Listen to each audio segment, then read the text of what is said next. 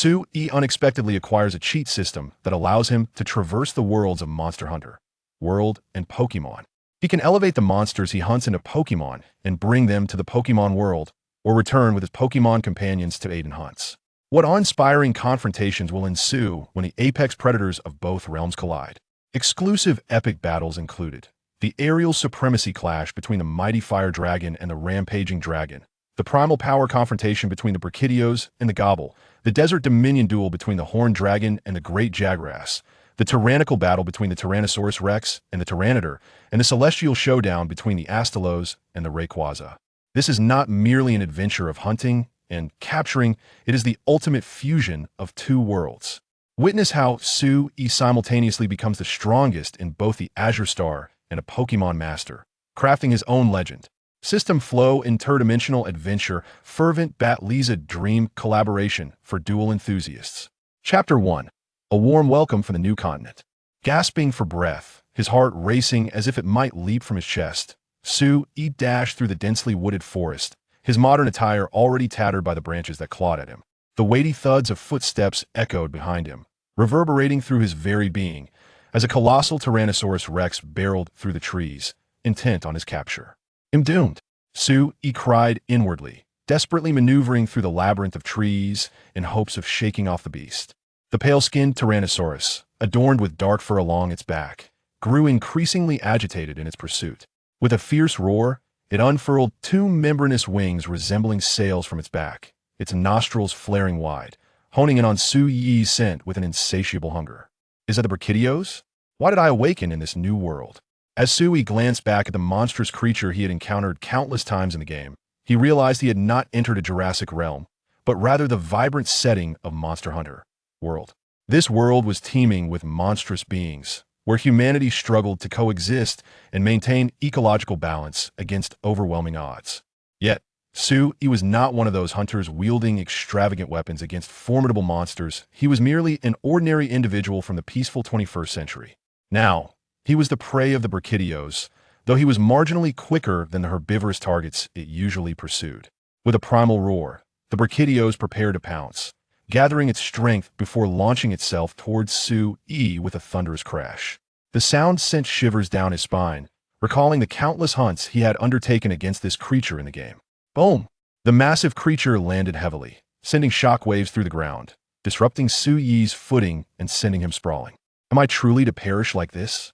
He thought, looking up at the fearsome jaws of the Brachydios, the stench emanating from its mouth akin to a descent into a frozen abyss. Someone is in danger. A lithe figure darted past the Brachydios, hurling a foul-smelling object directly into its gaping maw. The repugnant odor caused the Brachydios to recoil, abandoning its pursuit in a fit of nausea. "Run!" beckoned a cow-patterned feline, agilely gesturing for Sue-E to follow. Save at last. With renewed vigor, Sue-E fled into the dense forest, following the nimble creature as the Brachydios roared in disgust behind them. "Phew! I can't hear its roar anymore. I must be safe now." Sue-E gasped, his body aching and lungs burning. The feline, no taller than a meter, stood upright, adjusting its leather goggles. "Thank you, cat."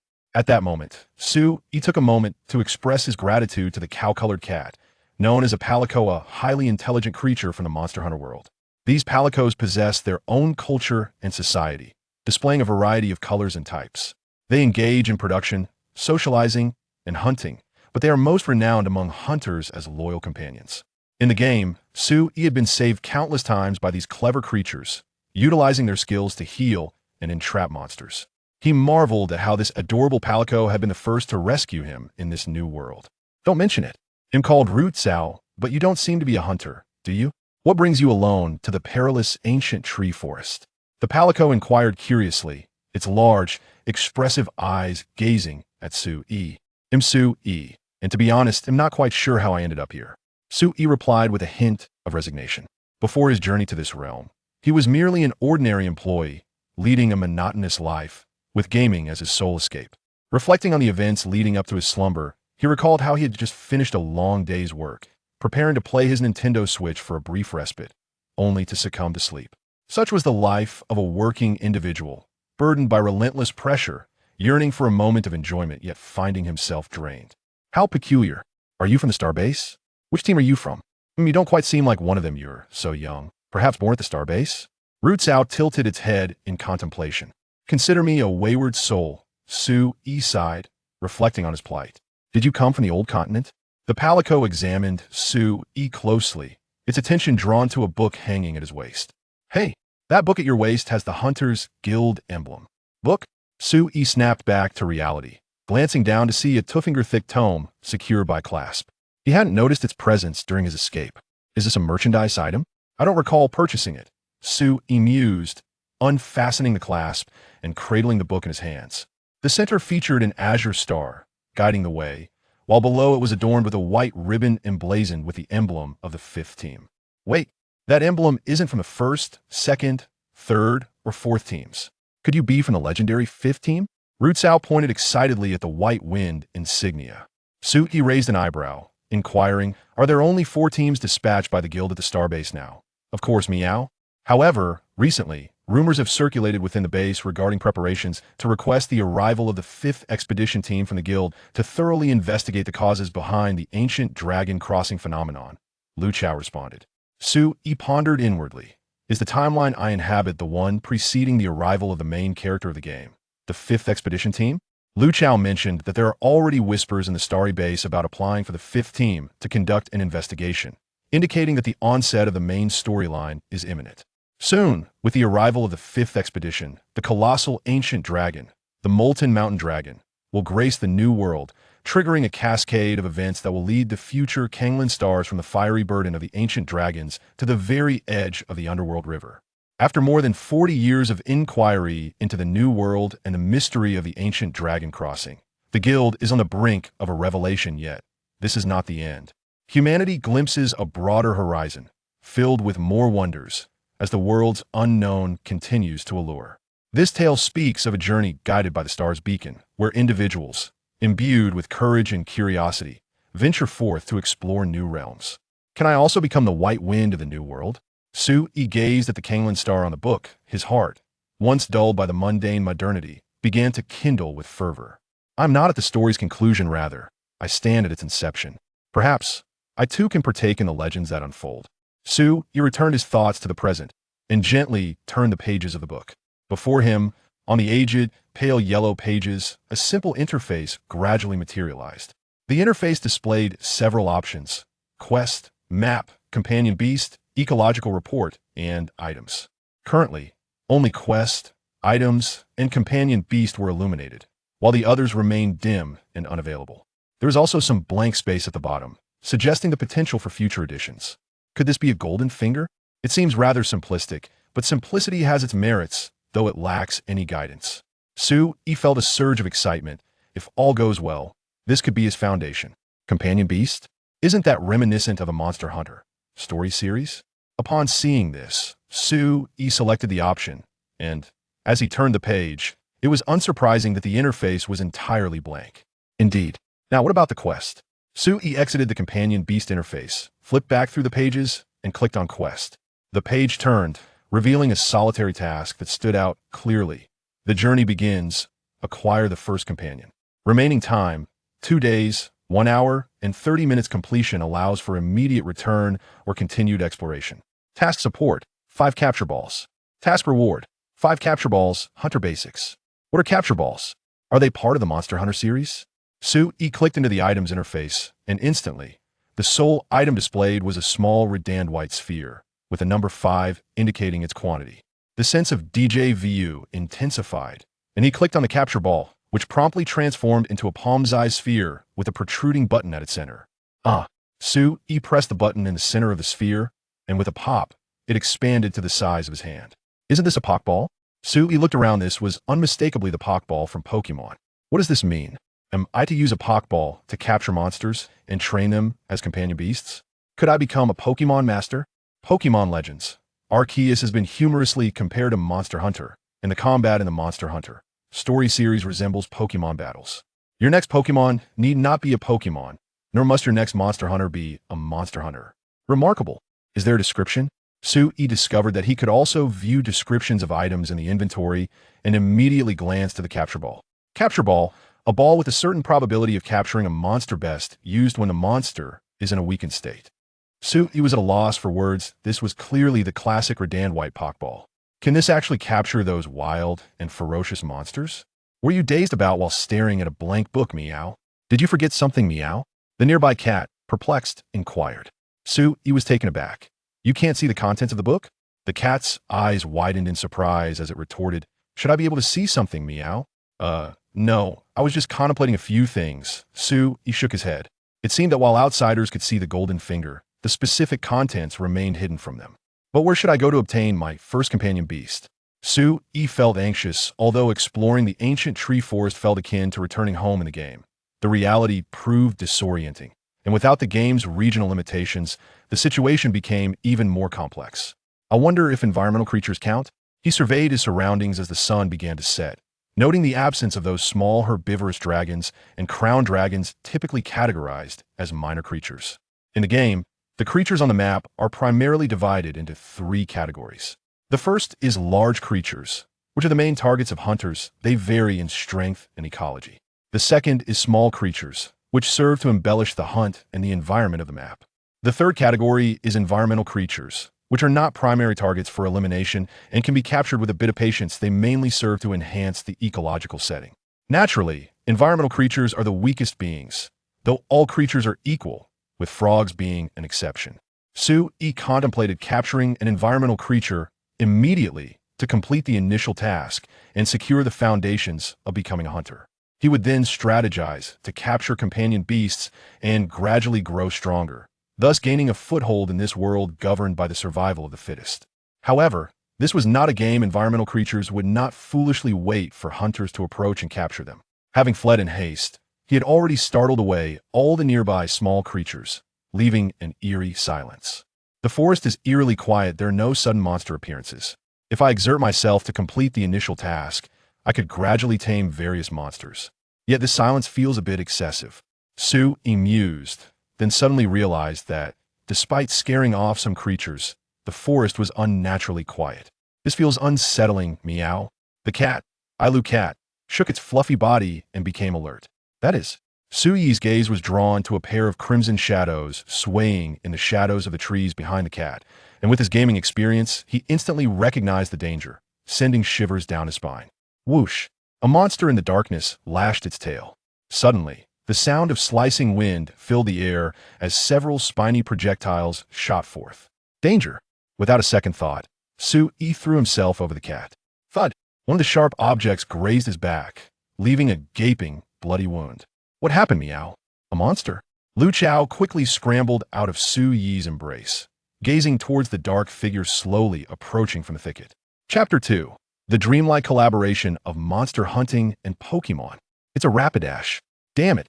Just escaped the pursuit of the forest marauder Bronze-Jaw Dragon, and now I've encountered the Crimson Comet Rapidash. He gritted his teeth against the searing pain in his back. This forest once again revealed the harshness of a world rife with monsters. This is not a game. It does not adjust the strength of monsters to match your own abilities. Instead, whatever should exist may very well appear. If it were a dull-witted brute like the Bronze-Jaw Dragon, some minor tricks could suffice to evade it, but a swift and cunning predator like Rapidash is far more challenging to outsmart. I have no more stink bombs, Meow. The cat also seemed to have run out of options. Rapidash emitted a low growl, gradually stepping out of the shadows, its red-ringed eyes radiating a cruel intent toward its prey. Clang! The cat unsheathed a bone knife, not much longer than a watermelon knife, from its waist, and tossed Suyi a flattened vial embossed with a paw print. Drink the recovery potion and flee with all your might. I will hold it off, Meow. At that moment, Cat's petite figure appeared remarkably heroic. And oh, it is I who have brought you trouble. I cannot simply abandon you, especially since I still have a chance. Suyi was unwilling to leave behind his life-saving companion, the cat. Although in the game, hunters and cats do not truly perish, that is merely a gameplay mechanic. The simple leather armor of Lu Chao indicated that he was also an inexperienced cat, and such novice cats hardly escape the pursuit of a Rapidash. Go! Suyi activated the capture ball to the size of his fist and hurled it towards the Rapidash with all his might. The Rapidash, wary of the approaching capture ball, extended its claw intending to swat it away. However, upon contact, the capture ball opened with a pop, emitting a beam of white light that enveloped the Rapidash and drew it inside. Of course, Sui did not expect to capture the Rapidash with a single throw. What just happened, Meow? The sudden disappearance of the Rapidash startled Lu Chao. There's no time for explanations, Lu Chao. Will you trust me? Sui produced another capture ball. Who could be a more suitable and reliable partner than a cat?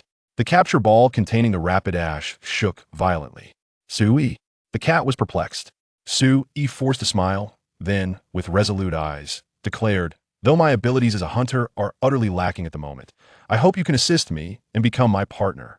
I will help you." Lu Chao, gazing at Sui with earnest anticipation, nodded vigorously. "Then do not resist, come inside the ball.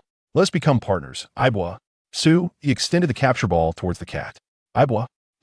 Without hesitation, the cat pressed its paw against the button of the capture ball, which then absorbed Lu Chao with a pop. Boom! At that moment, the capture ball containing the Rapidash exploded, and the Rapidash, furious, shook its head before fixing its gaze on Sui. Task completed. Rewards have been placed in the item inventory. Return immediately or continue exploring. If I survive, I will definitely capture you. Sui, looking disheveled, yet smiling while holding the now-still capture ball. Roar. Seeing its prey so confidently smiling, the Rapidash let out a furious roar, extending its blade-like wings and lunging towards Sui. Return. Sui shouted. Swish. Just as the blade was about to cleave Sui in two, he transformed into a beam of light and vanished. Huh. The Rapidash was taken aback, quickly scanning the surroundings but finding no trace of any creature.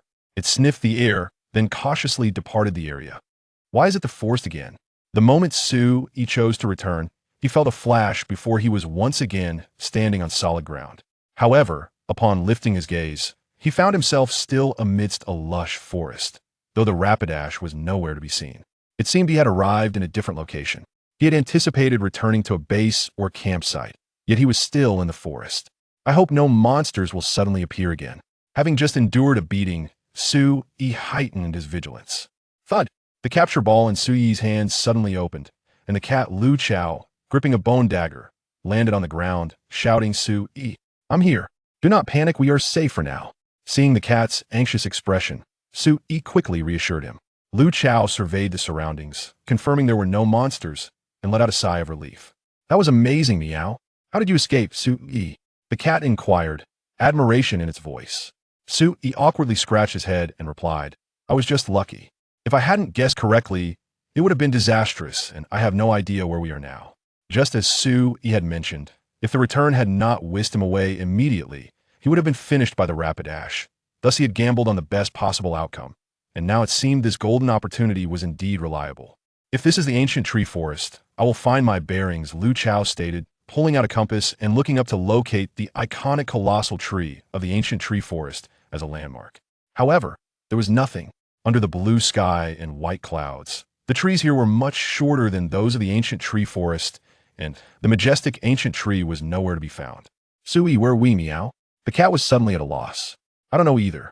Sui scanned the surroundings in search of clues when his eyes caught sight of a peculiar creature watching him from behind a tree. Sui exclaimed, not because the creature was too strange, but because he was all too familiar with it. "What's wrong, Meow?" "A monster." Lu Chao turned to look in the direction Sui was staring, and there stood a round, pink creature over a meter tall, peeking out from behind the trees, its small eyes filled with curiosity. It was a creature Lu Chao had never seen before, and it bore no resemblance to anything he had encountered. "Chansey, it's a Pokemon? What kind of world have I stumbled into? No. Am I even the Monster Hunter world anymore? Could it be that the return has led me to the Pokemon world?" Sui was utterly flustered.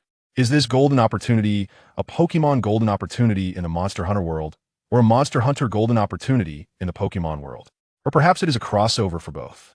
Sui removed the book from his waist, which depicted the Azure Planet of the Monster Hunter world alongside the emblem of the 5th Guild. This was evidently an element from the Monster Hunter universe, yet the tool for capturing companions resembled a Pokemon's Pokeball. Monster Hunter, New World, Pokemon World? This is a dream crossover. Sui was suddenly filled with excitement.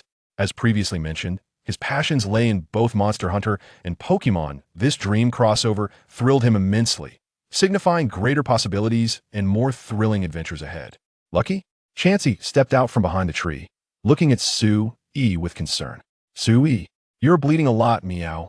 Lu Chao turned back to Su-Yi, noticing a large pool of blood on the ground where Su-Yi had been standing, a long wound caused by the Rapidash's tail spike. Having been in a state of heightened tension, Su-Yi had temporarily overlooked his injury, but now, the sudden excitement and relaxation made him acutely aware of his condition. My head feels a bit dizzy. Su-Yi, his face pale, swayed slightly before slowly collapsing.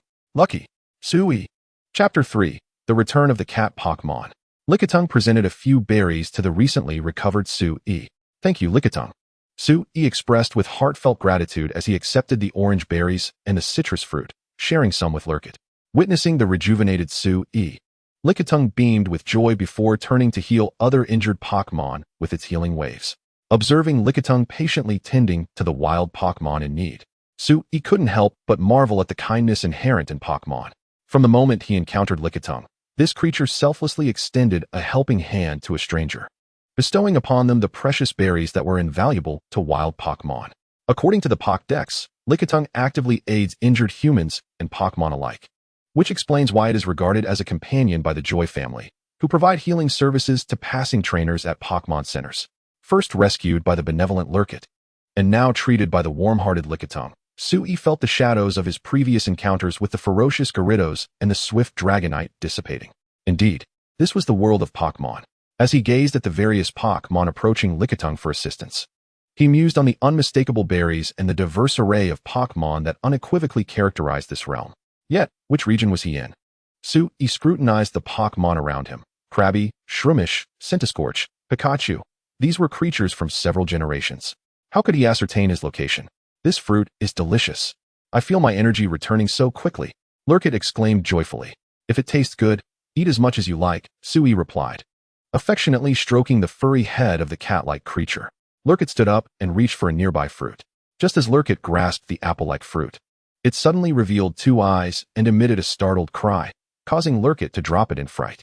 What was that? Lurkit exclaimed. The apple-like Pokemon swiftly escaped, shrieking as it fled. An Oranberry. In an instant, Su-Yi recognized the creature, an Oranberry Pokemon first introduced in the 8th generation. A grass and dragon type. Could it be that he was in Galar? The emergence of this Pokemon immediately sparked thoughts of his possible location. However, Galar was vast, and Oranberries were not confined to fixed habitats. As long as the environment was suitable, such Pokemon could appear. While it was likely he was in Galar, the exact location remained a mystery. First, I must recover fully, then meticulously investigate this newfound ability, Su-Yi thought as he leaned against a large tree. He opened the book and found 5 options: quest, map, companion Pokemon, ecological report, and items, all illuminated. Additionally, the cover page featured a hunter's business card, displaying his appearance upon arrival, dressed in modern attire, with the notation, Hunter Guild New World Investigation Team, Group Recommendation 001. What is this? Su-Yi pondered, feeling somewhat bewildered. I'm not a guild hunter. Should I add, Pokemon World Investigation Team, Group Hunter 001? Of course, this was merely a jest. Su-Yi began to delve into the contents of the book. First, he clicked on the quest interface. The pages turned, revealing no active quests but instead prompting him to explore and investigate. Furthermore, he could select whether to return to the coordinates from which he last departed to continue his exploration. Naturally, Su-Yi did not wish to return to the ancient tree forest immediately. He needed to prepare adequately before re-entering that perilous world. It seems that aside from the initial quest, all other tasks require exploration and investigation, Su-Yi contemplated. In the game Monster Hunter World, quests varied widely, including a type called investigation. Investigation quests entailed hunting monsters, discovering their traces, and engaging in battles, ultimately yielding valuable reports that could be registered in the quest log for rewards upon completion. The quest function of this newfound ability appeared to lean toward the investigative type, albeit with greater freedom. The map function was straightforward, recording the locations Su-Yi had explored in the Monster Hunter world, allowing for simple annotations. Currently, only the path where he had been pursued by Gyarados was marked. Next was Su-Yi's asset, companion Pokemon. Since he had long surpassed the foundational age and had not grown accustomed to the environment of the hunter world, he found it challenging to meet the standards of a hunter in that realm. Thus, he could only engage in Pokemon battles. As he opened the page, the interface transformed into a Pokemon format, displaying a diminutive version of Lurkit, which bounced energetically. Next to it were its name, Lurkit, and its status, battle ready. No levels or health points were indicated, These metrics could be quantified in games, but were understandably less precise in reality. Upon accessing Lurkit's information, the screen revealed all of its Pokémon attributes, traits, moves, and held items. Let us take a look, Sui mused with newfound interest. Name: Lurkit. Species: Litten, male. Type: normal. Ability: Cat Strike. Litten's attributes change based on the equipped gear. Moves: Cat Strike. Changes with equipment. Scratch, growl. Held item: none. Indeed. It is a Pokémon, Sui exclaimed in astonishment. Even Litten possesses attributes and traits. Although it was a standard Pokémon, the moves Scratch and Growl were easily understood as cat-like abilities. The move sharing the same name as its trait appeared to be a signature move. Curious, Sui examined the description for Cat Strike, noting its power of 80, classifying it as a physical normal-type move that could alter its attributes and form based on Litten's equipped gear. Are you a companion cat of a certain hunter? Sui inquired, intrigued by the resemblance of the trait and move to that of a companion cat outfitted in various monster materials. Lurkit bashfully replied, I'm merely a novice exploration cat, responsible for gathering simple materials. Indeed, Lurkit donned basic leather armor, and its only weapon was a bone dagger. A lone cat in action did not resemble a typical companion cat of a hunter. So, after being captured in a Pokeball, did you feel any changes in your body? Sui asked with concern. Lurkit scratched its head, pondering, I feel more vibrant, and after eating, my energy and healing seemed to accelerate. Accelerated recovery? Sui remarked, holding up the berries. These berries indeed restored Pokemon's energy rapidly, but he did not experience such immediate effects. While the wounds on his back had scabbed due to the healing waves, they could still reopen and bleed if he was not cautious. This indicated that the berries worked wonders for Lurkit and other Pokemon. Could it be? You Scratch, Sui suddenly commanded. Meow. Lurkit gasped, startled, and instinctively swiped with its paw. At that moment, Lurkit unconsciously activated something. A white light enveloped its claws, causing them to elongate. What is happening? Lurkit exclaimed in surprise. Lu Xiao gazed in bewilderment at the changes in her claws. Meanwhile, Sui, exhilarated as though he had unlocked the door to a new realm, exclaimed, Indeed, this golden finger is not as simple as it seems. It has granted me the traits of a Pokémon. Pokémon? What does that mean, Meow? Lu Xiao, who initially appeared composed upon encountering those peculiar creatures, was now engulfed in confusion. Where exactly is this place, and what has happened to me? She overwhelmed Sui with her inquiries about the extraordinary events that had unfolded in such a brief span. Unable to deceive someone who trusted him so deeply, Sui took a deep breath and began to elucidate the setting of the Pokémon world to Lu Xiao. So that is how it is, Meow? But I can hardly fathom it, Meow. Gaining such wondrous powers and arriving in another world. This can't truly be just a distant continent, can it? Lu Xiao exclaimed, scratching her feline ears in amazement. As an Eru cat born in the stellar outpost of the new continent, her world had been limited to the outpost and a small area of the ancient tree forest. Though she had heard tales of the vastness of the old road and the inner new continent, they remained mere fantasies to her. She simply could not imagine another equally fantastical world. Sui is so incredible, Meow. He brought me to such a marvelous place, Meow. I want to be Sui's companion cat, Meow. Lu Xiao gazed at Sui with adoration, her big, watery eyes brimming with curiosity and longing. At that moment, she bore no resentment for being abruptly transported to a completely unfamiliar place. Instead, she chose to trust him and hoped to embark on an adventure together. Sui felt deeply moved by the trust and anticipation emanating from the little cat. He inhaled deeply and earnestly declared, No, you are not merely a companion cat. You are my partner. Rest assured, whether in the new continent or the Pokémon world, I will show you all the breathtaking sights. Simultaneously, Sui's long-dormant heart was reignited. Lu Xiao's pure and simple wish mirrored his own youthful aspirations. If he possessed such potential, how could he squander this opportunity? Lose? Jigglypuff looked at Sui in confusion. At this moment, Sui had changed his attire. The tattered modern clothing had been shed in favor of the initial leather armor from Monster Hunter World, durable yet lightweight, capable of protecting the body without hindering vigorous movement. Most striking were the projector on his left hand and the insect jar at his waist. These tools were essential for a hunter exploring the terrain. The projector could launch various projectiles, including capture nets, and its grappling hooks enabled hunters to traverse diverse landscapes, while also launching flying claws to aid in hunting. The insect jar helped hunters track monsters and discover surrounding resources. Of course, these items, along with the barbecue set and whetstone stored in his inventory, constituted the foundational rewards for novice hunters. More importantly, the fundamental knowledge of a hunter was etched into his memory, though practical experience was required to transform it into skill. Sui couldn't help but chuckle at the irony that the hunter's basics also included the preparation of cat food. However, considering that the protagonist's receptionist in Monster Hunter World also prepared cat food, likely due to her own love for food, it was undeniable that being able to cook meals that enhanced a hunter's condition while out on a hunt would be immensely beneficial. Moreover, no one else could prepare cat food for Sui at present. After a restful night, fully equipped, Sui was ready to embark once more. Lose. Jigglypuff looked at him with concern, pointing to the wound on his back. Sui smiled reassuringly. I'm fine now. Besides, I have some matters to attend to. Indeed. After resting for a night, Sui, prompted by Lu Xiao's request, planned to re-enter the Monster Hunter world. Lu Xiao had learned that she would be unable to stay at the Stellar Outpost for some time and intended to return to the outpost to file a long-term absence request. Informing her friends not to worry, Jigglypuff remained anxious, and noticing her concern, Sui had a sudden inspiration regarding something he needed to verify. Once again, they found themselves in the familiar woods, where trees flourished and sunlight streamed through. With a flash of light, Sui and Lu Xiao descended together. We're back, meow. Through the dense leaves, Lu Xiao spotted the ancient giant tree she recognized. There appeared to be no immediate danger. Sui scanned the surroundings and then noticed the thorns embedded in the ground. These must be the thorns from the tail of a Rapidash, he mused, crouching down. 2 thorns, resembling swollen feathers, were planted in the earth. These can cause lacerations. The more one moves, the worse the injury becomes. No wonder there was so much blood that day, Sui remarked. The insect jar at his waist emitted a swarm of green insects that attached themselves to the thorns.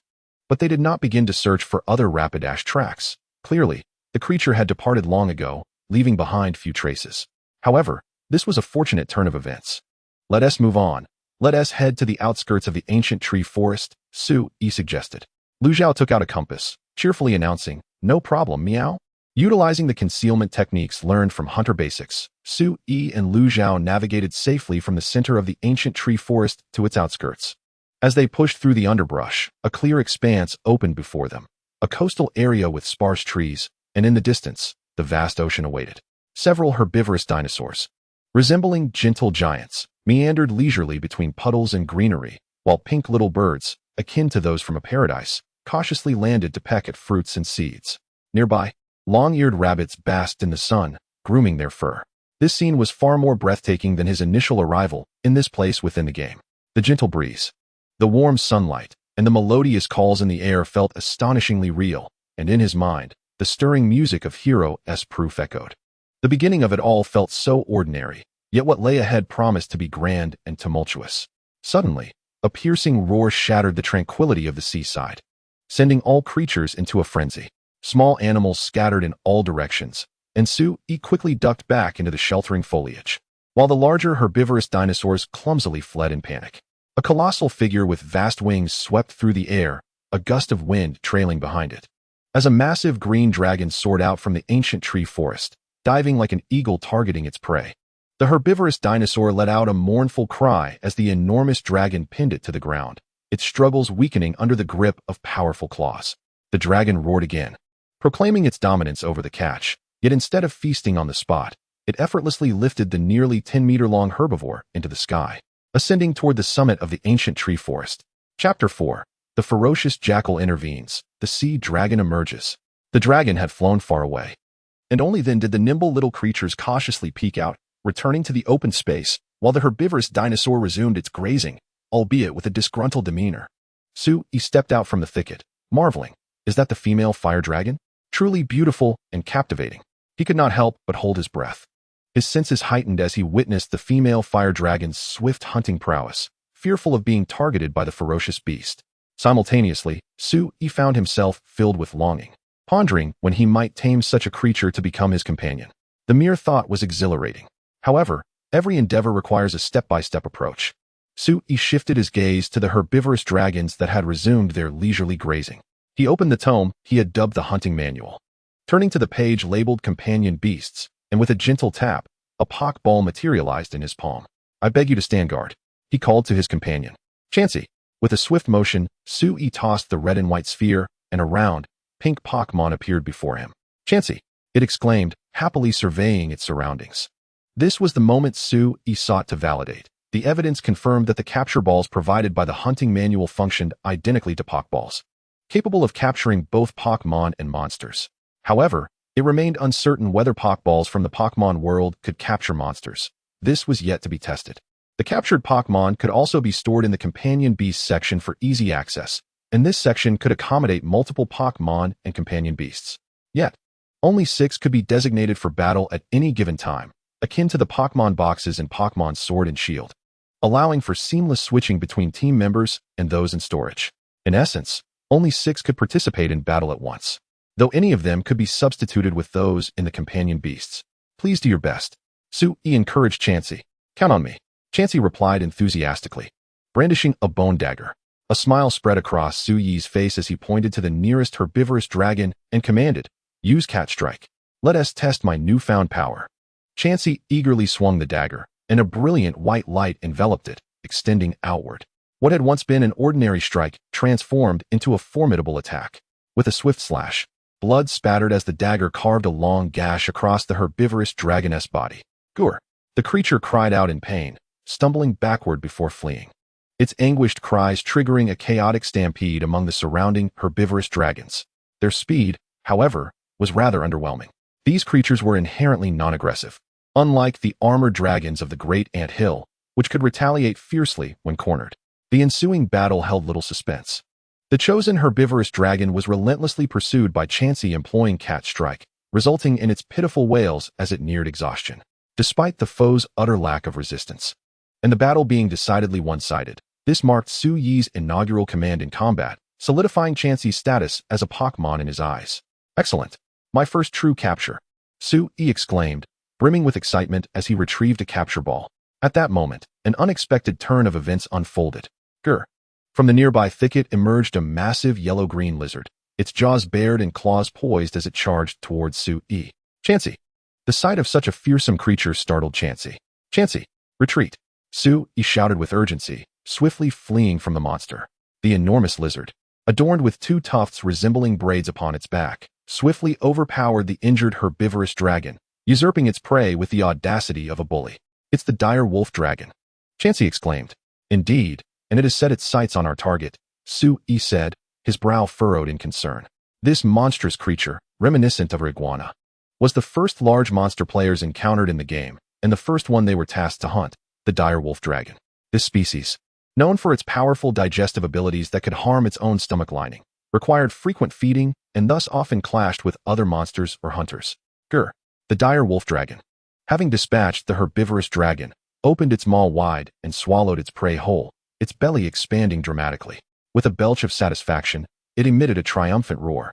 Meanwhile, from the underbrush, 5 or 6 smaller versions of the dire wolf dragon emerged, surrounding their larger counterpart and barking defiantly at Sui and his companions. "Do not panic.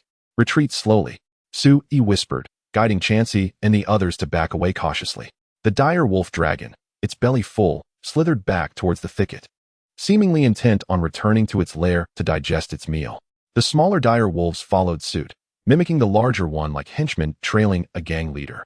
With a sigh of relief, Sui acknowledged that while these monsters were easily dispatched in the game, they posed a significant threat in reality. Scanning the area, he noted that the herbivorous dragons had long since vanished, frightened away by the ruckus. "What bad luck," Sui mused. After a brief contemplation, he deduced that the commotion caused by the female fire dragon's hunt had startled the dire wolf dragon, which then seized the opportunity to prey upon the injured herbivorous dragon. The timing of the dire wolf dragon's arrival was indeed unfortunate, coinciding precisely with Sui's intent to throw the capture ball. "Wait for me, middle part guy," Sui muttered grimly, referring to the dire wolf dragon's nickname among players. In the game, disturbing its hunt would provoke it to relentlessly pursue the offender. Fleeing home to sleep? Better not sleep too soundly. I'll be at your door with explosives.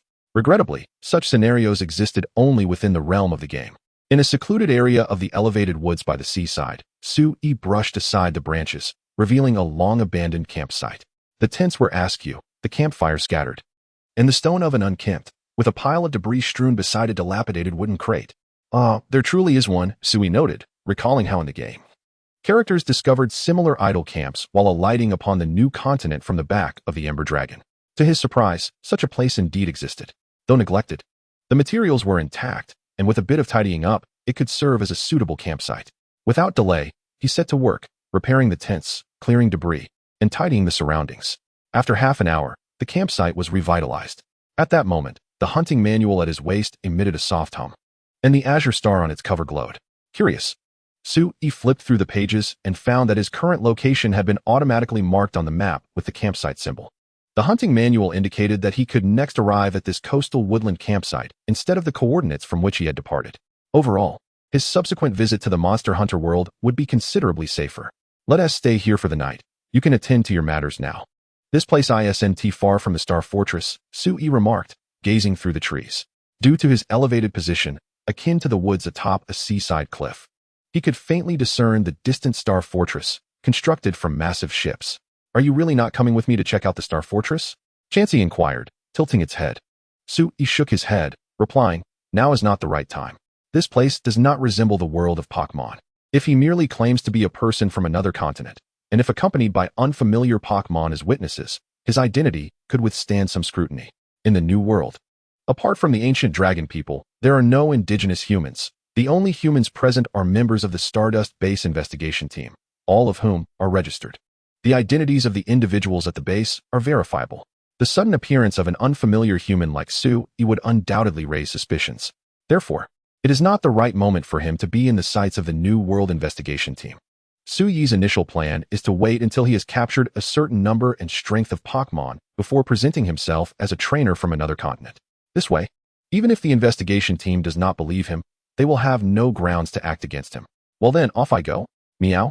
Lu Chao waved goodbye to Sui and Jigglypuff before scampering away on all fours.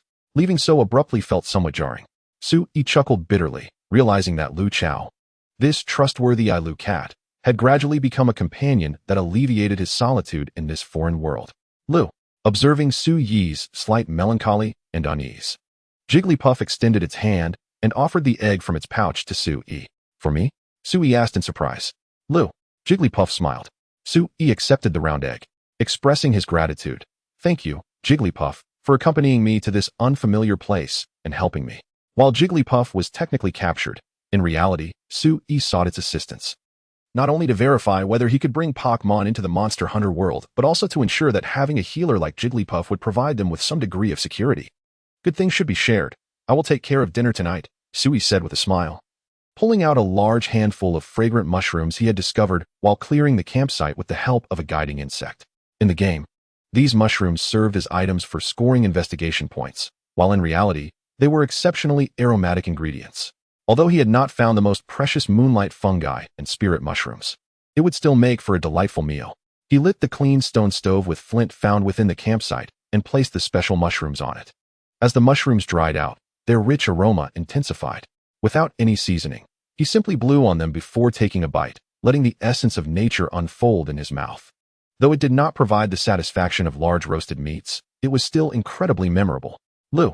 Jigglypuff savored the roasted mushrooms, experiencing the unique flavors of this other world for the first time, having previously been accustomed to eating berries. I must find more of these tomorrow for you to try. Once I have time to explore, I will ensure to taste all the delicacies of the new world, Sui thought, harboring newfound anticipation for this land. Eventually, after relishing Jigglypuff's nutritious egg, Sui concluded his dinner and retired to the tent for rest. Sui, I'm back, meow. Early the next morning. Upon returning from foraging for special mushrooms, Sui spotted Lu Chao excitedly waving at him from the campsite. Have you completed your task? Sui inquired, setting down the mushrooms. All done, meow, and I brought you a little gift. Lu Chao proudly presented 2 items from a small bag on its back. One item was a familiar telescope, which expanded Sui's field of vision. The other was a somewhat heavy metallic object that surprised Sui. This is a hand sword. Meow, I noticed you didn't have a hunter's weapon. Even if you may not need it, I hope you can protect yourself, Lu Chao said, scratching its head. This was a very basic iron hand sword. Following his memories from the hunter basics, Sui donned the lightweight short sword, which was easy to wield, and the small round shield that could be used for defense at any moment. For someone with no hunting experience like him, the weapon's advantage lay in its user-friendliness. Although he likely would not use it for actual hunting, it provided some means of counterattack and defense. I didn't expect my first hunter's weapon to be gifted by an Ilu cat. This must have cost quite a bit, right? Sui asked, noticing that Lu Chao didn't seem particularly wealthy. Not much, meow. I thought this would be something you might need, the cat replied.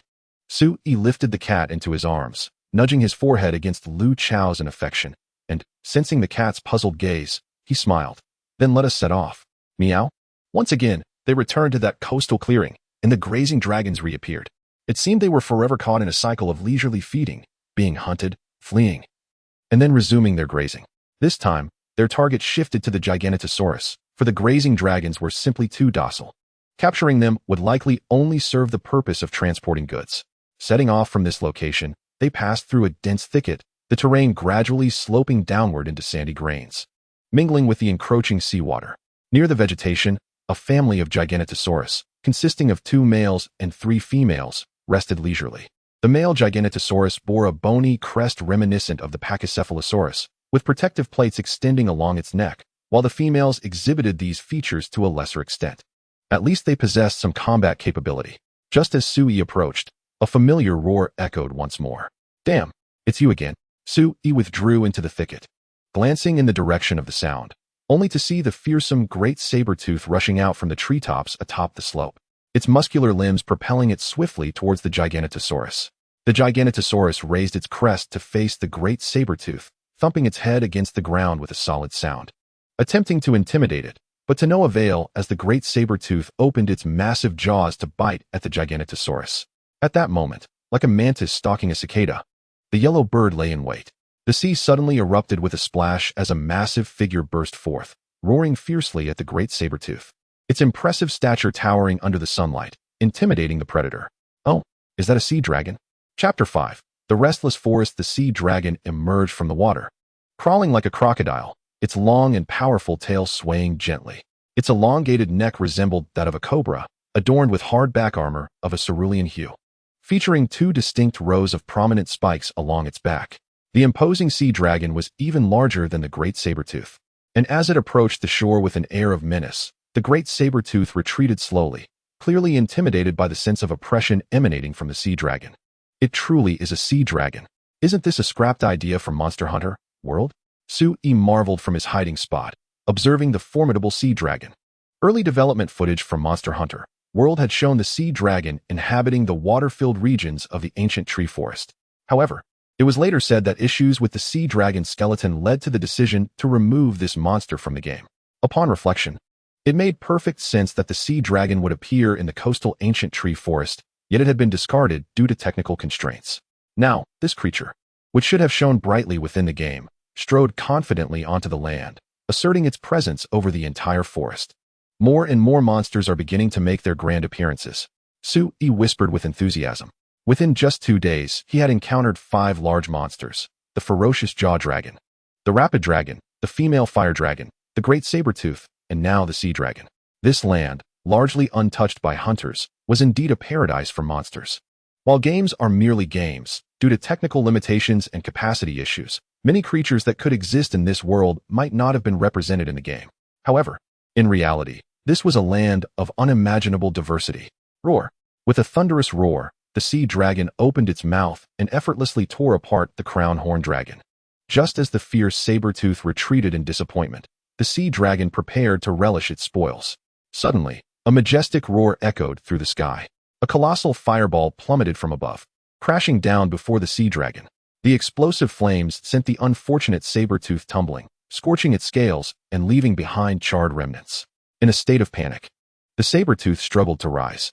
The sea dragon, enraged, let out a roar, its back adorned with 2 rows of electrified spines sparking with azure lightning. Instantly, serpents of electricity danced around the sea dragon. Disturbed from its meal, it entered a furious state. With a crackle, the electric serpents struck the downed saber-tooth, sending it convulsing from the shock. In the sky, a challenger roared, flames swirling around its fangs. It was none other than the aerial monarch, the mighty fire dragon.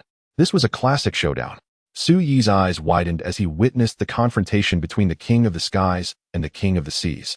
Reminiscent of his experiences in Monster Hunter 3, 2 titans faced each other, one in the air, the other in the sea, one red, one blue, each weak to the other's element, forming a pair of eternal rivals in the world of monster hunting.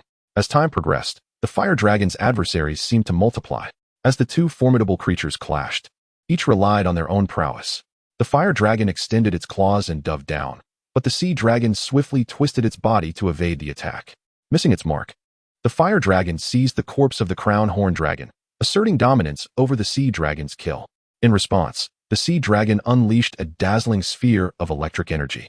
The fire dragon, undeterred, retaliated with a blazing fireball. In an instant, the two forces collided, resulting in a thunderous explosion that sent dust swirling into the air. The fire dragon spread its massive wings, lifting its prize into the sky, while the sea dragon, now free from the dust, roared angrily at the retreating figure of the fire dragon. Ultimately, the flying fire dragon held the advantage, leaving the sea dragon with no choice but to retreat beneath the waves, while the beleaguered Sabertooth limped away towards the forest. An opportunity. Sui pushed through the underbrush and approached the battlefield, where countless green guiding insects erupted from the canister at his waist, clinging to a pile of charred, broken scales. Subsequently, the guiding insects took flight into the forest, tracking the Sabertooth's trail. The sea dragon and fire dragon were beyond his reach for now, but the severely wounded Sabertooth presented a chance. Following the guiding insects into the dense woods, the Sabertooth left a clear trail, as evidenced by toppled trees, claw marks, and blood, all detected by the guiding insects. Was it returning to its nest? Was it not hunting? Sui observed as the guiding insects directed him towards a cave, hesitating momentarily. According to ecological behavior, the Sabertooth indeed would nest in such caves, and the smaller Sabertooths would seek refuge there as well. This meant that if he recklessly entered the nest now, he would not only face an injured monster in confined quarters, but also a swarm of bothersome smaller creatures. This was not part of his original plan. Sui reasoned that the injured Sabertooth would be in dire need of food, and when hungry, it would attack the smaller Sabertooths. Thus, the smaller Sabertooths would hide while the Sabertooth hunted, creating an opportunity for him to confront the Sabertooth alone. He recalled that there might be another exit to the cave, and wondered if the Sabertooth had escaped through that route. Just as he contemplated whether to venture inside, a furtive figure caught his eye. A thieving bird? A pale yellow-scaled bird dragon approached the cave cautiously, resembling a raptor in both structure and form. With a slender body and a head reminiscent of a dodo, adorned with red and yellow feathers atop its head and forelimbs. Let it pave the way, he thought, quietly following the thieving bird as it entered the cave. The humid warmth within, nourished by the ancient forest's moisture, was illuminated by bioluminescent moss, brightening the dark cavern. The thieving bird navigated the cave with ease, indicating its familiarity. Its aim was clear. It rummaged through a crude nest of twigs and decaying earth, soon unearthing an egg roughly the size of a basketball. This was undoubtedly the egg of the Sabertooth, buried in the soil to incubate. With a sharp peck, the thieving bird cracked the egg open and began to feast within. A true egg thief. To Sui's surprise, this unexpected find sparked a realization. He recalled previous encounters and suddenly connected the dots. In a particular area, both male and female fire dragons were hunting, and the Sabertooth's egg was present. Was it not the breeding season? He suddenly grasped that the simultaneous appearance of both male and female fire dragons in the forest, sharing the hunting grounds and taking turns to protect their nest, implied that the female fire dragon had laid eggs, and now the couple was guarding them in turns. Of course, rushing to steal fire dragon eggs would be a fool's errand, as the couple would certainly defend their nest. Yet, Sui remembered reading about monster ecology before his journey. Male fire dragons mated with multiple female fire dragons. Only the strongest females could share the bountiful hunting grounds with the males and raise their offspring together, while weaker females returned to the barren lands to rear their young alone. If he could not confront the couple, perhaps the single mother might occasionally be out hunting. Shaking his head, he temporarily set aside these thoughts. Whether such an ecosystem truly existed was uncertain, and he currently lacked even the knowledge of how to navigate to the barren lands. The notion of stealing fire dragon eggs remained mere speculation. Crack! Another sound echoed as an eggshell shattered. Peering forward, Sui saw that a heap of eggshells lay before the thieving bird. What a glutton! Leave one for me, he muttered under his breath. While he was lost in thought, the thieving bird had devoured several eggs. The Sabertooth typically laid only 3 to 4 eggs. A limited quantity indeed. After finishing the egg in its beak, the thieving bird dug up another egg, cradling it, and heading in another direction within the cave. You can't eat it all and take it with you. Sui sighed. Typically, the cautious thieving bird would carry the egg back to its nest for later consumption. Now, it appeared to be indulging in its feast while also preparing for future meals. As the thieving bird departed, Sui hurried to the nest, digging with his hands. The soft earth was easy to excavate, and following the path cleared by the bird, he searched the surrounding area but found no additional eggs. You little glutton! Sui exclaimed in frustration. Just as he lamented the thieving bird's greed, The owner of the nest hurriedly returned from the direction it had left. What was happening? Sui concealed himself in a side passage of the cave, observing as the thieving bird scurried past him, only to be met with an enraged roar behind it. The owner of the nest had returned. He saw a swollen-bellied saber-tooth angrily driving the thieving bird from the cave. Although the saber-tooth would not expend effort to protect its eggs, it was, after all, its territory and possessions. The formidable great wolf dragon bore numerous scars, unmistakably the very one that Sui had been tracking. Behind it trailed several other wolf dragons. Having feasted, the great wolf dragon returned to its lair. Yet it had failed to procure any eggs. Was this endeavor for naught? Sui felt a flicker of frustration. He followed closely behind the great wolf dragon, attempting to trace the path of the scavenger bird, hoping to locate its nest and pilfer some eggs from the thief's hoard. The satiated great wolf dragon was evidently less agile than the scavenger bird, which sauntered leisurely out of its cave. However, before it could revel in its freedom, a massive maw suddenly descended from above. Thud! The scavenger bird was brutally pinned to the ground by the tremendous bite, after which its assailant shook and slammed the creature violently. Watching the devastation unfold outside the cave, Sui's heart raced with alarm. An imposing predator had arrived. With a thunderous stomp, the beast forcefully slammed the scavenger bird to the ground. Inside the cave, the great wolf dragon roared defiantly, asserting its territory against the intruder. By the heavens, you truly are fierce. How dare you provoke the bull-headed dragon? Through the fleeting images outside, Sui recognized the interloper as the forest's tyrant. The bull-headed dragon. Though its ecological niche was not on par with that of the fire dragon, it was nevertheless a formidable force within the woodland realm. He recalled the violent scenes from the game, where the bull-headed dragon mercilessly tore apart the great wolf dragon. Roar! The bull-headed dragon would not tolerate such insolence. Lowering its massive frame, it thrust its head into the cave, bellowing angrily at the great wolf dragon. The latter defiantly responded with its own roar. For it was a matter of its nest. Yet, it had grossly underestimated the bull-headed dragon's ferocity. Suddenly, this monstrous creature crouched low and, with its powerful hind legs, forced its way into the cave. Run! Sui thought, abandoning his pursuit of the scavenger bird. After the bull-headed dragon's brutal attack, both the bird and its eggs were long gone. Realizing its own inadequacy against the bull-headed dragon, the great wolf dragon turned tail and fled. The cave was not large, and as Sui sprinted with all his might, he glimpsed a ray of light ahead. Behind him, the sounds of roars echoed ominously close. As the light grew brighter, he burst forth from the cave, followed closely by the great wolf dragon, which was propelled out by the bull-headed dragon's forceful shove.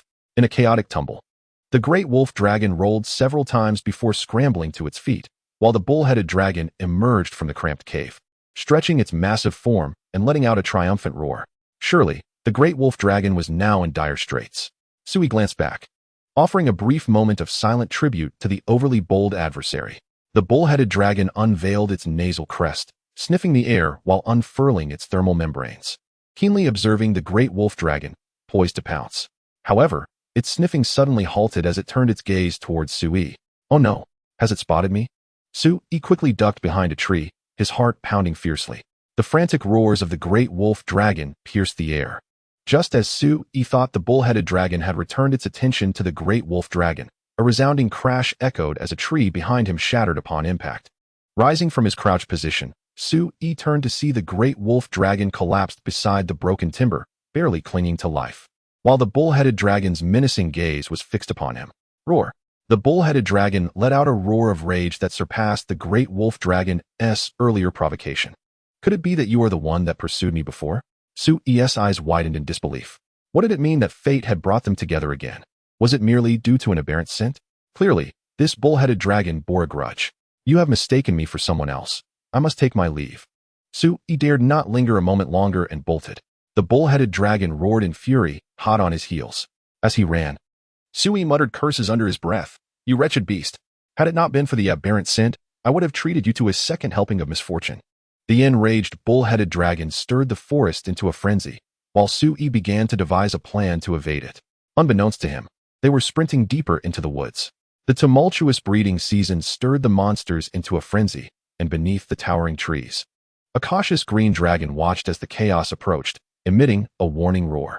The female fire dragon disregarded the feeble Sui, fiercely roaring at the bull-headed dragon, its claws itching for action. The bull-headed dragon, unable to overlook such a formidable foe, prepared to confront the female fire dragon.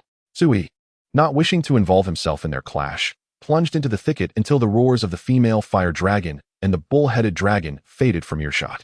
Chapter 6. The Hunt for the Great Wolf Dragon. Who would have thought that my first mission would compel a swift return as a boon? Sui gasped, leaning against a tree. When he was pursued by the bull-headed dragon, he had considered retreating to the Pokémon world for safety. Yet, upon activating his golden finger, the hunting manual, he was informed that he was either in combat or being pursued, rendering him unable to return. It dawned upon him that his first ability to disregard the confrontation with the swift dragon in return was indeed a perk of the initial mission. Clearly, he needed to exercise greater caution. With a sigh, Sui retrieved his capture ball and released his partner, the Lurkit. "Are you all right, Meow?" the cat inquired, concern evident in its gaze. "I'm fine, merely encountered an old acquaintance," Sui reassured with a smile. The Lurkit wrinkled its nose in displeasure. "Please let me out more often, Meow. I dislike the quiet confines of the ball, and I yearn for adventure alongside you." "My apologies," Sui replied with a wry smile. He had previously considered that entering the narrow cave alone might afford him greater agility, thus he had stored the Lurkit away. However, he realized that he had neglected to consider the Lurkit's feelings. He truly regarded the Lurkit as a genuine partner, subconsciously wanting to shield it from danger. Yet, he had forgotten that the Lurkit wished to accompany him on adventures rather than be treated as a mere pet. "I am your partner, Meow. Naturally, we should face the challenges together," the Lurkit declared, raising its paw in determination. "Indeed, there shall be no next time," Sui chuckled, extending his hand for a playful high-five with the cat's paw, with the intention of returning. The arrival of the breeding season had rendered the monsters in the forest overly sensitive and agitated, compounded by the vengeful bull-headed dragon hunting for him. Continuing to explore would surely invite further troubles. Yet, the more he contemplated, the more discontent he felt. He had come in search of traces and had been pursued by monsters without gaining anything. Such frustration was palpable. He could not allow himself to stagnate. He would venture forth once more.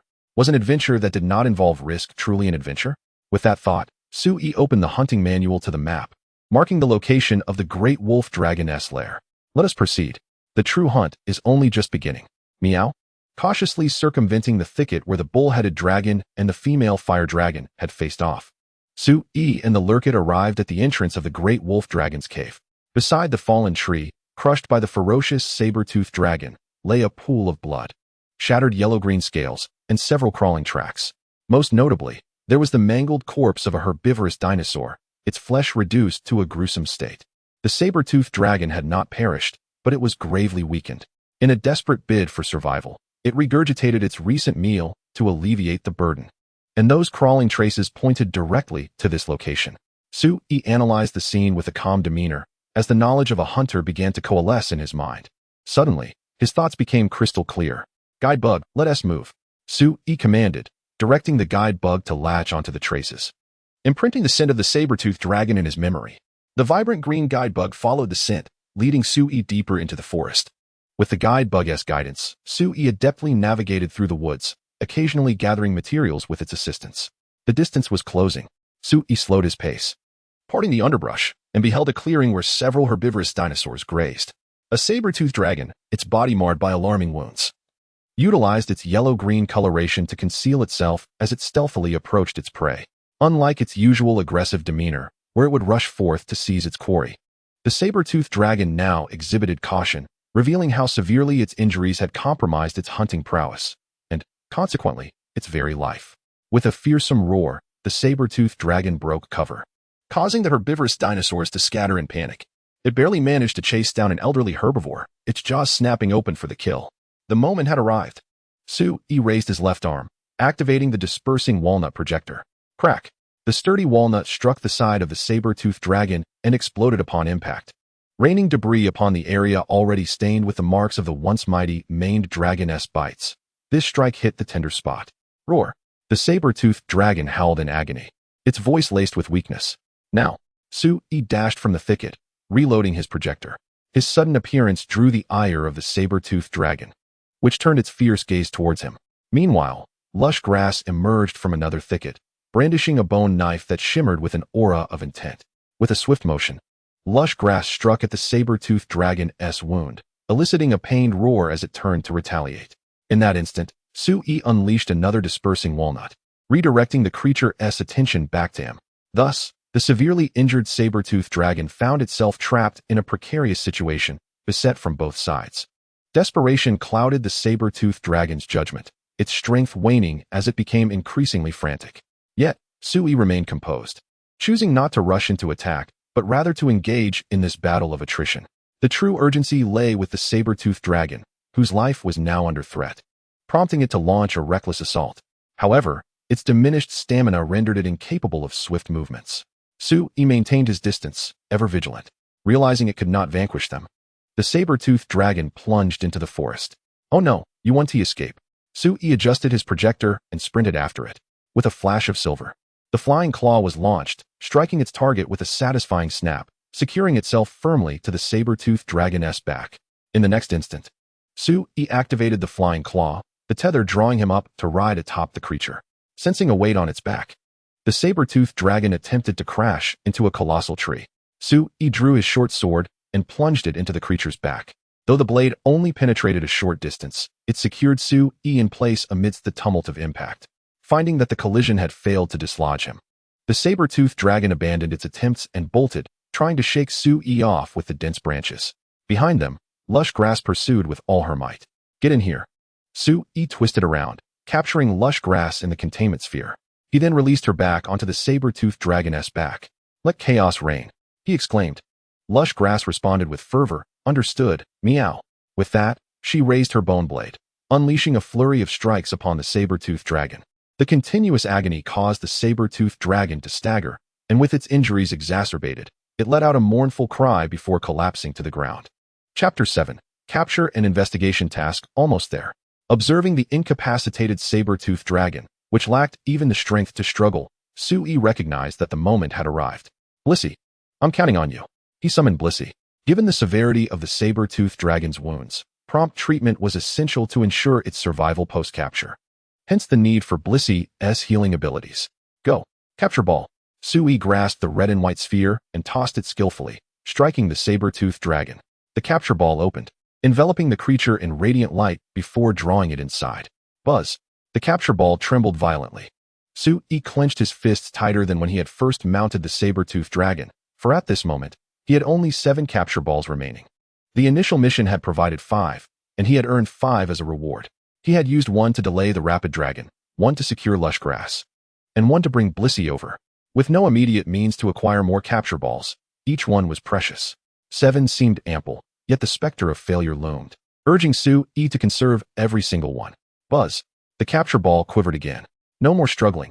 It's futile, Sui murmured, attempting to persuade the saber-toothed dragon to relent. Buzz. The tremors of the capture ball noticeably diminished. Sui held his breath, his gaze fixed on the ball. Thud.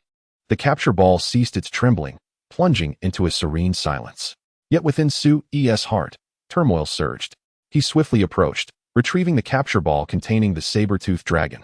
Gripping the red and white sphere tightly, he inhaled deeply, preparing to realize a dream he had cherished since his youth. With one hand raised high, he beamed, saber-toothed dragon. Meow. Lush. Lush grass and Blissey approached, joining in jubilant celebration for Sui. At last, Sui exhaled, and as he relaxed, fatigue and soreness washed over him. This marked his first genuine capture. Lush grass had chosen to follow him out of trust, while Blissey offered her assistance out of kindness. Neither had been acquired through battle. Initially, upon returning to this world, he had merely wished to reassure Lush grass and his companions, bid farewell, and gradually planned to capture smaller creatures like the herbivorous dinosaur or the crowned dragon. Yet, his first capture had been thwarted by the saber-toothed dragon, followed by a pursuit of the gravely wounded creature, which had attracted the attention of the former main dragon. It was a stroke of misfortune indeed. This left Sui, now endowed with a golden opportunity, feeling rather disheartened. It was not arrogance or impatience that plagued him, but rather the realization that despite possessing such advantages, including the hunter knowledge bestowed by the golden opportunity, he repeatedly faced setbacks, which weighed heavily on his spirit. In the ensuing pursuit of the saber-toothed dragon, Sui, now an adult, compelled himself to maintain composure, carefully devising a strategy that allowed him to integrate the hunter knowledge he had acquired. Calming himself and resolutely determined, Sui swiftly immersed himself in the foundational knowledge of hunting. Subsequently, mounting the fearsome saber-toothed dragon was a matter of desperation, should it escape. The subsequent pursuit could lead to unforeseen complications. To avoid prolonged uncertainty, Sui boldly attempted to hunt the saber-toothed dragon using the techniques of a hunter. However, this was only possible because the creature was already gravely injured. Reflecting on his audacity now made Sui break into a cold sweat. Nevertheless, this experience imparted a crucial lesson. While caution is paramount in hunting, bravery and decisiveness are equally essential. Once he had regained most of his strength, Sui produced a capture ball and released the saber-toothed dragon. The creature, measuring several meters in length, lay on the grass, prompting Sui to marvel at its impressive physique, unmatched by ordinary beings, despite being one of the lowest ecological tiers among large monsters. The subdued saber-toothed dragon regarded Sui with a wary yet feeble growl, appearing quite pitiful, yet Sui maintained his vigilance. Unlike Pokémon, which, once captured, seldom harbor lethal intentions towards their trainers, monsters perceive their captors as mere imprisoners and will naturally retaliate if circumstances permit. Thus, after capturing a monster, Sui realized he must also tame it. He tossed a citrus berry towards the saber-toothed dragon, which retreated cautiously, eyeing both the fruit and Sui. Sui sensed a critical scrutiny in its gaze. Communicating with a monster seemed a fanciful notion, yet at that moment, he felt an inexplicable connection. The captured saber-toothed dragon might be capable of understanding him. Trusting his instincts, Sui took a citrus berry and consumed it before the creature. After a moment of contemplation, the saber-toothed dragon opened its mouth and devoured the berry. The restorative properties of the fruit had an immediate effect on the creature, as it felt its strength returning. The saber-toothed dragon stepped forward and let out a cry, seemingly yearning for more berries. Seizing the opportunity, Sui tossed another citrus berry, which the dragon eagerly consumed. Gradually, Sui approached the saber-toothed dragon. After finishing the berry, it raised its head and noticed Sui's proximity, fidgeting nervously. Instinctively, Sui mimicked the behavior of animal tamers he had observed in his previous life, tossing a berry for the saber-toothed dragon to catch while slowly extending his other hand to touch it. However, the dragon still skittered back in unease, growling a warning. Witnessing this, Lu Chao gripped her bone dagger tightly, unleashing a dazzling attack to shield Sui. Do not harm him. With a sigh, Sui spoke. It seems I require a bit more patience for taming. At least it does not wish to kill me outright. Jigglypuff, please use Healing Wave to tend to its wounds. Lu nodded and directed a healing wave towards the saber-toothed dragon. A gentle light enveloped the creature, and due to its severe injuries, Jigglypuff sustained the healing for an extended period. Finally, after expending considerable energy, the wounds on the saber-toothed dragon began to close, leaving behind initial scars. The dragon, feeling its body rejuvenate, relaxed its tense muscles. Sui then tossed several pieces of herbivorous dragon meat, originally meant for rations, to the saber-toothed dragon. It devoured the meat hungrily before instinctively moving towards its lair. Ah, we have returned near the lair, Sui realized. Recalling that the saber-toothed dragon had fled towards its den during their earlier encounter, he opened his map and confirmed that the lair was indeed nearby. The saber-toothed dragon approached the cave entrance, but hesitated, glancing back at Sui. It seems to have become somewhat more intelligent, Sui pondered, attributing it to the transformation into a Pokémon, as they often possessed high levels of intellect. Shaking his head, Sui returned the saber-toothed dragon to its ball. At that moment, a guiding insect flew towards a pile of objects at the cave's periphery. Among them were the scales and ornamental feathers of a feral bird, along with traces of blood, likely from the one bitten by the manticore. Sui mused, as he gently removed the hunting manual from his waist. The azure cover shimmered with a blue light as he opened it. Flipping through the pages, he arrived at the task section, where an investigation report symbol emerged. Upon clicking, he read, Task, hunt the feral bird support. None rewards. 5 capture balls, 2 trap tools time limit, 3 days. It appeared he had triggered an investigative task. Sui carefully examined this first task beyond his initial assignment. He discovered that acceptance was optional. If he declined or failed to gather any clues within 3 days, he would lose the task and be unable to acquire another related to that target for the next 3 days. Should he accept or decline? Sui began to analyze the situation. Currently, having captured the saber-toothed dragon was made considerably easier with the assistance of the Charizard, Seadra, and Manticore. Although the feral bird had also been attacked by the Manticore, Sui remained uncertain about its level of injury. Before taming the saber-toothed dragon, it had merely been an unstable force, difficult to rely upon, especially with the Manticore also tracking him. Thus, Sui contemplated whether to take the risk of completing this task or return to the Pokémon world to organize his team first. He decided to assess the feral bird's condition before making further plans. After all, failure would incur no loss, as the feral bird would not proactively attack humans, provided he remained cautious of other monsters. Sui resolved that this was an opportunity. If he delayed for several days, the feral bird might recover its strength and injuries, making it more challenging to catch. Let us seize the moment, he encouraged himself. Shall we continue hunting? Lu Chao displayed no signs of fatigue, instead exuding enthusiasm. Sui checked the time and directed the guiding insect towards the feral bird's trail. Not long after Sui and Lu Chao departed, a menacing figure approached, lumbering heavily. The manticore released its nasal crest, sniffing the ground for traces of the feral bird. Suddenly, a familiar scent wafted into its nostrils. Roar! The manticore bellowed, excitement gleaming in its eyes. As it followed the scent, its pace quickened. The ancient tree forest presented a complex environment. The towering ancient tree, saturated with rainwater and soil, formed a unique ecological niche. As Sui pursued the feral bird's trail, he began his ascent towards the ancient giant tree. Light bugs, what a treasure, Sui whispered, treading lightly as he captured a large firefly-like creature resting on the trunk. The ancient giant trees are indeed bountiful in resources. It is no wonder that in the game, plant researchers have established a highly efficient cultivation base for various insects, plants, and fungi using the saplings of these venerable trees, while diligently collecting materials. Sui found himself reaping a rich harvest. Chapter 8. Spectacle, Yearning, Astonishment guided by the insect. Sui began to ascend along the thick roots of the ancient giant tree, climbing up the vines entwined around its trunk. To have sustained such injuries yet run so far, truly remarkable, Sui murmured. Utilizing a grappling hook launched from a projector, he scaled the trunk, where an abundance of rainwater accumulated within the tree's intricate internal structure, flowing in myriad streams towards the ancient forest and eventually into the sea. Before Sui lay a slender stream. Inside the ancient giant tree, layers upon layers of complexity housed countless flora and fauna, creating a miniature world where various plant and insect materials were frequently observed. Something's coming, exclaimed Lu Chao, noticing the guiding insect retreating into its container, promptly alerting Sui. As he followed the stream into the depths of the ancient tree, Sui suddenly halted, taking cautious steps back, cold sweat trickling down. A creature adorned with pale blue scales interspersed with white fur approached, moving with the quiet grace of a cheetah from the side passage of the trunk. It's a thunder wyvern, Sui realized, grateful that, aside from the main storyline, such creatures typically do not attack hunters unprovoked.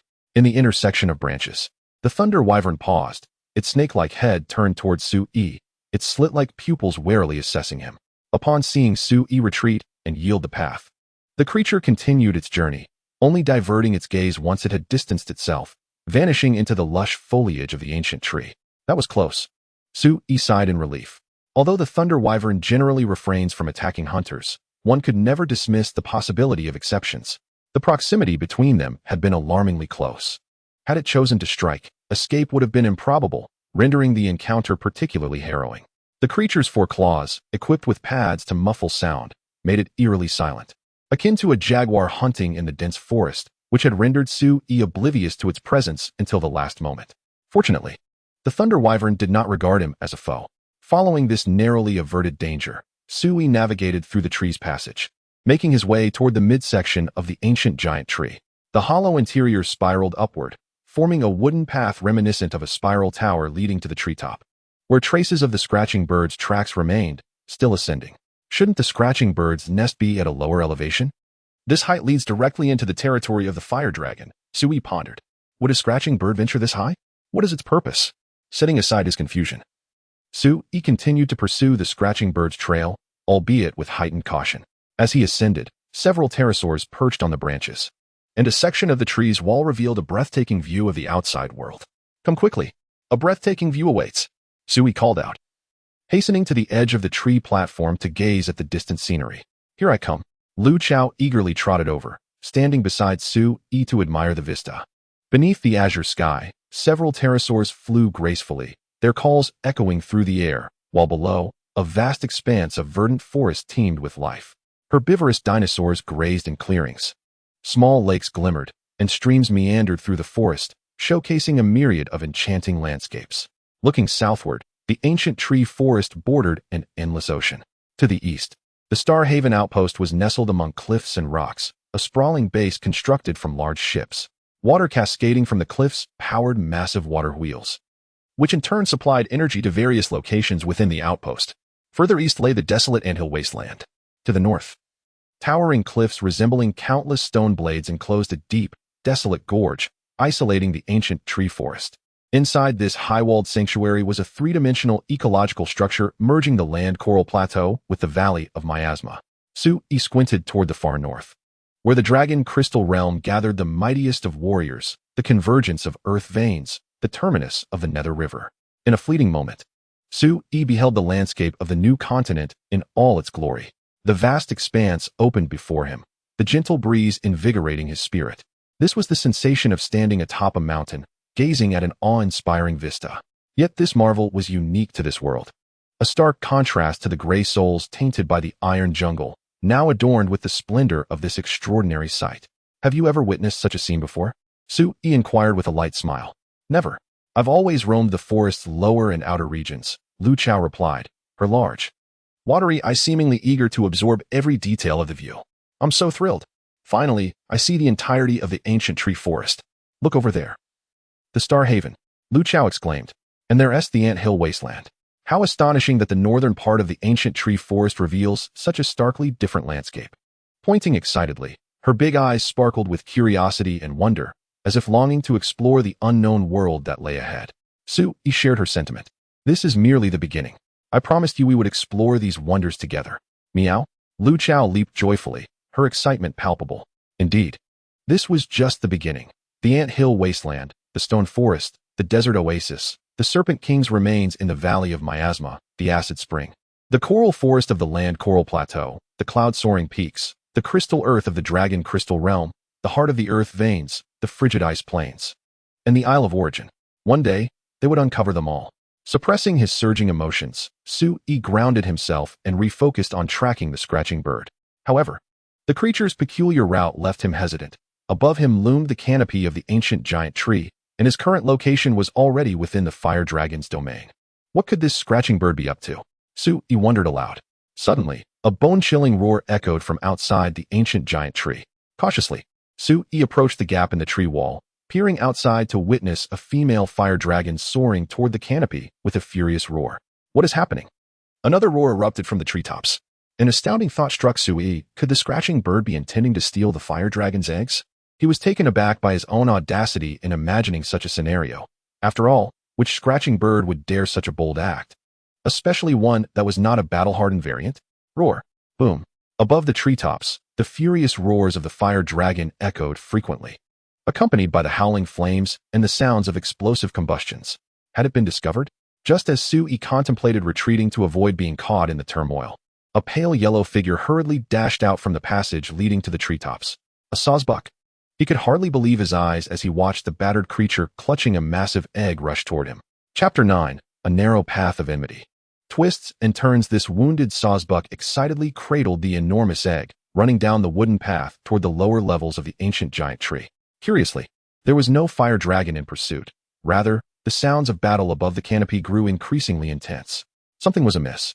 The injuries on the sawsbuck must have been inflicted by the ferocious Baryonyx, yet it had stealthily stolen the fire dragon's egg without a scratch. What was the fire dragon couple battling against up there?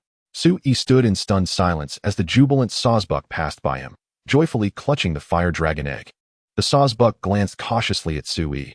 Seeing him motionless and somewhat astonished, it let out a call, as if to say, "Aren't I impressive?" Before continuing its dash toward the base of the tree. Roar. Whoosh. Boom. The fierce sounds of battle from above jolted Sui back to reality. Incredible! There truly existed a sawsbuck audacious enough to seize the fire dragon's egg amidst the chaos. Without a second thought, Sui hurried after the sawsbuck, eager to distance himself from this perilous place. What could possibly dare to challenge the fire dragon couple? First, he ruled out ancient dragons, as nearly all monsters would steer clear of them. It wasn't a land-based creature either, for the path he traversed was the sole route to the treetops. However, the guiding bug detected no signs of other monsters. Thus, it could only be a flying dragon-type creature. As Sui pursued the sawsbuck, he pondered the implications of this unknown adversary. Would it pose a threat to him? What changes would its presence bring to the ancient tree forest? These considerations weighed heavily on his exploratory endeavors, compelling him to take them seriously. Could it be a Rhyperior? The thought struck him, but no, the call did not match. Sui shook his head in denial. Each monster's roar had its distinct characteristics. Although he couldn't recall the roars of most creatures, Rhyperior was an exception. Anyone who had encountered it would remember, for its high-pitched, nasal cry had left a lasting impression on Sui. What other monster could it be? Sui found himself perplexed. Suppressing his doubts, he followed the trail left by the sawsbuck until he arrived at a narrow hollow in the tree. This must be the sawsbuck's nest. Observing the terrain that bore the semblance of a nest, Sui and his companion, the Meowth, proceeded with caution. Peering around the corner of the passage, Sui quietly extended his head to take a look inside. He saw the sawsbuck placing the fire dragon egg into its nest before it began to rummage through several other eggs of various kinds within. Sui withdrew his head, anxiety mounting as a headache ensued. How could he subdue the sawsbuck while safeguarding the fire dragon egg? Indeed, Sui was profoundly tempted by the fire dragon egg, not for consumption, but for hatching it as his companion beast. This presented him with his closest opportunity yet to obtain a fire dragon. Among the materials he had gathered, there was nothing that could induce the sawsbuck into slumber. Suddenly, a light bulb went off in his mind. I am not merely a hunter. I am also a Pokémon trainer. Excitedly, Sui summoned his Jigglypuff. Jiggly greeted the enthusiastic creature. Meow. The Meowth responded cutely with a wave of its paw. Please, Jigglypuff, you sing. Sui recalled the move he had seen in the companion beast section. Jiggly. The Jigglypuff waved its hand and began to sing. A simple melody, infused with a strange hypnotic power, began to spread. The sawsbuck, hearing the song, let out a startled cry and turned to glance down the passage behind it. Gah! The sawsbuck emitted a sound of confusion before stepping toward the passage beside the nest. Meanwhile, outside the sawsbuck's nest, the Baryonyx was sniffing the air as it approached. Suddenly, a melody wafted from a tree hollow, and, with its towering nasal crest, it caught a whiff of the scent it had been pursuing. The Baryonyx let out an excited roar and charged toward the tree hollow. Just as the sawsbuck spotted the cornered Jigglypuff, a thunderous crash erupted, splintering wood as the Baryonyx burst through the not-so-thick tree trunk. Wow! The sawsbuck shrieked, the sudden wave of drowsiness dissipating in an instant. It swiftly picked up an egg and fled. That one again, Meowth exclaimed in surprise. The egg.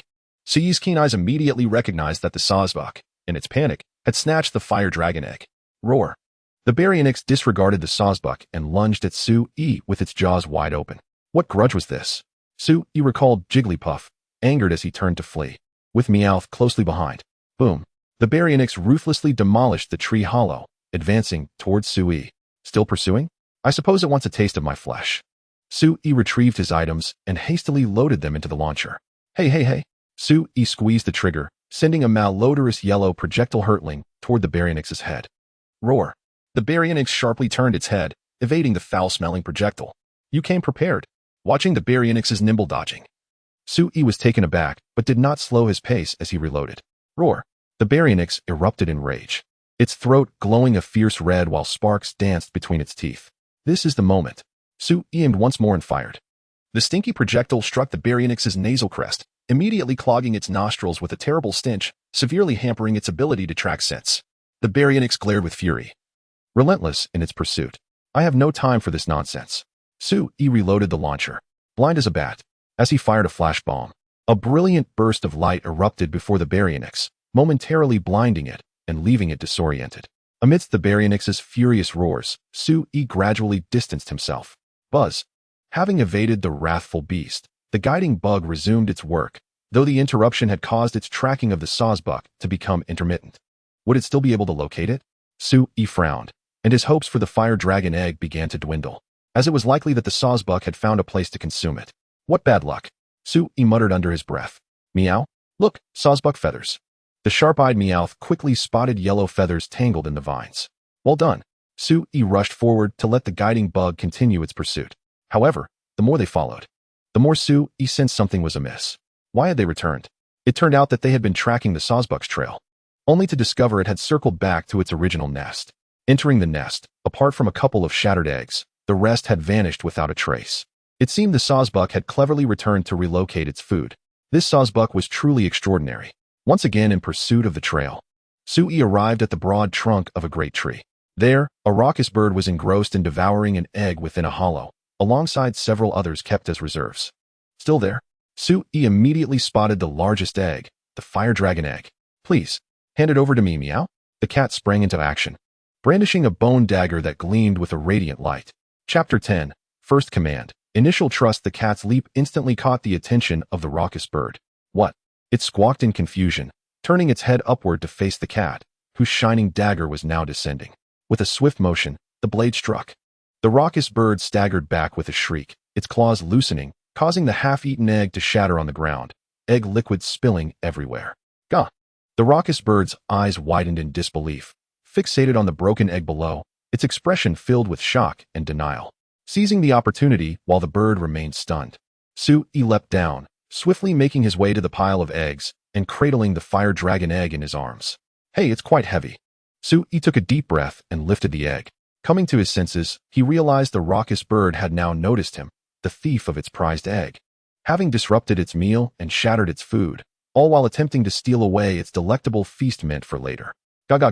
The raucous bird was furious, arching its neck and screeching, readying itself for battle. Come forth, fearsome wolf dragon. Had this been earlier, Sui might have hesitated, but now he felt differently. The immense green lizard stretched across the tree hollow, making the space feel considerably smaller. Roar. The fearsome wolf dragon unleashed a powerful roar, releasing the pent-up frustration from being confined. In its rage, the raucous bird overlooked the peculiar emergence of the dragon, charging forward with claws outstretched. Dodge, fearsome wolf dragon. Sui attempted to command. Roar. Naturally, the untrained fearsome wolf dragon paid no heed to such instructions. Seeing the raucous bird's aggressive intent, it instinctively viewed it as an outlet for its pent-up frustration. In response to the bird's claw strikes, the dragon retaliated with its own bites. Boom. Both creatures suffered injuries. The recently healed wounds on the dragon reopened, while the bird sustained fresh lacerations. They both roared defiantly, claws and jaws poised for another confrontation. Sui could only sigh in exasperation.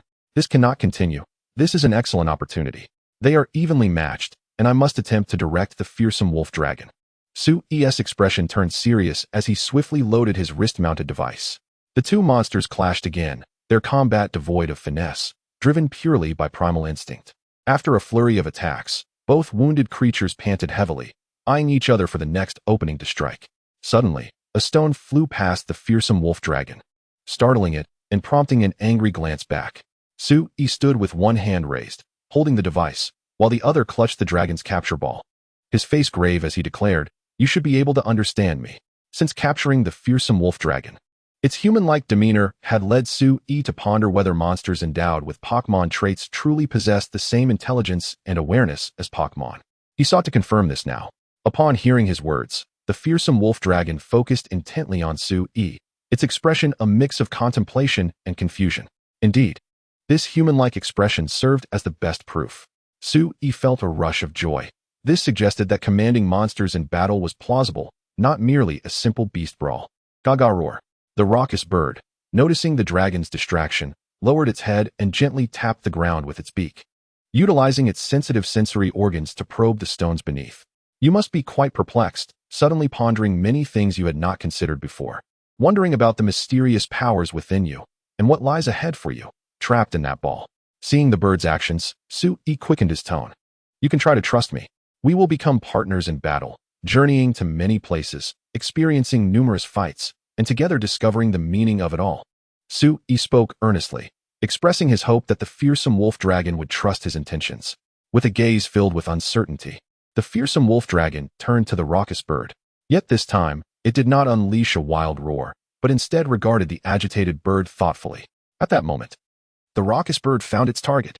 It clawed at the ground, unearthing a stone and cradling it in its talons. Sui clenched his fists, invigorated, knowing he had succeeded halfway. Gah! The raucous bird, growing impatient, leapt into the air, preparing to strike the fearsome wolf dragon with the hard stone. Aware of the impending danger, the dragon began to dig its claws into the ground, teetering on the edge of action, yet ultimately suppressing its instincts. Seizing the moment, Sui shouted, "Fall back and dodge." Roar. The fearsome wolf dragon responded with a low growl, its sturdy limbs propelling it backward a significant distance. The raucous bird's stone struck heavily in front of the dragon, sending dust flying. Now's the time. The weight of the world. Sui punched the air triumphantly. Roar. The fearsome wolf dragon rose, a surge of power awakening within it at Sui's command. This newfound strength was unlike anything it had experienced before, leaving it bewildered. Yet as the name of the move was called out, it seemed to grasp the essence of wielding this power. With its front raised, The fearsome wolf dragon directed its flexible abdomen towards the raucous bird, a white glow enveloping it. Although the light was uneven due to its inexperience, it did not diminish the strike's tremendous force. Boom! The combined power of the fearsome wolf dragon and the technique nearly overwhelmed the raucous bird. While one was gravely injured, the other was merely recovering. The raucous bird remained more agile. However, its rage clouded its judgment, preventing it from fully exploiting its advantages. Instead, the fearsome wolf dragon capitalized on its weight, executing the crushing blow with resounding impact. Splendid! Sui cheered with excitement.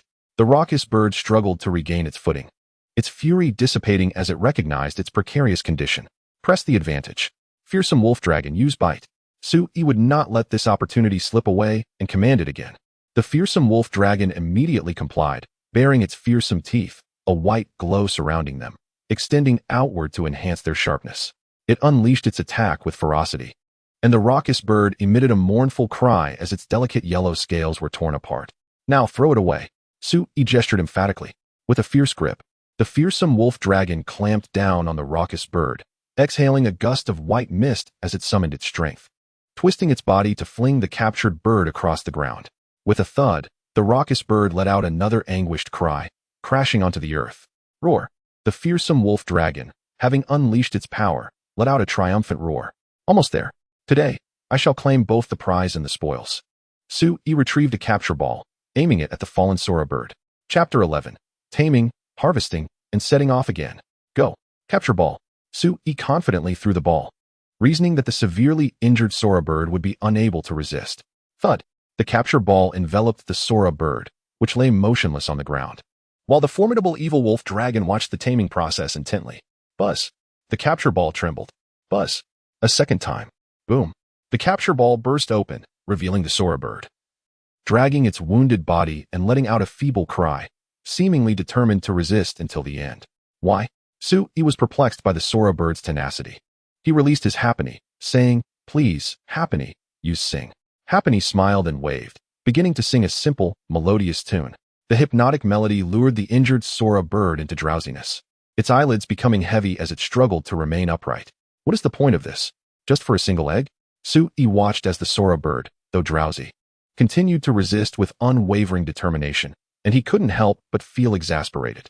The Sora bird fixated intently on the fire dragon egg that lay beside Sui, unwilling to divert its gaze.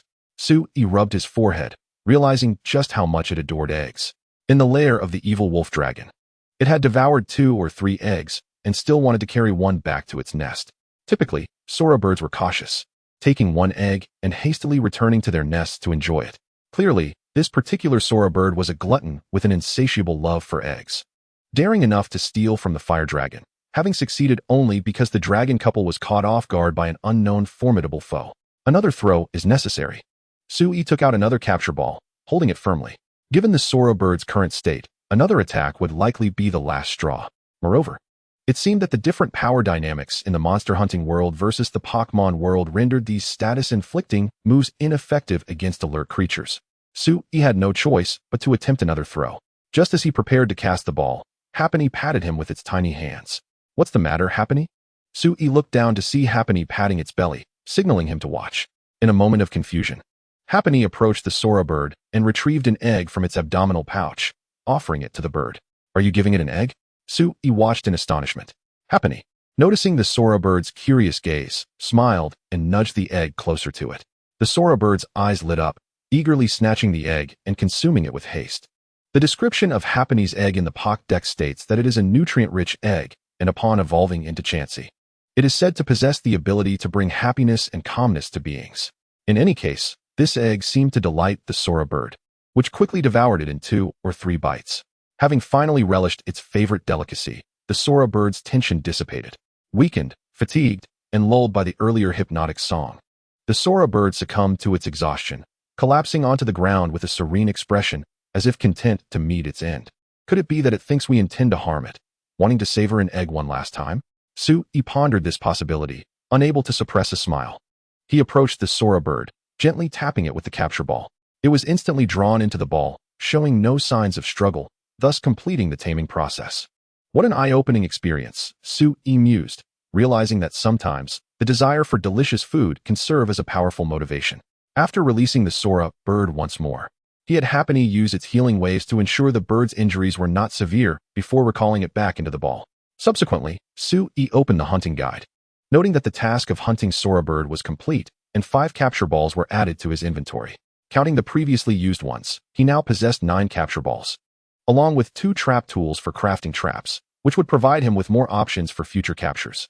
As dusk approached, he decided to return to the coastal forest camp for the night before venturing back to the Pokémon world. Closing the guide, he remained vigilant for materials as he carefully navigated through the woods.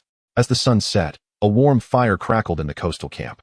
Sui lit the oil lamp left behind from the previous campsite, illuminating the ingredients before him: specialty mushrooms, luminous flowers, sunflowers, herbivore dragon meat, herbivore dragon eggs, sashimi fish, and various wild vegetables and fruits. This would be their dinner for the evening. Rubbing his hands together, Sui remarked, "The ancient tree forest is indeed bountiful." This unspoiled forest still held many treasures waiting to be explored. It was a novel experience to prepare a meal for his feline companions. He clumsily wielded a small knife, beginning to process the ingredients. In the past, Sui's culinary skills could only be deemed mediocre, as he had little inclination to delve into such matters. Now, he relied on the knowledge bestowed by his golden finger, awkwardly executing tasks while gradually familiarizing himself with this newfound expertise. "I'll help me out, Lurkit." Seeing Sui in a bit of a fluster, immediately scampered over to assist him with the preparation and cooking. The fragrant smoke wafted through the air as plates of food quickly filled the stone table: roasted mushrooms, mushroom soup, sauteed egg cauliflower, grilled meat, grilled fish, steamed egg custard, and a fruit platter. Delicious. Sui inhaled deeply, his appetite sparked. Lurkit twitched its nose, exclaiming, "What a feast, Miel. Good things are meant to be shared. Come out, everyone." Sui tossed a ball, and the evil wolf dragon, Sora bird, and Happiny all appeared in the camp. Lou, Happiny, gazing at the laden table, inhaled the delightful aroma with glee. The evil wolf dragon looked at the food with curiosity, but the enticing scent soon had its mouth watering. Wow. The injured Sora bird finally awoke, and upon seeing Sui and the others, it shrieked in surprise. "Calm down." Sui quickly reassured the agitated Sora bird. "Roar." The evil wolf dragon growled softly, extending its claws, which glimmered with emerald energy, warning the Sora bird against any rash actions. As the Sora bird flailed in panic, Sui approached with a large bowl of egg custard. "We mean you no harm. Would you like to try some?" he said with a smile, extending the custard towards it. The Sora bird caught the scent of the egg dish, and having recently recovered from its injuries, it felt an empty pit in its stomach, urgently needing sustenance. Drawn by the tantalizing aroma, it instinctively moved closer, drool escaping its mouth. The evil wolf dragon retracted its claws, silently positioning itself beside Sui, keeping a watchful eye on the Sora bird. Noticing the evil wolf dragon's protective stance, Sui couldn't help but smile. "There's no need to worry." Gah!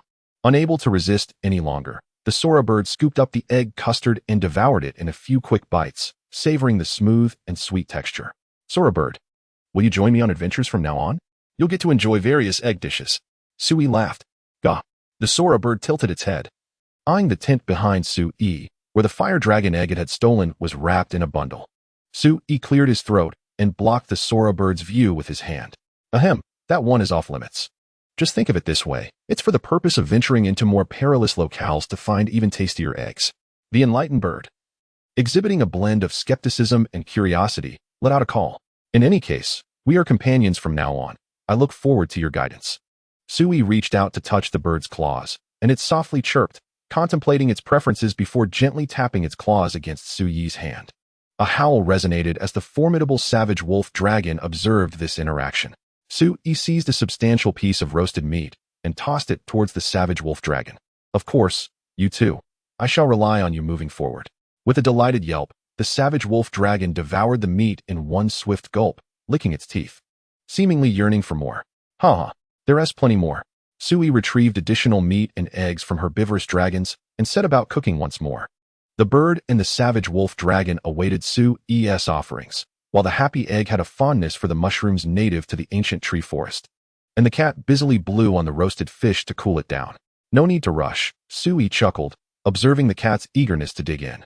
This scene inevitably reminded him of the cat meal animation in Monster Hunter World, where each time a hunter finished their meal and stood up, The cats would gaze in astonishment at the finished hunter before hastily accelerating their own consumption of the remaining food. The savage wolf dragon chewed on a roasted leg of the herbivorous dragon, savoring flavors it had previously overlooked. The bird pecked at the egg custard, relishing this elevated dining experience. The happy egg, having eaten its fill early, admired the starry sky, while the cat finally indulged in the roasted fish, cheerfully meowing as its white-gloved paws became smeared with grease. Witnessing this, Sui felt a wave of contentment wash over him. Perhaps this was the satisfaction a chef feels when observing their patrons' delighted expressions. Although fatigued, he resolved to experiment more with preparing cat meals and to acquire additional cooking utensils and seasonings when the opportunity arose. As night deepened, the savage wolf dragon and the bird were returned to their spheres to rest, while the weary cat had already fallen asleep within the tent. Sui sat on a stone bench outside the tent, gazing at the clear night sky, his heart brimming with joy and exhilaration. At that moment, he found the time to meticulously review the spoils of the past few days. Opening the hunting guide, he flipped to the section on allied beasts, noting the slightly pulsating icons of the savage wolf dragon and the bird. Name: savage wolf dragon. Species: savage wolf dragon. Male. Type: dragon. Dark ability: powerful gastric acid, eliminates beneficial states of creatures swallowed, lowers defense, with the degree of defense reduction increasing over time. Moves: bite, mountain crush, dragon claw. Devour: exclusive move, power 40, dark type, special move, allows the creature to swallow appropriately sized beings, continuously dealing damage, and other basic moves such as tackle, scratch, and roar will be summarized later. Held item: none. Evidently, the savage wolf dragon's exclusive move synergizes with its ability, appearing to be a potent means of weakening the opponent's defense, yet it possesses two apparent weaknesses. The first is size compatibility, due to the savage wolf dragon's dimensions. It can swallow most Pokémon, but this move is rendered ineffective against the large monsters of the Monster Hunter world. The second is that Pokémon can utilize various powerful moves, thus being swallowed undoubtedly places the user in a perilous position. Nonetheless, at present, the savage wolf dragon is indeed one of Sui's strongest allied beasts. Name: bird. Species: bird. Male. Type: dragon. Flying ability: resourceful. The bird can choose to condense into different attributes based on the environment, delivering a powerful stone strike. Moves: peck, flurry, frenzied scratch, stone strike, exclusive move. Power 95, rock type, physical move, condenses a hard stone in its claws, which the bird utilizes for striking and defense until the stone is discarded or broken. The bird's exclusive move and ability also complement each other. Although the exclusive move lacks the same type bonus, its inherent power is commendable, particularly as it can counter unfavorable ice-type opponents, which holds significant strategic value. The ability resourceful is contingent on the environment, possessing an element of unpredictability, yet it allows the bird to choose whether to utilize the surroundings, thereby providing a degree of flexibility to its exclusive move. Observing these two large monsters transformed into allied beasts and endowed with the powers of Pokémon, along with the abundant materials acquired in the items section, Sui could not help but feel a sense of reflection. Initially, his goal for this expedition was merely to capture smaller monsters like the herbivorous dragon or the crown-bulged dragon, but unexpectedly, he found the opportunity to capture larger beasts. Despite the twists and turns, the outcome of this venture exceeded his expectations, bolstering his confidence for further exploration in the Pokémon world. Such is the essence of hunting. It may begin with numerous challenges and meager rewards, yet with the right opportunity and patient pursuit, one shall undoubtedly reap the fruits of their labor. Sui continued to sift through the guide, where the ecology report chronicled information about the creatures he had encountered, including large and small monsters, environmental beings, and the materials he had collected. Upon closer inspection, Sui noted the recorded lengths of the already captured savage wolf dragon and bird. The savage wolf dragon measured an astonishing 1380, which is indeed the maximum length. Sui exclaimed, no wonder it felt so massive up close. In contrast, the bird's length was rather unremarkable at 902, an average size. A good beginning is half the battle won. With a heart full of satisfaction from the bountiful rewards of this exploration, Sui retired to the tent for sleep. Heading north from the coastal forest camp, the trees vanished, replaced by a sea-eroded cliff. Before the cliff stood towering sea-eroded rock pillars, where, in the game, some monsters would leap to transition between areas. Sui, is that you? The cat called out, having found him gazing out at the sea. Sui pointed towards the ocean, the sea breeze tousling his hair as he gazed into the distance, saying, beyond the sea lies the Everfrost tundra. The The cat's eyes widened in astonishment as it strained to peer into the misty expanse. Is there land on the other side of the sea? Indeed. But it is not what we seek at this moment. Taking a deep breath of the fresh air, Sui smiled and said, "Let us head back to the camp and gather our things. Another world of exploration awaits us." The cat joyfully exclaimed, "Let us set off." Chapter 12, Forest Tyrant. First battle with anomalies. Upon returning to the Pokémon world, the scenery shifted from the sun-dappled primordial forest to low, sprawling shrubs. Realizing he had returned to the Pokémon realm, Sui felt a momentary sense of relaxation. At least relieved that no monstrous creature would spring forth from around the corner to devour him whole. Come forth, Happy Egg. A new adventure begins in this world. The cat bounced with excitement. Seeing the familiar sights, Happy Egg reminisced while reflecting on the wondrous adventures of the past few days. Sui crouched down. Meeting Happy Egg's gaze earnestly as he extended an invitation. "Happy Egg, join me on this adventure." "Rue." Happy Egg responded with a smile.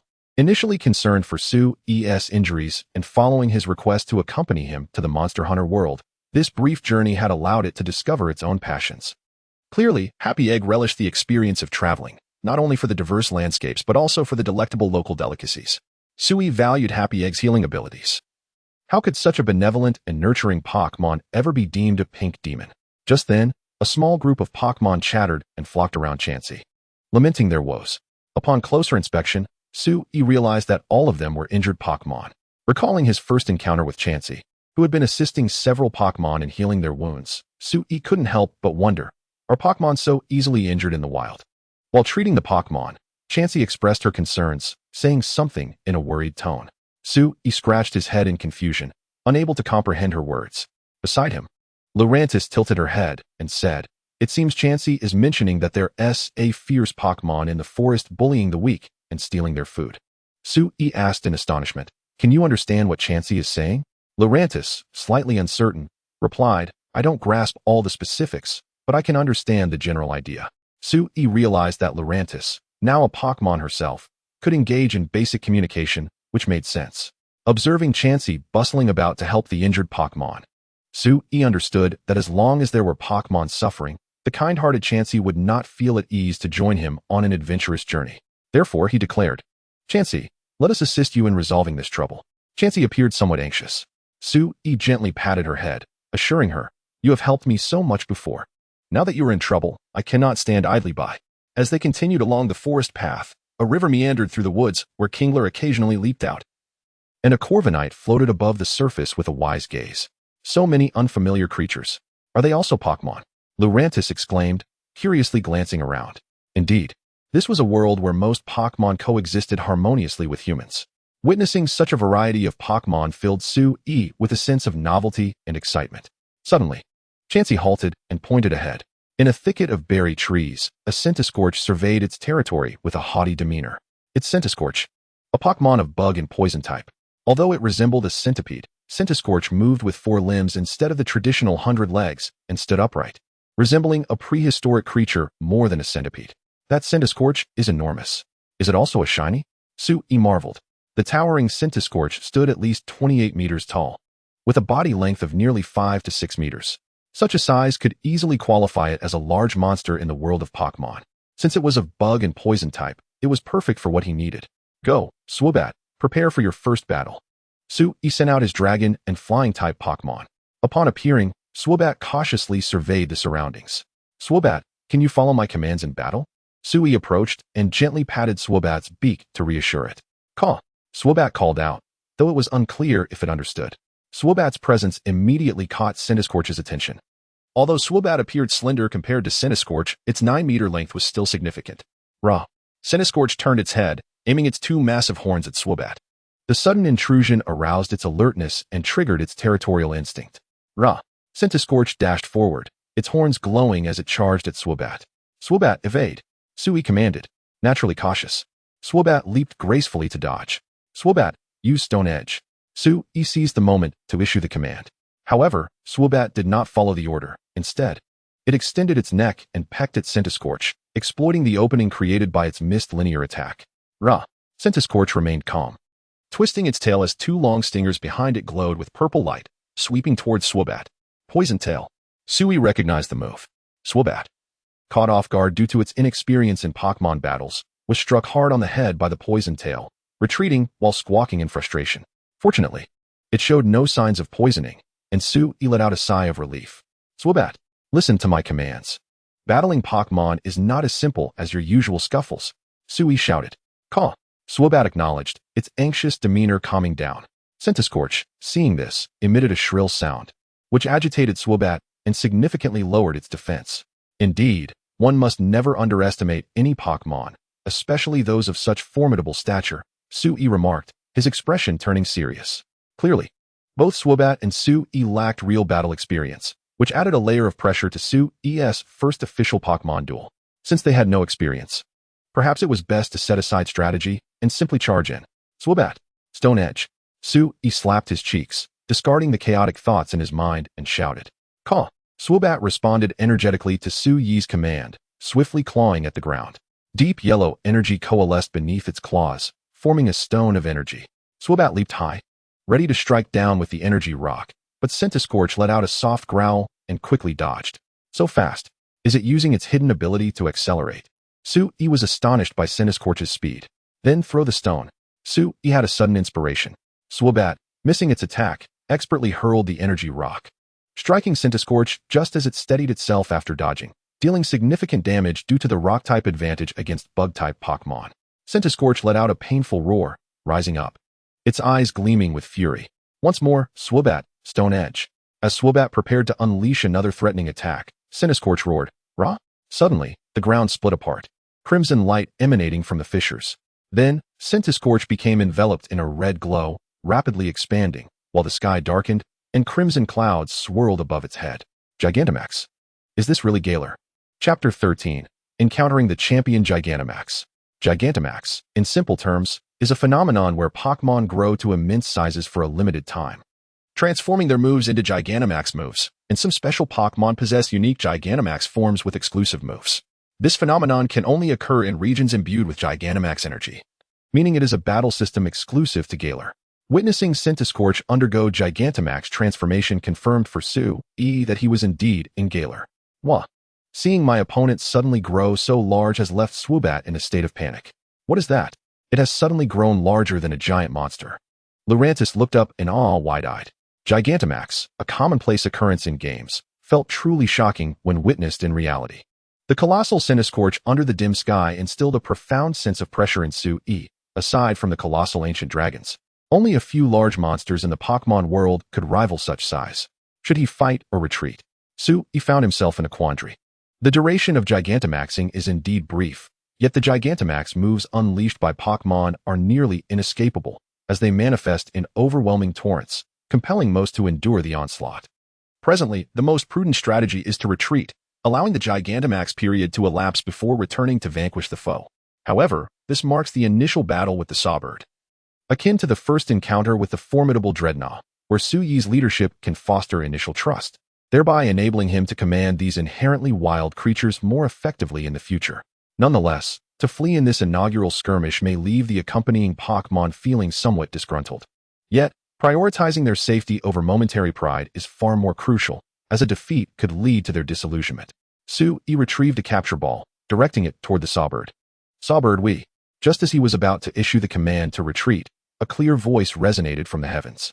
What a remarkable Pokémon. Is it unable to Gigantamax? Sui turned abruptly towards the sound, spotting a robust Charizard soaring through the sky, atop which sat a dark-skinned man with purple hair, smiling down at him. It was none other than Champion Dan, the strongest in Galar and one of the 8 masters of the Pokémon World Championships.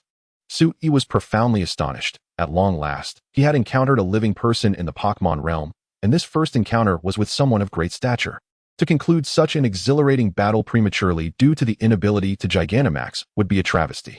Observing Sui's astonishment, Dan tossed down his Gigantamax band. Thank you. Sui regained his composure, smiled faintly, and raised his device, launching a flying claw that swiftly snatched the band from the air. Oh, is there such an intriguing piece of equipment? Dan expressed keen interest in Sui's device.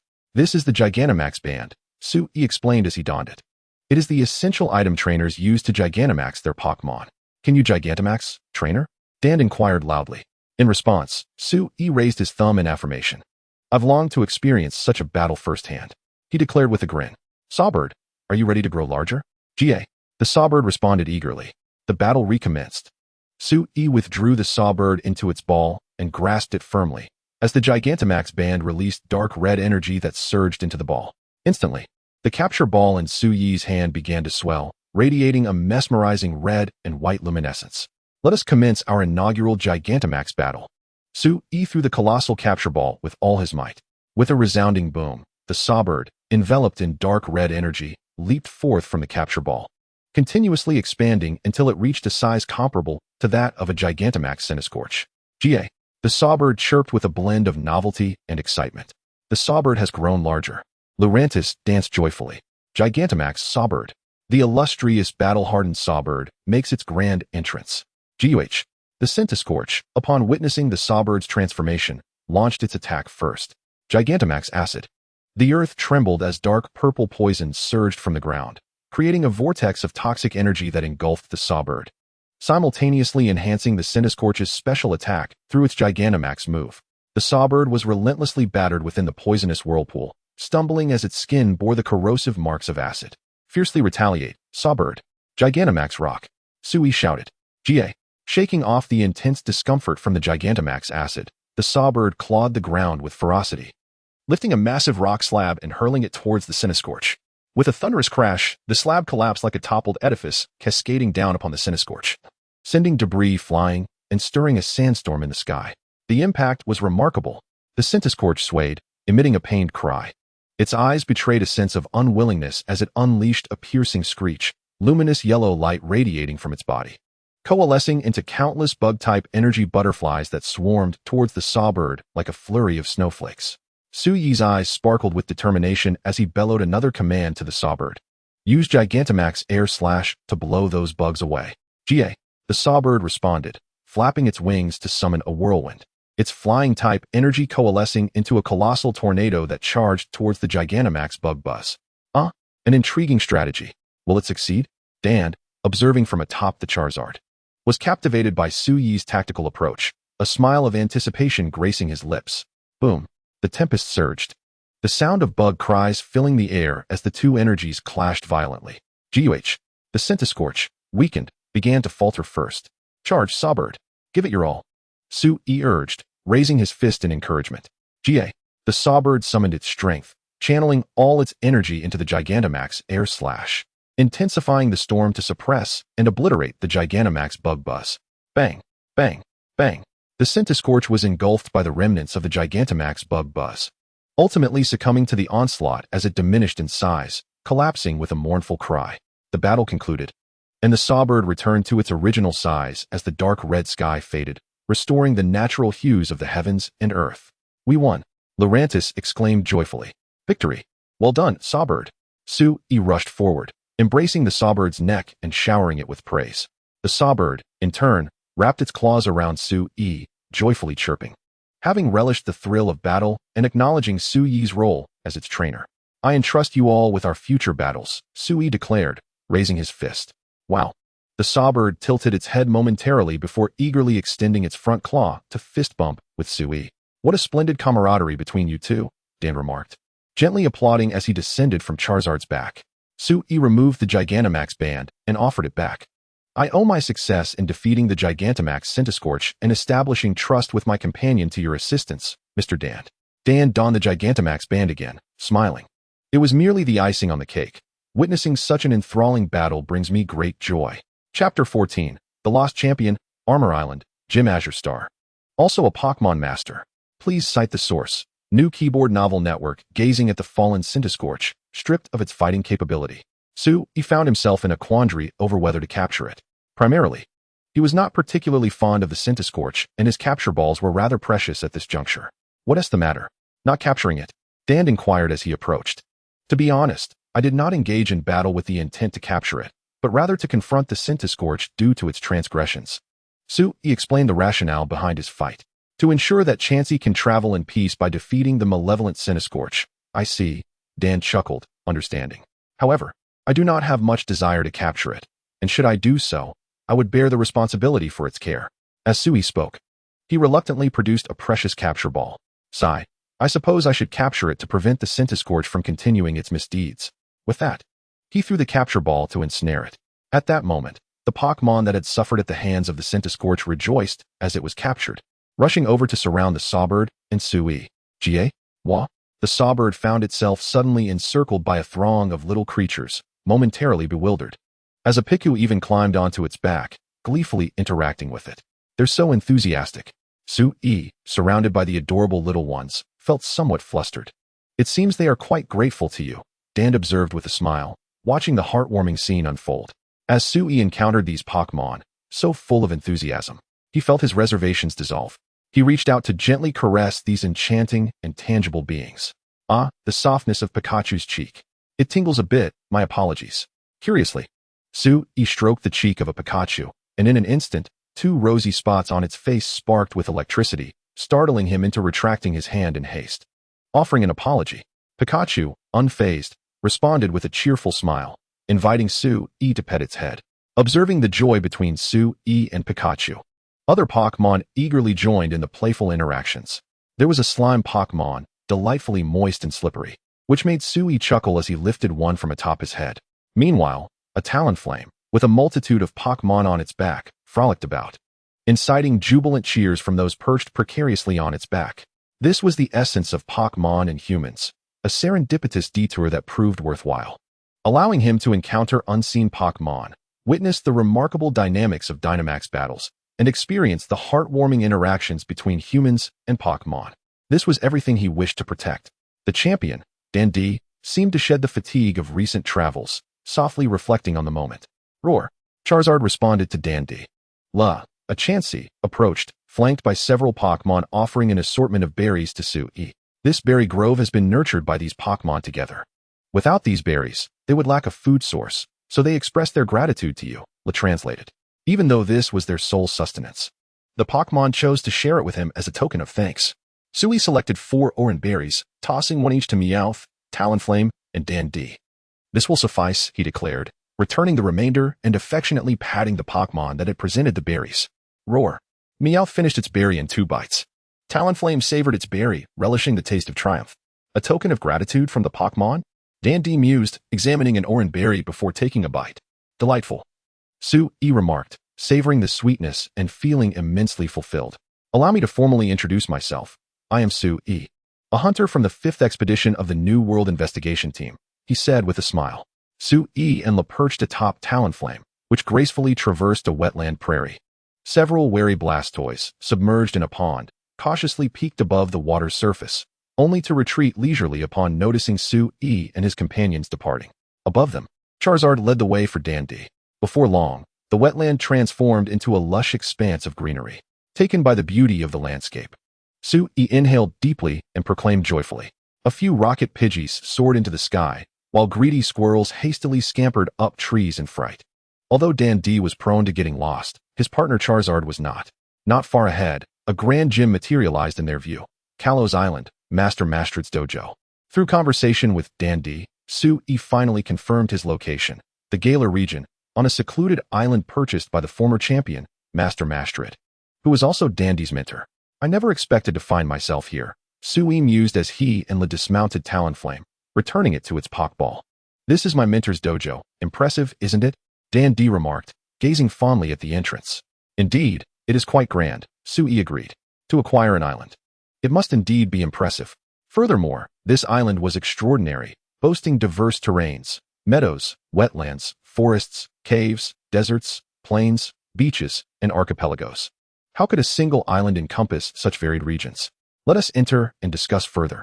I am sure my mentor would be intrigued by you, and it would be delightful to sample Mistress Mai's culinary skills, Dan expressed with eager anticipation, pushing open the door. Master, I have come to see you. Oh, little Dan, you finally decided to visit this old man. A hunchbacked elder clad in dojo attire greeted Dan with a warm smile. My apologies. I have been exceedingly busy. Dan sheepishly scratched his head. Master Mastrid chuckled. It is said that young people should be busy, but one must also prioritize their health. By the way, is this your friend? It is rare to see you bring someone to our dojo, he inquired, glancing at Sui, whose attire was somewhat unusual, a leather hunter's outfit. Sui, in turn, observed the former champion. Though Mastrid appeared aged, his demeanor exuded vitality, especially with his long, flowing white hair, which lent him an air of benevolence. Yet, in Pokémon Sword and Shield, when he became serious in battle, he would remove his outer garment to reveal his training attire, exuding vigor as he struck martial arts poses, truly a testament to enduring strength. This is quite a story. But where is Mistress Mai? Dandy asked. Ha ha ha. She has long been preparing. Let us eat and chat, Master Mastrid replied. Traversing the expansive hall, they entered a dining area where a meticulously made-up mature woman was setting food on the table. Dandy. Oh, and a guest? Mistress Mai exclaimed, surprised. Sui politely interjected, I apologize for intruding. Not at all. The more, the merrier. Mistress Mai beamed. Where's little Hade? Dandy inquired. Noticing the absence of Mai's son. He has already eaten and is now resting in his room. It is well past mealtime for our lost champion, Mai teased. My apologies. Dandy finally realized that Master Mastrid and his wife had been waiting for him to return for dinner, delayed by his tendency to lose his way. Young man, are you a friend of Dandy's? It is rare for him to bring someone to our dojo, Mai asked. Sui scratched his head and replied, well, I only recently met Dandy, and my presence on Galar Island is purely due to, my getting lost. Lost. Master Mastrid and Mistress Mai exchanged astonished glances between Dandy and Sui. Chapter 15, Dandy's Challenge. The Hunter Challenger. Upon hearing that Sui had arrived on Galar Island due to being lost, Dandy was momentarily taken aback before bursting into hearty laughter. Mr. Sui, it seems you share my knack for getting lost. Sui felt somewhat exasperated, inwardly grumbling. Is it the same? I am lost because I am unaware of my location, while you are lost due to being hopelessly directionally challenged. Roar. Charizard beside them helplessly shrugged, wondering why this was a matter of pride worthy of such laughter. Young man, you are not from the Galar region, are you? Master Mastrid inquired, noting that Sui's appearance and attire did not resemble that of a Galarian, especially with an unfamiliar cat Pokémon by his side. Sui nodded, stating, I am indeed not from the Galar region, but hail from a distant land. From a distant land? Master Mastrid noted that Sui was not forthcoming about the specifics, but Dandy was not one to pry. He simply felt that anyone who approached battles with fervor and passion, who considers the feelings of Pokémon, and who beams with genuine joy while playing with them, could not possibly be a bad person. Indeed, I come from afar, seeking to journey to the ends of the world. This shall be the romantic pursuit of my life. Sui declared, inhaling deeply, filled with anticipation for the many wonders awaiting him. I want to accompany Sui. La leaped into Sui's embrace, expressing eager enthusiasm. Sui lifted the feline Pokémon, their fists gently bumping paws. How delightful! Youthful exuberance, filled with anticipation for the unknown, Master Mastrid mused, stroking his beard, seemingly reminiscing about his own youthful spirit. What an adorable Pokémon, and it can even speak.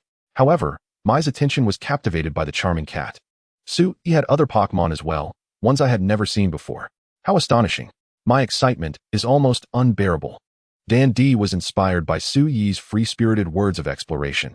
He suddenly slammed his hand on the table and stood up. Sui, let's battle. Huh, a battle? With Dandy? Sui felt a bit disoriented at the sudden proposal for combat. Yet, seeing the pure desire for exploration and the eagerness to battle different opponents in Dandy's eyes made Sui realize that those who genuinely love Pokémon often share a similar yearning. Encountering diverse individuals and Pokémon, witnessing the stories between Pokémon and humans, battling the unknown and formidable Pokémon, honing oneself, and striving for greatness. This is precisely the beauty that the Pokémon world offers. Since it is the champion's invitation, I could not possibly refuse. Sui raised his fist with enthusiasm and smiled. Mai sighed and said, all right, but we must fill our bellies first. Let's dig in. Sui and Dandy began to eat. It seemed Dandy had encountered an intriguing person. Master looked at Dandy and Sui devouring their meal, a nostalgic expression crossing his weathered face, as if time had reverted to the past. Back then, Dandy was still quite young, and his enthusiasm and curiosity propelled him to the pinnacle of the champion's throne.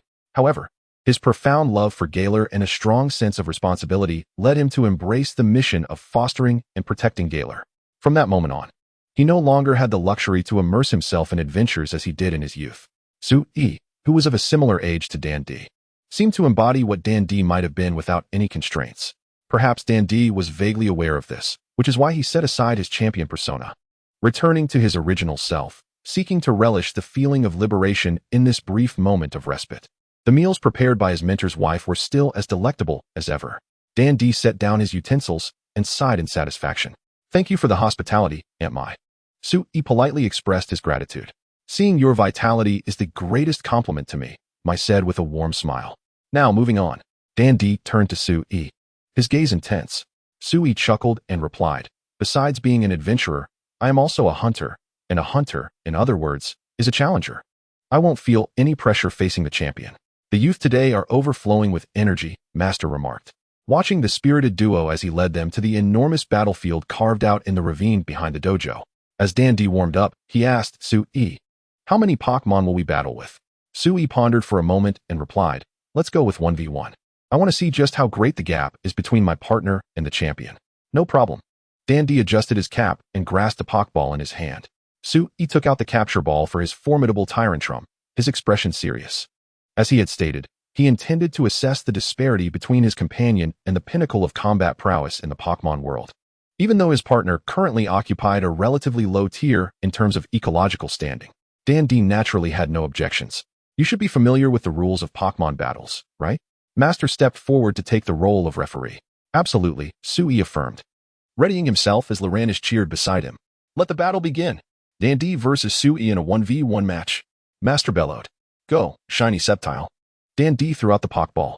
With a flash, a slender, humanoid blue lizard Pokémon gracefully regarded Sui. He didn't send out his ace Charizard?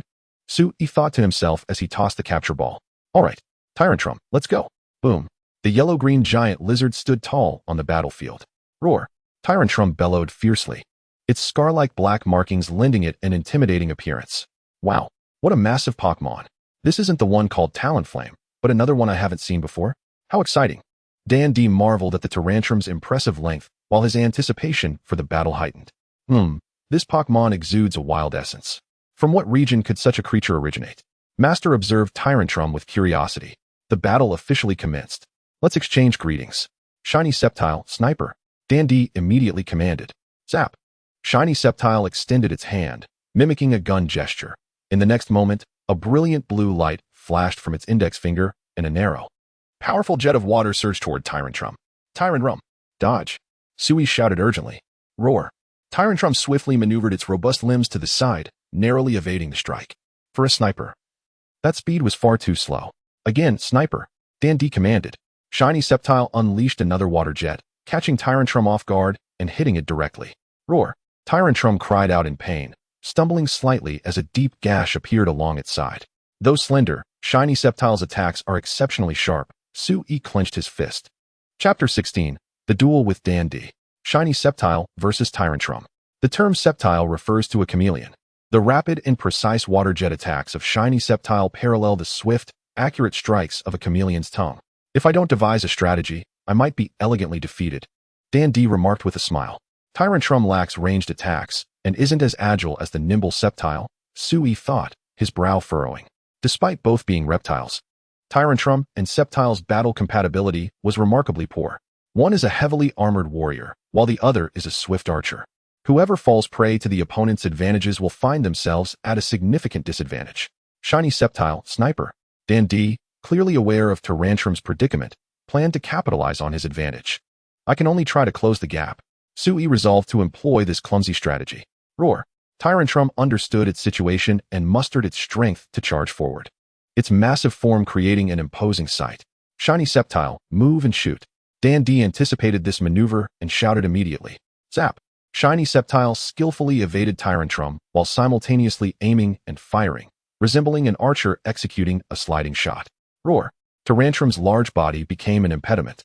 It attempted to dodge, but was repeatedly struck. Fortunately, its substantial size granted it the endurance to withstand the onslaught. Is there no way out? Sui clenched his fists, sweat beading on his forehead as he watched Tyranitar's energy deplete. Tyranitar halted, panting and appearing somewhat fatigued, yet its gaze remained fierce. It opened its mouth, as if something was about to erupt. What's wrong, Tyranitar? Sui asked, sensing something unusual. Roar. Tyranitar let out a thunderous roar, its voice rising in intensity, fierce and filled with primal ferocity, as that accumulated power finally burst forth into its true strength. Roar. A fierce roar coalesced into a wave of malevolent energy, radiating outward in sonic form. The thousand-faced dodger, poised to strike, was immediately affected, pausing mid-action with a grimace of discomfort. In the next moment, a ghostly blue light, signifying decay, swept over it, diminishing its special attack. "Oh, have you learned a new move?" Dan Emperor remarked, somewhat surprised. Sui was taken aback. While the seasoned master immediately recognized the technique, it was the special move Roar, a dark-type attack. Sui quickly opened the hunting guide. Flipping to the companion beast section to examine the skill set of the dreadful wolf dragon, and indeed, Roar was listed among its abilities. "Have you truly learned a new technique? Dreadful wolf dragon. Charge in and use Dragon Claw." Sui seized the opportunity without hesitation. Roar. The dreadful wolf dragon dashed forward, raising its claw imbued with dragon energy to strike fiercely. Thousand-Face Dodger, evade quickly. The divine skill Quick Evade activated. With a nimble leap, the Thousand-Face Dodger narrowly dodged the dragon claw's sharp edge. Sui grinned widely and shouted, "Now's the time. Devour." Hearing an unfamiliar move name, both Master and Dan Emperor paused, while Dan Emperor's heart filled with caution. The dreadful wolf dragon opened its mouth wide and lunged toward the Thousand-Face Dodger. A biting skill. Dan Emperor commanded, "Block this move." With agility, the Thousand-Face Dodger twisted its body, its elongated tail striking the dreadful wolf dragon's jaw, successfully evading the bite. "Hold on to it and toss it," Sui commanded. The Thousand-Face Dodger, seeing the dreadful wolf dragon glare menacingly, was caught off guard as its mouth snapped open, biting down on its tail. The dreadful wolf dragon then lifted its front body and flung the Thousand-Face Dodger high into the air. "What?" Dan Emperor exclaimed. Sui clenched his fist, shouting, "Swallow it whole." Roar. The dreadful wolf dragon opened its mouth wide, consuming the airborne Thousand-Face Dodger in one gulp. What kind of move is this? Dan Emperor was utterly astonished. Inside the dreadful wolf dragon's belly, the Thousand-Face Dodger suffered as it was eroded by the dark-type energy-infused gastric juices, emitting muffled cries of pain, as though it were choking. Thousand-Face Dodger. Use water gun to escape. Dan Emperor, ever the champion, quickly grasped the situation. Realizing this was the moment the dreadful wolf dragon had exposed its critical weakness to the Thousand-Face Dodger. Sui understood as well and swiftly commanded, "Spit it out." With a heave, the dreadful wolf dragon's stomach convulsed, ejecting the Thousand-Face Dodger, now coated in corrosive gastric fluid. "Thousand-Face Dodger, are you all right?" Dan Emperor asked with concern, observing the creature covered in corrosive wounds. The Thousand-Face Dodger stood up, gesturing with one hand like a pistol, responding robustly. "Indeed, this is quite unexpected. Is this the ability of a Pokémon from a distant continent?" Dan Emperor exclaimed, adjusting his hat with growing excitement. "Dreadful wolf dragon, charge in and use Dragon Claw." Sui was determined not to squander the chance as the Thousand-Face Dodger's defenses waned. Thousand-Face Dodger, dual gun mode. Dan Emperor commanded simultaneously. The Thousand-Face Dodger raised both hands, its index fingers coalescing into azure beams of light. With a swish, the dreadful wolf dragon's claws slashed through the air. But the Thousand-Face Dodger deftly dodged and retaliated with its dual shots. Roar. The dreadful wolf dragon, now fierce, unleashed a powerful claw strike, hitting the Thousand-Face Dodger in the abdomen. The Thousand-Face Dodger, struck hard, clutched its belly in agony. What a wild assault. But is the damage truly that severe? Dan Emperor pondered, noting that the Thousand-Face Dodger had only previously endured the damage from the gastric fluid, which seemed relatively mild. How could it now seem so gravely wounded by a single claw strike? Little Dan. It must be the corrosion from the gastric fluid that reduced its defenses, Master surmised wisely. Is that so? Dan Emperor looked to Sui, who nodded in agreement, praising. Well deduced. Master, you truly are a former champion. Ah, I see. Then we must go all out. Dan Emperor's spirit soared, undeterred by any concerns. Given that it bears the name Dragon and can use Dragon Claw, it is likely that this dreadful wolf dragon possesses dragon attributes, Dan Emperor conjectured with a smile. Sui raised an eyebrow but did not deny it. Goodness. The renaming of the Bag Dragon and Ironclaw Tyrant to Bag Beast and Diamondhorn Rhino makes sense now. Without dragon attributes, they could be expelled from the dragon ranks. What a predicament for those who ride dragons. I believe I've guessed correctly. Thousand-Face Dodger, Ice Beam. Dan Emperor commanded decisively. With a swift motion, the Thousand-Face Dodger aimed at the dreadful wolf dragon, firing a beam of icy blue light. Is it coming? With type advantage. The dreadful wolf dragon must evade. Sui shouted nervously. Roar. The dreadful wolf dragon sensed the threat from the energy and bolted away. Chase after it. Dan Emperor urged. The Thousand-Face Dodger vigorously pointed, and the ice beam pursued the dreadful wolf dragon, closing in on it. Roar. Ultimately, the dreadful wolf dragon's speed faltered, and it was struck solidly by the ice beam, frost creeping from its tail toward its body. Chapter 17. Summary. Feast. News Dreadful Wolf Dragon. Watching as the dreadful wolf dragon became progressively encased in ice, Sui called out with concern. Roar. The dreadful wolf dragon's roar grew faint, as the freezing sensation dulled its senses, ultimately leading to its complete entrapment in ice by the ice beam. Is it over now? Dan Emperor remarked. Nonetheless, it was an exhilarating battle, Sui sighed. Producing a capture ball. You've done well, now return. Just as Sui was about to recall the dreadful wolf dragon, the cracking of ice echoed through the gorge. Roar. The furious roar shattered the ice, and the malevolent energy of the roar sent shards flying, striking the thousand-faced dodger. The thousand-faced dodger, startled, raised its hands to shield itself from the flying ice. Oh, what a tenacious fighting spirit. Dan Emperor marveled, gazing at the dreadful wolf dragon emerging from the ice. Do you wish to continue fighting? Sui asked, not with joy but with concern. Roar. The dreadful wolf dragon growled, though its limbs trembled from the cold, its breathing labored, clearly on the brink of collapse. The thousand-faced dodger could finish the battle with any move. You've done enough. You've grown stronger than before.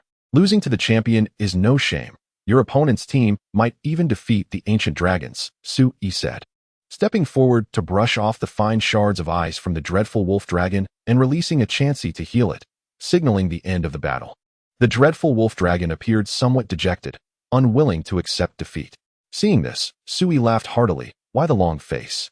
You haven't yet triumphed over the poison fairy or defeated the barbaric jaw dragon, and you're already aiming to conquer the champion? The journey is still long. We have only just begun. Sui gently patted the dreadful wolf dragon's head in a comforting manner. Roar. The dreadful wolf dragon's eyes gradually regained their brightness. It nodded, growling softly, now filled with renewed vigor. At that moment, Dan Emperor approached, smiling. You and your partner are truly impressive. If I'm not mistaken, you have only recently become a trainer. Clearly, the experienced Dan Emperor, after observing the battle between the thousand-faced dodger and the dreadful wolf dragon, recognized their lack of familiarity with move execution and countering during combat. They still retain certain instincts from their solitary battles in the wild, instincts that are largely detrimental in the highly competitive realm of Pokémon battles. Sui, who is yet to rectify these shortcomings, cannot be considered a seasoned trainer. There is nothing to deny. Sui nodded in agreement, acknowledging the truth. Although he had only recently embarked on his journey as a trainer, he exhibited remarkable command and adaptability in battle, coupled with his excellent physical condition and the trust of his companions. If they could further hone their synergy and enhance their combat skills, their strength would undoubtedly see a significant increase. Dan D smiled and extended his hand, expressing his eagerness to battle Sui again once he grew stronger. It won't be long, Sui replied with a smile, shaking Dan D's hand in a gesture of respect. After their battle concluded, Mii arranged a room for Sui to take a rest. Upon returning to his room, Sui locked the door and entered the world of monster hunting. On a sunny afternoon in the new continent, near the ancient tree forest and the coastal camp, the great ferocious wolf dragon had just devoured a herbivorous dragon and was basking in the sun, while the fluffy bird rested in the shade of a tree. The Meowth and Jigglypuff were eagerly exploring the vicinity of the camp. Sui lay on the warm stone slab, contemplating the gains from the recent battle. The accompanying beasts had acquired the power of Pokémon, their enhancements primarily reflecting in their moves, which could significantly bolster their attack capabilities and even diversify their combat strategies. If they could learn additional enhancement moves, challenging monsters of a slightly higher ecological tier should pose no problem. However, with the acquisition of Pokémon's powers, it is essential to adhere to Pokémon's rules. Type advantages, along with effects such as ability reduction and shared fates, as well as moves with rule-like properties, would also manifest in the accompanying beasts. Overall, the benefits outweighed the drawbacks. Sui sighed, recognizing that the accompanying beasts were not inherently Pokémon. Their grasp of moves was still superficial. Their battle awareness, as Dandy noted, required improvement. The monsters boasted undeniable physical advantages. The great ferocious wolf dragon withstood nearly a dozen hits from the powerful, type-advantaged moves before ultimately succumbing to a decisive ice beam. Yet, its massive size sometimes proved to be a disadvantage, resulting in reduced agility and making it an obvious target. Sui exhaled deeply, self-deprecatingly reflecting. Having only just become a trainer for a few days, I have managed to trade blows with the champion's main team, even nearly pushing the opponent into a dire situation. I should be satisfied. Why am I still lamenting? Rising to his feet, the great ferocious wolf dragon turned its gaze toward him, and Sui affectionately patted its head, stating, as I said, the journey is still long. Upon returning to the Pokémon world, in Master Ma's dojo, within Su Yi's resting room. A plethora of various ingredients and fruits lay scattered across the floor. These were all collected by Lu Chao and Jigglypuff from the camp's vicinity, intending to treat everyone to the culinary delights of the new continent. If a grand feast was to be prepared, the time to start processing the ingredients was now. I should go borrow some cooking utensils and seasonings from Aunt Mi, he mused, as he, along with Lu Chao and Jigglypuff, made their way to the kitchen. Sui, what are you doing? Upon entering the kitchen, he encountered Mi, who was preparing dinner alongside Happiny. These are all local specialties. Since you have taken care of us today, allow me to prepare a meal for you, Sui grinned, cradling the ingredients. Mi, surprised, remarked. I didn't know you could cook. What dishes do you know? Sui pondered for a moment, counting on his fingers, frying, stewing, simmering, baking, and so forth. I can prepare various dishes, even including brewing wine. It seems I have dabbled in most cooking methods aside from snacks and desserts. Mi expressed her astonishment. I didn't expect you to know so much. Sui chuckled modestly. To be honest, many of these dishes are merely theoretical. I might be a bit rusty.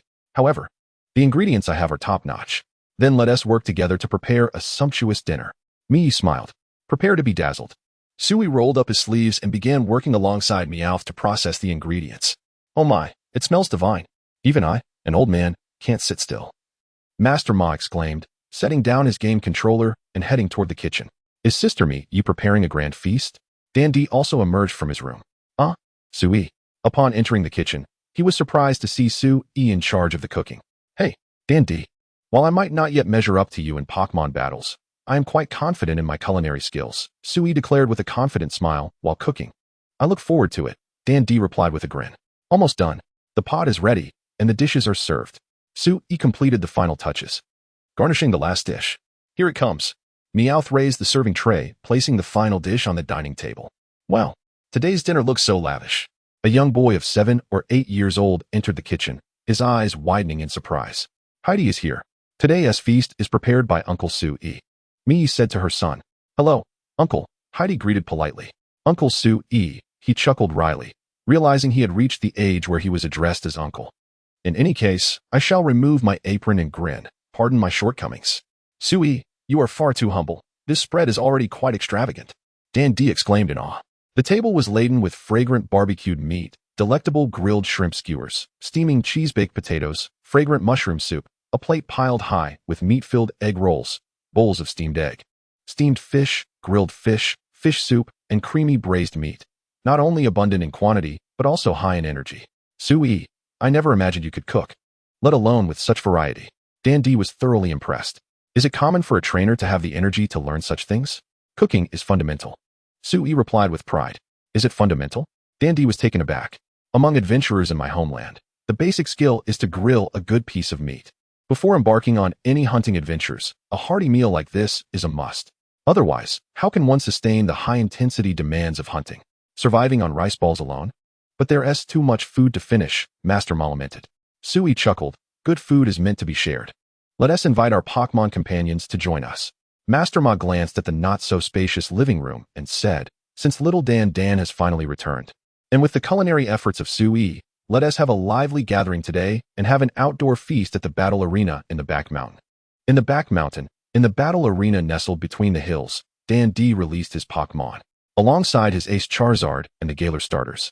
He also summoned the Ice-type doll and the quasi-legendary Dragapult from Sword and Shield. Everyone, come on out. Sui also released his accompanying beasts and Pokémon. Jigglypuff joyfully surveyed the lively atmosphere, while the great ferocious wolf dragon immediately locked eyes with Dandy's Pokémon, its gaze sparking with intensity. Fluffy Bird looked on curiously, captivated by the multitude of Pokémon around. Old friends, come out and unwind. Master Ma released his Pokémon as well, including his masterful Weasel, Litten, the Tail Moth, Corviknight, the Rockruff, and Master Ma's representative Pokémon, the Martial Bear Master. The Pokémon of Mistress might surprisingly appear quite formidable, boasting not only veteran champions like Blastoise and Venusaur from the first generation, but also 2 blissful eggs and a box guy, both bearing the ability of Serene Grace. The sheer strength of this ensemble is indeed daunting. After living with Master Ma, Mai, influenced by him, engaged in Pokémon battles, revealing her own considerable talent as a trainer. Thus, Mai is far more than merely a housewife. When it comes to combat, her prowess rivals that of Master Ma. The emergence of numerous Pokémon enlivened the battle arena in the back mountains, and following a brief introduction, everyone, alongside their Pokémon, indulged in a delightful feast. To everyone's surprise, several Pokémon began to converse. The blissful Egg and the Chansey joyfully exchanged words, while the fearsome Dusk Lycanroc approached Charizard for advice. The Sock immediately set its sights on the custard, and similarly, the Dragapult, with its resident Dracovish, also coveted the dish. Having already dined earlier in the day, Sock generously shared a sizable portion with Dracovish, who relished the treat. As the atmosphere grew increasingly lively, it transformed into a grand gathering for Pokémon communication. Sui, satiated, sat at the edge of the arena, observing as Master Ma and Dandy's Pokémon exchange techniques. After finishing their conversation, Dandy turned and joined Sui. "Isn't this scene splendid?" Dandy remarked. Sui nodded in agreement, replying, "The most heartwarming moments during our journey are those filled with reunion and laughter over dinner. Therefore, I wish to protect all those who possess such beauty." Dandy's expression turned serious as he addressed Sui. "Thus, Sui, I will not delve into your identity or intentions. Whether it be a new continent, an investigation team, or hunters, only you are privy to those details. My trust in you stems from the qualities you exhibit. I wish to believe in those who embody such traits, and I hope you are the one who brings sugar to the milk." Sui was taken aback, then chuckled. "Worry not, lest you lose your hair from overthinking. No need for concern. I am an adventurer, a traveler, and I shall not linger in one place for too long. Barring the day I can no longer walk. With this journey's ticket in hand, I am resolved to reach the world's end, to behold its wonders and perils, and to document the stories, whether mundane or breathtaking. I am a seeker of romance. Rather than concocting elaborate schemes, I'd prefer to engage in exhilarating battles with monsters." Dandy gazed intently into Sui's eyes, seeing within them a burgeoning sense of freedom and curiosity, a desire to break free from constraints, and an eagerness for the unknown. It was the dawning of a purer spirit. "I believe in you," Dandy said with a smile. The sumptuous banquet left everyone and their Pokémon thoroughly satisfied, and it inadvertently introduced some Pokémon to Sui. After the meal, the group dispersed to digest their food.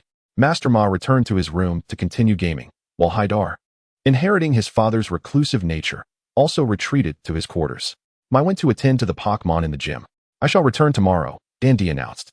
"You are quite the busy individual," Sui remarked. "Alas, there are many matters to address in Gongmin City. Soon, there will be exhibition matches in the Galar and Paldea regions."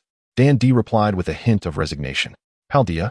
Sui exclaimed, realizing this was the stage for the newly announced Pokémon game, Pokémon Scarlet and Violet, just prior to his crossing over. "You've heard of it as well?" "Galar has only recently begun to engage with that region," Dandy noted.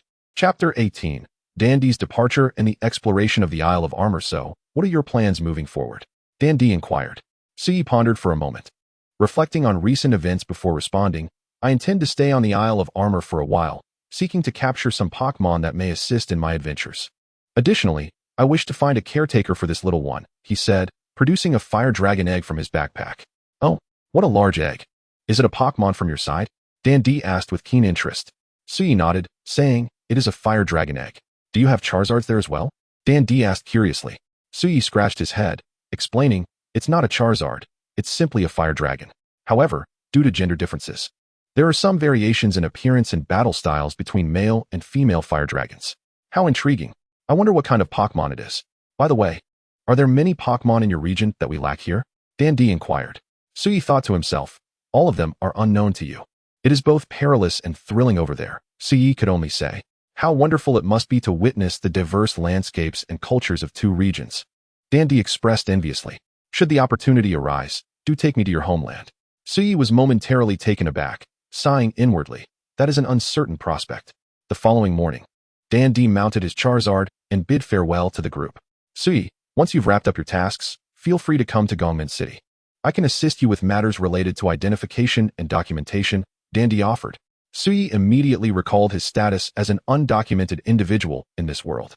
Lacking an identity in a modern city could lead to numerous complications, but with Dandy's assistance, he would encounter fewer hurdles. "Thank you immensely. I shall rely on you," Sui expressed gratefully. "No need for formalities. I wish you a safe journey," Dandy said, adjusting his hat with a smile. "You as well," Sui replied. Lujo waved its paw, farewell. Dandy waved back as Charizard took to the skies, soaring towards the nearby outpost of Ely Plain. "Now, I too shall embark on my adventure. Entrusting Master Ma and Aunt Mai with my affairs for the time being, Suyi declared, turning to Master Ma and Mai. Do take care. Though the Isle of Armor is not vast, you must remain vigilant, Master Ma advised, hands clasped behind his back. I am setting off, Suyi exclaimed, mounting Sock and departing from the dojo in Ely Plain, heading north towards the cool marshlands. The morning breeze was refreshingly invigorating as Suyi hummed the Chocobo theme, riding atop Sock across the marsh. The cool marshlands, as the name suggests, are wetlands characterized by low shrubs and grass rather than towering trees. Streams, puddles, and ponds abound in this area, filling the air with a refreshing humidity. It felt as if he were gliding through an expansive wilderness. Suyi inhaled deeply, reveling in the surroundings while his spirits soared. A few whooper poked their heads curiously out of the ponds, observing the passing Sock, while a leisurely toros meandered through the grass in the distance. Where are the Cyndaquils? Suyi looked up to the sky, searching for a glimpse of their crimson forms.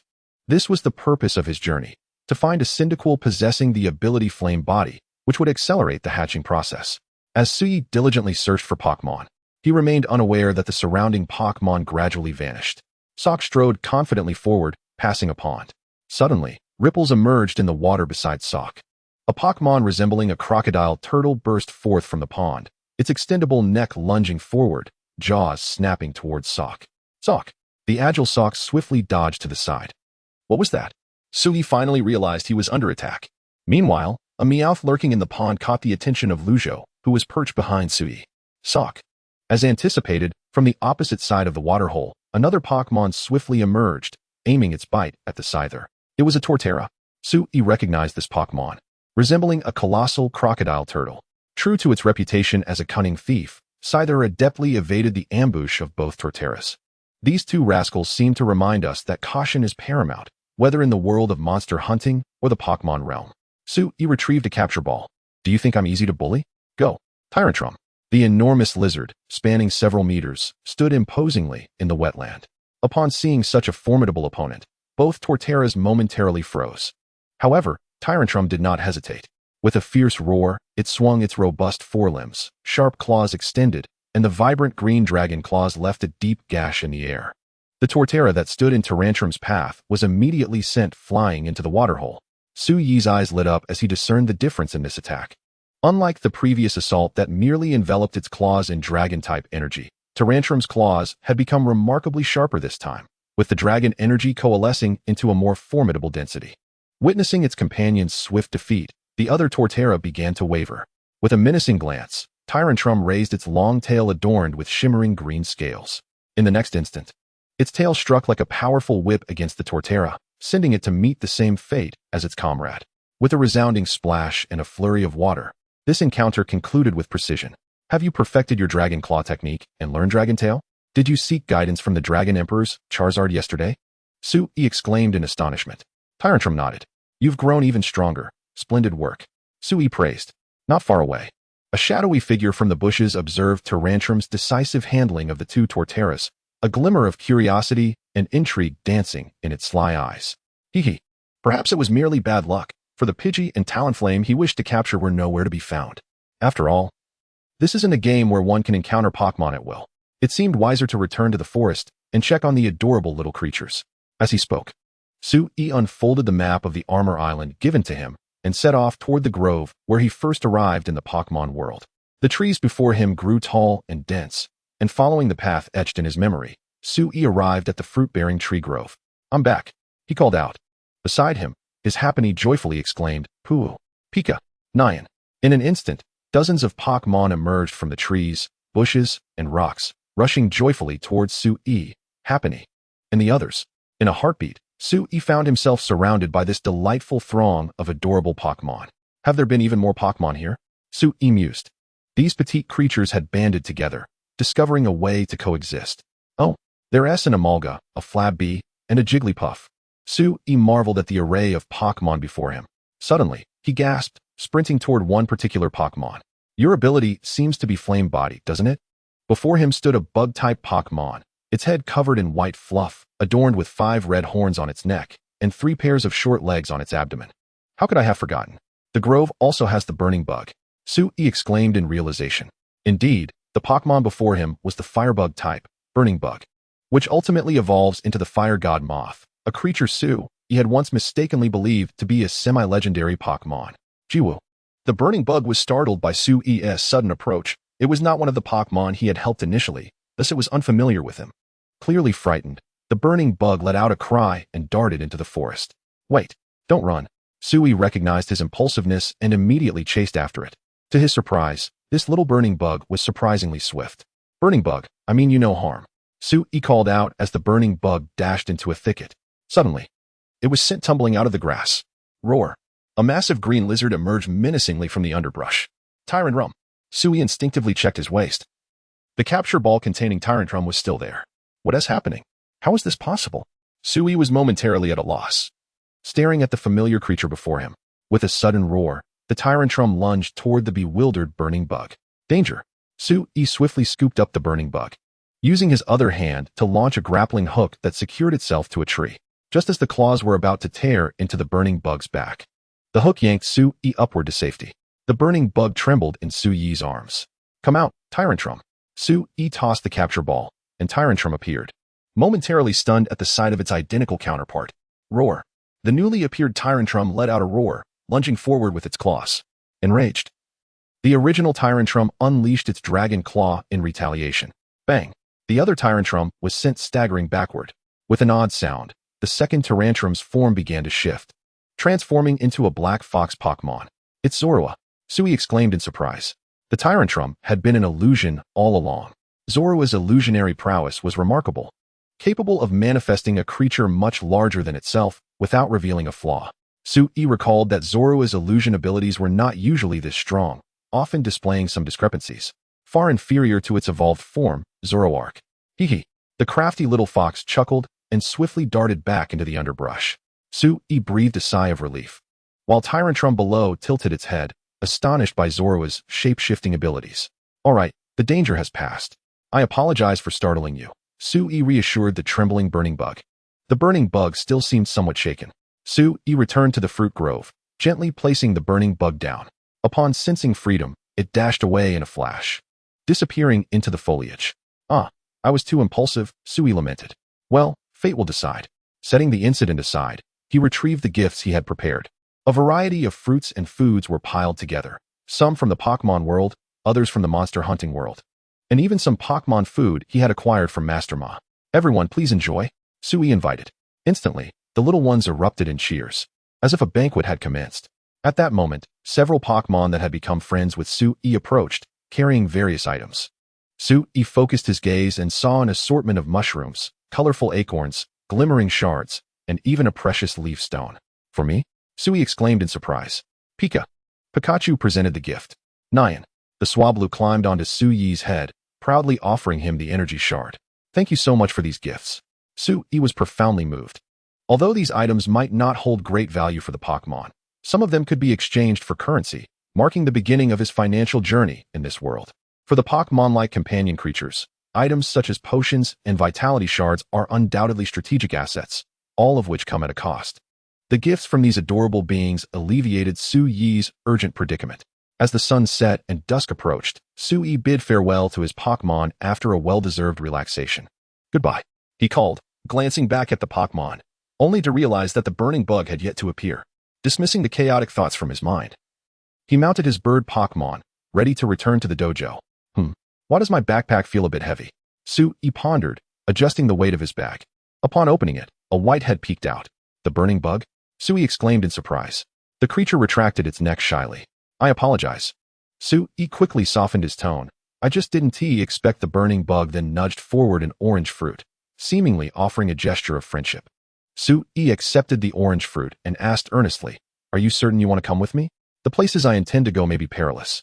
Despite the burning bug's excellent potential, its timid nature might render it ill-suited for the adventures ahead. Even though Sui sought a caretaker to assist with hatching, he held the intention of companionship close to his heart, thus he would not overlook the feelings of the Pokémon. The burning bug glanced at the shaded woods and then at the open sky, its yearning for the outside world helping it to overcome some of its timidity. Chirp. It nodded affirmatively. Then you shall be my companion from now on. Sui grasped the capture ball and extended it as if offering a fist bump. With a gentle tap, the burning bug successfully entered the capture ball. I'm back. At my Master Ma. Sui rushed back to the dojo. Oh, you seem quite elated, Master Ma remarked with a smile. Sui nodded, saying, I've gained a new partner. He then revealed the fire dragon egg, upon which the burning bug perched. Chirp! The burning bug shyly greeted. In the office of President Laws in Gongmen City, as Dan Emperor opened the door, he was met with the fully armed fighting-type dojo master, Kaido. Our champion, you could afford to rest a few more days, President Laws remarked with a wry smile. It's all right. I've encountered an intriguing individual, and my motivation has been reignited, Dan Emperor replied with a grin. President Laws observed, Oh, you do seem a bit more spirited. I recall you just returned from the Isle of Armor. Indeed, an occasional change of scenery is necessary, Dan Emperor stated. The Isle of Armor was, after all, the island of Master Ma, the former champion and fighting dojo master, who had once been Dan Emperor's mentor. Kaido silently resolved, since I'm still hesitating, I might as well go there, and perhaps uncover the secret of the champion's rise. Turning to President Laws, Kaido said, I leave my leave of absence in your hands. Understood, Laws replied, accustomed to Kaido's sporadic training excursions. Chapter 20. The hunting grounds of monsters in the early morning, Sui stretched lazily and rose leisurely. At the table, Lu Cao warmed the goggles on his cap with his breath, then polished them with his paw. After washing up, the duo entered the kitchen. Having received permission to use the kitchen and ingredients from Aunt Mai the previous day, Sui began preparing breakfast. A simple meal of white porridge with an egg sufficed. As he simmered the porridge, he cracked a herbivore dragon egg into it and sprinkled in some meat bits. Thus, a large pot of lean meat and egg drop porridge was completed. Quite early, aren't you? Aunt Mai remarked, entering the kitchen with bread and other traditional Western breakfast items. You really need to trouble yourself with breakfast, she added. Sui filled a bowl with porridge and handed it to her, saying, After all, I'm staying here as a guest. I feel compelled to contribute in some way. Besides, I'm not a child anymore.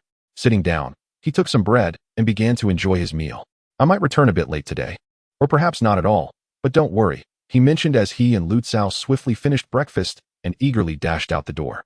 This lad can be quite the mature adult at times, yet at others, he resembles a playful child, Aunt Mai mused, reminded of her game-obsessed husband, prompting a bemused smile.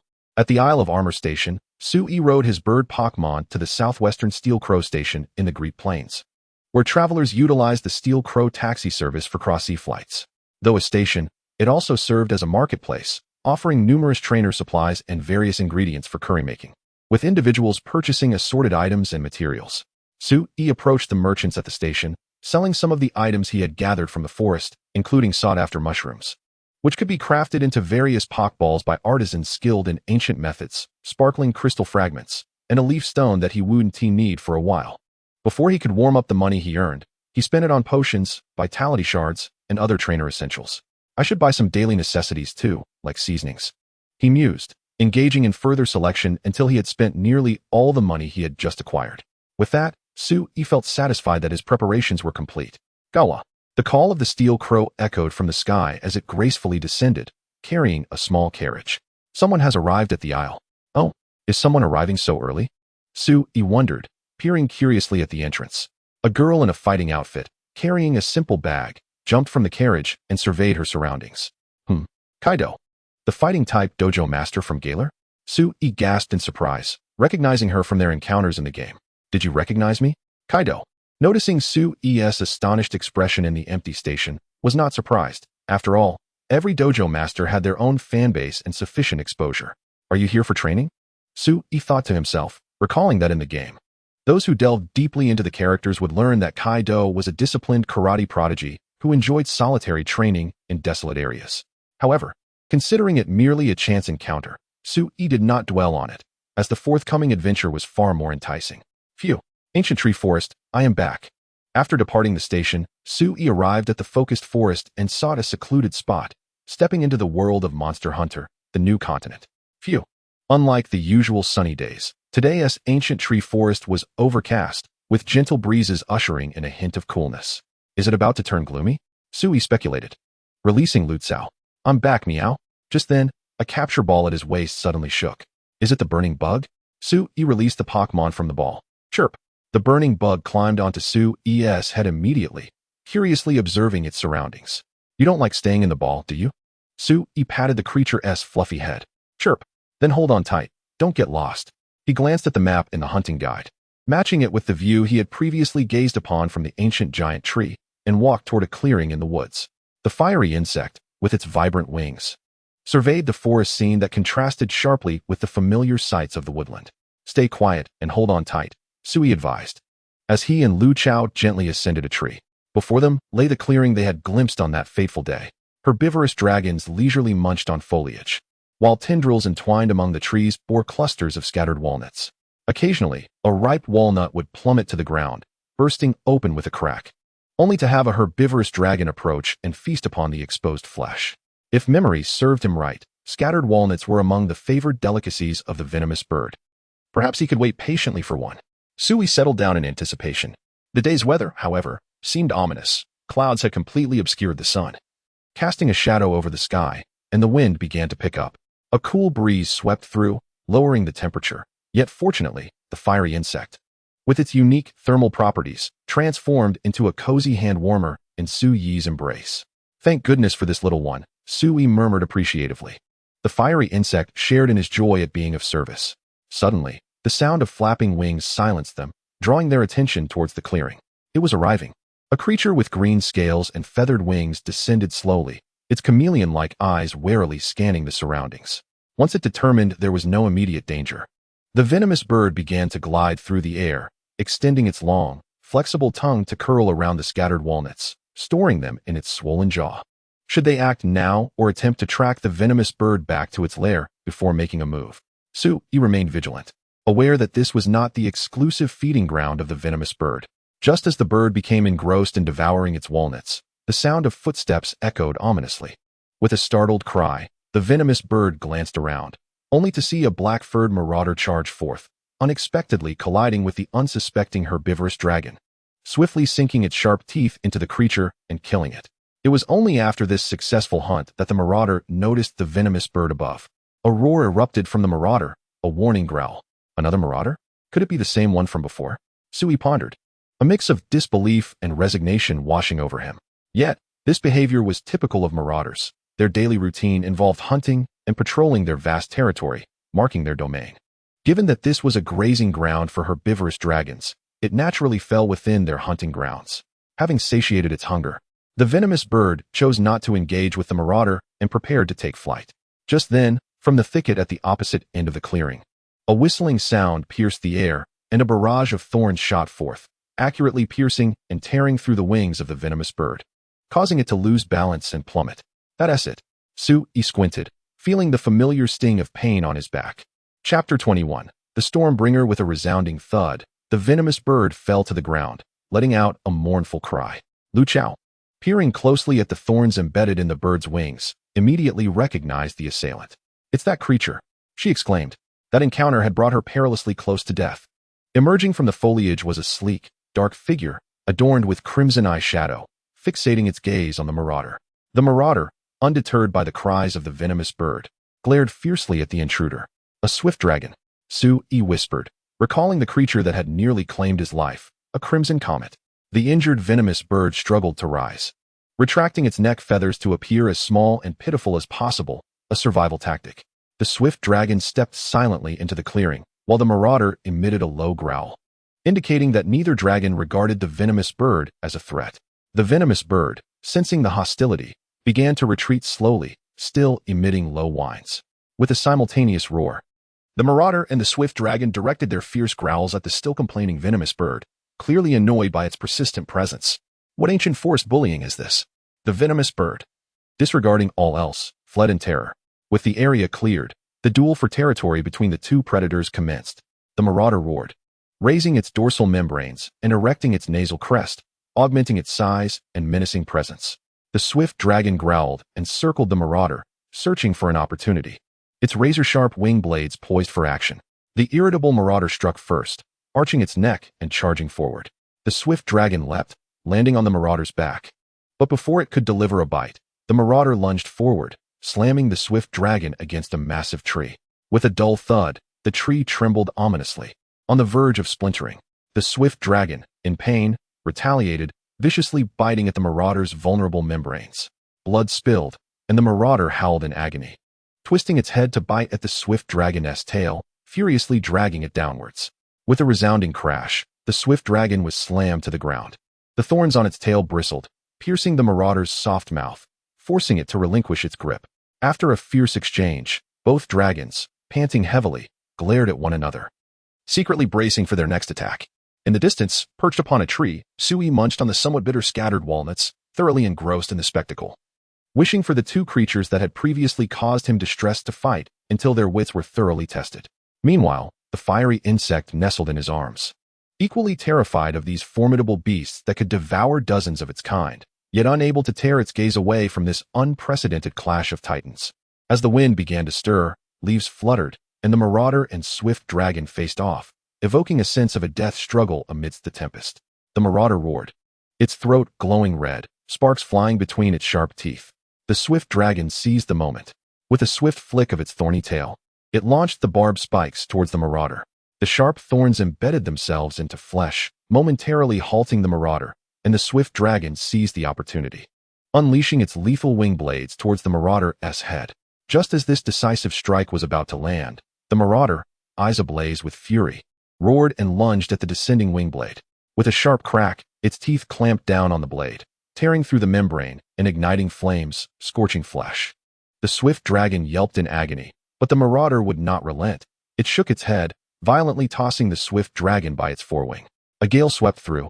Dark clouds swirled, and the winds howled through the woods, echoing a mournful wail, as if signaling an impending shift. The marauder suddenly released its grip, looked skyward, and turned to leave. The swift dragon, now rising, roared defiantly at the departing marauder before swiftly disappearing into the woods. Sui sprang to his feet, hurrying to the battleground just vacated by the fierce clash. The guiding insect swiftly latched onto the remnants of the beasts, memorizing their scents, while Sui collected a feather from the venomous bird, allowing the insect to attach itself to it and begin its guidance. Yet, Sui hesitated, lifting his gaze to the turbulent sky, a grave expression etched upon his features. Sui, what troubles you? Lu Chao asked, sensing an unease. This wind is no ordinary gust. An extraordinary being is guiding the storm.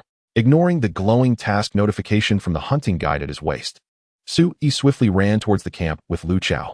Perhaps it's best to return directly. Sui opened the hunting guide, intending to return to the Pokémon world.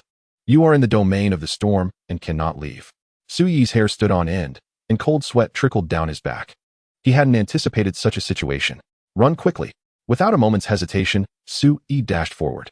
What is happening? Lu Chao was astonished by Sui's reaction. It's the ancient dragon, Sui said, his expression grave. He never imagined that the hunting guide would prevent him from leaving not only under monster pursuit, but also within the ancient dragon's domain. Would they have to wait until the dragon departed or was defeated? The ancient dragon. Lu Chao was also startled. This was a being he had only heard about in legends, a moving calamity, now looming nearby. The sky, shrouded in dark clouds, began to flash with lightning. Silver serpents weaving through the clouds, and thunder rumbled ominously. While thunder echoed overhead, the ancient tree forest fell eerily silent, as all creatures sensed the approach of a formidable presence and hid away. Drip, drip, drip, water droplets fell, and Sui quickened his pace. Suddenly, a torrential downpour unleashed itself. Sui wiped the rain from his face. The cold was sapping his strength. The burning bug had long been returned to its pockball, and the rain stung his face with an icy touch. Almost there.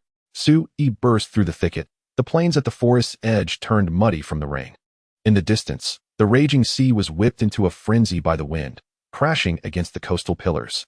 Sui had never fathomed how suffocating it would be to truly experience the ancient dragon's calamity, which had only existed in the game.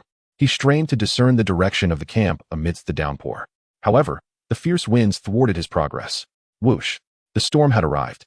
A tornado formed out of thin air, and the powerful winds rendered Sui completely immobile. Whoosh! The sound of wings riding the gale drowned out the rain. The steel dragon, adorned with iron scales, descended upon the coastal plain of the ancient tree forest. Sui raised his hand to shield himself from the torrential rain, straining to gaze at the ancient dragon amidst the tempest. Chapter 22. Rainy Night. One human and one cat. Amidst the storm and downpour, the ancient dragon, exuding a metallic sheen, descended gracefully, enveloped by swirling winds, as if born from the tempest itself. Sui looked up at the steel dragon, now less than 10 meters away. The winds whipped rain against his face, and an overwhelming sense of pressure numbed his feet. The steel dragon noticed the lamb that had failed to escape the storm, its blue-amber eyes fixated quietly on Sui, regardless of the creature's strength. When faced with a hunter, it would display emotions of fear, curiosity, or even anger. Yet, the ancient dragon before him showed none of these reactions. It was a being at the pinnacle of the ecological hierarchy, completely indifferent to those below it. Only when provoked would it unleash its wrath. Fortunately, the steel dragon was not one to attack unrelated beings. Otherwise, Sui would have had no choice but to flee for his life. Even so, merely being scrutinized by the steel dragon, shielded by the storm, filled Sui with a sense of panic and suffocation.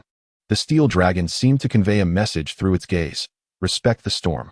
Sui began to understand why those who dared confront ancient dragons, challenging them and ultimately surviving the wrath of such calamities, earned the unparalleled honor of being called heroes. Their immense courage was something ordinary individuals could not fathom. Sui grasped Lu Chao's paw, pulling it protectively behind him. He could feel the trembling of the drenched cat, and he too was gripped by fear. At that moment, only the flashbang in his backpack offered him a glimmer of courage. The steel dragon did not initiate an attack, so he refrained from using the flashbang. If he deployed it, the steel dragon would likely pursue him relentlessly for the affront. We must leave. Sui forced himself to remain calm, slowly leading the dazed Lu Chao away under the steel dragon's watchful gaze. When their figures finally vanished into the torrential rain, the steel dragon turned its head in a particular direction and gradually lay down, observing quietly. The coastal forest, nestled among the trees, was shielded from the fierce winds, preventing the tent from being uprooted. Sui and Lu Chao stumbled into the tent, relieved to find the adventure supplies purchased at the Care Island station were immediately put to use.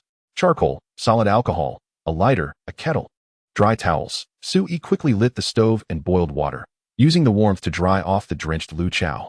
"Are you all right?" Sui asked with concern. Realizing this was likely Lu Chao's first encounter with an ancient dragon, the cat's previously held paw trembled continuously, whether from fear or the cold rain stealing its warmth. He couldn't tell. "I'm fine," Lu Chao replied, though still shaken. "Is that what an ancient dragon is like?" "Terrifying. It feels like an embodiment of the storm," Lu Chao recounted with lingering fear. "This is the pinnacle of power in this world, summoning winds and rain, shrouded in mystery." Sui couldn't help but feel a deep respect for such a being wielding such immense power. In the midst of the tempest, one human and one cat met the gaze of the ancient dragon, a chance many hunters would never experience in their lifetimes. Yet, this encounter could also signify the end of a hunter's journey. He wondered how long the steel dragon would remain in the ancient tree forest. They should prepare for an extended stay in the tent. Thankfully, they had stored ample food and supplies. "Rest now, don't catch a cold." In the middle of the night, the howling winds and the drumming rain kept Sui from sleeping. Each time he closed his eyes, he saw the cold, mysterious blue-amber eyes of the dragon. Only when faced with the ancient dragon did he grasp its true terror, something no game effect could render. "Sui, are you unable to sleep?" The movement of Sui roused Lu Chao, who had also been lightly dozing. "Did I disturb you?" Sui apologized. The cat shook its head. "No, I'm also awake." "At the moment you faced the steel dragon, did you feel fear or perhaps regret?" Sui asked cautiously. "Of course I was afraid. That heart-stopping sensation was far more intense than when facing a Rapidash," Lu Chao admitted, still shaken. "Yet, I do not regret it. If I regretted it, I wouldn't have chosen to venture out," Lu Chao exclaimed, regaining some of its vitality. Sui sighed, managing a wry smile. "I fear leading you into danger, making you dread adventure, and then leaving me. How could I? As long as I am with you, I will never fear or shy away from adventure. I am delighted to explore with you, Sui. It is you who has taken me to such fascinating places. I believe that spending a lifetime in one place, never knowing what flowers bloom in spring, is what truly terrifies me," Lu Chao expressed, unusually verbose. "If we are to confront the ancient dragon in the future, then let us go together. I firmly believe that Sui will grow immensely strong and unflinchingly step forward to take on the challenge."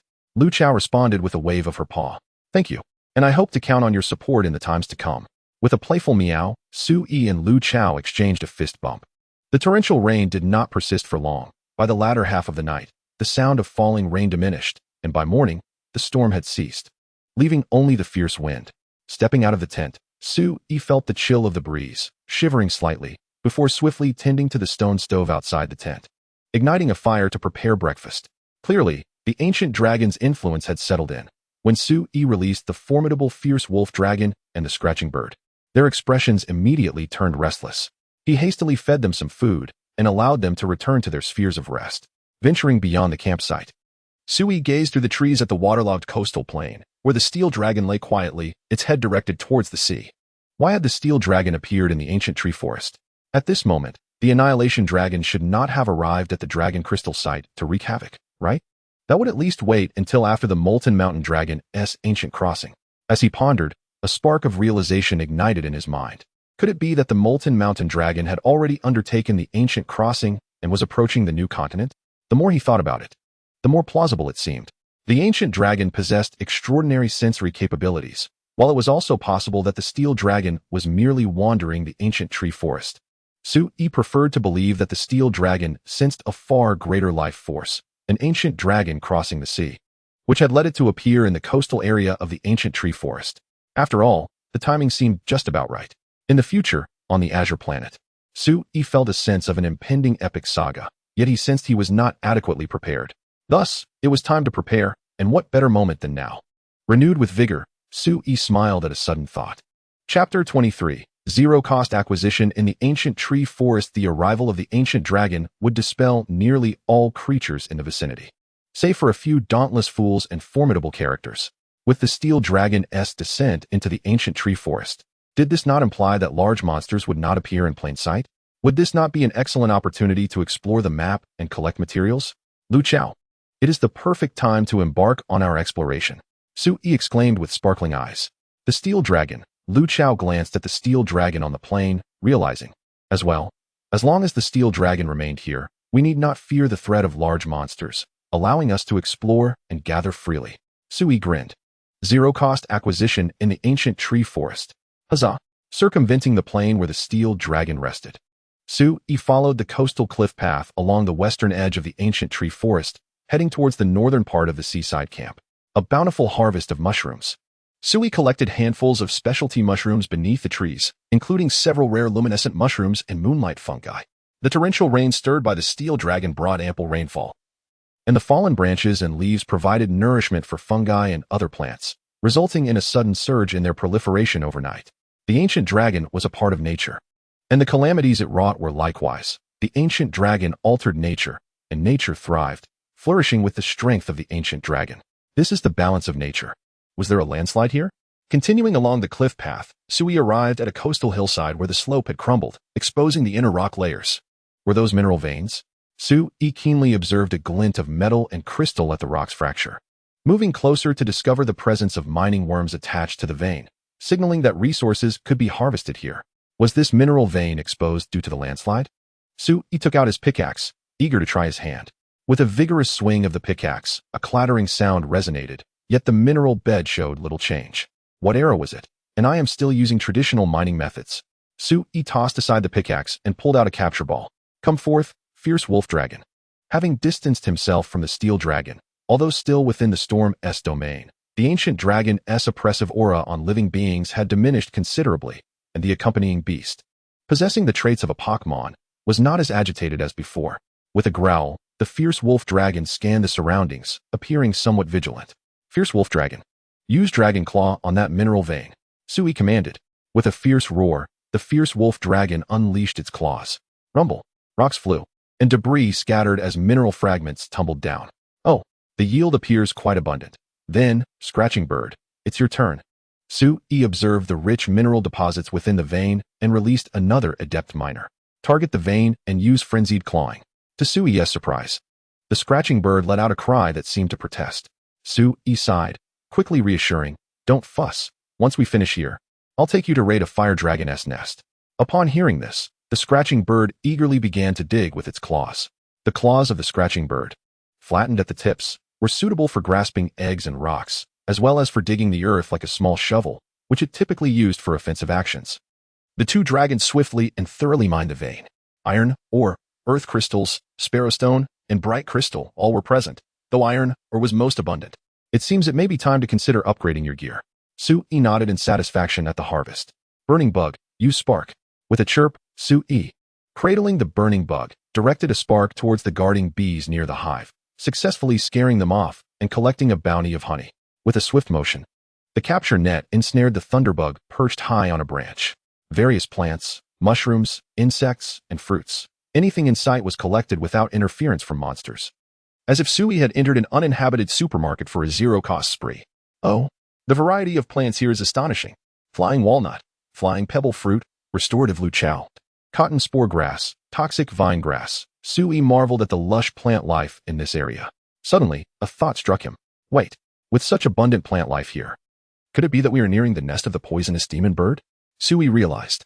The poisonous demon bird relishes the diverse fruits and plants of the ancient tree forest, but it does not consume them on the spot. Instead, it stores them in its gullet to enjoy back at its nest. After consuming the fruits, it disperses the seeds nearby, resulting in a rich diversity of plant life surrounding its nest. This trait, which promotes plant proliferation, has led scholars to believe that the poisonous demon bird is closely associated with the ancient tree forest. It is likely one of the original inhabitants of this woodland. Let us investigate further.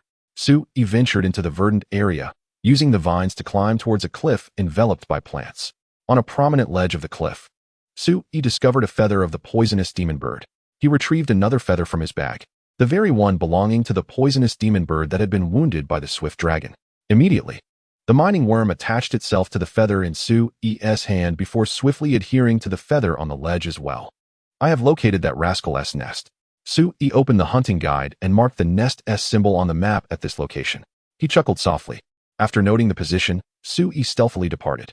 As Sui ascended the spiral wooden staircase within the ancient giant tree, he retraced his steps to the passage that led into the canopy, the very route that the thieving bird had traversed while stealing the dragon egg. The robust trunk of the tree formed a sloping ascent, and as he climbed, he reached the expansive platform of the tree crown. Countless branches intertwined to create a vast nest, beside which lay a heap of bones, evidently the remnants of the fire dragon's prey. Approaching the nest, Sui collected several well-preserved bones into his inventory. However, the egg-hatching nest within was devoid of any contents, leaving him to ponder whether the eggs had been taken away or concealed elsewhere. It was clear that the fire dragon would not jeopardize the safety of its eggs. He released the egg-hunting expert, the thieving bird, which initially scoured the soil around the nest with a hint of excitement, but soon despaired after finding nothing. The thieving bird drooped its head, its feathered crest losing its luster. Unable to find the right words to comfort it, Sui merely patted its claw. Standing at the edge of the fire dragon's nest, he braced against the strong winds and surveyed the entirety of the ancient tree forest. Reaching the pinnacle, the beauty of the fire dragon's nest captivated him, yet he thought of the distant desolation of the ant mound. Just as he was about to search for a path from the ancient tree forest to the ant mound, a silver figure emerged from the coastal plains, riding the winds and gradually ascending towards the giant tree's canopy.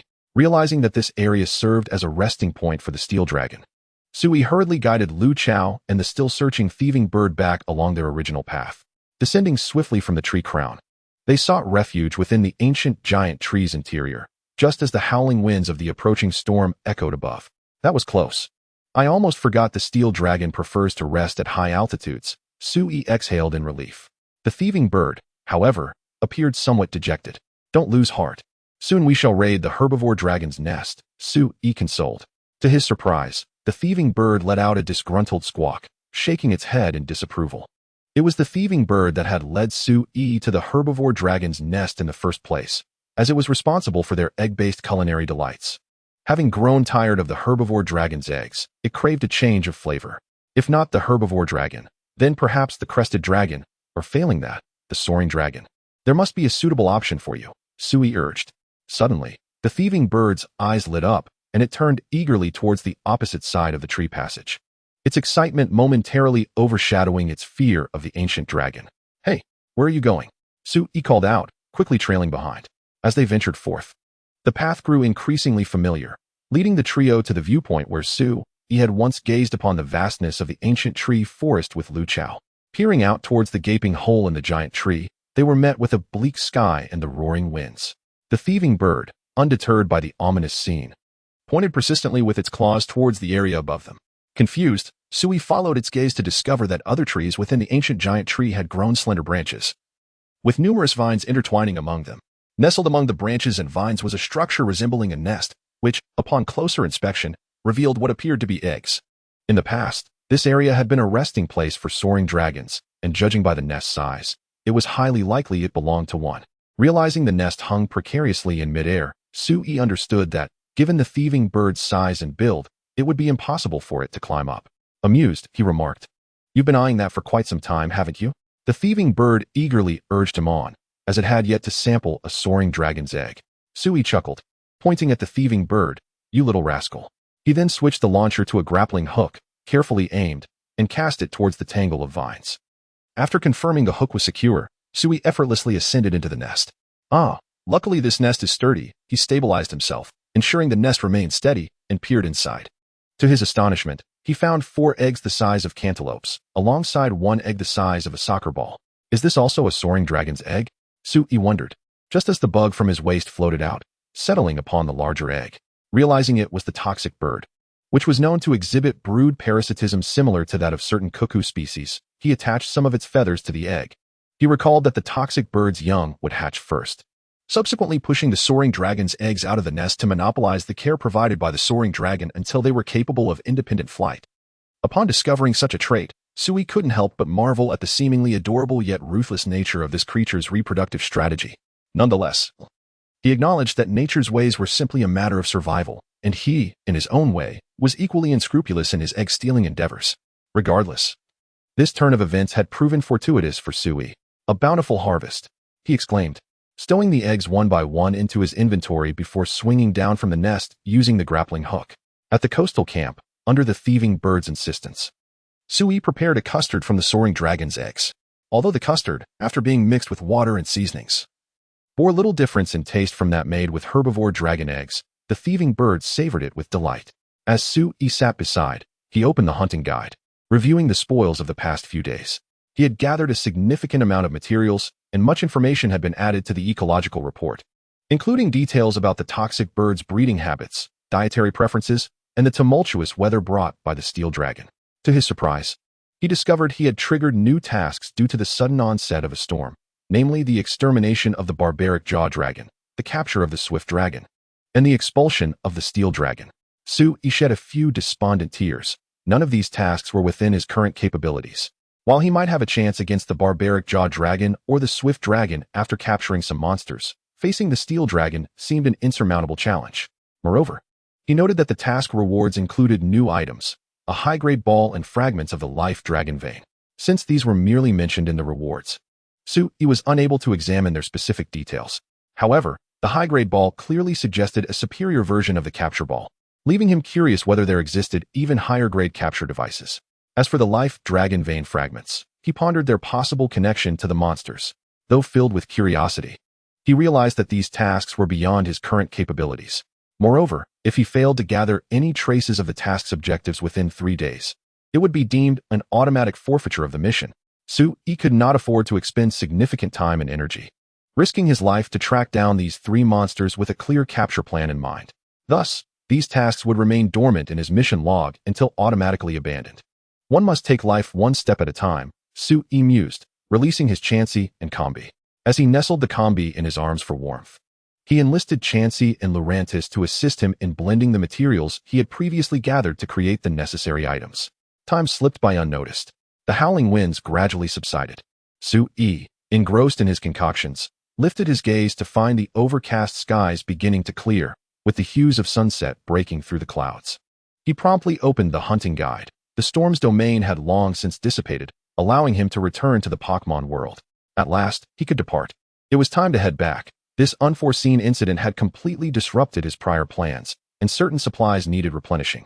Sui collected all the items on the table back into his inventory and recalled his companions into their Pokeballs, opting to return to the Pokémon world. Chapter 25. Sui. What is this invitation for a battle with the throwing of tiles?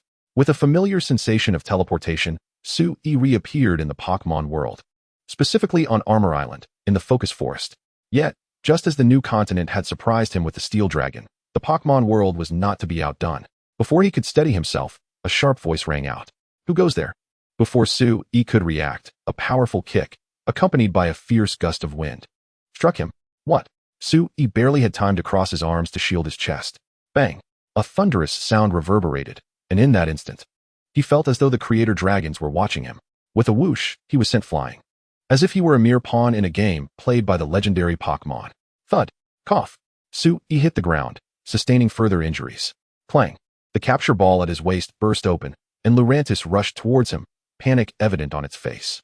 Sui, What's wrong? Don't scare me. Is it a human? The instigator exclaimed in alarm. Meow.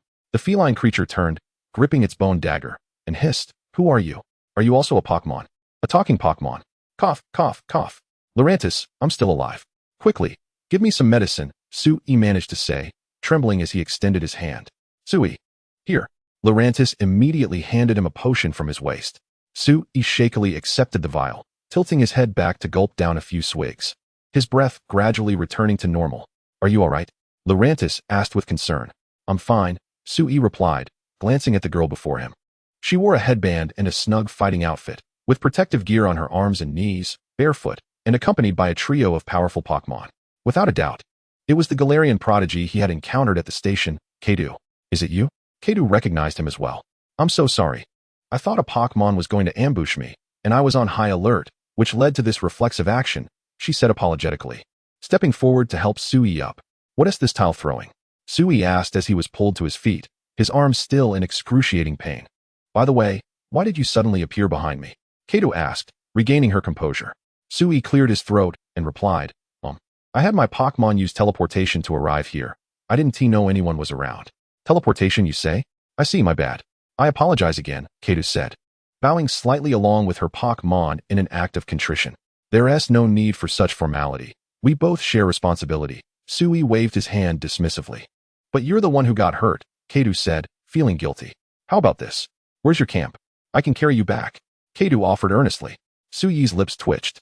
If word got out that he had nearly been sent to meet the creator dragons by a girl-esque kick, and then had to be carried back, his career as a hunter would be over, sorrow. No, I have reliable companions, he insisted, immediately calling forth his Fletchinder. Gah? Fletchinder emerged, gazing curiously at Sui, who was now drenched in cold sweat and in pain. Another unfamiliar Pokémon? Kadu inquired, intrigued. At least let me escort you back. I have healing ointment. Kadu insisted urgently. Really, it's not necessary. Fletchinder, return the way we came. Sui commanded. Gah. Fletchinder squawked and took off towards Master Ma's dojo. Kadu could only watch as Fletchinder carried Sui further away. It's getting late. We should head back, Kadu remarked, glancing at the setting sun as she began to pack her belongings. However, upon returning to Master Ma's dojo, Kadu found herself in a moment of astonishment, locking eyes with Sui, who was tending to his wounds. She hadn't expected him to be a part of Master Ma's dojo. Oh, Kadu, you're back? This is Sui, the one who provided the ingredients for the delicious meals you've been enjoying these past few days. Oh, and the medicine you received was also made by him. Mai walked over, smiling as she introduced him. Realization dawned on Kadu, filling her with a sense of guilt. Yet, Mai shook her head regretfully, saying, if Sui hadn't mentioned that he was kicked by a Machamp and injured his hands, you would have been able to taste his cooking tonight. Sui, half listening, opened his mouth to protest, but it was too late. He could only close his mouth in frustration and awkwardly stare at the table. A Machamp? Kadu exclaimed, her astonishment quickly replaced by indignation. While Machamp's appearance was certainly acceptable by Pokémon standards, using it as a comparison for a girl felt somewhat inappropriate. Sui weakly clarified. That was merely a metaphor for strength. Kadu glanced at Sui's bandaged hands, deciding to let the matter rest. Due to Sui's injuries, dinner that night consisted of Galarian-style curry made by Mai. As Sui savored the delectable curry, inspiration for culinary creations began to swirl in his mind. That night, in the dojo's room, Sui held the egg of the poison-flying Pokémon, aiming it at the overhead light. The light filtered through the eggshell, allowing him to faintly glimpse the developing embryo within. It's about to hatch, Sui marveled. I wonder when the Charizard egg will hatch. He glanced over at a small nest where his combi lay soundly asleep atop an egg. Tomorrow, I'll purchase the camping materials I used up last time and continue capturing the poison-flying Pokémon. Afterward, I'll find a way to enter the Great Ant Hill ruins. Dear lady, here I come. Sui mentally mapped out his plans for the following day before drifting off to sleep, filled with anticipation. The next morning, with his arm significantly improved thanks to the herbal remedies, Sui assisted Mai in preparing breakfast. Kadu also rose early and entered the dining area, but today, her gaze towards Sui seemed somewhat unusual. Sui felt a bit disoriented. Surely this girl wouldn't want to kick him again, would she? Mr. Sui, I hear you have recently become a trainer and are already able to contend with the main forces of the Dan Emperor, Kaido suddenly inquired. The Dan Emperor held back, and moreover, he did not utilize Gigantamax, Sui candidly replied. How do you know the Dan Emperor was holding back? Kaido asked curiously. Sui shrugged and said, "Isn't it obvious?" He didn't even take off his hat. It is well known that for some individuals, their hat is an extension of their being. Not taking off his hat, Kaido was taken aback, somewhat perplexed. Sui reminisced about the peak battle he witnessed before his journey and chuckled. To discard the cape and hat is not to fight as a champion, but as a trainer. That is the essence of a decisive battle, free from all constraints. Kaido pondered these words, realizing that the interesting individual the Dan Emperor spoke of must indeed be Sui. She had been relentlessly pursuing the Dan Emperor in Pokémon battles. Yet the pressure only seemed to mount, leaving her increasingly directionless. Perhaps she could glean some answers from this individual, whom Master Ma had described as someone destined for late blooming greatness. "Mr. Sui, please engage in a Pokémon battle with me." "Oh." Sui was momentarily startled, then smiled, realizing it had been a while since he had battled. Let us proceed. Chapter 26. The Initial Blade of the Cat. Once again at the battle arena nestled in the mountain gorge behind the dojo, Master Ma, upon hearing of the impending battle between Sui and Kaido, took on the role of referee with great interest. The two stood at opposite ends of the field. Sui was brimming with enthusiasm, while Kaido remained expressionless, as immovable as a mountain. Their mental states were intriguing. One was a young man stepping into society, while the other was a spirited young girl in her athletic prime. It seemed more fitting for their roles to be reversed in terms of demeanor. Kaido, Master Ma observed, had issued a challenge to him on the very day she arrived at Armor Island. As a karate prodigy who had challenged the Dan Emperor multiple times, Master Ma offered her the utmost respect, and they engaged in a full team battle, utilizing their strongest Pokémon. Naturally, Kaido faced a resounding defeat. Master Ma discerned her issue. She had encased her heart, leaving no openings for others to penetrate, thus burying her true emotions, making it difficult for even her Pokémon companions to approach her inner self. Her obsession with victory seemed to exist solely for the sake of winning, and the pressure she felt had imprisoned her spirit. To shatter this confinement, a trainer capable of completely unleashing their emotions in battle was required. Hence, Master Ma thought of Sui, a pure adventurer who maintained a fervor for battles, was unrestrained in his battle tactics, and fostered an enviable bond with his Pokémon partners. Moreover, he too was destined for late blooming greatness.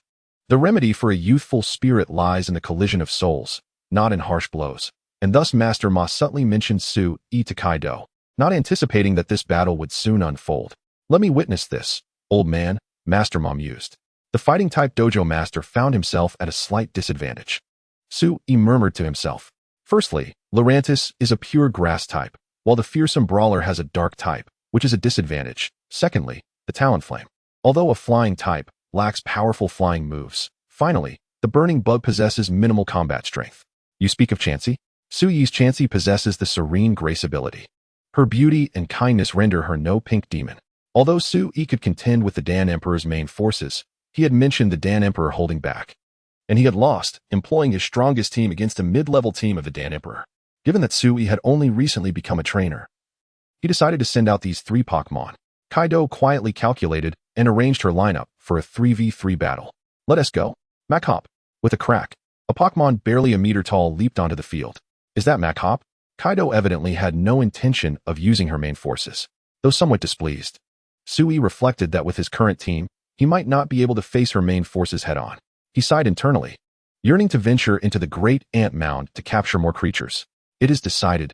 You shall be the one." Sui had no choice but to send out Meow. Meow? Lurantis sprang onto the field, ready for action. Having learned from Sui's explanations, he understood that he was at a disadvantage against this Pokémon of similar height. Thus he needed to proceed with caution. "As for the rules, I need not elaborate," Master Ma announced. Kaido issued the first command, Brick Break, a classic fighting-type move. Machop rushed forward with agility, its right hand glowing as it aimed a downward strike at Lurantis. "Dodge. Chase after it." Following Sui's command, Kaido swiftly pursued. One was a well-trained athlete, the other a hunter traversing the forest. The two little creatures darted about with agile movements. Seeing that simply maintaining pressure was insufficient to break the stalemate, Kaido furrowed her brow and commanded, Brick Break. Crack. Machop's hand transformed into a blade and struck down rapidly. Opening. Dodge. Then Meow attack. Sui shouted. Meow? Meow swiftly evaded the Brick Break, then charged in with a blade strike. Now, with your other hand. Kaido cried out. Crack. Machop missed, and its other hand executed another Brick Break towards the glowing short blade. Bang. Meow's attack was solidly caught. Oh no. Sui immediately realized Kaido's intention. Sure enough. Low kick. Kaido ordered expressionlessly. Machop's lower limbs swiftly swept towards Lurantis's legs, leaving it unable to respond in time. Boom. Meow? Meow cried out in pain as it fell to the ground. Are you alright? Sui shouted in concern. That hurt. Is this what Pokémon battles are like? Lurantis staggered to its feet, pain radiating from its right foot as it braced itself against the ground. Sui contemplated the disparity in strength. Although Kaido's Machop had yet to evolve, it had undergone rigorous training. Their overall strength was not comparable. Should I switch it out? Sui pondered. Sui, I can still battle. Meow grinned through gritted teeth. There are bound to be even tougher challenges ahead. I won't hold you back. Lurantis tightened its grip on the bone-short blade, determination shining in its eyes. Seeing Meow's resilient spirit, Kaido couldn't help but reassess her initial impression of Lurantis as merely a companion Pokémon. Meow stood firm, eyes focused. Kaido coldly commanded, Brick break. Machop surged forward with the same swiftness as before. Sui's expression changed as he intently observed Machop's movements, refraining from issuing immediate commands. Meow, trusting in Sui, remained steadfast, undeterred by the fierce brick break. Crack. Machop aimed a powerful strike downwards. Side slash. Lurantis nimbly sidestepped, swinging its short blade to evade the brick break while delivering a counterattack. Sui's excitement surged as he clenched his fist. This felt promising. Crack. As it was a normal type attack, it did not deal significant damage to Machop. Machop. Double brick break. Kaido quickened the pace of her assault. Machop, with its small frame, relentlessly advanced, hands glowing with the power of its moves. Meow. Dodge with all your might. But the injury on its foot caused Meow to falter, exposing a vulnerability. Sui's nerves were on edge. At this moment, a flash of brilliance gleamed in the cat's eyes, revealing a clear trajectory of the attack. Under the influence of a mysterious power, the cat's body swiftly twisted, evading the strike with remarkable precision. Oh, it discerned the move. Master's eyes lit up. This was a technique capable of completely countering the opponent's assault. This technique, known as seeing through the move, also had a former translation, Kench. Sui's eyes sparkled with astonishment, but recalling the ongoing battle, he instantly transitioned into a commanding state. Now is the time. Strike with the blade. The breaking slash. Sui shouted. Meow. The cat immediately swung its knife towards the opponent. After evading, it swiftly retaliated, catching both the opponent and Kaido off guard. Whoosh. A white mark appeared on the chest of the opponent, eliciting a pained cry as it staggered back. Kaido furrowed her brow, about to give an order, when she heard Sui exclaim excitedly, Harness this power. Execute a grand spin. Meow. The cat, now fully engaged, shouted as it stepped forward, lunging into the opponent's embrace while tracing a circular arc with its short blade. Slice.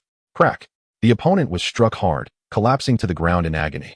Chapter 27. Sui. Without battle, survival is impossible. The elegant swordsmanship, though still immature, was executed with remarkable agility. Master expressed his admiration.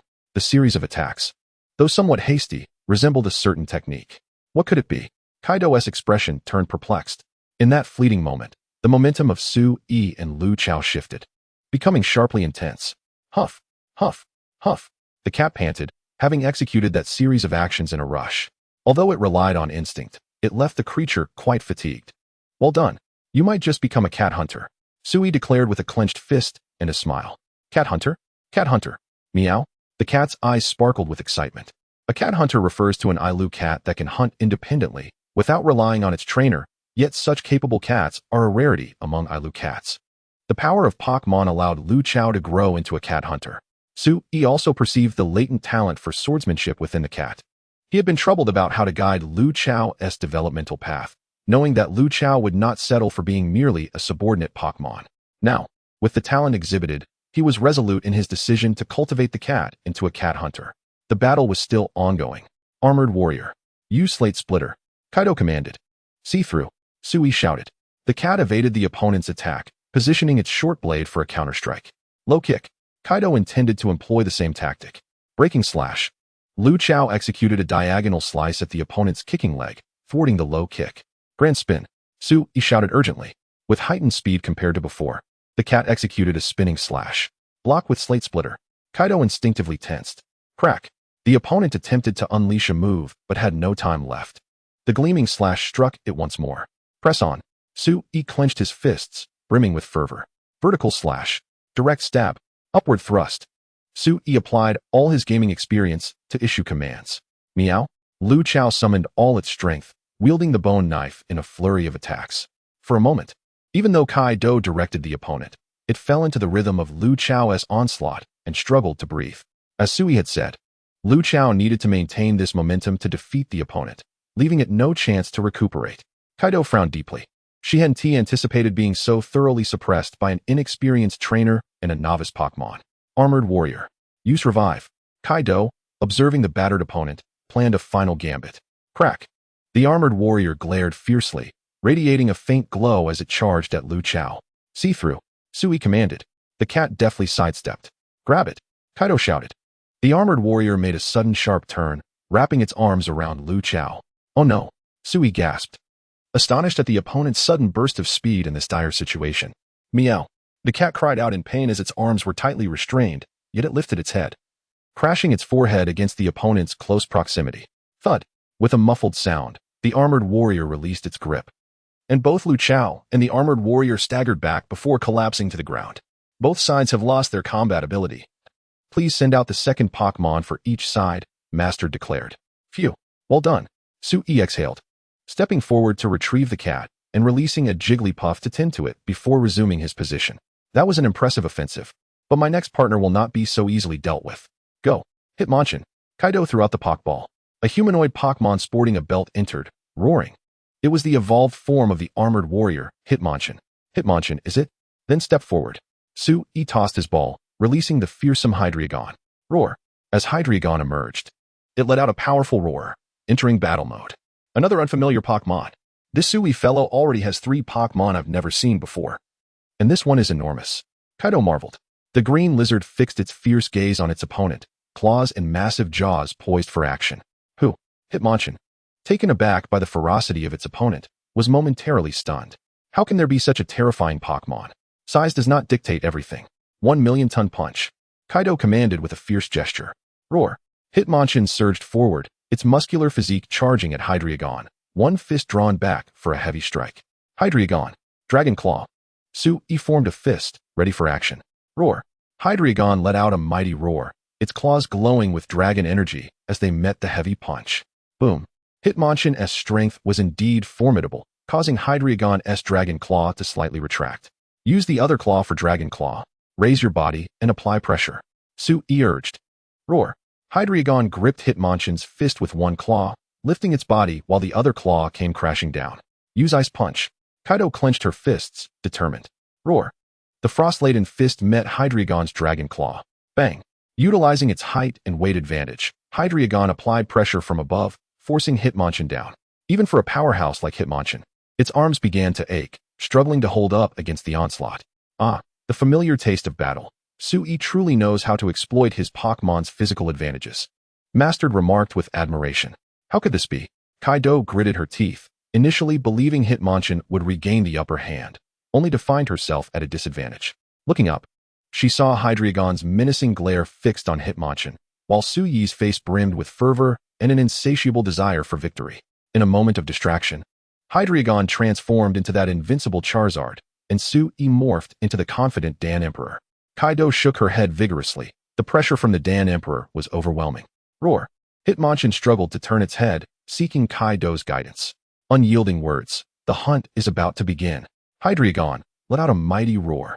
Sui commanded. Roar. Hydreigon unleashed a deafening roar directed at Hitmonchan, enveloping it in dark energy, causing it immense pain. Hitmonchan. Ice Punch. Kaido snapped back to attention, urgently commanding. Roar. Frost enveloped Howley's fists, coldness gnawing at the formidable claws of the ferocious Chilong. A roar erupted from the creature, tormented by the energy it struggled to contain.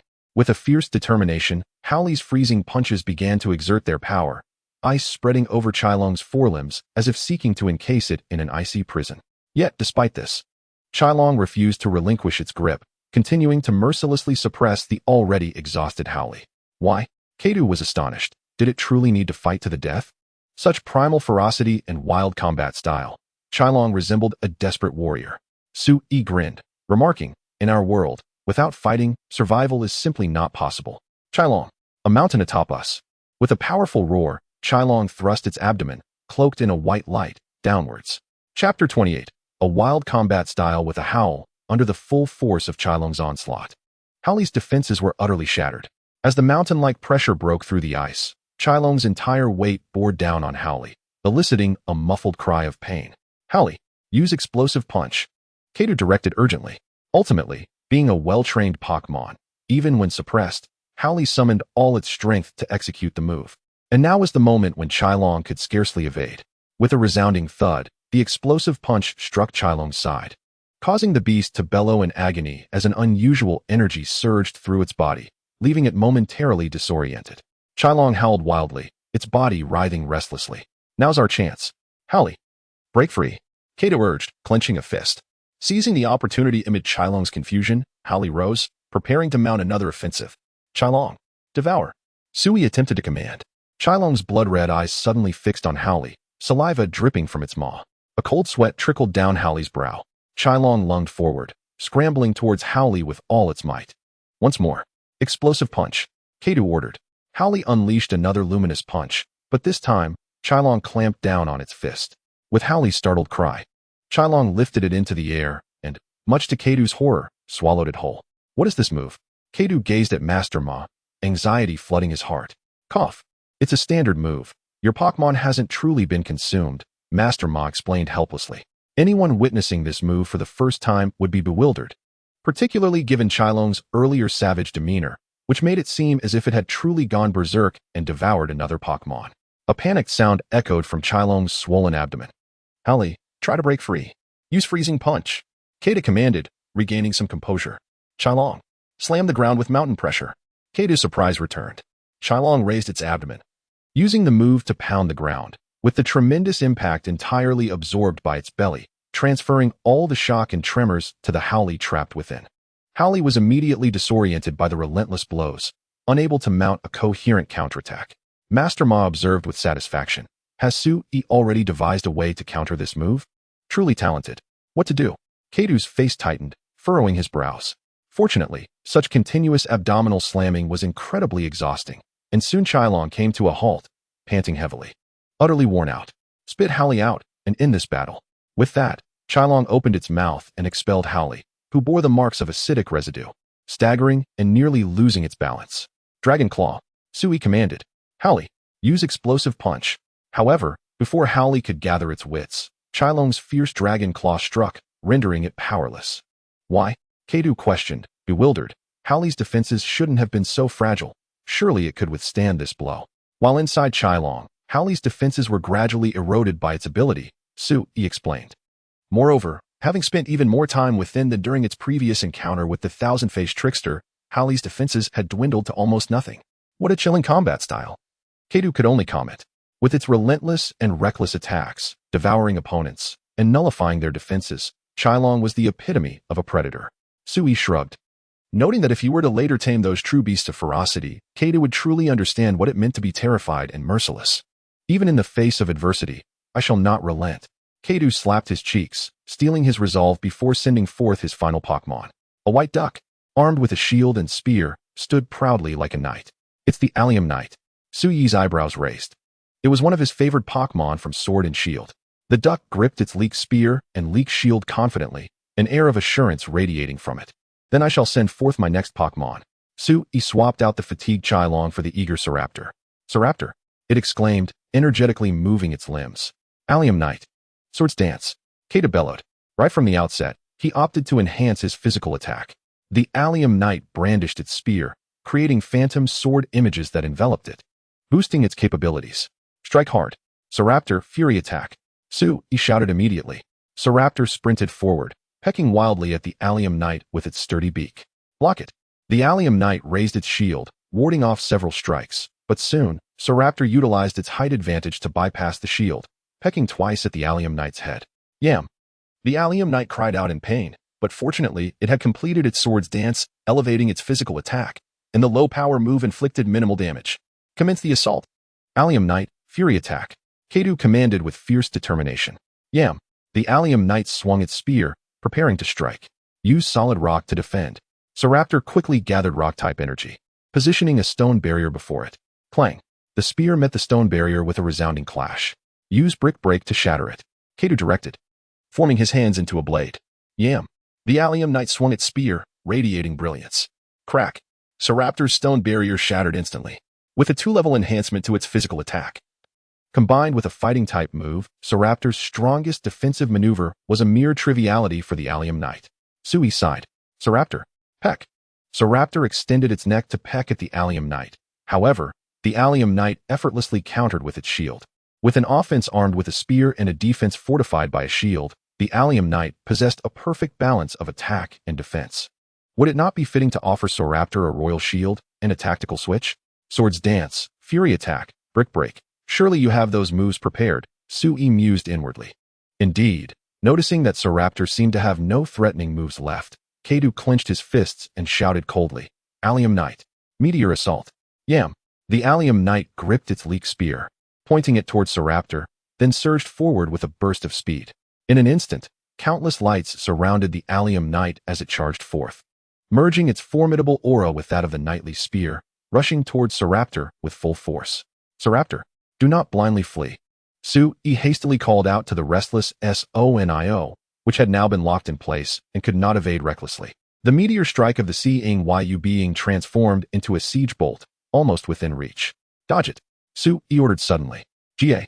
The tense SONIO immediately lifted its legs to evade, but it was still a moment too late, as the swift meteor strike struck its body. GA-wa? SONIO let out a mournful cry as it fell to the ground. Chapter 29. Victory, Promise, Smile the Azure Star, also a Pokémon Master. Please indicate the source. New Keyboard Novel Network. SONIO. Are you alright? Sui called with concern. GA. SONIO trembled as it stood up, its head feathers a bit disheveled. Fortunately, being a flying type allowed SONIO to resist fighting type moves.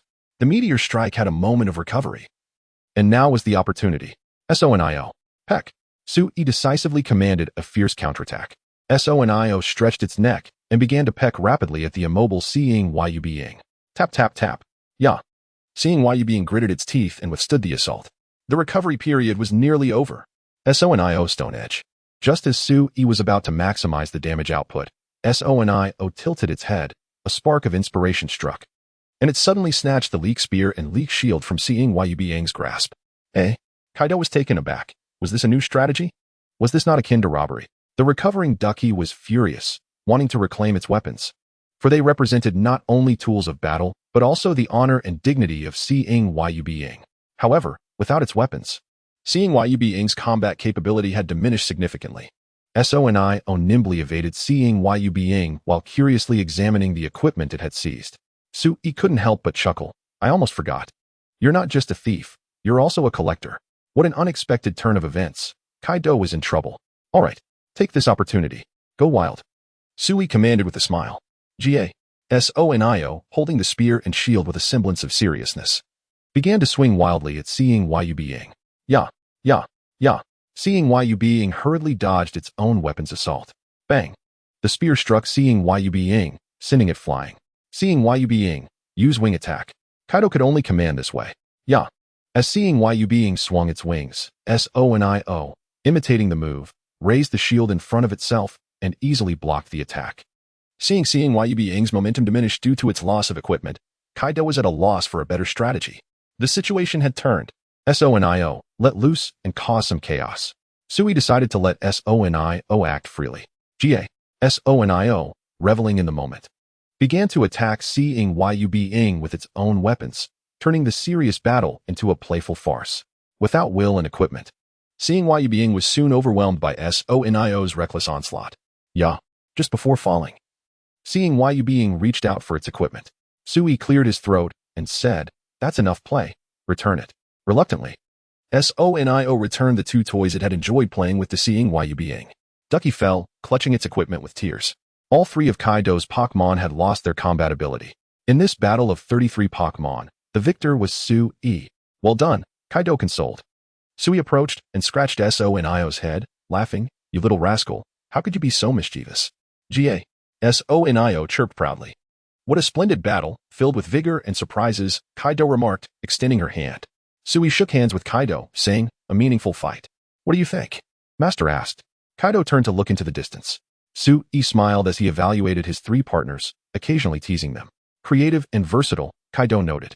Full of energy and wholeheartedly engaged, Master added. Is your love for battle the same as mine? Master inquired. Master, what do you mean by that? Kaido asked, puzzled. Sui was well acquainted with many facets of his partners and fought in accordance with their accustomed battle styles, devising strategies that suited their unique characteristics. Moreover, they trusted one another in battle. Sui's Pokémon believed in his commands, and Sui trusted their actions. They were not bound by rigid directives. More importantly, he loved battling and immersed himself in it, not merely pursuing victory. Master leisurely left the back mountain with his hands behind his back. Kaido glanced at her battle-worn hands, murmuring, is it not merely about pursuing victory? Is what I seek merely the expectations of others and not disappointing their impressions of me? Kaido was not foolish. She understood that her motivation to challenge the champion and grow stronger stemmed from her family's expectations for her elite education and the title of karate genius bestowed upon her by others. To preserve these honors and images, she fought with a serious and cold demeanor, even appearing somewhat unapproachable. It had been a long time since she had laughed during a battle, regardless of winning or losing. Kaido, may I call you that? Sui approached. Of course. Mr. Sui, Kaido replied earnestly. No need for Mr. It sounds too formal, Sui chuckled. Here, take this. Sui handed Kaido a bottle of amber liquid. What is this? Honey, sweet honey that can uplift your mood, Sui smiled. The mention of sweetness made Kaido's eyes light up, her heart eager to try it. But she quickly suppressed the impulse, thinking of being watched. Thank you for your kindness. Kaido accepted the jar of honey. You didn't use your main force, did you? Sui asserted. No, Kaido nodded. Next time, perhaps soon, let us have another battle, one where we give it our all, Sui proposed. Of course. I won't refuse a challenge, Kaido declared, clenching her fist. Then it's settled, Sui said, shouldering his backpack. Are you off on another adventure? Kaido inquired, observing Sui's attire. Adventure is my life's journey, free and unfettered. Doing what I love, Sui replied with a smile. And little girl, remember to smile. It's more becoming, Sui said, pointing to her cheek. Kaido was taken aback. Ha ha. Sui laughed as he departed. What a strange person, Kaido murmured. As the area grew quiet, Kaido took out the jar of honey, twisted off the lid, and dipped her finger in a little to taste. The pure, wild honey flowed onto her palate, and the sweet flavor burst forth on her taste buds. The private sweet tooth in Kaido squinted her eyes, revealing a happy smile. Whoosh. I'm back. Sui exited the dojo and immediately found a spot to enter the Monster Hunter world. At this moment, in the new continent, Ancient Tree Forest, the storm and rain brought by the steel dragon revitalized the forest. Following the markings he had made on the map last time, Sui arrived near the suspected nest of the poisonous demon bird. Amidst the dense foliage, Sui, guided by the bug, found a nest located on the wall of a tree. However, this nest bore no signs of the poisonous demon bird's return. Inside were only old feathers that had long lost their luster. Sui furrowed his brow. Has the poisonous demon bird not returned, or has it met with misfortune? After all, the new world is fraught with danger, and one cannot predict whether an accident or tomorrow will arrive first. It is best to venture into the forest for an investigation. Chapter 30. The Thunderous Jaw of the Savage Beast, Chaotic Red and Tangled. Once again exploring the forest with Lu Chao, Sui discovered traces of many old acquaintances, the Savage Jaw Dragon, the Thunder Dragon, the fearsome Saber-Tooth Dragon, and the female Fire Dragon. Clearly, the brief appearance of the Steel Dragon had not disrupted their lives, although some changes were quietly unfolding. As they entered the dense woods, towering and lush trees shielded them from the sun, providing a cool resting place for the creatures. The agile forest ancestor birds glided and played among the trunks. Sui and his companions sought refuge here from the impending noonday heat. However, they were not the only visitors to this place. What a massive figure! What kind of creature is this? The dense foliage obscured their view until they approached, and Lu Chao suddenly realized that a colossal being loomed not far from them. Standing on two legs, with hooves for feet and short forelimbs, it was draped in thick white fur, sporting antlers that resembled those of a moose. It is the bull. The bull dragon, Sui murmured. Although it is called a bull, the bull dragon's head resembles that of a deer more closely. As a herbivore, the bull dragon does not initiate attacks on hunters. However, should anyone provoke it, the bull will transform into a bulldozer, wreaking havoc with its massive horns. Due to the bull dragon's widespread distribution and its tendency to unleash chaos when enraged, it has earned the nickname Officer Bull, the newly appointed enforcer of the icy plains among hunters. Yet, Sui was genuinely curious as to why this creature, with its thick fur seemingly suited for the frigid tundra, could be found throughout the New World, even appearing in the geothermal regions of the Dragon Crystal Land. At this moment, the bull dragon, seeking shade under the trees, lowered its head to drink from a small puddle, where cool water trickled down from the ancient tree forest above. After quenching its thirst, it turned around, its massive body causing the ground to tremble with each step. "It's looking this way," Lu Chao whispered nervously. "Relax, there's no need to be anxious," Sui reassured her, delicately retrieving a can of Pokémon food from his backpack. The bull dragon gazed curiously at this peculiar creature before it, its alertness slightly diminishing as it encountered something so diminutive. Sui scattered the Pokémon food on the ground, and under the bull dragon's watchful eye, he picked up a few pieces, chewing audibly before swallowing. The bull dragon seemed to comprehend, lowering its head to extend its tongue, cautiously sampling a few morsels of Pokémon food before chewing carefully. These cans of Pokémon food were intended for Chansey and the burning bug, being rather bland yet effective in satisfying hunger. After tasting a small bite, the bull dragon appeared to find the flavor pleasant and, reassured of its safety, finished the remaining food. Sui observed from a distance, refraining from reaching out to touch it, as he could not predict the temperament of the bull. Just as Sui was feeding the bull, an uninvited guest approached stealthily. Roar! A ferocious roar reverberated through the woods, startling the bull dragon from its leisurely meal, instantly shifting its demeanor to one of vigilance and unease. That annoying roar. Sui quickly pulled Lu Chao into a nearby thicket.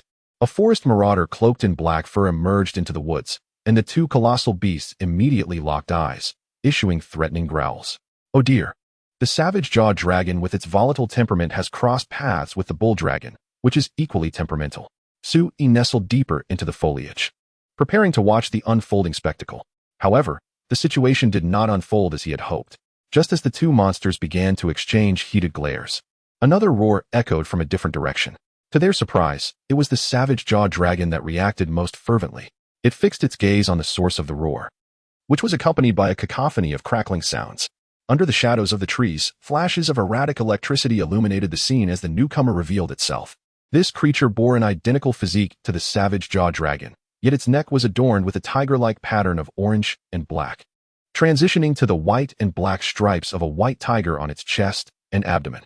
Its fur was white, and amidst its fluffy coat shimmered sparks of electricity. The subspecies of the savage jaw dragon, the thunder jaw dragon. My goodness, the savage jaw and the thunder jaw, both marauders of the forest and the ice plains, have gathered. Sui could not help but marvel. The ancient tree forest was about to become a site of great turmoil. Roar! Roar! Upon meeting, the two immediately unleashed aggressive roars.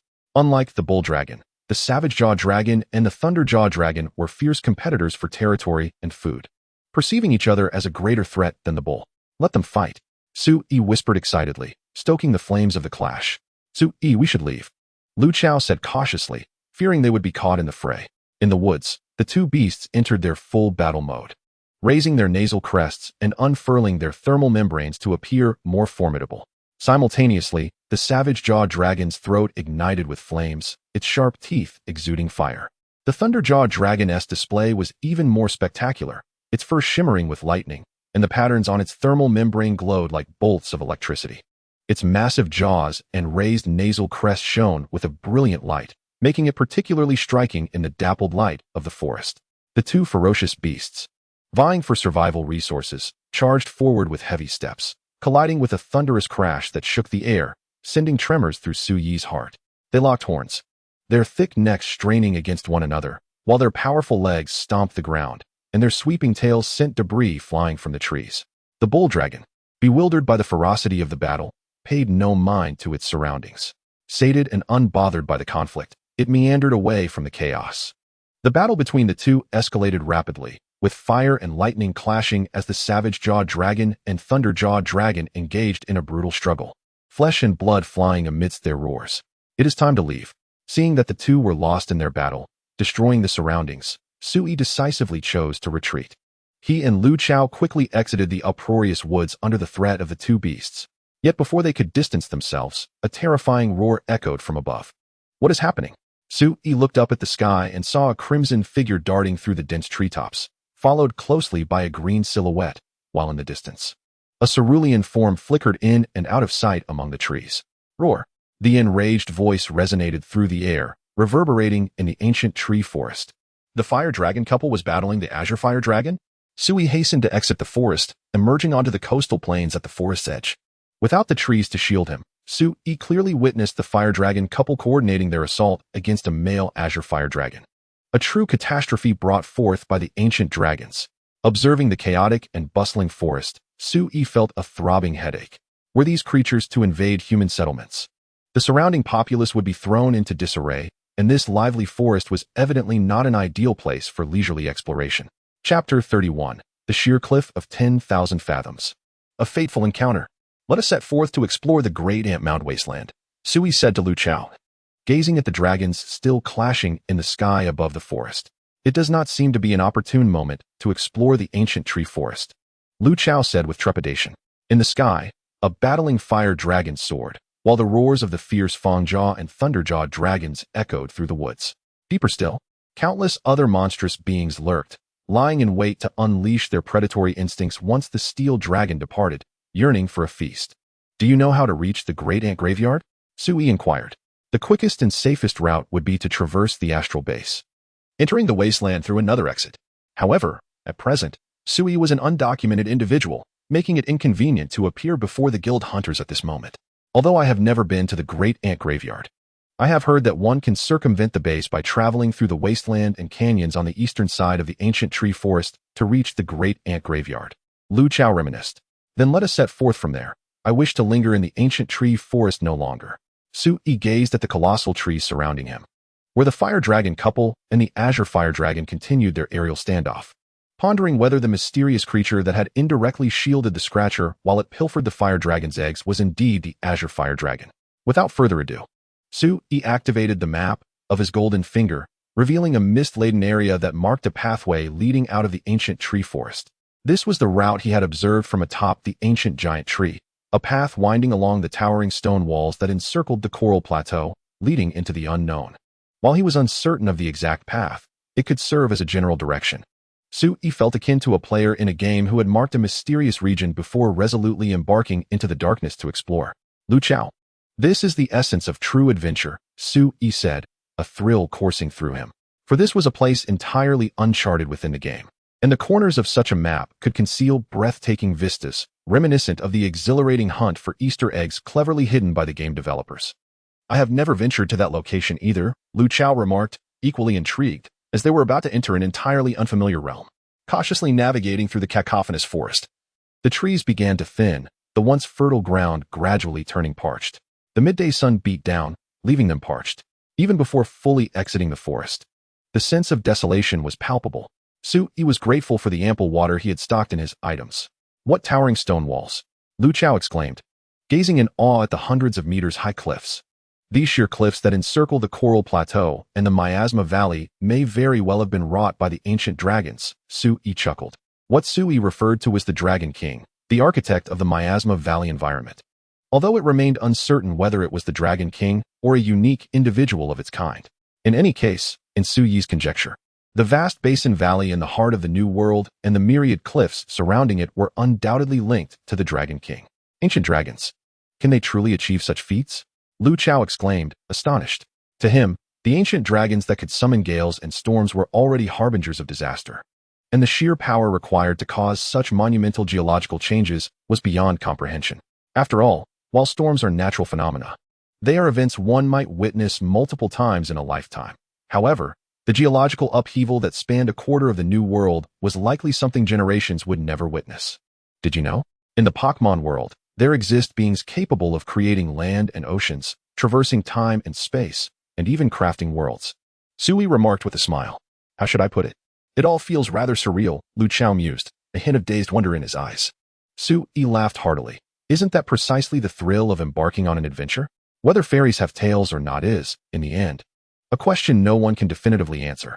It is precisely this perpetual uncertainty that fosters eternal adventure. Is it not delightful? Rather than leading a life with a foreseeable endpoint, perhaps meeting one's end in the pursuit of the unknown was more befitting of Sui's liberated spirit. Indeed, let us press onward, Lu Chao exclaimed, invigorated and emboldened. As they continued along the towering, desolate cliffs, the path narrowed, flanked by sheer rock walls. Amidst the stark ground, life persisted. Scorpions, dung beetles, and ants scuttled about, while the occasional winged creature resembling a lion-headed goose flitted overhead. Wait, Sui halted, his waist-mounted guide insect suddenly darting forth, gathering around a distinct footprint. What monster left this footprint? Sui observed the three-toed print with a serious expression. The footprint bore a resemblance to that of a Tyrannosaurus. Though lacking the expertise to ascertain the exact creature, he knew that such knowledge could not be wholly derived from game experience. It must belong to some species of beast dragon, Sui surmised, lifting his gaze to scan the surroundings for further clues. Over here, exclaimed the diminutive Lu Chao, evidently more adept at spotting traces on the ground. Is this metallic debris? Sui approached the stone indicated by Lu Chao, discovering metallic powder scattered by the wind. In that instant, a chilling realization struck Sui, as if the sound of a blade's sharpness resonated in his mind. We must leave at once. Without another word, Sui quickened his pace. In such a narrow passage, getting trapped would leave them at the mercy of whatever creature lurked behind. Fortunately, the path ahead revealed no other signs of monsters, and it widened, occasionally revealing enormous gaps in the surrounding cliffs. Peering inside, one could glimpse deep crevices, their destinations unknown. As the road broadened, the sight of ant hills, some towering over 10 meters, others merely sprouting a small segment, came into view. If one were to inquire about the master of the great ant graveyard, there would be no doubt that it was the desert-dwelling ant colonies that had erected the myriad stone forests of ant hills, establishing their empire in this desolate land. Winged creatures rested atop the lofty ant hills, while the verdant cacti surrounding the mounds added a touch of green to the arid landscape. Suddenly, a peculiar call echoed from the towering stone forest of ant hills. Sui crouched low, moving towards the source of the sound, where he spotted a gray-black, furred creature resembling a dragon, inspecting the exterior of a colossal ant hill.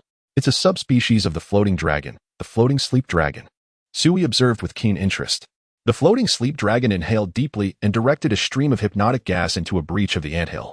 In a swift motion, it drew in countless slumbering ants, akin to a whale engulfing a school of shrimp, indulging in a hearty meal. What a creature I've never seen before. So it feeds on ants, Lu Chao exclaimed, eyes wide with wonder. After its feast, the floating sleep dragon unfurled its fluffy wings and ascended slowly, preparing to depart. While the surrounding winged creatures retreated from the dragon's presence, the floating sleep dragon bared its teeth and screeched, intimidating the noisy winged creatures. Instantly, they became agitated, their shrill cries piercing the air. Sui clamped his hands over his ears, exclaiming, "What did you provoke it for?" The shrill sound pierced his ears like a sudden whistle, causing the world to spin, his footing faltering as the ground trembled beneath him. The earth shook, and Sui's mind froze, cold sweat pouring down his brow. No way. The rumbling vibrations grew increasingly pronounced, and amidst the cascading sands and stones, the towering ant mound trembled precariously, on the verge of collapse. Sui swiftly pulled the dazed Lu Chao along as the ground surged upward, forming a mound of earth. And then, amid the swirling debris, that very upheaval surged towards them. With a thunderous crash, sharp dual horns burst forth from the earth, aiming to pierce the heavens. As a colossal creature leapt from the fractured ground with a resounding thud, its tail, resembling a war hammer, effortlessly swept away a vast expanse of ant mounds. While the fearsome beast roared defiantly, the piercing howl ravaged Sui's eardrums once more, but the sight of the demon's horns weighed heavily on his nerves, testing his courage. A triceratops, and a pregnant one at that. Sui gritted his teeth. He should have been cautious upon seeing the lush cacti surrounding him. Cursed floating dream dragon. Cursed soundwing dragon. With a swift motion, the black triceratops carved a deep trench into the ground, its dark horns aimed directly at Sui and Lu Chao. The space was far too confined. Thus, Sui quickly surveyed his surroundings, raising his hand to launch a grappling hook onto the towering rock wall. In a heartbeat, clutching Lu Chao, he soared toward the cliff to evade the Triceratops's charge. With a crack, the wind-eroded rock wall could not bear the weight. Instantly fracturing and releasing its hold, Sui plummeted downward. The ground beneath him was not the soft sand he expected, but rather the hard shell of the creature. Dazed from the fall, Sui, despite his aching body, quickly arose as the creature began to move, its ebony back rising, attempting to dislodge him and Lu Chao. The black Triceratops bellowed furiously, thrashing its body against the surrounding rock walls and ant mounds.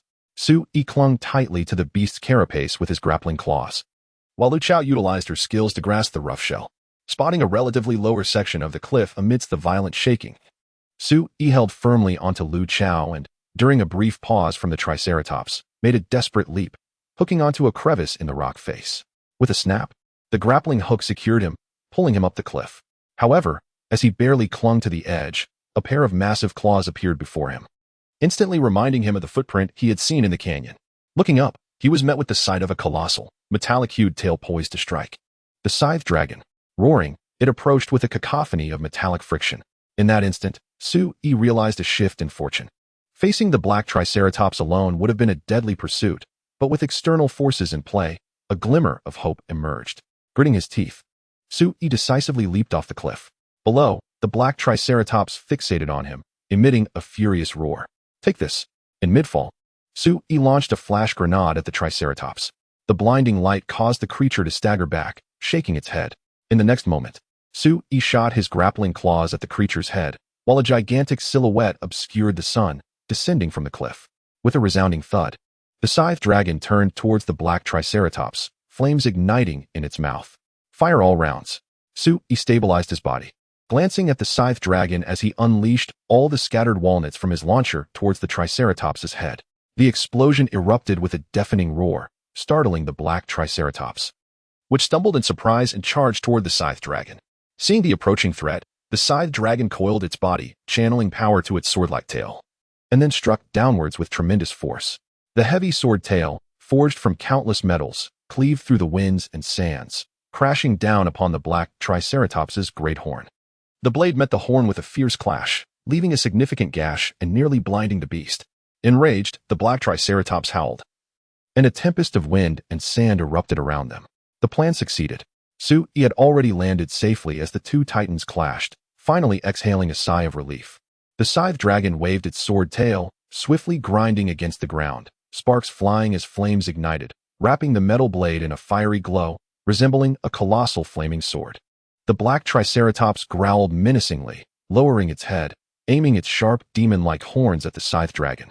Sui, stop watching and come up, Lu Chao urged, having climbed the rock wall and now calling out to him. Here it comes. Sui felt a pang of regret, but prioritized his own safety, launching a grappling hook to secure himself to the cliff and swiftly pulling himself up. Just then, an unexpected turn of events occurred. The fierce battle between the scythe dragon and the black Triceratops escalated, with flames erupting from the scythe dragon's tail, catching Sui, who had just reached the cliff. In an instant, the flames scorched him, causing his grip to falter, and he plummeted downwards. The black Triceratops, having avoided the fiery wave, let out a furious roar as Sui landed on the bony plates atop its head. Damn it! Sui grumbled through the pain of his burns. Sui! Lu Chao shouted, leaping down to join him.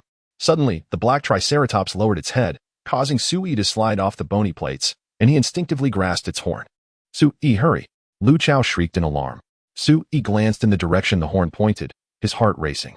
The scythe dragon, gnawing on its fiery blade, was honing in on the very spot where Sui clung to the black Triceratops. With a furious roar, the black Triceratops charged at the scythe dragon, which stood poised, its fiery blade ready to strike. The collision between the enraged Triceratops and the scythe dragon's blazing tail was imminent. Without a second thought, Sui dove aside, escaping the black Triceratops's head just in time. The next moment, he heard a whoosh as one of the Triceratops's dark horns shot up high before crashing down beside him with a thud, embedding itself into the sand. Sui broke into a cold sweat, the severed horn still smoldering beside him. Meanwhile, the enraged black Triceratops, having lost a horn to the scythe dragon's fiery blade, retaliated by thrusting upwards, sending the scythe dragon sprawling. With a resounding crash, the ground trembled and debris flew. Sui, are you all right? Lu Chao, having swiftly descended from the dragon's back, rushed over, concern etched on her face. I'm fine, just collecting some interest. Sui quickly rose, reaching for the fallen horn of the black Triceratops and swiftly storing it in his inventory. I shouldn't have meddled, he exclaimed, still shaken. As if to punish Sui for his meddling, the true source of chaos arrived. With a high-pitched roar, colossal wings blotted out the sun, and dark, explosive scales rained down. The enforcers of the new world had arrived. All eyes present were captivated by the immense silhouette slowly descending from the sky. From its chin to its chest and abdomen, explosive scales, resembling brilliant gemstones, cascaded down from the glands. With a thunderous crash, the explosive scale dragon landed, its dark scales glowing red from the impact. In mere moments, the scales detonated, erupting into fiery sparks to greet the elegantly ferocious creature soaring towards them. Instantly, three monstrous beings roared defiantly, their thunderous roars echoing through the desolate canyon. tormenting Suyi's eardrums. The Blackhorn Dragon, the Slashing Dragon, and the Explosive Scale Dragon. What a hellish tableau. Clenching his teeth, Suyi covered his ears. The Explosive Scale Dragon reared up, its newly scaled lower body smashing into the ground. An explosion resounded as the Blackhorn Dragon and the Slashing Dragon unleashed their might in response. Pebbles and sand cascaded down, and as Suyi looked up, he saw the towering rock wall beside him cracking under the ferocity of the battle, stones crumbling and falling, everything precariously poised. Run!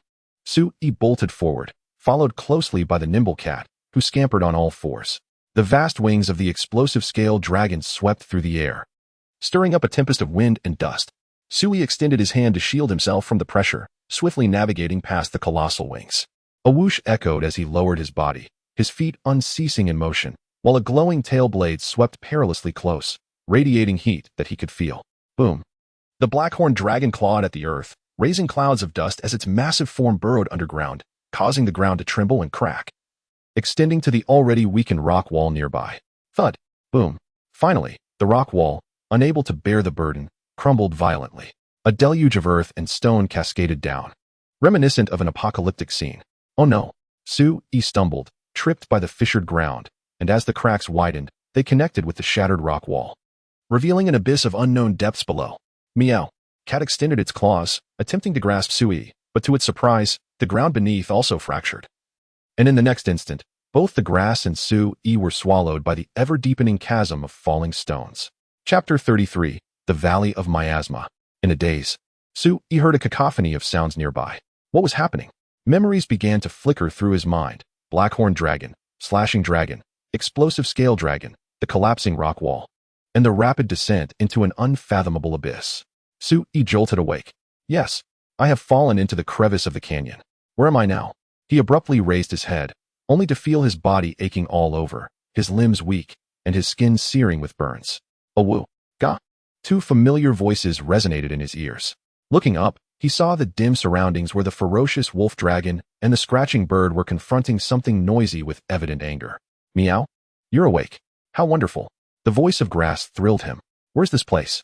With grass's assistance, Suyi managed to stand. Hiss hiss. The raucous noise resembled the hissing of reptiles, rising and falling in a rhythmic manner. Suyi focused his gaze, and in the dim light, he saw 8 or 9 large lizards with black bodies and yellow patterns, resembling wolves, surrounding him and persistently causing a disturbance. Unbeknownst to him, the enraged wolf dragon and scratching bird were driving these creatures away. Those are the fierce jaw dragons. I am indeed in the Valley of Miasma. Recognizing the large lizards, a realization dawned upon Suyi. Upon seeing him awaken, the wolf dragon and scratching bird encircled him, standing guard. Thank you. Suyi stroked them, grateful for their vigil. Though he was unsure how long they had protected him, the appearance of these bothersome creatures indicated that their leader, the fierce jaw dragon, was also nearby. Suyi remarked with a frown. Speak of the devil. On the dim rocky ground, a figure slightly smaller than the wolf dragon slowly stepped into the midst of the fierce jaw dragons. It bore a similar coloration to the fierce jaw dragons, but with wide, cobra-like neck frills on either side. The newcomer was none other than the leader of the fierce jaw dragons, the formidable fierce jaw dragon. Awoo! The fierce jaw dragon opened its mouth wide, revealing 2 long, venomous fangs, from which a yellow-green paralyzing venom dripped, giving it a fearsome appearance. As the fierce jaw dragon roared, all the fierce jaw dragons scuttled towards Suyi and his companions, bearing their fangs. Do you think I'm easy to bully? Wolf dragon, dragon claw, scratching bird, rock smash, Suyi commanded coldly. The wolf dragon roared fiercely, its sharp claws striking out, sending several advancing fierce jaw dragons flying, with blood and gore scattering, some unfortunate ones even suffering fatal injuries. The scratching bird, wielding a hard rock, deftly cracked the skulls of the fierce jaw dragons one by one, with each strike resonating with the unsettling sound of bone shattering. Awoo! The fierce jaw dragon roared again, its head frill vibrating violently, amplifying its voice. Within mere seconds, 5 or 6 more fierce jaw dragons emerged from various corners, seemingly endless. If the wolf dragon, wandering with Suyi, was akin to a gang leader, then the fierce jaw dragon was the true godfather of the underworld. At its call, countless henchmen would surge forth. Capture the leader first, Suyi instructed, directing the wolf dragon to charge at the fierce jaw dragon. After batting away numerous fierce jaw dragons, the wolf dragon swiftly approached the fierce jaw dragon. Use dragon claw, Suyi shouted. The wolf dragon raised its radiant dragon claw and struck fiercely at the fierce jaw dragon. The latter, unwilling to back down, retaliated, but in terms of strength, it was no match for the attacking wolf dragon, who swiftly pinned it to the ground. Mount Tai's weight upon you. Sui commanded with determination. The wolf dragon raised its abdomen and crashed down, eliciting a pained cry from the fierce jaw dragon, while the surrounding fierce jaw dragons rushed in, eager to save their leader. Dragon tail. The wolf dragon obeyed the order, lifting its tail, wrapped in pale green dragon scales, and swept it fiercely, sending the charging fierce jaw dragons flying. Once more, dragon claw. Awoo. The wolf dragon roared, vigorously slashing at the fierce jaw dragon, inflicting several more gaping wounds, causing its spirit to wane. Unexpectedly, my next target to tame is the fierce jaw dragon. Sui retrieved a Pokeball and tossed it at the fierce jaw dragon. Snap. The Pokeball fell to the ground without a response. The Pokeballs from the Pokémon world can't capture monsters? Does this mean I can only use the capture ball provided by the system to catch monsters? Sui exclaimed in surprise. This meant he would have to cherish the use of the capture balls granted by the system. Quickly, Sui switched to the remaining 7 capture balls and hurled one at the struggling fierce jaw dragon, and in an instant, it was drawn into the ball. Thud. The capture ball shook violently. Thud. It shook again. Sui furrowed his brow. Was his grip insufficient? Boom. The fierce jaw dragon burst forth from the ball, panting heavily, eyeing Sui with suspicion. A terrifying roar echoed from the depths of the Valley of Miasma. What was that noise? Sui felt a rising fear of the unknown creatures that might suddenly spring forth from the shadows. Upon hearing the commotion and feeling the weight of its injuries, the formidable Tyrannosaurus Rex immediately fled in one direction without so much as a backward glance. Trying to escape? Sui swiftly recalled the ferocious wolfhound and mounted the swift bird, pursuing the trail of the Tyrannosaurus Rex. With the leader's departure, the previously fierce Tyrannosaur quickly scattered in disarray. Within the Valley of Miasma, many areas were thickly shrouded in noxious vapors, which, if inhaled recklessly, could cause bodily harm. Prolonged exposure would have devastating effects on one's health. However, there existed a temporary solution to combat the miasma, setting it ablaze to create a brief zone free of the poisonous air. Thus, Sui, seated upon the swift bird, released the firebug, cradling it closely, and casually ignited the miasma with sparks. As the swift bird traversed the valley littered with bones and rubble, the surrounding scenery grew increasingly unsettling. Putrid remnants of flesh, the contorted bones of unknown creatures, and the unsettling sounds of insects filled the air. Is this truly the Valley of Miasma? Ugh, it reeks. Why is it like this? The cat, covering its nose, inquired. Cough. This place is a vast graveyard. In addition to the corpses that have fallen from the Coral Plateau, it also houses the remains of many ancient and powerful dragons, Sui explained. Do you see that gigantic skeleton? That belongs to the colossal ancient dragon, the Serpent King. He pointed to a massive bone protruding from the rock and soil in the distance. What a massive bone. Does that mean we are walking atop the remains of some gargantuan creature? The cat exclaimed in astonishment. Isn't it fascinating, this new continent? Sui replied with a smile. Cautiously, the swift bird navigated through the bones and decaying flesh, ascending a winding slope where the miasma dissipated considerably, becoming less suffocating. Roar. The roar echoed again, causing the guiding firebug to shrink back momentarily. Could it be another formidable foe? Let me recall what fierce creatures inhabit the Valley of Miasma. Why are those police officers flooding my mind? Sui grimaced in frustration. Chapter 34. The Hunters of the Valley of Miasma. The appearance of monsters in a given area is not within Sui's control. All he could do was adapt and employ every means at his disposal. Whether fortune or misfortune, one cannot evade their fate. Surely, one cannot remain perpetually unfortunate. Gritting his teeth, Sui continued the pursuit of the Tyrannosaurus Rex. In truth, Sui was not particularly concerned with the strength of the Tyrannosaurus Rex. Rather, he was more focused on the influence of its numerous subordinates in this region. By subduing the Tyrannosaurus Rex, he would effectively command a large group of tyrannosaurs, making it far easier to gather resources and gather information. At the very least, these subordinates could serve as expendable pawns when necessary. Moreover, in the Valley of Miasma, the Tyrannosaurus Rex was the only one relatively easy to handle. With the power of the wolfhound, Sui could easily overpower the Tyrannosaurus Rex given the limited number of tyrannosaurs. Following the firebug's guidance, Sui rode the swift bird to a massive graveyard. Corpses and decaying flesh were piled upon one another, dried black blood mingling with viscous gore amidst the skeletal remains, emitting an unbearable stench. Ugh, goodness. The smell. Sui retched, carefully discerning the firebug's guidance amidst the dim, yellow miasma. Sui, over there. Lu Chao, seated behind him, pointed into the distance.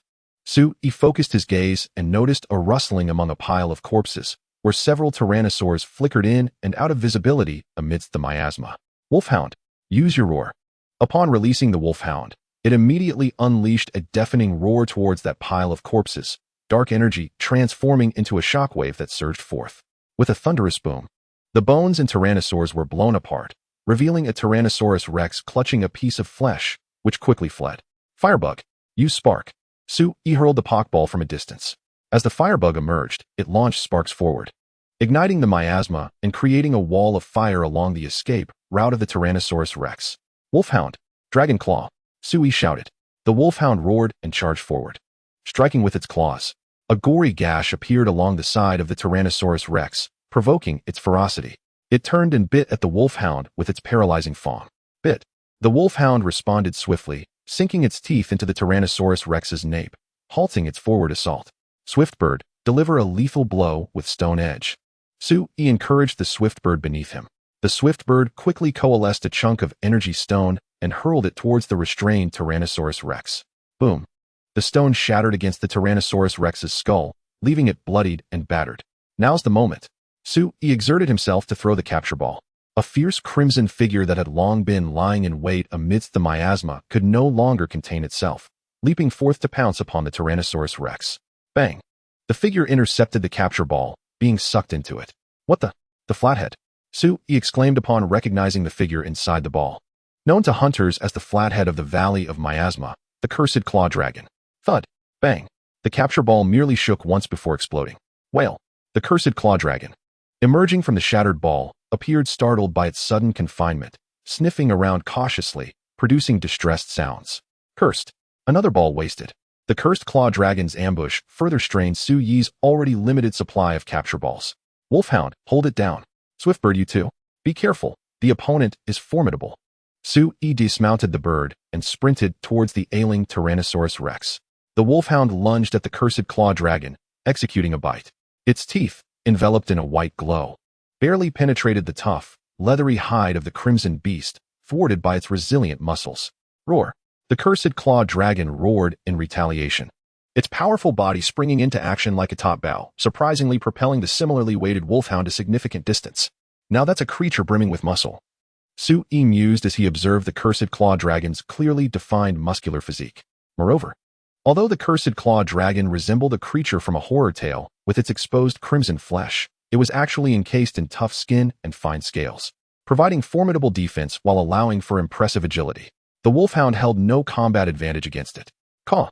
Seizing the opportunity while the cursed claw dragon was preoccupied with the wolfhound, the swift bird swooped down, delivering a heavy strike with the rock.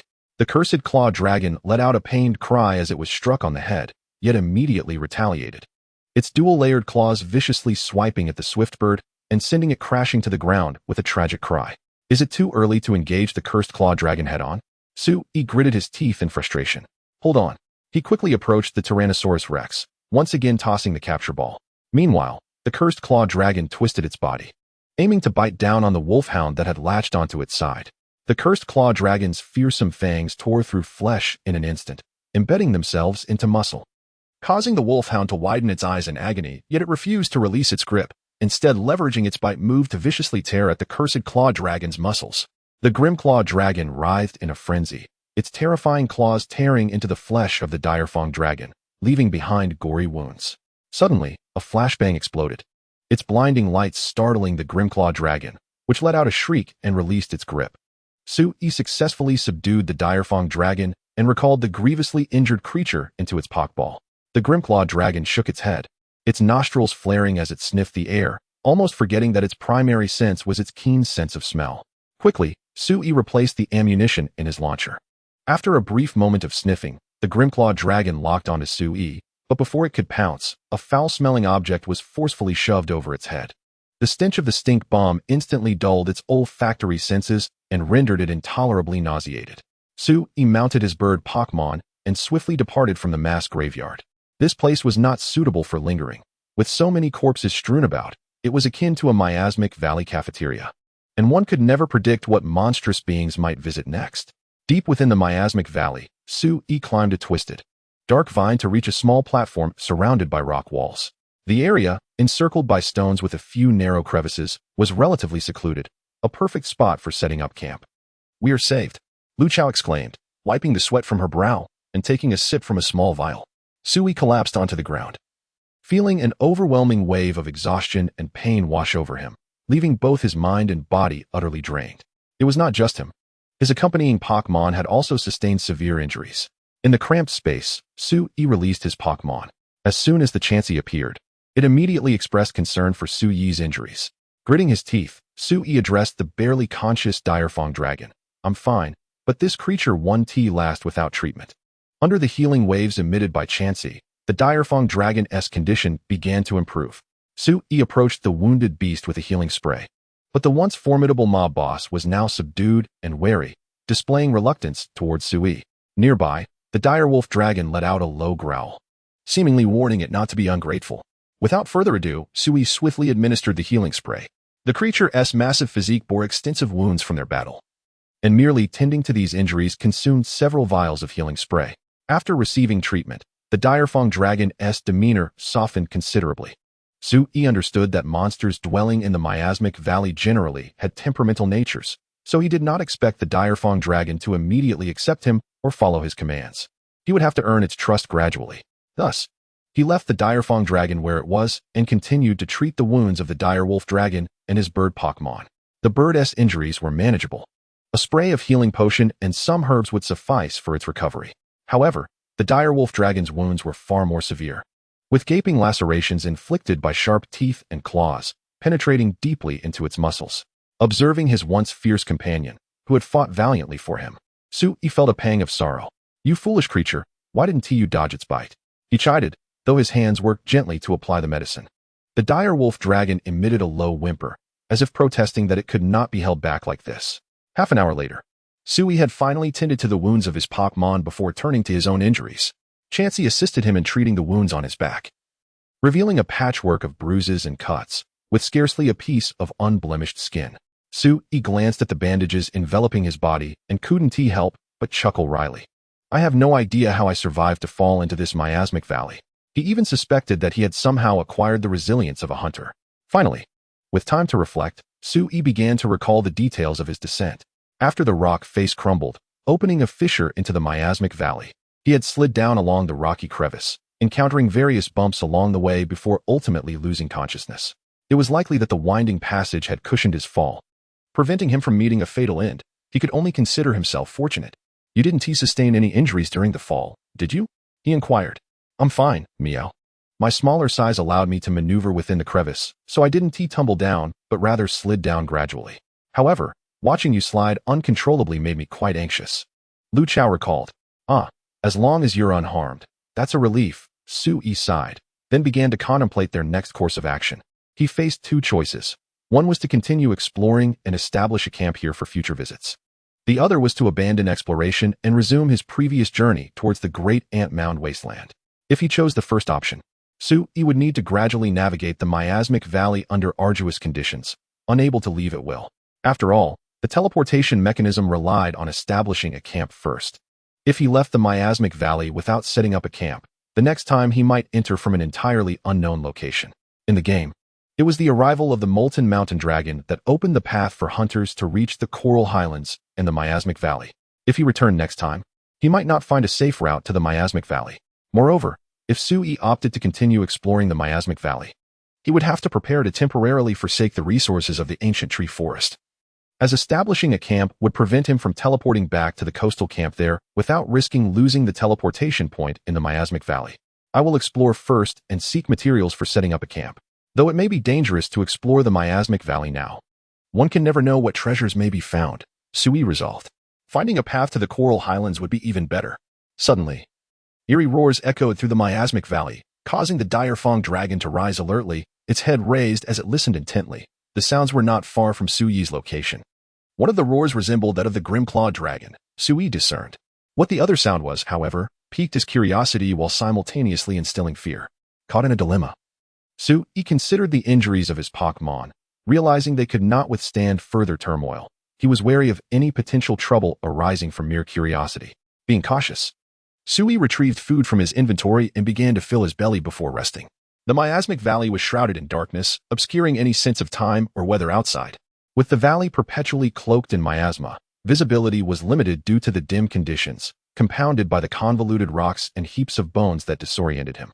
Under the reluctant guidance of the somewhat compliant Direfong dragon, Sui arrived at a pile of corpses. Among them lay the remains of a winged dragon. Sui quickly sifted through the bodies, locating the desired materials. These corpses of winged dragons had all fallen from the coral highlands above. With Lu Chao's assistance, they began to peel the still relatively intact skin from the decaying winged dragon corpses. This material would serve as a primary component for constructing tents, being waterproof, resistant to moisture, and warm once tanned. Suddenly, from the vast opening above, another corpse plummeted from the heights of the coral highlands. Sui, a colossal object has fallen, meowed Lu Chao, pointing towards the massive shadow that had descended. Wow, it is indeed the carcass of a wind-drifting dragon. Sui turned to see the remains of a gigantic flying reptile. He approached, surveying the body of one of the apex predators of the land coral plateau. Surprisingly, the size of the wind-drifting dragon was not as grand as he had envisioned. Its wing membranes were marred by numerous jagged tears, and several deep claw marks exposed bone beneath. Spines. No, these must be venomous spines. On the land coral plateau, only the subspecies of the female fire dragon, the cherry fire dragon, possesses such traits, Sui noted as he meticulously examined the markings. It was evident that this must have been a recently matured wind-drifting dragon, tragically succumbing to the lethal grasp of a cherry fire dragon. After all, as rivals, they frequently clashed over territory and food, and this young wind-drifting dragon, still in its infancy, was easily disposed of by the cherry fire dragon to eliminate a future competitor. However, this unfortunate event has inadvertently benefited me, despite the damage. There is still ample material to harvest. Sui rubbed his hands together, taking out a carving knife, ready to begin his work. Suddenly, a peculiar roar erupted from the great Savage Jaw Dragon, causing nearby Savage Jaw Dragons to converge rapidly, forming a protective circle around it. What is going on? Sui quickly rose to investigate. The great Savage Jaw Dragon hissed warily towards a direction where, amidst the murky yellow miasma, a dark red figure approached, emitting a series of inquisitive sniffs. Is it you again? Chapter 36. The Siege of the Scarred Claw, Chaos Returns. Upon the appearance of the Scarred Claw Dragon, Sui was initially taken aback, but after a moment's contemplation, he found it entirely logical. The unique environment and terrain of the Miasma Valley ensured that most creatures here would not shy away from leftover scraps and carrion. Daily, corpses from the land coral plateau tumbled down here, serving as a buffet for the monsters of the Miasma Valley. The great Savage Jaw Dragon was aware of this carcass site, and it was reasonable to assume that the Scarred Claw Dragon was equally informed. Each carcass site served as a dining hall for the monsters, and those familiar with these locations might come to try their luck. Evidently, this time both the Scarred Claw Dragon and Sui's group had chosen the same carcass site. Unlike their previous encounter, the advantage lies with me. Great Savage Jaw Dragon, rally the troops, Sui commanded. The great Savage Jaw Dragon, clearly at odds with the Scarred Claw Dragon, raised its head and vibrated the sound folds around its neck, producing an unusual sound. Soon, a multitude of shadows appeared, as dozens of Savage Jaw Dragons hastily arrived at the scene. The Scarred Claw Dragon, having detected the overwhelming sense, began to grow increasingly agitated. Let's make this even more lively. Great Savage Wolf Dragon, Searing Bird, Sui unleashed two accompanying beasts. In an instant, 3 large monsters and a throng of smaller ones slowly encircled the Scarred Claw Dragon. Howls and roars filled the air, creating a cacophony as the battlefield erupted into chaos. The Scarred Claw Dragon twisted its head anxiously, its claws waving restlessly. Sui filled the launcher with a pile of seed firestones, calmly observing the Scarred Claw Dragon's movements. Finally, driven by hunger and restlessness, the Scarred Claw Dragon let out a fierce roar and attempted to break free in a particular direction. Sui, quick on the draw, launched a seed firestone. In an instant, flames erupted, startling the Scarred Claw Dragon, which paused in its tracks.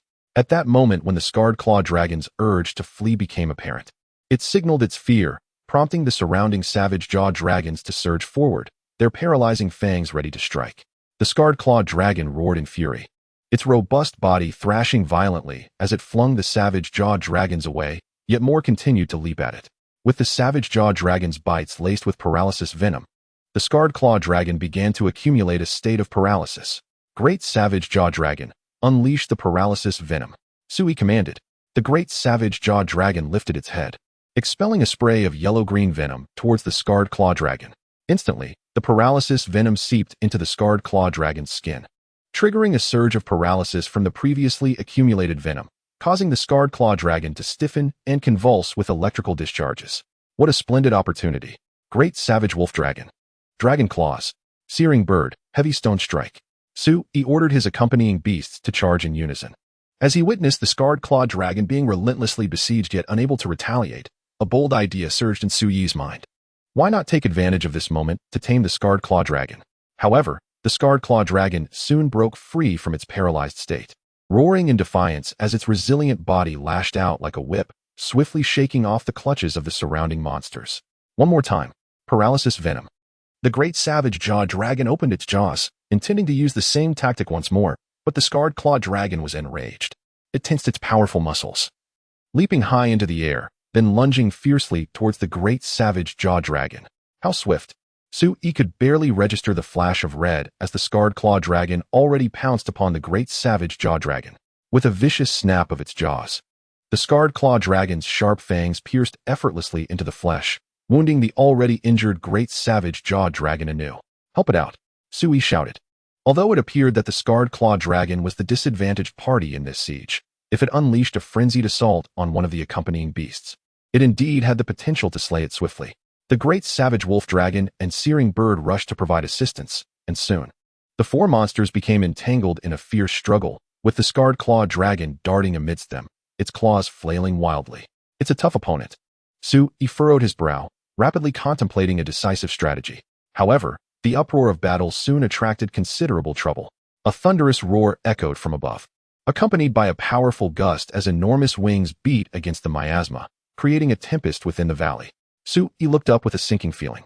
The explosive Scale Dragon. With a resounding crash, the massive dragon descended, sending bones flying. Great Wolf Dragon, Great Savage Jaw Dragon, retreat with the wind drifting dragon's carcass. Sui switched the ammunition in the launcher, commanding the two dragons. They both let out low growls, clutching the carcass of the wind-drifting dragon and preparing to flee atop the Searing Bird with Sui. The explosive Scale Dragon immediately turned its gaze towards Sui and began to pursue. That explosive Scale Dragon looks familiar. Look at that scar, Lu Chao exclaimed. Sui turned back to see a grotesque, charred gash across the gleaming scales of the explosive Scale Dragon's back. Instantly, he recalled the battle involving the Slashing Dragon and the Blackhorn Dragon, realizing that this explosive Scale Dragon was likely the same one. Damn, it's like a vengeful spirit. Sui quickly launched a flash bomb. With a flash of light, the explosive Scale Dragon, charging towards him, was momentarily stunned, halting in its tracks and shaking its head in agitation. Meanwhile, the Scarred Claw Dragon sniffed the air, quickly snatching a relatively intact piece of carcass from the pile of bones before hastily fleeing the scene. From deep within the valley, that terrifying roar echoed once more, seemingly drawn to the commotion. Retreat, Sui bellowed, as the two dragons strained to escape with the wind-drifting dragon's carcass. After a prolonged sprint, both dragons were panting heavily, and Sui, out of breath, finally came to a halt. Surveying the surroundings, a secluded valley lay before him, devoid of any monstrous presence. He swiftly set about extracting materials from the wind-drifting dragon. Corpses cannot be placed in the inventory. They must be dismantled into materials, Sui remarked. Great Fang Dragon, assist me in this disassembly.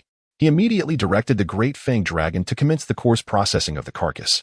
After segmenting the wind-drifting dragon's body into several parts, Sui took a harvesting knife and, alongside the Grass Dragon, began to collect materials.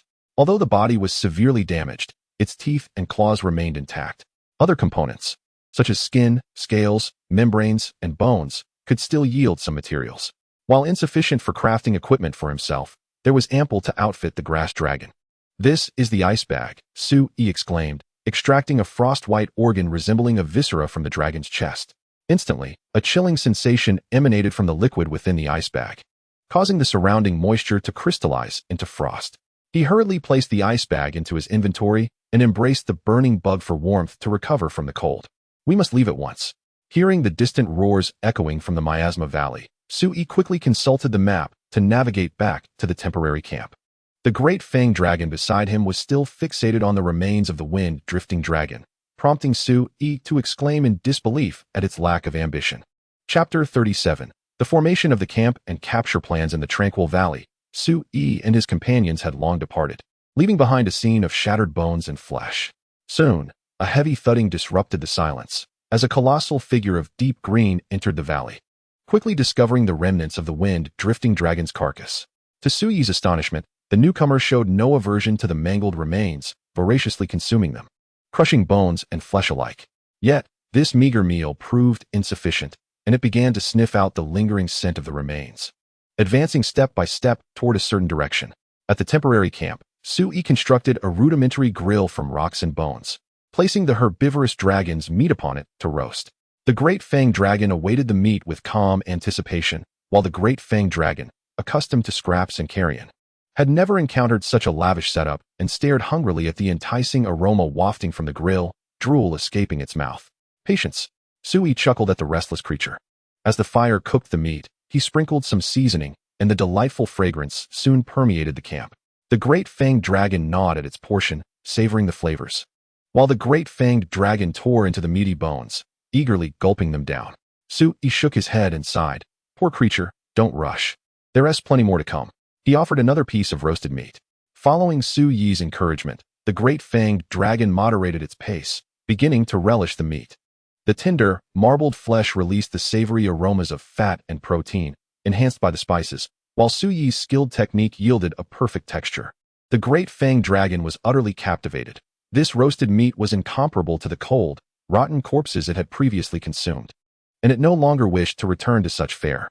Observing this, Sui affectionately patted the great fanged dragon's head, proclaiming, "As my little companion, you shall feast on the finest delicacies of this new world. So, rest assured and follow my lead." After a moment of contemplation, the allure of abundant meals proved irresistible to the great fanged dragon, and it nodded in agreement. Sui smiled and resumed his tasks. The freshly harvested pterosaur skin had yet to be processed. He meticulously scraped off the fat and other tissues, rinsed it briefly, and placed it on the grill to dry. Lacking proper tanning materials and conditions, Sui could only manage a rudimentary treatment of the pterosaur skin.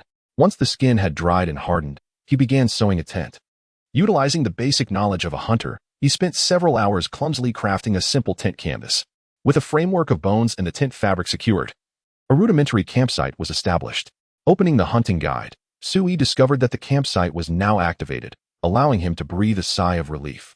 "Let us see how the tent holds up," he said, entering the tent to arrange his sleeping bag before lying down. The tent, fashioned from the pterosaur skin, not only shielded against the wind but also provided warmth. Before long, Sui found himself growing drowsy. After days of travel with injuries, he had scarcely rested. Despite the trials of his unexpected journey through the Miasma Valley, the rewards had been substantial.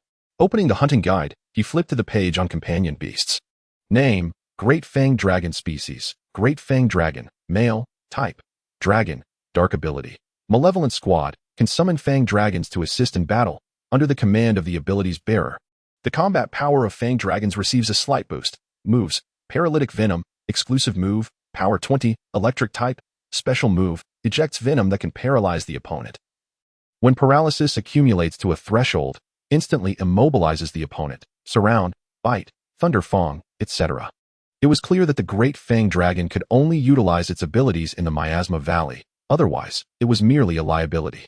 However, Sui valued the Great Fanged Dragon's ability to command fanged dragons, facilitating his exploration of the Miasma Valley. Currently, Sui's entourage comprised 7 creatures: the Great Fanged Dragon, the Scratcher Bird, the Great Fanged Dragon, the Grass Dragon, and Pokémon including Chansey, Burning Bug, and Centipede King. Aside from the Centipede King, with whom he had yet to communicate, all others were battle-ready, perfectly filling his team. Turning to the tasks page, he noted that the previous missions regarding the Savage Fanged Dragon, Rapid Dragon, and Steel Dragon had automatically expired due to a lack of collected evidence within 3 days. This journey through the Miasma Valley had brought him into contact with monsters, leading to the emergence of new investigation reports. Upon opening the report, new tasks appeared. Task: Capture the Tragic Claw Dragon. Task Support. None. Task Rewards: 8 Superior Balls, 2 Trap Tools, 3 Target Materials. Time Limit: 5 days. Task: Hunt the Explosive Scaled Dragon. Task Support. After the initial part destruction, Support will include 5 flash bombs and 1 paralytic trap task rewards, 15 superior balls, 5 trap tools, 2 ancient secret medicines. 3 target materials time limit. 10 days. Sue-E closed the golden finger and sighed. Only the tragic claw dragon mission holds any promise. The explosive scale dragon is a lost cause. The 5 flash bombs and the paralytic trap provided for support would not play a decisive role, especially considering the prerequisite of part destruction. However, the introduction of new materials as rewards for the task resolved the awkwardness of being unable to extract materials from captured monsters for the grass dragon's equipment.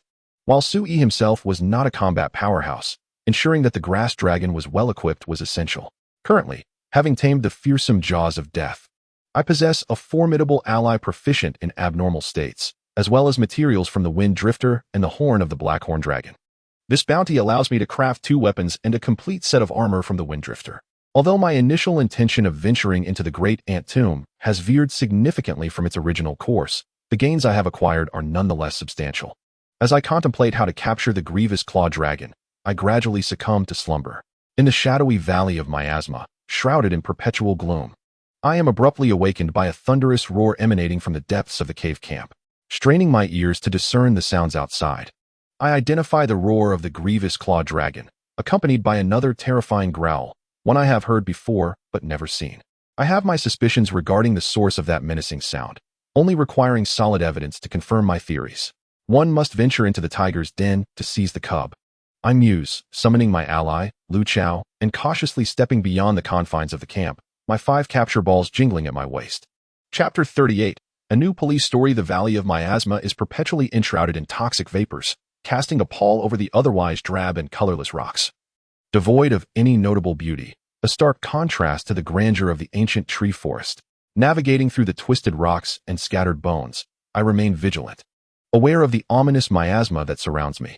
The howling winds carry with them eerie echoes of monstrous roars. I recall the old adage of the clam and the snipe, where the fisherman reaps the rewards, and I resolve to seek out any opportunities that may arise, perhaps to glean some forgotten treasures. Although my team is relatively robust for Pokémon battles, it remains insufficient to contend with the majority of creatures inhabiting this world of Monster Hunter. Furthermore, to establish a firm foothold in the Pokémon realm, formidable strength is indispensable, and powerful monsters serve as my shortcut. Thus, I must seize every opportunity to bolster my ranks with mighty companions. As I traverse the small valley where the Wind Drifter's remains lie, I am struck by the realization that the flesh and shattered bones from that day have been nearly consumed, leaving behind a chaotic scene. My guiding insect flits about, drawn to the remnants. Kneeling, I examine a series of scratches and discover a shard of a tooth embedded within. Indeed, it is none other than that gluttonous tyrant, the Tyrannosaurus Rex. Furthermore, I spot 3-pronged tracks of the beast dragon, providing near irrefutable evidence. The stage is set with both the explosive scale dragon and the tyrant dragon present. This is a true new police story. Meanwhile, Lu Chao appears to have made a discovery of her own. Meow. This scale seems to belong to the grievous claw dragon, she exclaims, picking up several fragments of dark red scales from among the bones and rocks. Upon closer inspection, I verify that they indeed belong to the grievous claw dragon. Have these 2 monsters clashed? Considering the grievous claw dragon's fearless nature and its audacity to confront ancient dragons, it is entirely plausible that it could have stood its ground against the Tyrannosaurus Rex. A thunderous roar echoes through the valley, sending chills down my spine. Let us go, I urge Lu Chao, following the sound. However, the tumult of battle soon falls silent, and as I pursue the source, a sense of dread grips me. Could the grievous claw dragon have been defeated? I had hoped to tame it for myself, absent any auditory cues. I rely on the sporadic guidance of my insect companions to trace the trail. The miasma thickens as I step once more into a valley littered with bones. Yet, this time, the valley is eerily quiet, devoid of insects or the usual clamor of the jaws of death and the fragrant winged dragon. Save for the unsettling crunch of bones beneath my feet. Suddenly, a dull thud reverberates from above. I quickly look up towards the surrounding cliffs. Another thud follows, and I pivot sharply, honing in on the source. I witness several stones plummeting from a crumbling ledge. In a flash, a dark red figure hurtles out, crashing onto a heap of bones in the distance. It's the grievous claw dragon, Lu Chao exclaims. As I focus my gaze, I see the grievous claw dragon, its belly torn open to the bone, dark red muscle interlaced with ivory shards, lying feebly on the ground, its claws twitching in a final struggle. It appears to be on the brink of death. A deafening roar compels me to look up once more. Perched on the cliff's edge is a massive dark green Tyrannosaurus Rex, its golden eyes fixed upon the ground below, akin to a predator surveying its frail prey. What a formidable creature, I murmur. The colossal beast leaps down, creating a thunderous impact as it lands, causing the valley to tremble and sending bones flying into the air. With each heavy step, the Tyrannosaurus Rex approaches, and I find myself retreating, the ground shaking beneath me. Lu Chao remains close by, her fur bristling with fear. Can one imagine such a colossal entity, less than 20 meters away, capable of reaching me in mere strides? Its height dwarfs me, and it could swallow me whole, crunching me as easily as one would a crisp biscuit. In the eyes of the Tyrannosaurus Rex, I am merely a morsel, hardly worth a chew. I swiftly raise my projectile launcher, already loaded with flash bombs, aiming at the menacing head of the Tyrannosaurus Rex.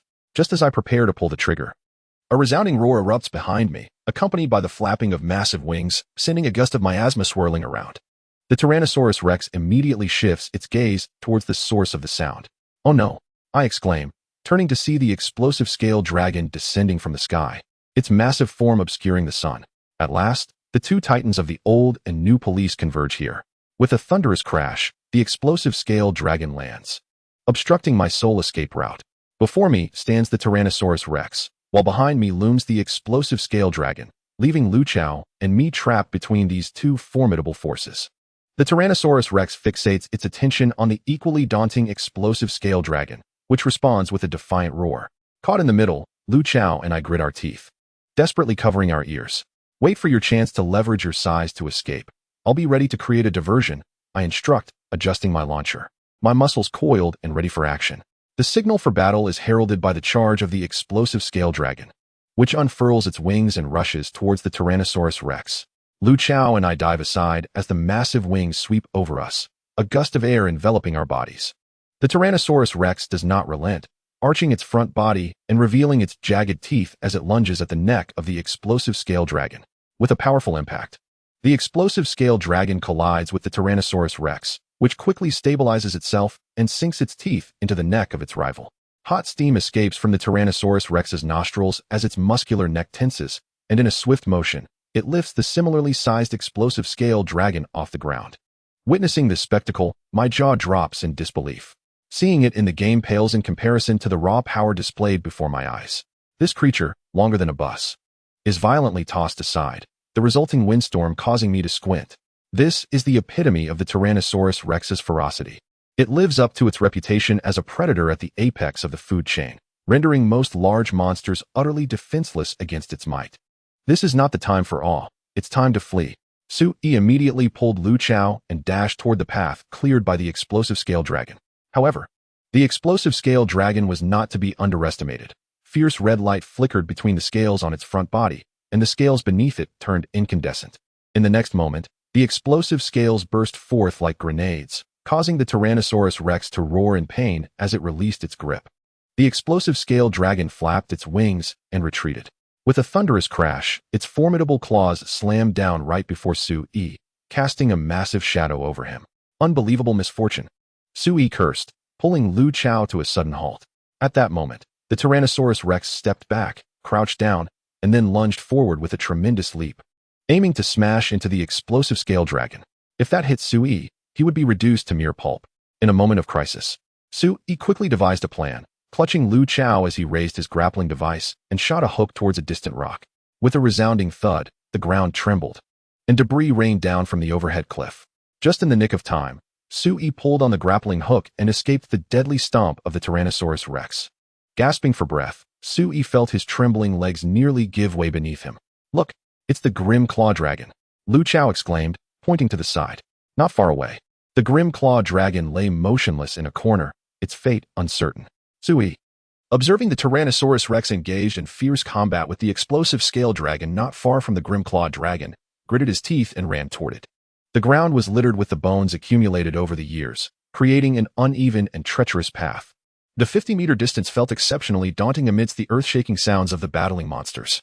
Be careful, Lu Chao shouted, trailing behind Sui.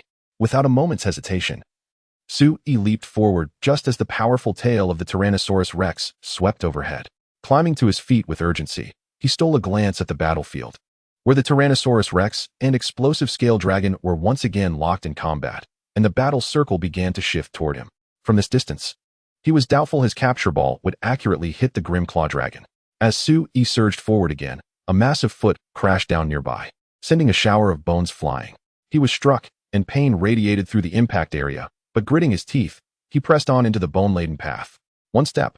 2 steps, he quickly approached the Grim Claw Dragon. Just then, a deafening roar erupted as the Explosive Scale Dragon collided violently against the rock wall beside Sui, blocking his path with the 2 titanic creatures. The Tyrannosaurus Rex retaliated with furious thrashing, its colossal form swinging dangerously close to Sui, the gusts of wind powerful enough to knock him off balance. After narrowly avoiding the fatal collision, Sui seized an opportunity, launching himself with a sliding tackle between the snapping jaws of the Tyrannosaurus Rex and the explosive scales of the Explosive Scale Dragon. So close. Sui retrieved a capture ball, aiming at the Grim Claw Dragon just within reach. A sudden shock froze his heart. The claw of the Tyrannosaurus Rex swept perilously close to his head as he ducked, shielding himself. Above him, the Tyrannosaurus Rex lowered its head. Noticing the small figure darting around, while not far off, the Explosive Scale Dragon struggled to regain balance, having gained a slight advantage over the Tyrannosaurus Rex. Roar. The Tyrannosaurus Rex bellowed angrily, its foul breath assaulting Sui, the sound reverberating painfully in his ears. Sui! Lu Chao cried out in alarm. Sui found himself momentarily dazed, facing the gaping maw of the beast, his limbs feeling cold and powerless.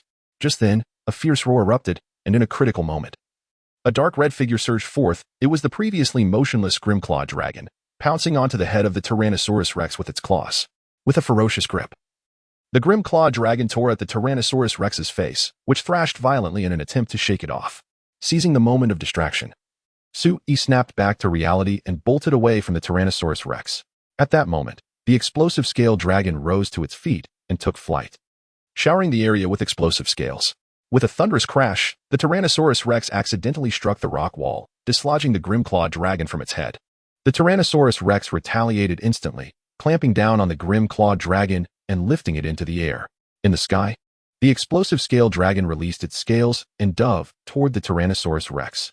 The Tyrannosaurus Rex hurled the Grimclaw Dragon toward the Explosive Scale Dragon, which intercepted it midair, sending it crashing down with a mournful cry. Such tragedy for the Grimclaw Dragon, Sui thought, shuddering at the sight. Now's your chance, Lu Chao urged, as the Grimclaw Dragon descended right before Sui. I must capture it. Sui focused intently and threw the capture ball. With a satisfying clink, the ball struck the Grimclaw Dragon, drawing it inside. Meanwhile, the Explosive Scale Dragon steadied itself and unleashed a torrent of blazing flames. In an instant, the scales and surrounding miasma ignited, causing a chain reaction that set off even more explosive scales. The miasma and the remnants of the slain fueled the flames, creating a scorching inferno that engulfed the valley. Cough! Where did the ball go? Sui waved his hands, trying to disperse the smoke and flames. But the capture ball was nowhere to be seen, flung away by the explosive shockwave. His greater concern was Lu Chao's whereabouts. Where are you? Sui shouted in panic. The Tyrannosaurus Rex roared amidst the flames, while the Explosive Scale Dragon soared high above, roaring from its vantage point, its glands producing more explosive scales. Their battle continued unabated. Cough! I'm here. In the midst of the inferno, a figure covered in soot emerged, clutching the capture ball. Wonderful! Sui exclaimed with relief, quickly embracing Lu Chao as they fled toward the exit. With the cover of flames, Sui and Lu Chao awkwardly escaped the valley, now transformed into a sea of fire, leaving behind only the echoes of roars and tremors. Is everything all right? Sui panted, concerned. All good, Lu Chao replied, shaking off the soot that had turned her once cow-colored fur blackened. That was terrifying. Don't take such risks next time. No monster is worth more than you. Sui gently brushed the dust off Lu Chao. Lu Chao stretched, enjoying Sui's grooming, and replied, Of course, but I'm also happy to assist you. Sui inhaled deeply, smiling as he affectionately ruffled Lu Chao's fluffy head. At the cave campsite, Sui fetched some clean water to wash himself off, and immediately released the Grimclaw Dragon. The Grimclaw Dragon looked utterly wretched, with severe tearing wounds on its abdomen from the Tyrannosaurus Rex's second assault, exposing its innards. Its belly was barely held together by the unbroken flesh. Were it not for the faint rise and fall of its chest, Sui would have believed it dead. In a hurry, Sui offered the Grimclaw Dragon vitality fragments, but it was too weak to swallow them. This is troublesome, Sui thought, quickly summoning Chansey. Lu. Upon witnessing the grievous injuries of the Scyther, the Happiny was taken aback, having never encountered a Pokémon in such dire straits. As the healing waves emanated from Happiny, Sui retrieved medicinal supplies, needles, and bandages. Taking a deep breath, he grasped the suturing thread. Never having stitched a wound before, especially one so severe, he could only rely on the rudimentary knowledge imparted by his skills as a hunter. He had to hold firm, for the Valley of Miasma awaited. Chapter 40, Rescue. A glimmer of warmth in the tranquil cave encampment, Sui concentrated intently on the needle and thread in his hand, carefully maneuvering the suturing thread through flesh. He dared not rush, yet his heart raced with anxiety over Scyther's condition. Lurantis, with a towel in hand, kindly wiped the beads of sweat from Suyi's brow. Meanwhile, Happiny ceased its healing waves, exhausted and slumped beside them. It appeared that Scyther's injuries were so severe that the healing waves yielded little effect. Happiny, come help. Sui called without lifting his gaze. Sure, Lurantis replied, washing her hands before moving closer to assist. Go on, Happiny. Sui, overwhelmed with the gravity of Scyther's injuries, needed help. Happiny, please wipe away the blood and apply the ointment to the stitched wounds. As he directed, he continued to suture the injury. Lurantis and Happiny each took on their roles, aiding Sui in his task. At that moment, Scyther lay still, its breath growing increasingly faint. Release the combustion bug and the Fletchinder, Sui instructed.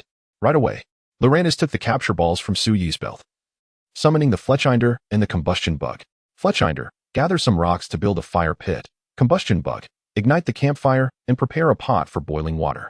Under Sui's organized direction, his companions swiftly set to work, accomplishing their tasks with remarkable efficiency. With the needle clenched between his teeth, Sui extracted a small knife, having sterilized it over the flames a few times. He carefully removed the splintered shards embedded in the flesh, excising some necrotic tissue. While Happiny used a warm towel to clean away the blood, and Lurantis promptly sprayed the wounds with ointment. Once the wounds were attended to, Sui focused intently on suturing once more. Time appeared to stand still. The absence of sunlight rendered the hour indeterminate. After what felt like an eternity, Sui finally halted his trembling hands. Phew, the suturing is complete. He stretched his stiff neck and rose, only to feel a tingling in his feet and a wave of dizziness wash over him. How long have I been crouched? Quickly, he moved to shake off the stiffness, and Lurantis thoughtfully handed him a cup of warm water. After a brief respite, Sui examined Scyther's condition once more. It remained weak. Yet the wounds appeared less severe, and the bleeding had subsided. As long as it can regain some mobility and eat, we can manage, Sui remarked. Currently, Scyther lay motionless, unable to ingest the vitality shards or healing potions. Forcing them down raised the risk of choking, and Sui feared that a minor misstep could cost Scyther its life. He dreaded the thought of returning to Master Ma's dojo only to find Scyther perished within its ball, which is why he opted to treat its injuries urgently here. As there were no Pokémon centers on Armor Island, this was the best outcome he could devise. Now, it was up to Scyther to endure the weakness from blood loss and avoid infection. Sui summoned 3 of his companion Pokémon. Please take turns watching over Scyther. We'll rest for a moment, he instructed before retreating to the tent with Lurantis and Happiny. A howl pierced the air. It was the sound of the Tyranitar. Sui sprang to his feet and dashed out of the tent, only to find the Tyranitar and Fletchinder awakening as well, the former watching Scyther warily. Scyther seemed to have escaped immediate danger, yet its weakened state prevented it from moving freely. It lay on the ground, gasping for breath, its eyes warily fixed on Sui and his companions. You seem to be feeling a bit better, Sui sighed in relief upon seeing its condition. I understand that you may be confused after such an ordeal, having traversed the brink of death. However, rest assured, I mean you no harm. Please take this. It will aid in your recovery. He stepped forward, offering a vitality shard. At this distance, if Scyther mustered even the slightest strength, it could inflict fatal damage upon Sui. His fist clenched, palms sweating, while the 3 companions remained tense and ready for action. Scyther regarded Sui, then lowered its gaze to the bandages and sutures on its abdomen, surrounded by empty medicinal bottles and bloody gauze. It seemed to grasp the situation, understanding the necessity of what lay before it. Your wounds are not yet fully healed. You require these supplies. Sui cautiously took another step forward, extending the vitality shard once more. With a slow intake of breath, Scyther cautiously leaned toward the shard, its nostrils flaring, yet unable to discern its nature. Consume it. You must recover swiftly, Sui encouraged, bringing the shard ever closer to Scyther's mouth. Scyther scrutinized Sui's eyes, which radiated sincerity and hope. Finally, It extended its tongue, licking the vitality shard into its mouth. Instantly, a warm sensation spread from its abdomen, dissipating the weakness considerably. As its body began to rejuvenate under the shard's influence, and a renewed hunger emerged. Recognizing its improving condition, Scyther realized that Sui had not deceived it. "You're feeling hungry, aren't you? I'll prepare something right away." Hearing the rumble from Scyther's belly, Sui swiftly stood and began to gather ingredients.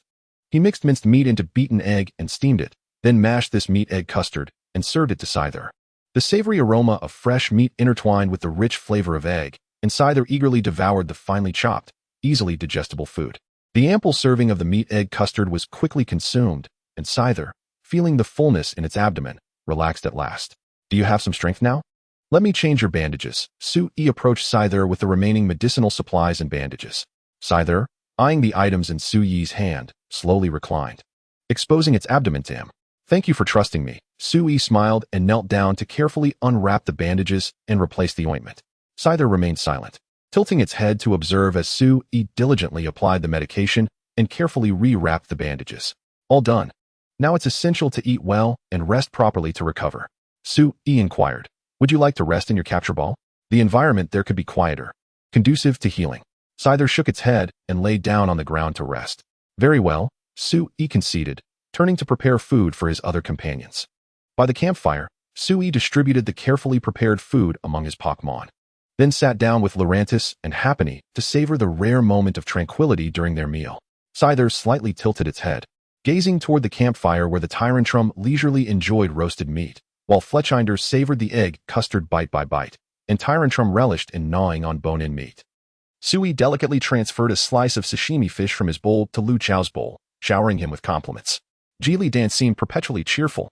The grim claw dragon smacked its lips, reminiscing about the delicate, velvety meat pudding, before glancing at its meticulously bandaged abdomen and settling comfortably on the ground, soon drifting into slumber. Chapter 41. Duel Exclusive Techniques. Ultimate Rending. After a simple meal, Sui turned his gaze towards the grim claw dragon, which lay quietly on the ground, breathing evenly in sleep. Sui couldn't help but marvel at the extraordinary powers of Pokémon. Were it a typical monster, healing from such injuries would require at least 10 days to a fortnight. Yet, the grim claw dragon, empowered by Pokémon abilities, merely needed a vitality fragment and some medicinal aid, and in less than a day, it had escaped mortal peril and could move with ease. Sui estimated that within 2 weeks, the grim claw dragon would fully recover. However, the expenses incurred thereafter might be considerable.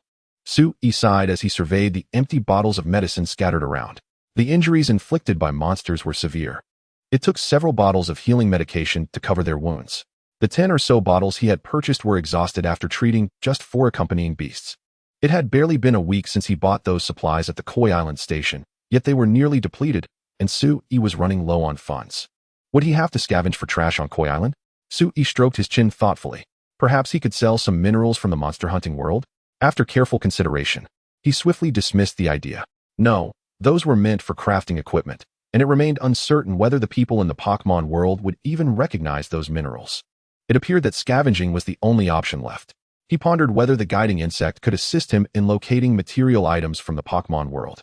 Inside the tent, Sui switched on a flashlight and opened his golden finger, the hunting guide.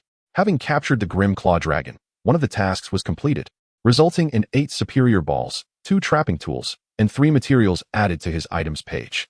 The superior balls, being more advanced capture tools, effectively ensnared stronger monsters. Comparable to Ultra Balls, Sui produced a superior ball, which indeed resembled the Ultra Ball, a step above the ordinary Pokeball. At this moment, his inventory comprised 5 capture balls and 8 superior balls, alleviating his previous shortage of capture balls. The capture balls granted by the Golden Finger should not be used carelessly. They could be employed to capture both monsters and Pokémon, whereas the traditional Pokeballs in the Pokémon world could only capture Pokémon, not monsters. This was likely because monsters lacked Pokémon traits and powers before being captured, rendering Pokeballs ineffective against them. This distinction underscored the uniqueness and significance of the capture balls, as they not only captured monsters, but also, when paired with the Golden Finger, endowed the captured monsters with the extraordinary abilities and wisdom of Pokémon. Next came the materials from the Grim Claw Dragon, its claws, scales, and teeth. A complete set indeed. Sui examined the materials closely. The claws of the Grim Claw Dragon shimmered with a cold light. The scale material was a large piece of deep red, finely textured armor, and the tooth material was the largest canine among its teeth. Sui was thoroughly satisfied with the rewards from this task. The greatest boon, of course, was having captured the Grimclaw Dragon. Name: Grimclaw Dragon. Species: Grimclaw Dragon. Male. Type: Dragon. Fighting ability: Grimclaw. Claw attacks have a chance to inflict the rending status on the target. A target in the rending state suffers damage whenever it performs significant actions, and if attacked by the holder of this ability, it will randomly incur rending damage up to 25 times. The rending state can be cleared if the target ceases movement for 8 seconds. Moves: Rending Claw, exclusive move. Power 85, fighting type, physical move, inflicts rending status on the target. If the target is already in this state, the move triggers rending damage up to 410 times. Ferocity, exclusive move, fighting type, status move, increases physical attack and speed by 2 levels for 3 minutes, after which the enhancement is removed. Entering a fatigued state with reduced defense by 2 levels. Bite, Dragon Claw, Rending Claw, Iron Tail, etc. This brutal ability, along with 2 exclusive moves that relentlessly ravage opponents, perfectly aligned with the Grimclaw Dragon's attack characteristic of tearing apart foes. The Grimclaw Dragon had gained newfound strength, fundamentally enhancing its capabilities. Sui couldn't help but exclaim in admiration, much like certain Pokémon that ascend to greatness upon acquiring new abilities or skills. The Grimclaw Dragon had unlocked its potential through the powers of Pokémon. Once fully healed, it could ascend to become the strongest member of the team. Upon opening the ecological report page, Sui noted that the previously captured Fierce Jaw Dragon measured 1128 in length, while the Grimclaw Dragon reached an impressive 1480. Although it was not the largest, it still exuded a formidable presence. As time passed, after the injuries had healed somewhat, the Grimclaw Dragon, now having developed a preliminary trust in Sui, entered the capture ball without resistance. It was time to return.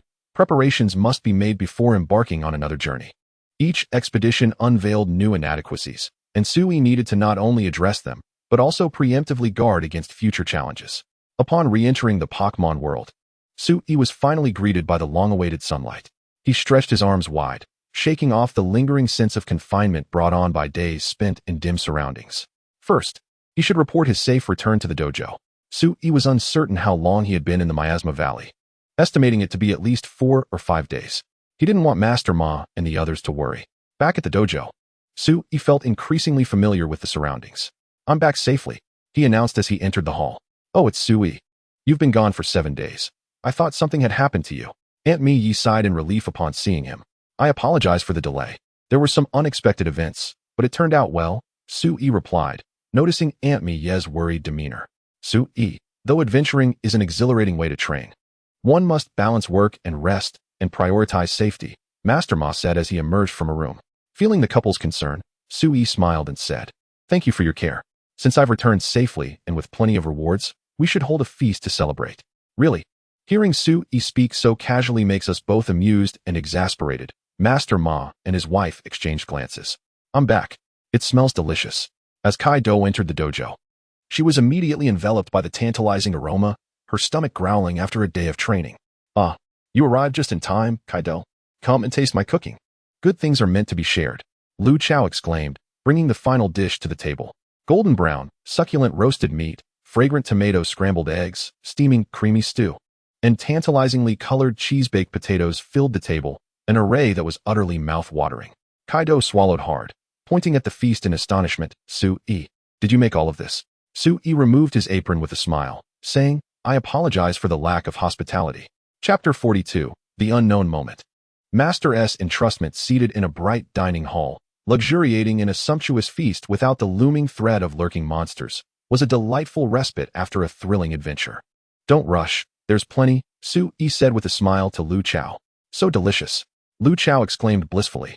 Kaido gazed longingly at the tempting braised meat, decisively cutting a piece to savor the satisfying tender morsel, instantly dispelling the fatigue from her training.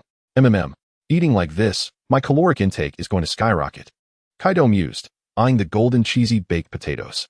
Although she longed to indulge freely, the thought of the high calories gave her pause.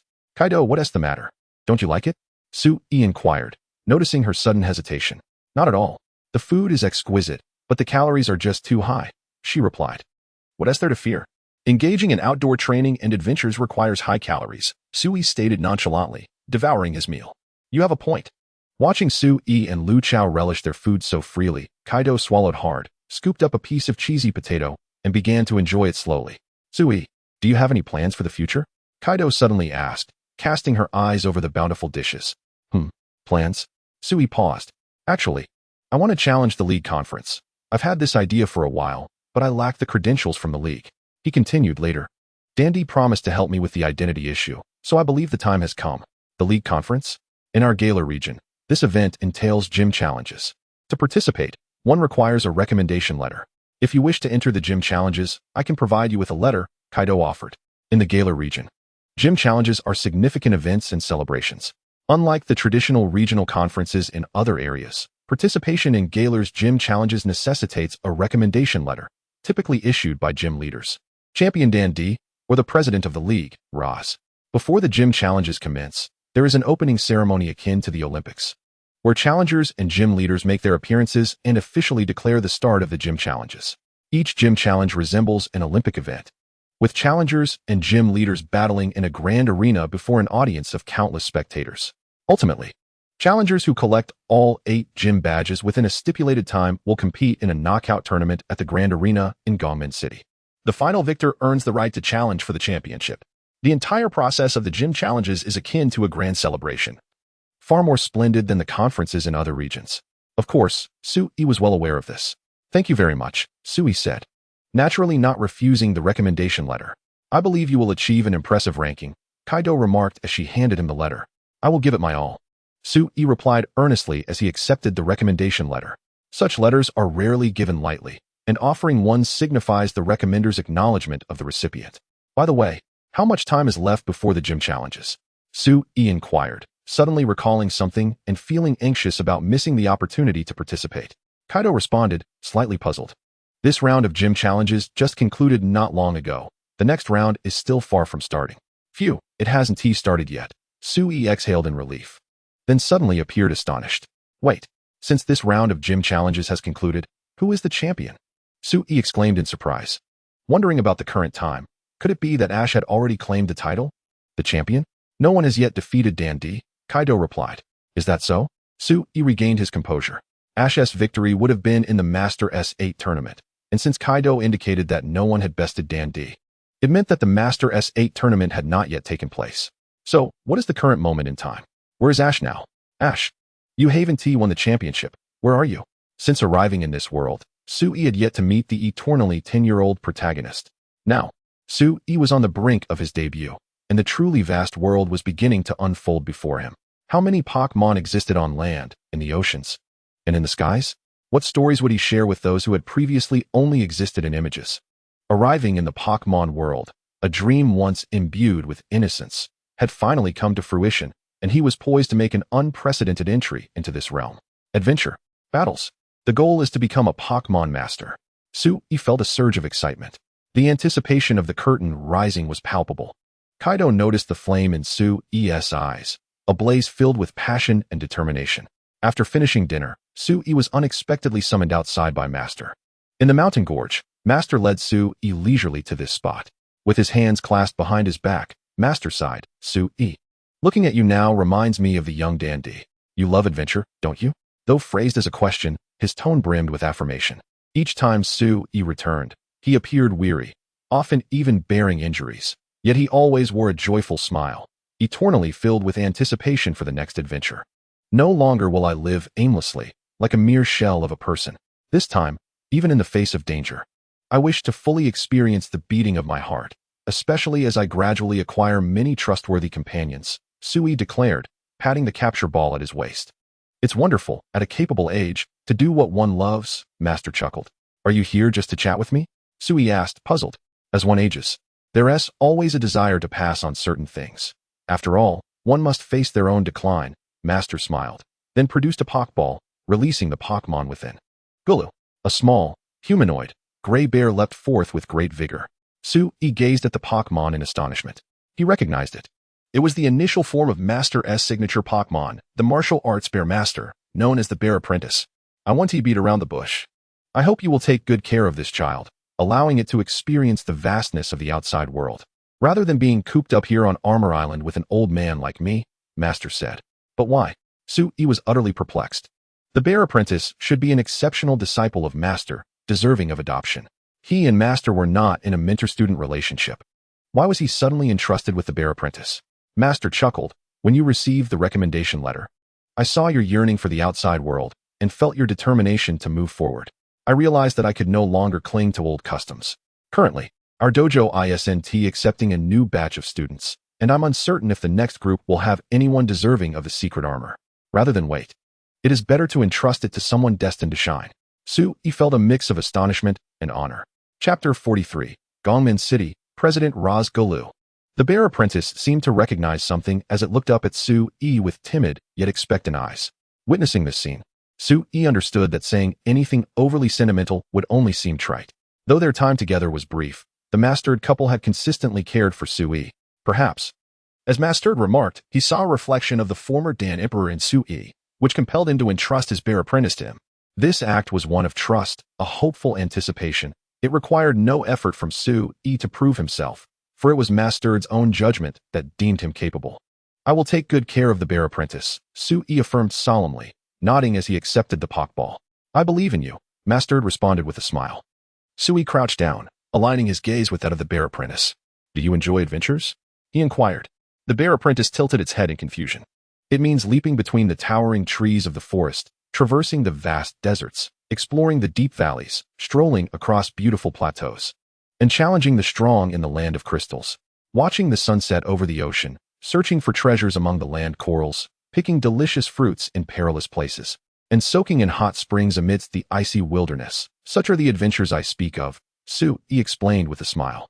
In that moment, the bear apprentice's eyes sparkled with longing. The morning at the dojo was tranquil and peaceful. Oh, Sui, are you planning to head inland? The holographic image of the Dan Emperor appeared on the communicator. Sui nodded, grinning. Yes, I have yet to witness the splendor of Galar. Ha. Everything here will make you fall in love with Galar. Just take a flying taxi straight to the city of Galar. The Dan Emperor chuckled. No problem. After confirming their meeting place, Sui hung up the call. Sui is about to set off, remarked the mastered couple as they approached. I am immensely grateful for your care during this time, and I shall return. Sui expressed his gratitude. Young man, venture forth as your heart desires. But do take care, Mastered advised.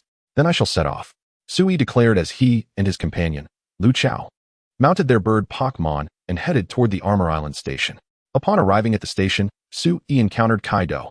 Kaido, are you also leaving Armor Island? He asked. Kaido nodded, stating, I have been away for quite some time. It is high time I returned, or else President Laws will start nagging me again. If you ever have the chance, come find me in Shuchuan Town. We still have a battle to settle. Kaido extended his fist, and Sui chuckled as he bumped fists with him. You better give it your all then. I look forward to it, Kaido replied with a smile. The steel-winged bird slowly ascended, and through the window, Sui and Lu Chao watched as the station shrank away, carried off by the raging winds from Armor Island. Galar City, the most prosperous city in Galar, was filled with towering skyscrapers and bustling traffic, exuding a modern atmosphere. The steel-winged bird gently descended onto the plaza in front of the Galar City arena. Guest, we have arrived, announced the uncle, wearing goggles, who had been riding on the back of the steel-winged bird. Thank you, Sui replied, stepping out with Lu Chao. As sunlight poured down, Sui lifted his head and surveyed the scene before him.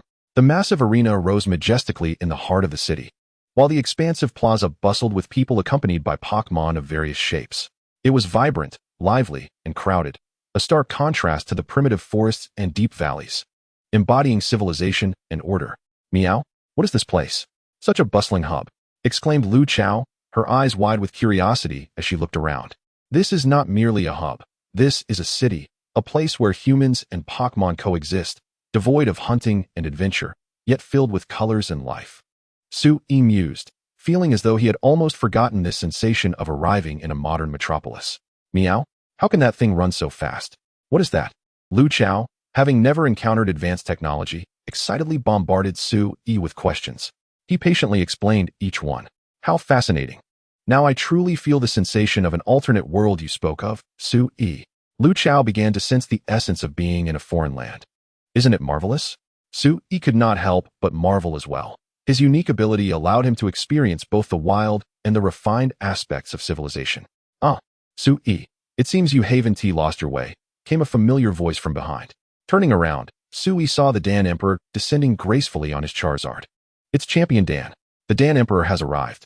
The sudden appearance of the Dan Emperor drew immediate attention from the crowd, as his immense popularity in Galar prompted many to capture the moment. Thank you, everyone. The Dan Emperor greeted those around him warmly as he approached Sui. I see you may have lost your way, Sui teased. It must be Charizard that led you astray. Charizard shrugged its claws nonchalantly. Ha. It's simply because Galar City is too vibrant. The Dan Emperor laughed without concern. Sui, come with me. I'd like you to meet President Laws, who is quite interested in you, the Dan Emperor invited. Rather than heading to Laws Tower, they entered a restaurant and proceeded to a private room. A cold-eyed woman in high heels stood behind a slightly plump man dressed casually. This is President Laws, and this is his secretary, Ms. Olive, the Dan Emperor introduced. Are you the intriguing traveler with a Pokémon never seen before, as the Dan Emperor mentioned? President Laws inquired with interest. It is a pleasure to meet you. President of the Galar Pokémon League, Sui replied, maintaining his composure. I've heard you come from a place with unique Pokémon. Is this one beside you exclusive to a certain region? I've never encountered it before. President Laws observed Lu Chao with keen interest. Meow? Lu Chao felt somewhat uneasy. Sui stepped in front of Lu Chao to shield her from President Laws' gaze, stating, I am an adventurer who has traveled through some extraordinary places. I see. The world is vast, and there are still many unknowns, President Laws acknowledged, swiftly moving to the main topic. Dan Emperor has briefed me about you. Since he personally vouches for you, I trust his judgment. This identification card is universal within the League and serves multiple purposes. President Laws slid a magnetic card across the table towards Sui. Sui accepted the card with gratitude, saying, Thank you, President Laws, and thank you as well. Dan Emperor, I hope your presence brings something new to Galar, President Laws remarked meaningfully. Sui furrowed his brow, somewhat puzzled. Chapter 44, Mobile Rotom, the Azure Star. Also a Pokémon Master. President Laws was evidently a person of great responsibilities. After a brief lunch together, his secretary, Ms. Olive, promptly urged him to attend to subsequent engagements. I apologize, though I would love to continue our conversation about your adventures. I am swamped with duties, President Laws said politely. It's quite all right. I must thank you for your assistance, President Laws, Sui replied. Then I shall take my leave, President Laws stated as he departed. Afterward, the Dan Emperor turned to Sui and remarked, President Laws has dedicated much to Galar. It is under his tireless efforts that Galar City has transformed into this thriving Pokémon competitive hub. President Laws indeed exemplifies unwavering dedication, Sui commented. Though he is a key figure in the main storyline, if the Dan Emperor is the superstar of Galar, the pillar of spirit, then President Laws is the foundation of its prosperity. In earlier years, it was President Rose who collaborated with Dr. Magnolia to develop the Dynamax Band, a device capable of facilitating self-Dynamaxing. This innovation marked the beginning of a unique feature for the Galar region, making Dynamaxing and gym challenges renowned worldwide. Undoubtedly, the current prosperity of Galar owes much to this esteemed figure, the president of the Galar League and the CEO of Macrocosmos. Interestingly, the openings of Pokémon games throughout the generations have typically been narrated by the region's Pokémon professor. However, in the Sword and Shield era, it is President Rose himself who introduces the storyline. And if one were to ponder the mistakes made by President Rose, it would be his obstinate and autocratic nature. Like many before him, he sought to harness the power of legendary Pokémon, underestimating their might. President, you seem quite intrigued by that young man, Olivia remarked during their flight in a taxi. Rose chuckled and stated, There are two reasons for my interest. First and foremost, it is clear that Champion Diantha has taken a liking to him, and she even intends to provide a recommendation letter for someone named Sui. It has been ages since I witnessed her extend such a gesture to anyone, though she has maintained an undefeated status over the years. I believe she secretly yearns for a worthy adversary. The fact that he has piqued her interest suggests that this young man possesses extraordinary potential. I trust the champion's judgment. The second point pertains to his identity, Rose continued. Olivia inquired, Is his identity particularly special? Rose replied with a smile, No, rather, it is the absence of any identity. Specifically, he does not appear in the League's identity database, and he possesses at least 3 Pokémon that are entirely absent from the Galar Pokédex. Do you understand the implications of this? Rose's eyes sparkled with curiosity as he added, He hails from a place unknown to us. His first appearance was on the Isle of Armor, which begs the question, could there be undiscovered regions nearby Galar? New territories, new Pokémon, signify new possibilities and opportunities. Although Galar thrives, it also faces a bottleneck. Breaking through may require venturing down uncharted paths. Thus, I have expressed my hope that he can bring forth something novel. After sharing so much, Rose laughed nonchalantly. Regardless, this is merely a casual move in a game, a serendipitous encounter with something intriguing. Olivia marveled. The president always possesses such foresight. Meanwhile, Sui remained oblivious to the depth of Rose's contemplation regarding his identity and origins. However, he was indifferent to other speculations about him. As long as they did not interfere with his journey, their conjectures mattered little. He simply wished to revel in adventure and exploration. Just as Champion Diantha intended to show Sui around the marketplace, an unexpected visitor approached her. Woof woof. A yamper scampered to Diantha's feet, greeting her with enthusiasm. Diantha. This is a vibrant young lady who has come forward, she announced. Diantha smiled and introduced. This is a new friend of mine, my junior apprentice, named Sui. He possesses Pokémon unlike any you have ever seen. By the way, this is Sonia, the granddaughter of Dr. Magnolia, Galar's Pokémon professor.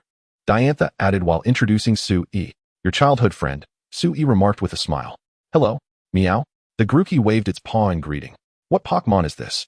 How adorable. Sonia exclaimed, instantly captivated by the cute Grookey, crouching down to observe it closely. Ahem, since someone is here seeking you, Diantha, why not attend to them? My companions and I can explore on our own. Shopping with a champion is bound to attract a crowd, Sui said with a knowing smile. But you are unfamiliar with this place, Diantha hesitated. I'm not a child. All right, she specifically came to find you, Sui retorted, waving his hand and preparing to depart. Very well, here is a phone with the Rotom Pokédex and some essential features. It contains my number, so please contact me if anything arises, Diantha said, producing a phone adorned with a Rotom design. Beep beep. The Rotom on the back of the device opened its eyes. Delighted to serve you, Rotom.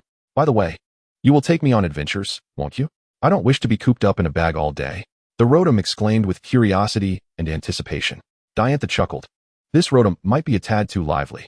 Sui, intrigued, took the Rotom phone and said, no worries. In fact, this is rather delightful. My name is Sui, and I look forward to our time together. I'll stick with you, Rotom. The Rotom replied joyfully, then flew into the side pocket of Sui's backpack. Thank you, Diantha, for all your support. I feel a bit embarrassed, Sui said, acknowledging the significance of every bit of assistance Diantha had provided. No need to mention it. After all, you are also my junior apprentice, Diantha smiled. I shall not intrude any longer. Enjoy your outing, Sui declared, swiftly leading Grookey away, eager to avoid being a third wheel. Your friend is quite fascinating, Sonia remarked with a smile. It's a pity you couldn't see his Pokémon. They are truly unique, Diantha expressed with a hint of regret. There will be opportunities in the future. There's a shop nearby, she suggested. The two soon blended into the bustling crowd. Come out, everyone. Upon reaching an open area, Sui released his Pokémon. The Sizzlipede was cradled in his arms, flanked by a Chansey and a Thwackey, with Grookey trailing behind. Chirp. Sizzlipede gazed at the bustling crowd and vibrant streets, feeling a mix of shyness and curiosity as it glanced around. Thwackey appeared wide-eyed, taking in the scenery. Let us go. Today, I'll show you around this modern metropolis, Sui exclaimed, enthusiastically leading his adorable companions toward the lively areas. Chapter 45. Oh my, how utterly adorable. Although the gym challenge had concluded, its fervor lingered on.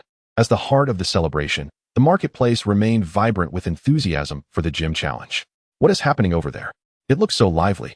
Let us go check it out, little ones. Stay close to me, Sui urged as he led his companions into a bustling gathering.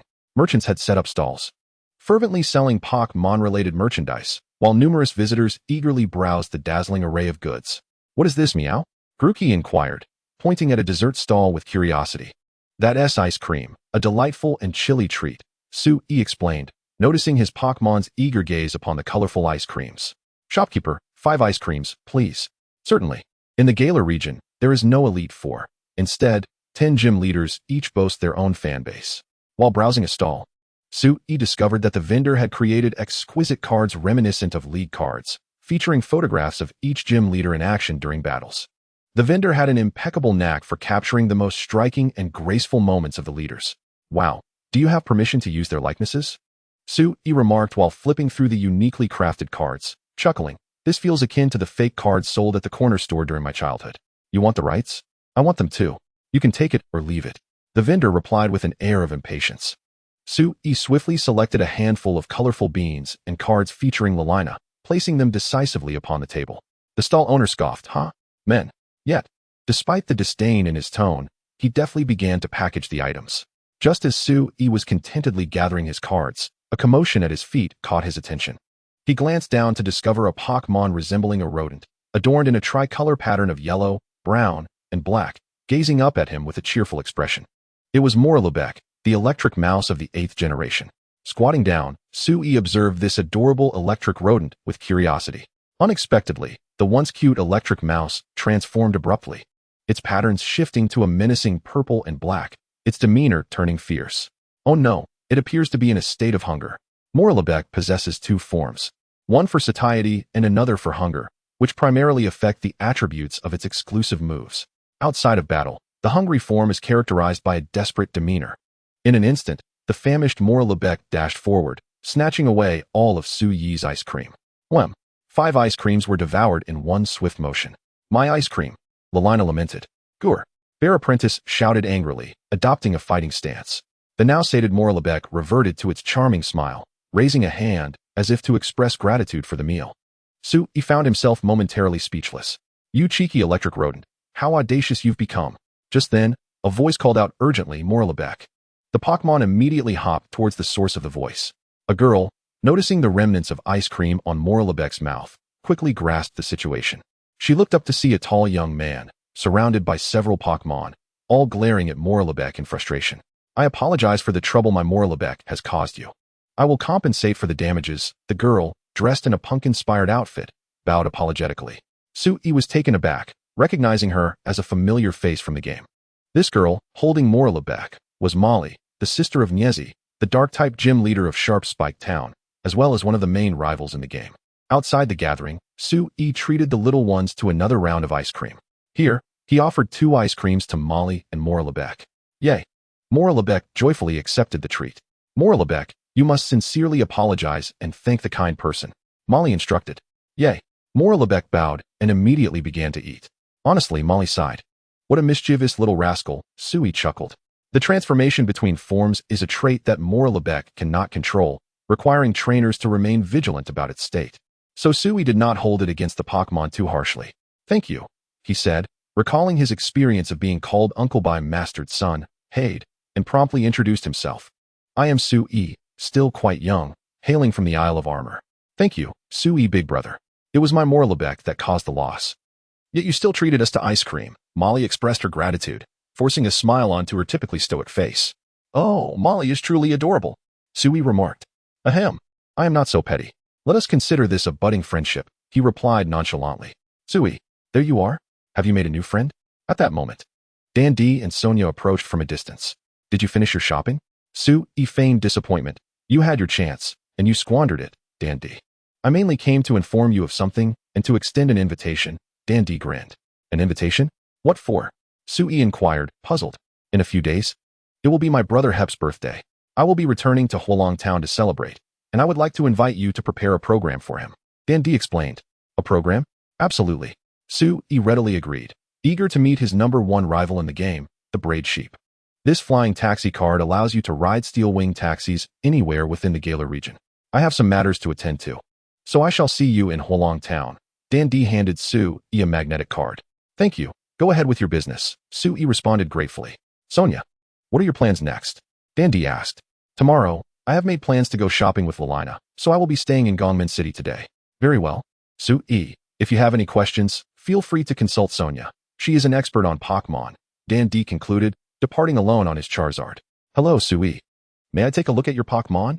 Sonia inquired, her curiosity piqued as she examined the cat-like creature. It may not be convenient here. Sui glanced at the crowd and suggested. Then follow me, Sonia replied after a moment's thought.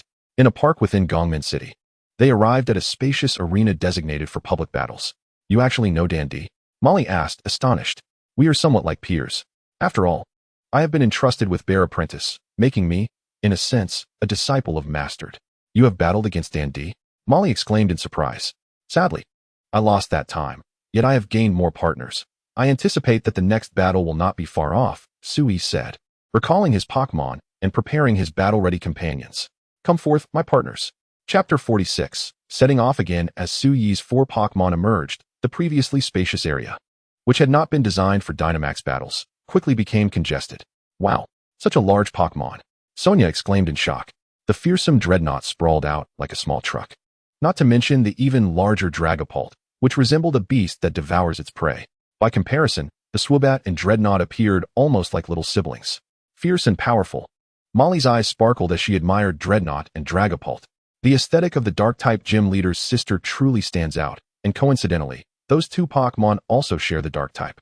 Suddenly, in the bright and open space, while Dreadnought and Swoobat were relatively unfazed, Dragapult and Dreadnought, accustomed to the dim atmosphere of the gloomy swamp, found themselves struggling to adapt.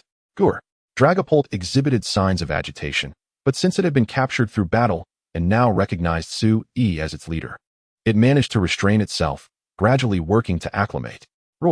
However, Dreadnought, still untamed and violent, let out a cry and sniffed the air, detecting scents completely foreign to the gloomy swamp, followed by a low growl of warning. Morlebeck. The startled Morlebeck quickly scurried into Molly's embrace. Sue-E, did you capture this Pokémon not long ago? Sonia immediately discerned the issue. Yes, and to be precise, it was not captured through battle, Sue-E replied, hastening to Dreadnought's side. Do not be afraid. No one here will harm you, and there is no danger. I am right here, he reassured, gently stroking Dreadnought's head, offering patient comfort.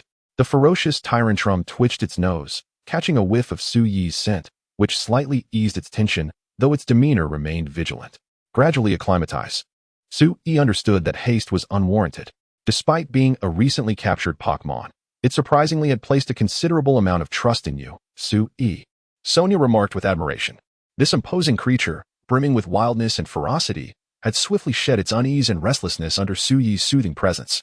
This indicated that Sue-E had gained its trust and was regarded as a reliable figure in its eyes.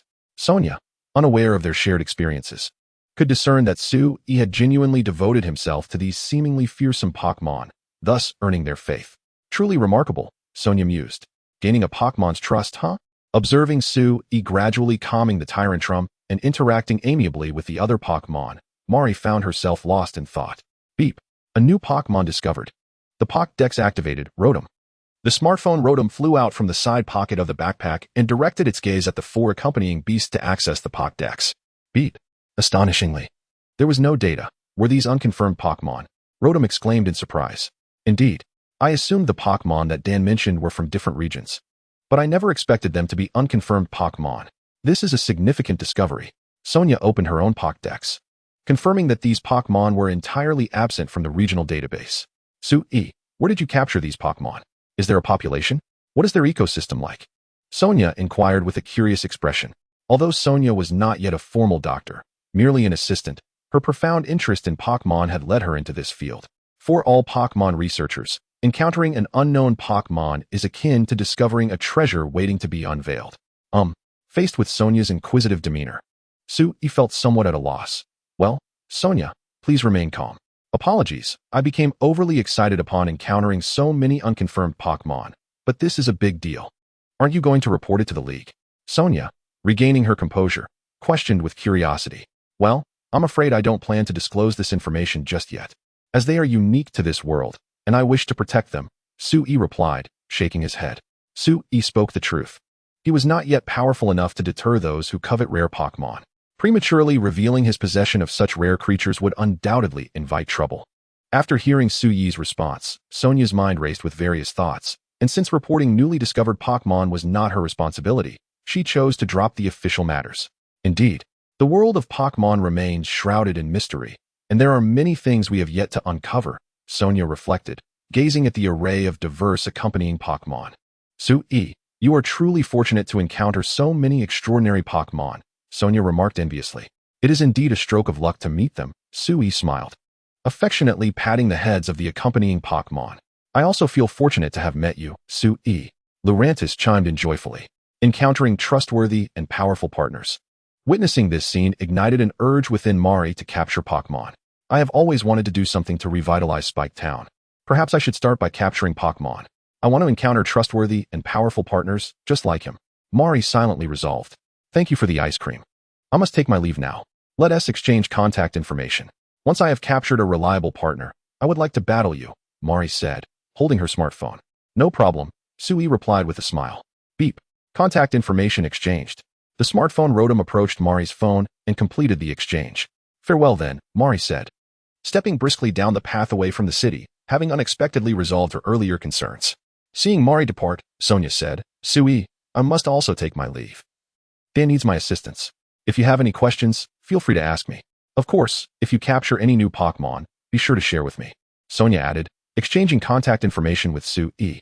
As Sonia left, Sui gazed at the park, which was mostly empty due to the lively festivities outside, feeling an inexplicable urge to take action. What should I do next? Continue shopping? Observing the still early hour, Sui muttered, "Surely, I cannot remain idle." Watching characters I once only met in games vividly express their emotions, then parting ways, has inspired me to move as well. My destination, lush Coral Plateau. Sui hurriedly found a secluded spot in the park before choosing to descend into the cave camp at the Toxic Fog Valley. Chapter 47, The Blockade by Gage and the Huangquan Waterfall. Upon arriving at the cave camp once more, the surrounding rocks provided Sui with a sense of security. He released Lurantis and made his way toward the exit, navigating the crevices in the rock face. However, as Sui crouched to exit the low opening, a delightful surprise awaited him. Outside the cave, on the flat ground, a massive dark green Tyranitar was sniffing the air, moving about. As Sui emerged, the Tyranitar, suddenly detecting an unusual scent, turned its head sharply towards him. Roar! The Tyranitar let out an excited roar, its scarred and menacing head rising as it charged towards Sui. Oh no! Sui fell backward in a panic, scrambling away like a frantic dog and dove back into the cave, inadvertently pushing Lurantis out behind him. Meow! Lurantis exclaimed in surprise. Thud! The entrance shook violently as debris rained down on Sui's back, creating a cacophony of noise. Sui, glancing back in disarray, saw the entrance, barely large enough for him to crouch through, with the Tyranitar, its golden eyes glaring fiercely, peering into the cave. The scene bore a striking resemblance to a classic horror moment. Roar! Spotting Sui within, the Tyranitar rammed its head against the cave entrance repeatedly, causing the entire cavern to tremble. However, despite the force, only the outer rocks were shattered, while the denser interior remained mostly intact. Sui and Lurantis quickly escaped through a narrow gap back into the cavern. That must be the Tyranitar that gravely injured the other one, Sui remarked, shaken. The elongated scars on the Tyranitar's face were unmistakably left by the desperate counterattack of the other Tyranitar. That terrifying creature is indeed outside the camp, Lurantis said, feeling a chill at the continuing ruckus outside. Beep! Rotom from Sui's backpack suddenly exclaimed in terror. What Pokémon was that? So frightening. Haha. Welcome to the New World, Rotom. Sui laughed heartily. New World? Where's that? How do we end up in such a place? Rotom felt its circuits nearly overheating.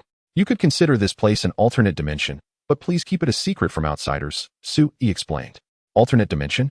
Unable to comprehend, Rotom exclaimed. Wait, there's no network signal either. What an extraordinary place we have arrived at, Rotom exclaimed in astonishment. Isn't this precisely the journey you desired? There's even more excitement to come. Welcome to our adventure. Haha. Sui laughed heartily. Understood. An expedition into the unknown. I adore it. Let us make this a memorable first. Rotom twirled excitedly in the air and captured a photo of the campsite. Sui couldn't help but muse that the addition of mobile Rotom would undoubtedly make the journey more thrilling and enjoyable. At that moment, the sounds of rocks being struck echoed from outside the cave. Fortunately, the campsite was well chosen.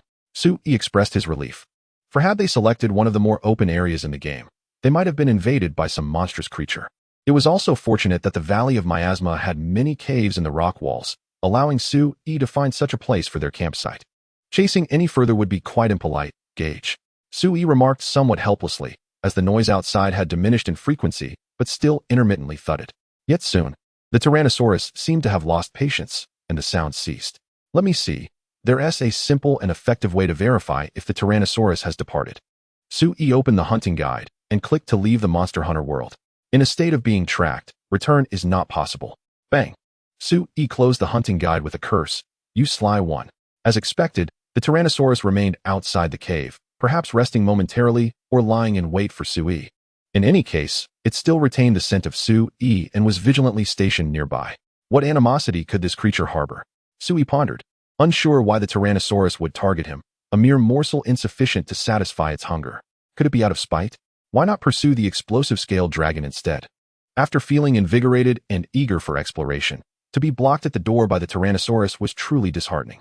Just as Sui was about to use flash bombs and foul-smelling bombs to charge outside, Meowth made a discovery. Meow? There's a crack. It seems there's a path behind it. Meowth pointed toward a fissure in the rock wall of the cave. Let me take a look. Sui leaned in closer. At that moment, Mobile Rotom aptly activated the flashlight on the phone, allowing Sui to see that the crack extended outward and gradually widened to a barely passable width. I can just squeeze through this gap. Let me see what's ahead, Rotom. Mobile Rotom volunteered eagerly, clearly immersed in the spirit of adventure. I'm counting on you, Rotom. Sui nodded. Mobile Rotom floated into the crack and flew outward. A few minutes later, Rotom returned. There's a passage leading to an open area outside. But the environment there is quite dim and eerie. Rotom reported. As long as it leads outside, let us go, Great Dreadwolf. Sui released the Great Dreadwolf and pointed to the fissure, commanding, use your claws to widen it. Roar. The Great Dreadwolf swung its gleaming claws, and with a few powerful strikes, expanded the crack to a size that could barely accommodate a person. Thank you. Sui recalled the Great Dreadwolf. Ha ha ha, Gage. This will be my escape route. Farewell. Guided by Rotom's flashlight, Sui squeezed into the fissure. Emerging from the narrow crack, he found himself in a long, narrow rocky tunnel. After walking for a while, the thunderous sound of rushing water reached his ears. Upon exiting the tunnel, the scene before him opened up magnificently. He stood before a relatively broad tidal flat, where a colossal waterfall cascaded from a great height. The water, flowing down from the land coral plateau, washed over rocks and massive skeletal remains, eventually merging into the murky river that lay ahead, its destination unknown within the valley of Miasma. This scene resembled the river of the underworld. What Pokémon bones are those? They're enormous, Rotom exclaimed, snapping a photo of the gigantic skeleton. Could it be the remains of the Serpent King?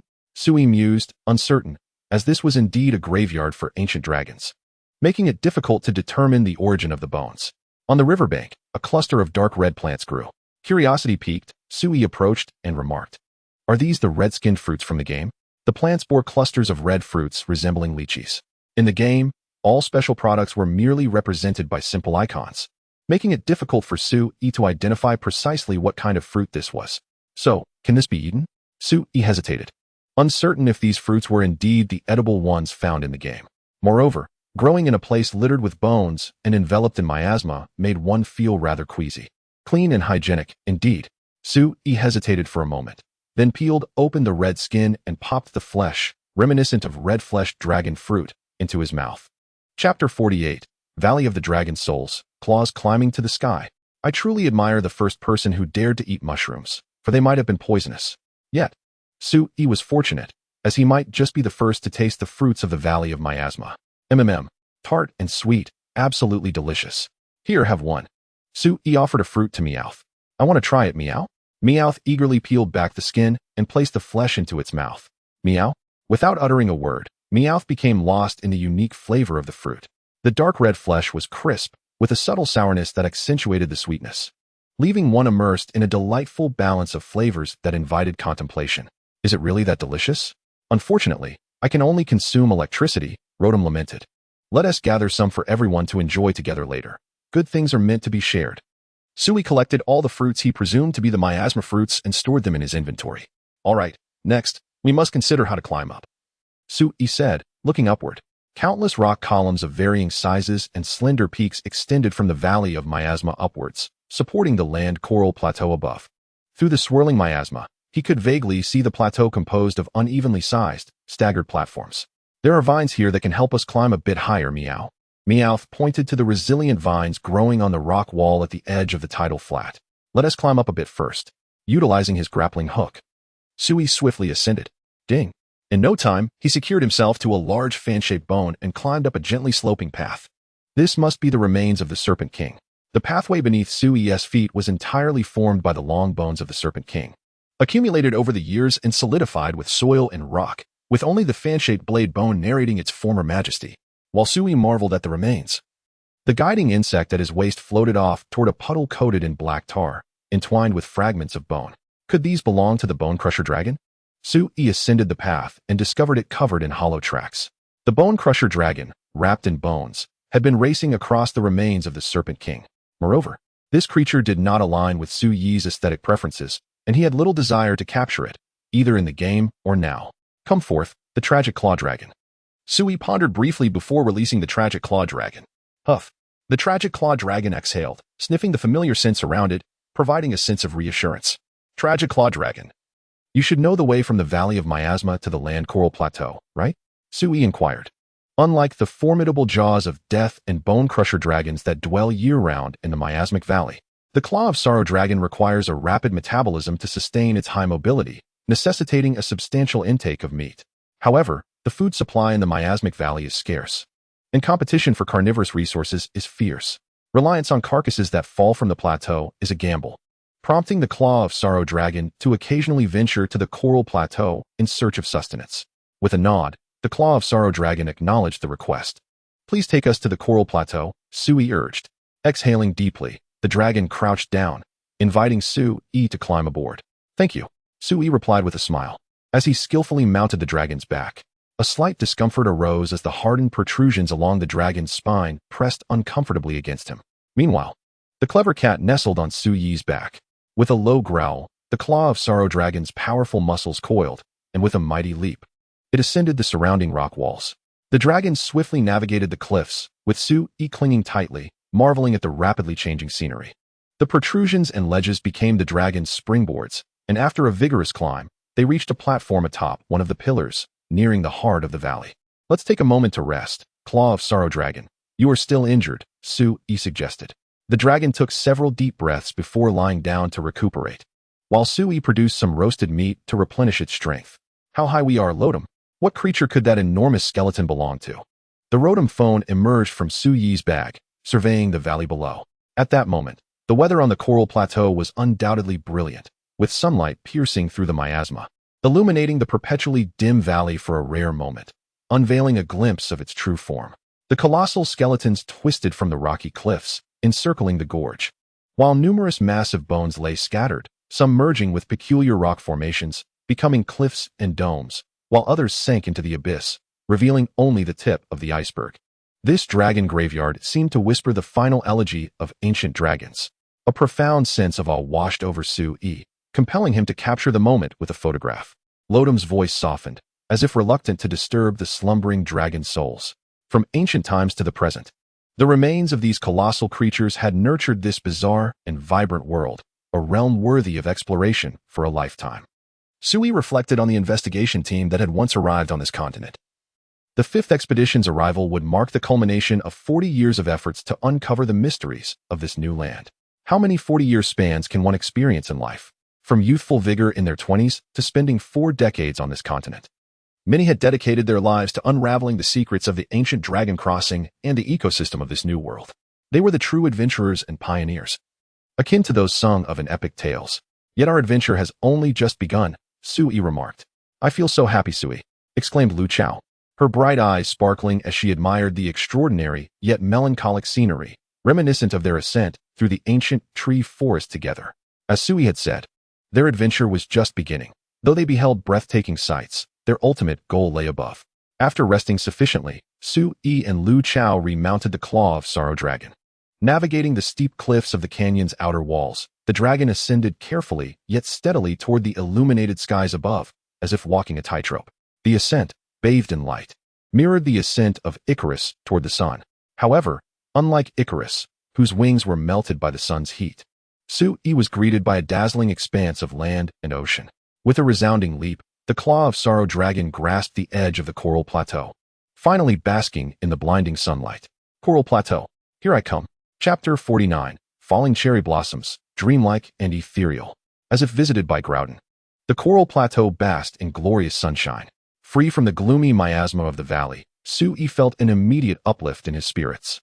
Yet the Claw of Sorrow Dragon appeared uncomfortable. The piercing sunlight was overwhelming for its unblinking eyes. Indeed, the dragon was a fierce creature, capable of sleeping with its eyes wide open. You should enter your Pokeball first, Sui promptly suggested, recalling the dragon into its capture ball. What's that? Lu Chao pointed to a nearby site. They had arrived on a small, plate-like ledge, where a stream cascaded from above, forming a shallow pond. Within the pond, alongside some swimming fish, creatures resembling the Antarctic ice fish were wriggling their fins, propelling their plump bodies through the shallow waters. Oh, those are lanternfish, Sui remarked, intrigued by these peculiar aquatic beings. Lantern? Lu Chao queried, puzzled. Watch closely, Sui instructed, as he approached them slowly. The ripples he created disturbed the vigilant little creatures, causing the lanterns atop their heads to illuminate, prompting them to dart into the surrounding corals and crevices for cover. "What fascinating Pokémon!" Lodom exclaimed, capturing the moment with a click. "Look over there. It's so bright," Lu Chao exclaimed, her attention drawn to a large shell reflecting the light from the lantern fish. "How could there be such a large shell here? That's a pearl oyster," Sui exclaimed with delight, rushing toward the massive shell growing at the edge of the coral plateau. "Could there be treasures inside, Lodom?" Lodom followed eagerly, ready to document any new discoveries. Kneeling before the enormous shell, Sui noticed a faint glow emanating from within as it slightly opened. "Here we go," he declared, using a small knife to pry it open. In that instant, several pink shrimp burst forth from the shell. Quick as a flash, Sui managed to catch two. "Are these coral shrimp?" He wondered aloud, admiring the translucent, gem-like pink creatures in his hands. In the game, a culinary quest related to the coral plateau unlocks the coral shrimp ingredient, and these rare delicacies might yield 2 additional shrimp-related ingredients. The coral-colored, crystalline shrimp resembled the description of the coral shrimp ingredient perfectly. A new world of gastronomy awaits. Sui carefully stored the coral shrimp and extracted a pearl, roughly the size of his fist, from the oyster. The round, pristine pearl reflected brilliant light under the sun. "How beautiful!" Lodom exclaimed, rapidly snapping photos. "There's more here," the cat called, waving its paw. Sui hurried over to discover 3 pearl oysters nestled together behind a coral. "Wow, it feels like a lucky draw." Sui rubbed his hands together, quickly prying open 2 of them, once again yielding more coral shrimp. Within one of the pearls lies a depth that seems to harbor the very essence of the deep sea. "I, too, wish to," exclaimed Meow. Lu Chao raised her paw. "Eager to try? Here." Sui handed a small knife to Lu Chao. "Meow." Lu Chao eagerly pried open the pearl shell. Instantly, the pearl within reflected the sunlight, radiating a dazzling brilliance. "Is it here? A super rare specialty?" Sui exclaimed in astonishment. "Meow." The feline lifted the pearl triumphantly, her excitement palpable. The immaculate pearl emitted a soft halo, reminiscent of a full moon in the tranquil night. 2 luminous pearls, 1 profound pearl, and 1 exceedingly rare pristine pearl. "It seems I need not worry about finances for the time being," Sui thought joyfully as he stowed away the treasures. "What a marvel! This little pond holds such rich biodiversity," Sui mused. Lantern fish, various small fish, pearl shells, shrimp hidden among corals and shells, and the myriad aquatic plants surrounding the pond created a mesmerizing tableau, akin to a miniature version of the lush ecosystem of the land coral plateau. The land coral plateau, composed of layers upon layers of coral, necessitated frequent climbing for movement. Sui utilized hooks and vines to ascend the coral formations, reaching the broad, solid ground. Before him, the corals and rocks melded into a bizarrely shaped 3-dimensional structure. "What are those?" Lodom inquired, gazing at the creatures swaying in the breeze not far away. "They are the swaying eels." "Aha." Sui chuckled at the creatures reminiscent of garden eels. These eels emerged from the ground's hollows, swaying in the wind as they opened and closed their mouths, consuming the coral eggs drifting in the breeze. Watching their swaying forms, Sui felt compelled to sway along with them. However, they were quite timid creatures. Upon Sui's approach, they swiftly retreated into their burrows. On clear nights, one might even encounter the rare orange swaying eel queen, but alas, it was not night yet. Perhaps tonight would offer the chance? Sui pondered as he continued forward. As he traversed the enchanting coral plateau, a grove of coral trees came into view. The pink coral trees, resembling large trees, had branches shaped like coral, while a flock of fragrant winged dragons gathered around, feasting on the pink coral eggs that fell from the trees. Nearby, in the gusty area, clusters of luminous jellyfish bobbed with the wind, a unique species known as the sky hat. Dreamlike and surreal, such scenery could indeed be described in that manner. On the vibrant coral plateau, the pink coral trees scattered their coral eggs like falling cherry blossoms, while the sky hats shimmered and changed colors, creating a splendid spectacle that, despite being at high altitude, exhibited the essence of the deep sea, truly a dreamlike vision. Suddenly, a gust of wind arose, carrying the coral eggs aloft into the sky. As a streak of cherry blossom hue swept across the heavens. "Quick, hide." Without a moment's hesitation, Sui pulled Lu Chao into the nearby underbrush. In the sky, a cherry-colored dragon roared, its voice echoing across the plateau as it swooped down into the panicked flock of fragrant winged dragons, which immediately scattered in all directions. The dragon deftly turned, its sharp claws capturing one of the fragrant winged dragons. It then flew off, lowering its head to devour the most delectable parts of its prey before releasing it to plummet into the miasmic valley below, becoming a feast for other creatures. The Cherry Fire Dragon. The cherry-colored queen of the land coral plateau. Sui admired the queen that stirred up a tempest of cherry blossoms, his heart filled with awe. Chapter 50. The Hatching Egg Bang. Instead of returning to its nest after a hearty meal, the Cherry Fire Dragon descended into the coral grove. It leisurely groomed its scales, leaving claw marks on the ground as territorial markers. Sui, hidden in the grass, felt a bead of sweat trickle down his temple. The Cherry Fire Dragon seemed to have caught a whiff of something and glanced curiously in Sui's direction. Their hiding spot was not substantial, merely concealing them enough to barely escape detection, and they were less than 10 meters away from the dragon. To make matters worse, Sui's golden finger, hunting guide, suddenly emitted a chime, the azure star on its cover illuminating, followed by a vibrating sensation akin to a cell phone. As though it were alerting Sui to something. How unfortunate, Sui thought helplessly. The Grim Claw Dragon had only recently healed from severe injuries, and any confrontation with the Cherry Fire Dragon could easily reopen its wounds, leading to a drastic decline in combat effectiveness. Furthermore, the remaining accompanying creatures possessed little in the way of effective anti-air capabilities. The Cherry Fire Dragon could easily dispatch them with its aerial breath. Most critically, Sui had only 2 flash bombs remaining after previous usage, and finding more fireflies in the miasmic valley was nearly impossible, leaving him scant time to replenish his supply. If he could not inflict effective damage within the limited opportunities afforded by the flash bombs, the Cherry Fire Dragon would regain the upper hand. Creatures adept at flight would not foolishly engage on the ground. That was merely a game mechanic, or else all flying creatures would be mere fodder. To be frank, Sui was not eager to battle the Cherry Fire Dragon. Establishing a campsite was his foremost priority. At that moment, he increasingly recognized the importance of flight capabilities. Just as Sui contemplated dispatching his accompanying beasts for a fierce confrontation, a roaring sound echoed like a celestial melody. A woo. The Cherry Fire Dragon was immediately drawn to the sound. A blue-scaled bird dragon creature emerged from the other side of the coral grove, comparable in size to a scratching bird, boldly issuing a warning cry to the Cherry Fire Dragon, which was several times its size. Sui couldn't help but give a thumbs up. And the dazzling bird, my friend, is the true hero, the Cherry Fire Dragon. Enraged that such a diminutive creature dared to challenge it, let out an angry roar and charged at the dazzling bird.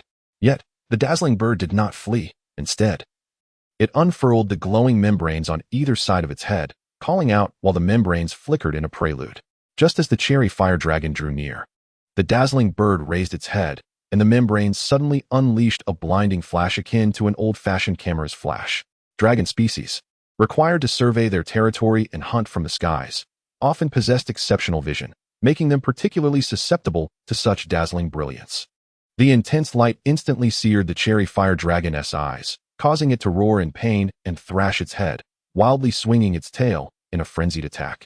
Meanwhile, the dazzling bird, a master of stealth, calmly walked past the Cherry Fire Dragon and nonchalantly departed in another direction. Seizing the opportunity, Sui swiftly led Lu Chao away from the coral grove. The dense corals of the land coral plateau formed numerous coral caves made of rock and coral. And without pause, Sui dove into a moderately sized cavern.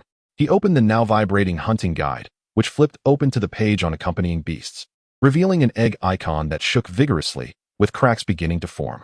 It was the poisonous demon bird's egg. Sui realized, when he had obtained the egg, it had already developed an embryo, and it seemed poised for hatching. With the assistance of the burning insect's fiery essence, the poisonous demon bird was now ready to break free. Sui placed the egg on the ground, and Lu Chao and Rotom immediately gathered around. The egg is about to hatch, meow? Lu Chao observed the egg that continued to tremble with curiosity. Rotom promptly activated its camera and switched to video mode. I must document this moment. Rotom. The eggshell gradually cracked, and then the egg of the poison bird Pokémon suddenly radiated a brilliant glow. Sui was taken aback. Isn't this phenomenon exclusive to Pokémon egg hatching? Monsters in the Monster Hunter world cannot hatch with glowing effects. Could it be that this egg acquired Pokémon traits after being placed in the companion beast? What Pokémon could it possibly be, Rotom? The smartphone Rotom aimed its camera at the glowing egg. As the light dissipated, a wrinkled, adorably awkward poison bird hatchling stretched its body and opened its large eyes. Another unfamiliar Pokémon. A major discovery, Rotom. Rotom pressed the shutter, capturing the moment this little creature first glimpsed the world. Wah! Upon seeing Sui, the little poison bird immediately leaped into his arms, opening its mouth to emit a soft, juvenile cry. Good, good, good. Sui smiled unconsciously at the vibrant little creature. However, the hatchling's cries grew more urgent and insistent. It must be hungry. Sui slapped his forehead, suddenly realizing he had no experience caring for a young one. What does the poison bird like to eat? Flying nuts. Yes, I remember there are flying nuts at the Coral Reef Plateau, but now I have no idea where to find them. Moreover, do hatchlings eat flying nuts like the adults? Hearing the increasingly frantic chirps, Sui began to sweat. Usually, he kept some flying nuts in his inventory, but he had used them all as throwing items or consumed them as snacks earlier. He had none left now. Sui, the Pokémon baby, seems to be hungry. Do you have any suitable food prepared for it, Rotom? The smartphone Rotom inquired curiously. Right. Pokémon food. Sui suddenly had an epiphany. Just then, Sonia, who was chatting with her good friend Relina, apologized and answered her phone. Hello? Is this Sui? What's up? What? You have a newly hatched Pokémon and don't know how to care for it? Where are you? All right. Relina asked curiously, does a friend need help? Sonia nodded and said, it's a friend of Dan D, also a junior from the same sect. He has a newly hatched Pokémon and doesn't know how to take care of it. Dan D's friend? A junior from the same sect? This was the first time Relina heard that the powerful Dan D had juniors as well. In any case, sorry, but I can't continue our chat, Sonia apologized. Relina, unfazed, smiled and said, what are you talking about? Let's go take a look together. All right. After finding Sui in the park, Sonia immediately took him to a mall. Here, one could purchase almost all Pokémon daily necessities. Of course, special care was needed for Pokémon babies. The food had to be meticulously chosen based on their preferences, attributes, and characteristics. Otherwise, it could lead to discomfort, illness, or even affect their future growth. Sonia approached a counter, educating Sui while occasionally dropping a few specialized terms. Sui scratched his head, feeling a bit overwhelmed, as though he were about to gain a brain. Uffed. Relina, who was accompanying Sonia, couldn't help but chuckle at the sight of the tall, adult Sui being lectured like a child. So, I take it you don't recognize this Pokémon either. Where did you capture this brand new Pokémon? Do you know its attributes and dietary preferences? Sonia asked. Let me check. Sui turned around and opened the hunting guide. Chapter 51. Assistance, Gifts, Encounters, Name, Poison Bird Species, Poison Bird, Female, Attributes, Poison. Flying ability, Throat Pouch stores various plants in the throat pouch, providing different effects for exclusive moves. Flying Nuts increases power, creates a spreading explosion, prone to causing dizziness. Poison Vines spreads venom, leaving a toxic area on the battlefield. Cotton Spore Grass transforms into a variant move, creating poisonous mist and expands the area of effect. Others slightly increases power. Moves, Poison Spray, exclusive move, power 70, poison attribute, physical move, gains different effects based on abilities. Poison Smoke, exclusive move, poison attribute, variant move. Emits poisonous smoke from the tail, wing attack, tongue lick, slam, etc. Sui was somewhat surprised that the poison bird did not possess the dragon attribute. However, this was advantageous. His team already included dragons and flying types that were 4 times weak to ice, and dragons and dark types that were 4 times weak to fairy types. Finally, he had a companion beast capable of countering fairy types. He immediately turned to Sonia and informed her of the poison bird's attributes and its preference for slightly bitter nuts. Is that so? It seems you have some understanding of this Pokémon, Sonia nodded, then began communicating with the salesperson to select Pokémon food. Watching Sonia's professional demeanor, Sui couldn't help but breathe a sigh of relief. Meanwhile, a somewhat bored Relina noticed the lurket following Sui and curiously crouched down to examine the cat-like creature clad in leather gear. What Pokémon is this? Relina wondered aloud. To her surprise, the cat shook its ears, turned around, and waved its paw, saying, "My name is Lurkit, and I am a Meowth." "Eh, you can talk?" Relina exclaimed in astonishment. "Is talking strange, Meow?" The cat questioned, puzzled. "Rather than strange, it's somewhat impressive," Relina replied, intrigued. "I am quite impressive, Meow," the cat said proudly, striking a pose with its paws on its hips. "Hee, can I pet you?" Relina asked, looking at the adorable cat with a smile.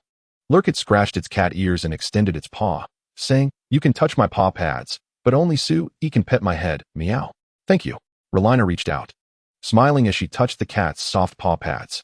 "All right, let your Pokémon baby try this," Sonia said, bringing over a sample of the selected Pokémon food.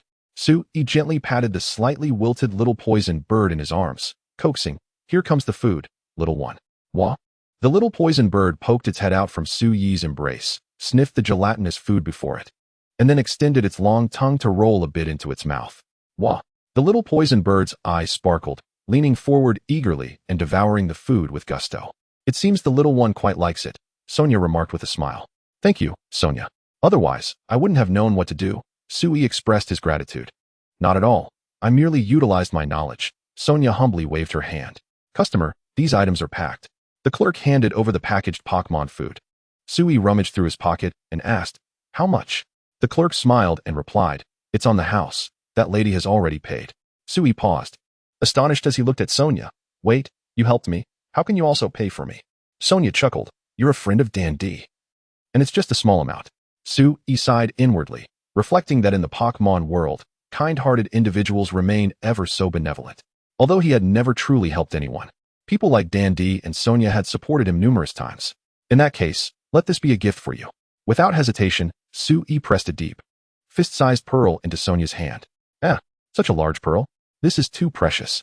As a person who pursues fashion in her daily life, Sonia could discern the considerable value of this pearl, far surpassing that of larger pearls or bead pearls. Sui waved his hand and said, it is unrelated to value. This is merely a token of gratitude.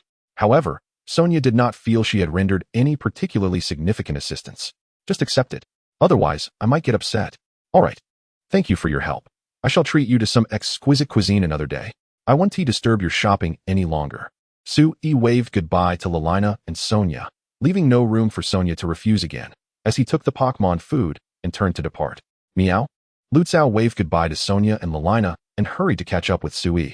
What an intriguing individual. Is he truly a junior disciple of the Dan Emperor? Lilina inquired curiously. Sonia solemnly tucked away the profound pearl, which seemed to contain the essence of the deep sea, and said, not long ago. It appeared that the Dan Emperor held great expectations for Sui. Great expectations? As the sun set, the little poison bird had eaten its fill and soon dozed off, prompting Sui to return it to its Pokeball. Indeed, the hatching of the little poison bird validated Sui's belief that the monster eggs placed in the companion beast would yield offspring possessing the innate traits of Pokemon, capable of being captured by ordinary Pokeballs. Having accomplished this, Sui strolled along the sunlit streets with Lutzao. The atmosphere of the gym challenge remained vibrant, with billboards displaying highlights from the competitions and interspersed advertisements to enhance revenue. It was no surprise that President Laws, a titan in the industries of Galar energy, transportation, and construction, seized every opportunity to bolster economic benefits. One could only commend his discerning eye for discovering the talents of the Dan Emperor, the champion. Oh, the gathering is still ongoing. Sui observed that the festivities were as lively as ever, even more resplendent with the arrival of night. Let us take a stroll. It's certainly not because I saw Lilina today and wished to hunt for some collectible cards. Sui ambled leisurely, savoring snacks as he wandered. Suddenly, amidst the myriad of stalls, he spotted a familiar figure, one he recognized from the game. At an unattended stall, a peculiar young woman with pink hair languidly rested her head on the table, surrounded by stacks of merchandise resembling idol paraphernalia. Oh, young man, would you care to take a look? She lifted her head and greeted without much expectation. Sui picked up a card, glancing at its title. Enchanted by Clara like a fool. Ah, this is a bit awkward, the kind that makes one cringe. TCH. As expected, I've seen that expression countless times. Clara sighed and lay back down, clearing his throat to ease the discomfort. Sui inquired, Miss Clara, I've heard you aspire to become the poison-type gym leader? Clara looked up in surprise, asking, huh? You know? Are you my fan? After all, this immature idea was something she had only hinted at on her social media platform. And she never expected to encounter a fan here, considering she had only sold 8 cards as an independent idol. Well, sort of, to keep the conversation flowing. Sui told a little white lie. Ha ha ha, you have quite an eye. Clara's mood instantly brightened. Let us get to the point, Miss Clara. Are you genuinely planning to become the poison-type gym leader? Sui asked earnestly. Clara pondered, why? Do you have a way for me to become the poison-type gym leader? Have you heard of the Monster Dojo? Sui replied with a smile. The Monster Dojo? Clara was perplexed, unsure of its relevance. Sui sighed. Monster, a former champion, was a legendary figure who held the Pokémon League championship for 18 consecutive years, a record yet to be broken, and was the esteemed teacher of the current champion. The Dan Emperor. Known for discovering talents, he was a great mentor. Unfortunately, the dojo had become somewhat neglected, lacking students eager to learn. In the game, Clara eventually learned about Monster S Dojo from late-night advertisements. Indeed, this Clara before him was the senior sister of the protagonist in the Sword and Shield games at Master's Dojo, as she believed. Yet she was unaware of its existence now. You know the Dan Emperor, right? Sui stated. Clara nodded. Who doesn't know him? Master is the Dan Emperor's teacher. Huh? Really?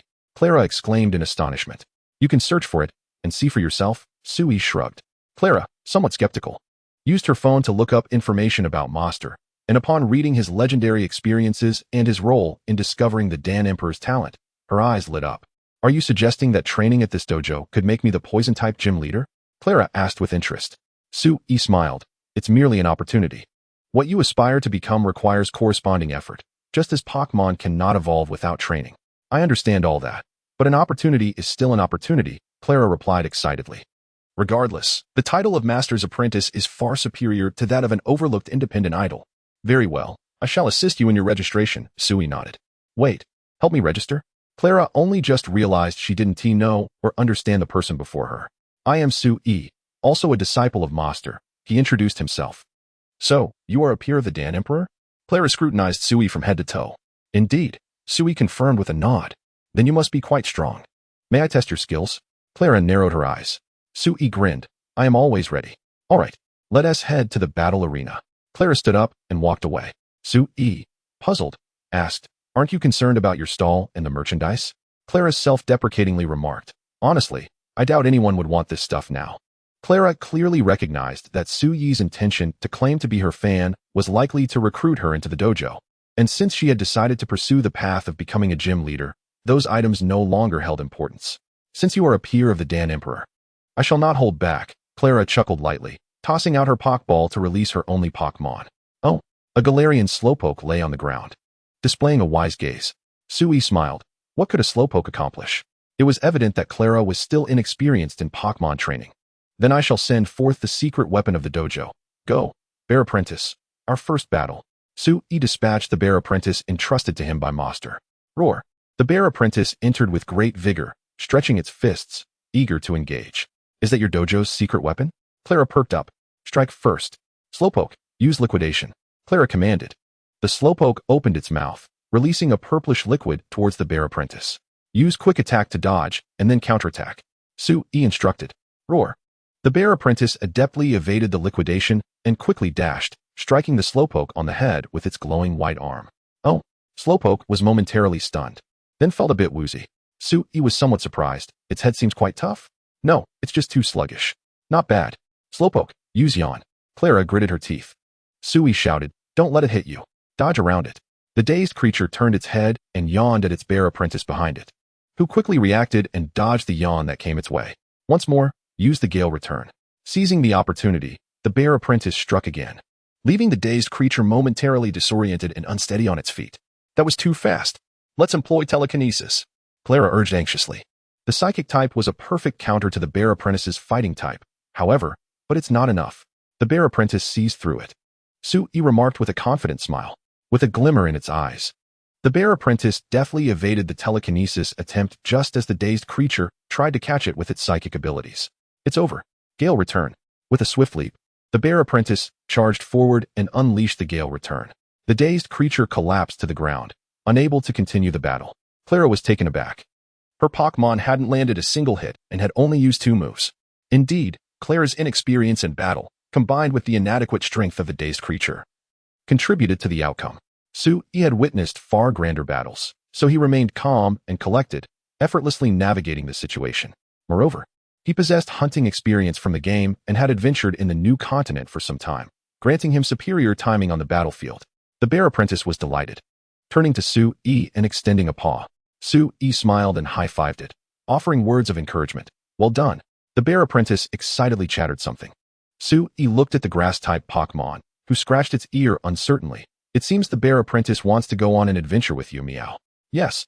That must be it, Meow. Apologies. Sui squatted down to meet the Bear Apprentice's gaze.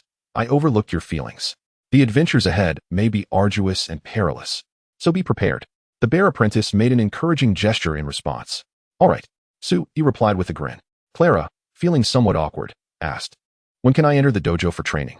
No rush. You aspire to become the poison-type gym leader, right? Sui said, pulling out a capture ball. Yes. Because the poison type aligns with my image, and I quite like it, Clara nodded in agreement. Honestly, you also believe that the poison type is less common, with fewer competitors, making it easier to succeed, Sui internally scoffed. Since you've chosen the poison type, I wonder if this fellow will accept you? Sui opened the capture ball, releasing the Centipede King. Guga. The Centipede King appeared, looking somewhat annoyed at Sui. My apologies, Centipede King. I have been contemplating how to accommodate you. Initially, I intended to release you in the forests of Galar's interior, but now, you have a new option. This is Clara, who aims to become the Poison-type gym leader. Here, you will have little opportunity to battle, but by following her, you can embark on a path of challenges against diverse opponents, Sui explained. Currently, she may lack maturity in combat and has some minor flaws, but she possesses a talent for the poison type. The choice is yours, Sui concluded. Clara, puffing up her cheeks, retorted, lack of maturity is one thing. But what do you mean by minor flaws? The Centipede King gazed thoughtfully at Clara. For it, daily battles and hoarding food were the norm. So, why not explore a broader world and challenge stronger opponents? Guga. The Centipede King nodded, then picked up the capture ball from Sui's hand and presented it to Clara. Are you entrusting such a powerful Pokémon to me? Clara exclaimed in surprise. You must take good care of it and strive for its recognition, Sui instructed. I will definitely become good partners with it, Clara said earnestly. After exchanging contact information and informing her of the dojo's location, Sui bid farewell to Clara and called Aunt Mai to update her on Clara's situation. Though she has some minor flaws, I believe she will transform within our dojo. Mai smiled. Indeed, Sui nodded in agreement. Clara's initial desire to become a gym leader was quite simple. She yearned for popularity. However, she also lacked sufficient effort. In fact, she had once resorted to underhanded tactics to defeat a player in the game, only to be swiftly punished. Yet, she recognized her mistake and willingly accepted the consequences, vowing to improve. In summary, she was a person with a unique dream, somewhat reluctant to put in the work, yet possessing her own convictions. Since she was someone Sui met in the game, he felt no aversion and was happy to lend a hand, doing so freely and without burden. As night deepened, Sui arrived at the Pokémon Center, which was still brightly lit.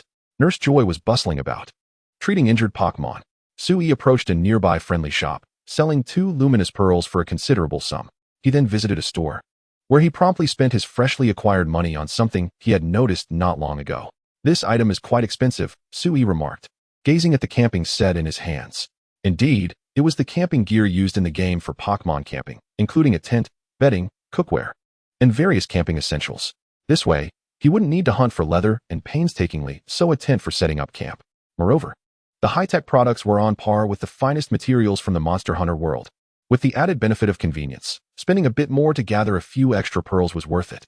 Thus, the Coral Plateau is truly a treasure trove, Sui exclaimed in admiration.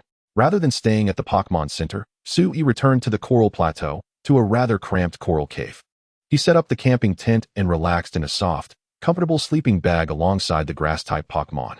The space was still too narrow, lacking room for his accompanying Pokémon and cooking, so he would need to find another location to establish a campsite. Right, it's nighttime now, and the weather is fine. Perhaps we'll encounter the shimmering Eel Queen. It would be a shame to sleep. Sui sat up and called for the grass-type Pokémon.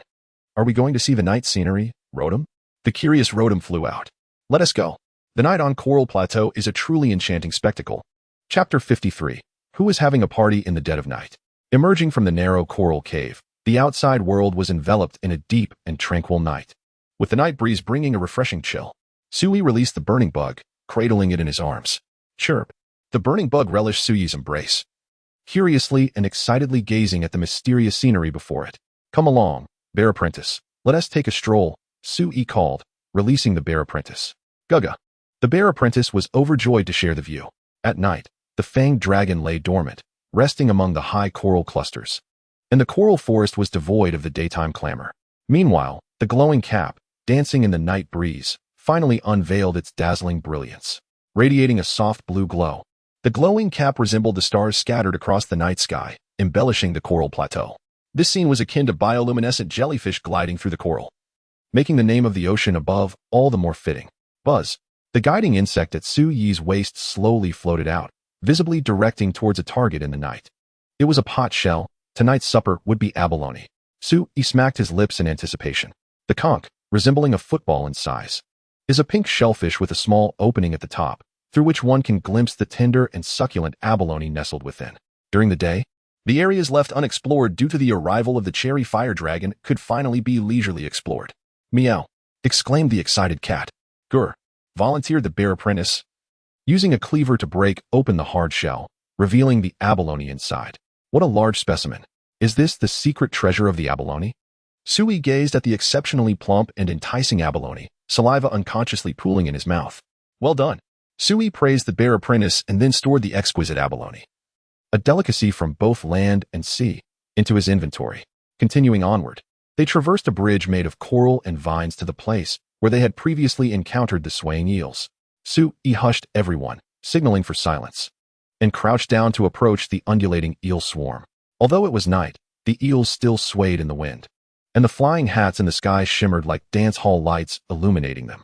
In the midst of the green and blue eels, a striking orange eel stood out, a queen among them. Sui gestured for Rotom to record a video of these creatures dancing together.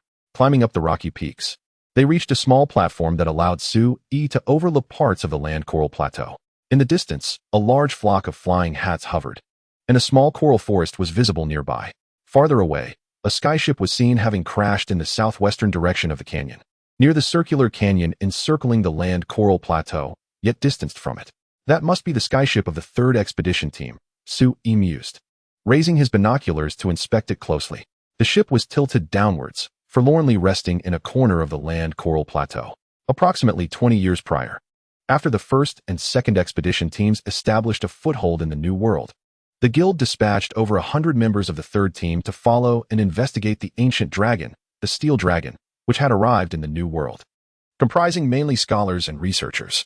This expedition team was immediately captivated by the local ecology upon their arrival and developed a profound curiosity about the ecological environment north of the canyon. Thus, under the whimsical proposal of the team leader, they converted the guild's ferry into a skyship and eventually soared across the canyon that resembled countless blades. However, upon entering the land coral plateau, they were ambushed by the wind-drifting dragon, ultimately crashing to the north of the canyon, southwest of the land coral plateau. This predicament lasted for 2 decades, yet it did nothing to dampen the scholars' enthusiasm. Instead, they relished their time conducting research in this ecologically diverse region. Moreover, most of the researchers were of the dragonkin race, who possess a significantly longer lifespan than humans. Thus, 2 decades felt but a fleeting moment to them. Meow? The legendary 3rd expedition team, Lu Chao remarked. I truly admire their ability to conduct research under such circumstances for 20 years, Sui reflected. Let us take a look at the coral rock forest in the distance. As Sui, Lu Chao, and their Pokémon admired the plateau under the night sky, a flash of light emanated from the coral forest, resembling a star that suddenly brightened in the night sky, small yet strikingly conspicuous. Huh, who's throwing a party at night? Sui peered through his binoculars at the soft coral platform in the forest, where a dazzling bird was darting about as if engaged in combat. However, obstructed by the coral trees and shrouded in darkness, Sui could only discern the bird's azure and purple silhouette. Is the party happening without me? He noted the direction and quickly descended the cliff using a grappling hook and vines, racing towards the coral forest. Wow, the dazzling bird screeched, extending its sharp claws to pounce on a beastman resembling a lynx. The small cat quickly dodged, narrowly escaping danger. Nearby, 2 other cats lay on the ground, clutching their wounds, while 3 cat lizard dragons lay unconscious, eyes closed. Meow? The only remaining cat let out a fierce growl, though its bony weapon was already broken. Wow! The dazzling bird gazed at its defiant adversary, unfurling its luminous membrane, which began to pulse with light in preparation. Meow? Quickly close your eyes. A booming voice rang out, followed by a sharp stone. Thud! The stone struck the dazzling bird's membrane precisely, interrupting its dazzling display, and, due to its vulnerability being attacked, the bird screeched in pain, turning its furious gaze toward the newcomer. Good to see you again, little dazzling bird, Sui smiled, approaching at a leisurely pace. Meow. The cat looked at the newcomer with surprise. Sui, it's a beast man resembling an Ilu cat, Lu Chao exclaimed, astonished at the striking similarity between the cat and herself. That is a Detail tribe member, also known as the Lynx tribe, one of the beast men living in the New World, Sui remarked with interest. To his surprise, encountering a Detail here, and observing the red fur on the cat's limbs and ears, he could confirm that this was a member of the Detail Plateau performing tribe residing in the land coral plateau. Noticing the fallen members of the performing tribe and the cat lizard dragons, he surmised what had transpired. The performing tribe had the ability to communicate with the cat lizard dragons, taming them to become companions for hunting and battling together. Given that cat lizard dragons often clashed with dazzling birds, it was no surprise that these members of the performing tribe had been attacked. Bear Apprentice, Take these healing items and help them treat their companions, Sui instructed, handing Lu Chao and the bear apprentice potions, life dust, and some bandages. Gur. The bear apprentice pounded its chest, ready for action. As for you, I won't bully you. Go ahead, Dazzling Bird. Sui summoned a bird dragon Pokémon, similar in size to the Dazzling Bird. Chapter 54. The warm hospitality of the performing tribe Meow. As soon as the Dazzling Bird appeared, it saw its equally sized counterpart and puffed up with confidence. I couldn't defeat the Grimclaw dragon before.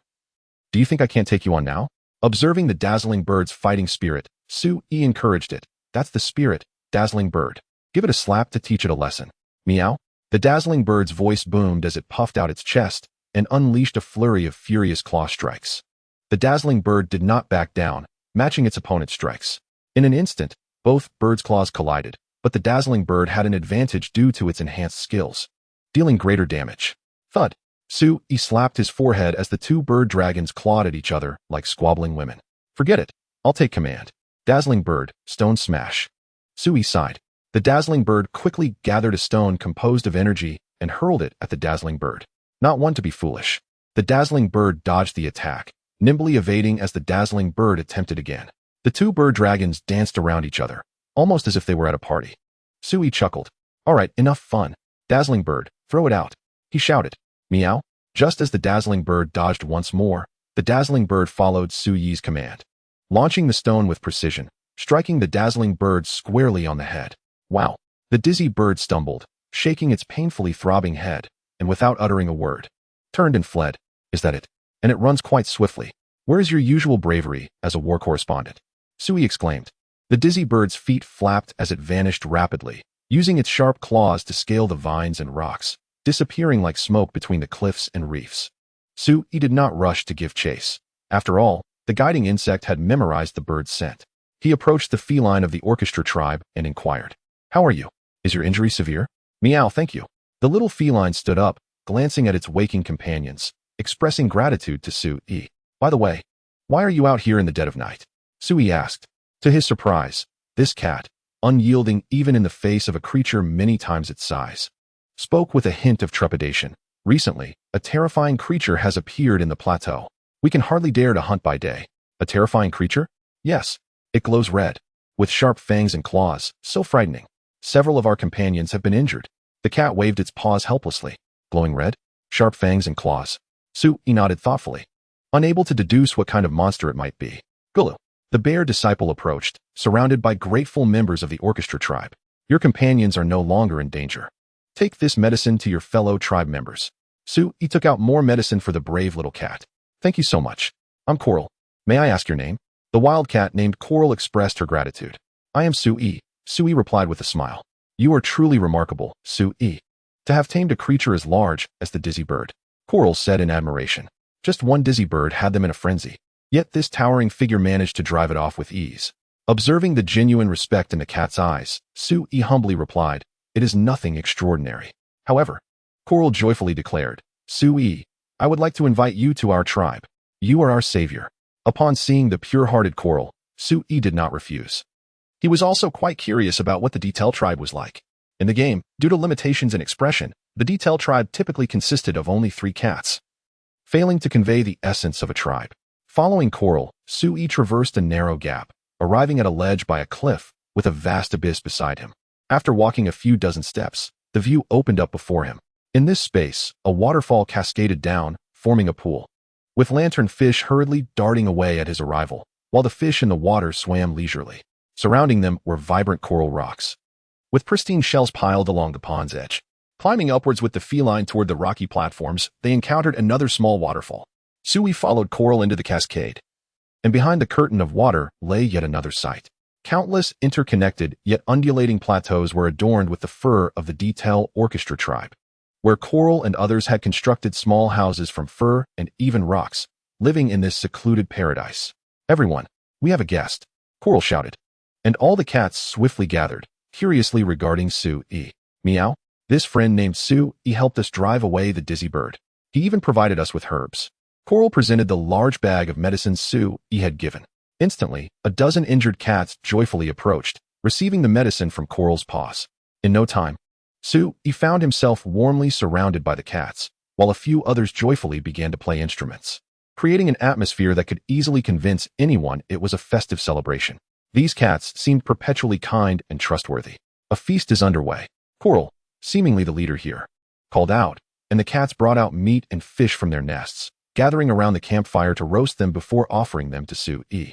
However, due to the unknown monster, the cats had not had a proper hunt for days, and their food supply seemed rather meager. Nevertheless, they expressed their gratitude to the best of their abilities. A feast must be enjoyable.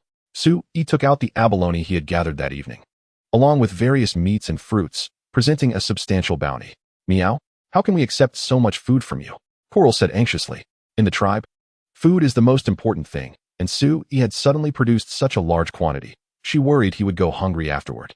It's all right, Sui said with a smile. If necessary, I can always venture back to the ancient tree forest.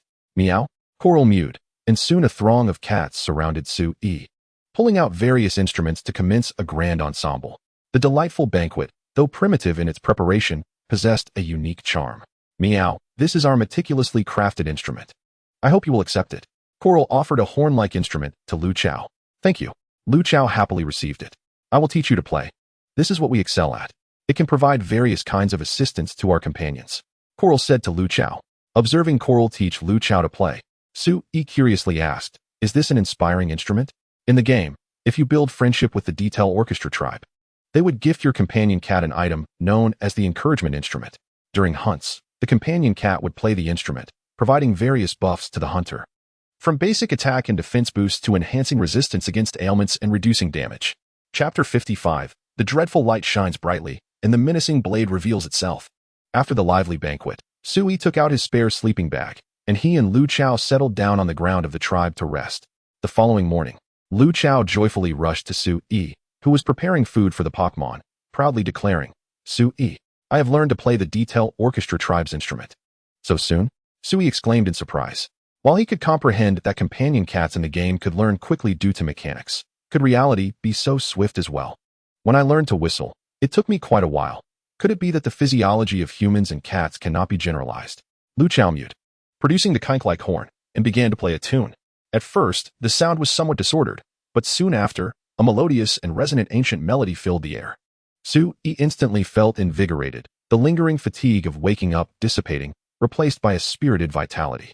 Gulu, Chi, the burning bug and bear disciple perked up at the music, emitting sounds filled with vigor, their bodies surrounded by faint musical notes.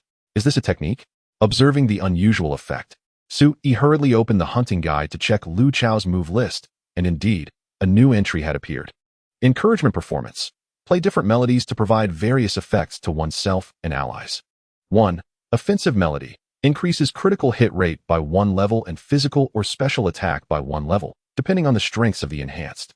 2. Defensive melody. Grants 2 levels of defense or special defense, depending on the strengths of the enhanced. 3. Recovery melody. Restores a certain amount of health. 4. Dispel melody. Removes abnormal statuses and grants a period of immunity to them. Such powerful supportive effects. Sui could not help but be astonished. The crux of this maneuver lies in its ability to simultaneously bestow benefits upon both L and its allies. The sole drawback, however, is the necessity of performance, which implies that the casting animation may be somewhat prolonged and susceptible to interruption. In the ever-evolving realm of Pokémon battles, L may find scant opportunity to execute this move, yet, during hunts, it proves advantageous, allowing L to play its melody from behind while the accompanying beast charges forth into battle, embodying the essence of the hunt. What do you think, Sui? L inquired with eager anticipation. Quite impressive.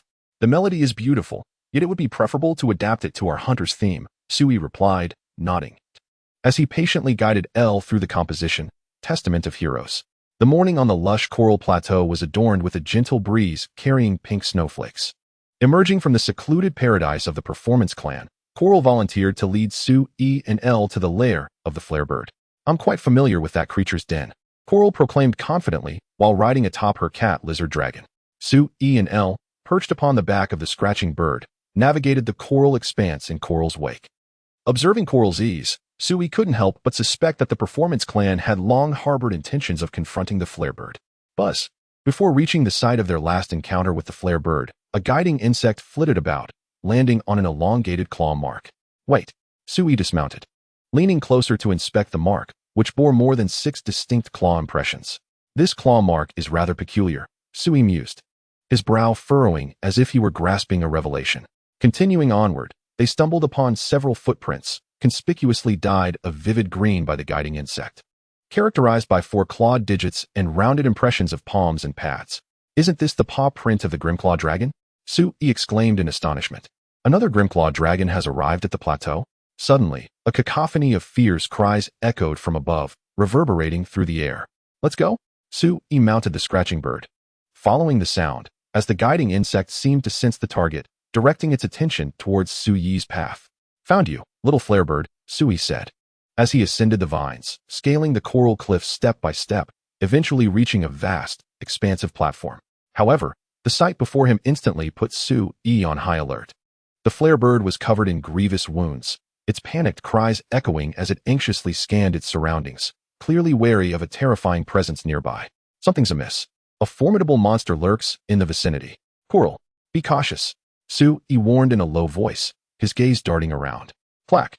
A blood-red claw gripped the edge of the cliff, and the flarebird looked up in terror. Following its gaze, Sui directed his attention upward to a high platform where a pitch-black fiend glared down with piercing crimson eyes, exhaling black smoke as dark red dragon energy flickered like lightning within the haze. It isn't the Grimclaw dragon, but its subspecies, the Vicious Claw dragon. Sui immediately tensed, while the scratching bird recoiled in fear at the sight of such a dreadful beast. That's the one. Coral's voice trembled with trepidation. A terrifying roar erupted from the Vicious Claw dragon, its dragon energy surging and dispersing, resembling a hellish fiend emerging from the depths of the abyss. With that, the Vicious Claw dragon leapt down from above, prompting the flarebird to flee towards the edge of the plateau. Yet, akin to a cheetah, the Vicious Claw dragon unleashed a burst of incredible speed, intercepting the flarebird with ferocity, its fearsome jaws clamping down, allowing Sui to distinctly hear the sound of bones snapping. Poor flarebird, its neck grotesquely twisted, eyes wide with horror, succumbed to silence. My flash bomb, Sui lamented silently. With a swift motion, the Vicious Claw dragon seized the flarebird, dismissively discarding its lifeless body over the plateau's edge, as though it had finally dealt with an annoying insect. The flarebird's corpse plummeted into the miasma, becoming prey for the creatures inhabiting the Valley of Miasma. How ruthless. Not even a scrap left for me, Sui remarked, his expression darkening. Grr. The Vicious Claw dragon then turned its gaze towards Sui, emitting a series of low growls, its fierce red eyes locking onto him. In a flash, its blood-red claws unfurled, forming 10 wicked talons, its silver-black skin adorned with flecks of crimson, while its tail resembled a fearsome jewel of violet hue. Oh dear, I've caught the attention of this terrifying beast, Sui thought, his senses heightened as he hastily reloaded his launcher. Just as he was contemplating an escape route, the capture ball at his waist suddenly burst open, the Grimclaw dragon roaring forth and landing upon the plateau. In that instant, the Vicious Claw dragon's intent shifted from hunting prey to an aggressive stance, its dragon energy crackling as it unleashed a fearsome roar, its crimson gaze filled with murderous intent directed at the Grimclaw dragon. Simultaneously, the Grimclaw dragon entered a state of ferocity, its crimson scales and muscle patterns glowing like molten lava, exhaling a fierce white mist. Upon their first encounter, the original and its subspecies were plunged into an unrelenting battle. Grimclaw dragon, is this creature your nemesis? Sui pondered, or were they simply natural adversaries? Chapter 56. There is no rule stating that the original species cannot be defeated by its subspecies. On the plateau, a gentle breeze whispered through the air as the two ferocious beasts assumed their most potent forms, their sharp fangs and claws poised for combat. Grimclaw dragon, your injuries have yet to heal completely. Be wary of its dragon energy and attacks. Seeing the Grimclaw dragon brimming with battle fervor, Sui steeled himself, preparing to command the skirmish. However, the Grimclaw dragon seemed entirely unresponsive to Sui's directives, both it and the Vicious Claw dragon lunging simultaneously, their blood-red and stark white claws rending the air with a brutal strike. Clash! Their claws pierced flesh, creating gaping wounds that spilled crimson life force. The taste of blood ignited their murderous desires. The Vicious Claw dragon coiled its body, baring its fearsome teeth, while dark red dragon energy surged within, launching a ferocious strike. The Grimclaw dragon barely sidestepped, retaliating with a vicious swipe aimed at the Vicious Claw dragon's head. Swoosh! Scales flew, flesh tore, and a savage gash marred the Vicious Claw dragon's face. The vicious claw dragon exhaled a breath of dragon energy, its eyes flashing with cold fury. In that moment, it lunged, its massive jaws snapping shut around the Grimclaw dragon's neck, lifting it effortlessly before slamming it down, pinning it beneath its claws in a bid to crush the life from it. Scratching bird, stone smash. Sui bellowed. The scratching bird screeched in encouragement, gathering energy before launching a heavy rock. Boom. The stone shattered against the vicious claw dragon, forcing it to loosen its grip and redirect its wrath towards Sui and the scratching bird. In that fleeting moment, the Grimclaw dragon seized its chance, bursting forth with newfound strength, breaking free from the vicious claw dragon's grasp. Gasping for breath, the Grimclaw dragon's gruesome wounds began to bleed profusely. Great Grimbeak Dragon. Prepare to disrupt the enemy.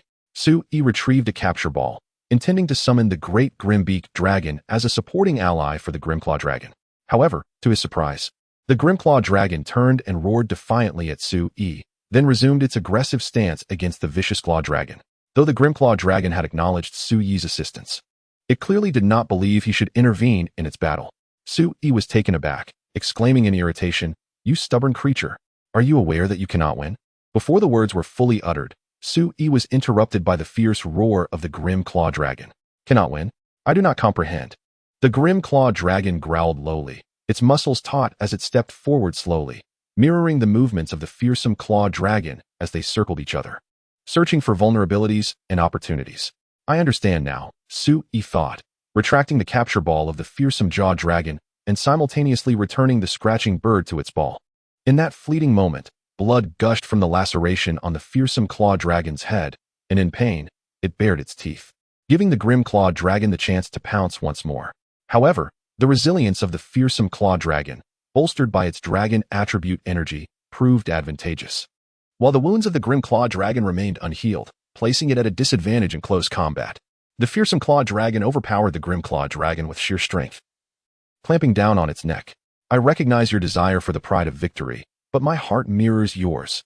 I too yearn for victory," Sui exclaimed, sprinting forward as the launcher projected the flying claw, which promptly latched onto the head of the fearsome claw dragon. With a swift motion, Sui was pulled towards the dragon's head. The fearsome claw dragon glared at this audacious creature, growling lowly while still clenching the Grimclaw dragon in its massive jaws. "Release me." Sui fearlessly pressed the launcher against the head of the Grimclaw dragon, shouting with conviction. In an instant, the launcher unleashed a barrage of firestone flares, striking the head of the fearsome claw dragon. Boom! Flames erupted, causing the fearsome claw dragon to release its grip and howl in agony, the wound on its head becoming charred and blackened. Sui seized the moment to leap from the head of the fearsome claw dragon, landing beside the Grimclaw dragon. "I hope you can trust my commands, my judgment. Together, let us seize victory." Sui locked eyes with the Grimclaw dragon. With a resounding roar, the Grimclaw dragon responded to Sui's determination. "Our battle has only just begun." Together, Sui and the Grimclaw dragon faced the enraged fearsome claw dragon. There has never been a rule that the original species cannot triumph over its subspecies. The enraged fearsome claw dragon leapt into the air, its claws sweeping towards them. "Dodge to the side," and then, lacerating claw, Sui shouted. The Grimclaw dragon calmly evaded the furious swipe, then unleashed its luminescent claws towards the fearsome claw dragon's head. Roar! The wounded fearsome claw dragon grew increasingly furious, its dragon energy surging. Observing the fearsome claw dragon's leap, Sui promptly commanded, "We shall leap as well," then employ Iron Tail. The fearsome claw dragon expelled a dark red dragon energy blast, narrowly missing as the Grimclaw dragon leaped, twisting in midair to strike with its metallic tail against the head of the fearsome claw dragon. At last, having expended a significant amount of dragon energy and sustained multiple blows to its head, the fearsome claw dragon let out a mournful cry, its dragon energy exploding and then extinguishing. "Press the attack." Lacerating claw. Sui grasped the claw firmly. The Grimclaw dragon roared, unleashing a devastating strike with its radiant claws. The lacerating claw ignited the wounds on the fearsome claw dragon, torrents of blood gushing forth, leaving its head drenched in crimson. With a furious roar, the fearsome claw dragon bolted towards the edge of the plateau. "Catch up to it. Do not allow it to consume any meat to replenish its dragon energy." Sui mounted the Grimclaw dragon, while lush grass clung to his back. "Coral, the ensuing battle is not for you to partake in. Return and await my good news." Sui instructed the still trembling Coral. Coral nodded, saying, "I understand. Wishing you a triumphant return." As they raced forward, the grim claw dragon sniffed the air, tracking the scent of the fearsome claw dragon.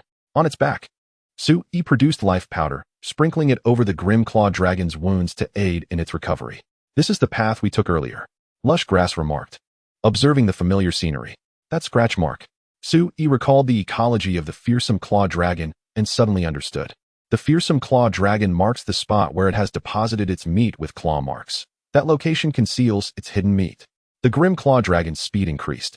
And under Sui's temporary treatment, its injuries stabilized significantly, its steps growing steadier. However, upon reaching the location of the claw marks, they found no sign of the fearsome claw dragon, only tracks leading towards the coral forest. What could the fearsome claw dragon be up to? Sui pondered. What lies within the coral forest? The fragrant winged dragon. Could it be that the fearsome claw dragon intends to hunt? Sui mused, perplexed, for it already possessed the meat to restore its dragon energy. With doubt lingering, Sui directed the grim claw dragon to pursue once more. Within the coral forest, the fearsome claw dragon anxiously sought the scent of its concealed meat. Failing to find it, it turned its gaze towards the fragrant winged dragons fluttering within the forest. Chapter 57. The entire plateau descended into chaos. Following the trail of the fearsome claw dragon, guided by the guiding insects, Sui suddenly stumbled upon the tracks of another monster during his journey. Stop! Sui commanded the grim claw dragon, approaching the tracks. Goodness, how is it you again? Sui exclaimed, recognizing the familiar trident-shaped tracks of the beast dragon species, a vision of a fearsome, large gourd flashing through his mind. The grim claw dragon, too, caught the scent that repulsed it, letting out a furious growl. Has the terror tyrant from the Miasma Valley come up? Or is it another one? Sui muttered, growing wary as he pressed onward, frequently encountering the tracks of both the fearsome claw dragon and the terror tyrant along the way. A sense of amusement welled within Sui. Was there to be a spectacle to witness? Before long, upon reaching the edge of the coral forest, Sui heard the sounds of fierce battle and roars. Good heavens! Sui marveled. Within the coral forest, the fearsome claw dragon fearlessly climbed onto the back of the terror tyrant, viciously tearing with its blood-red claws, while the terror tyrant angrily thrashed about, attempting to shake it off. Another terror tyrant. Why is it everywhere?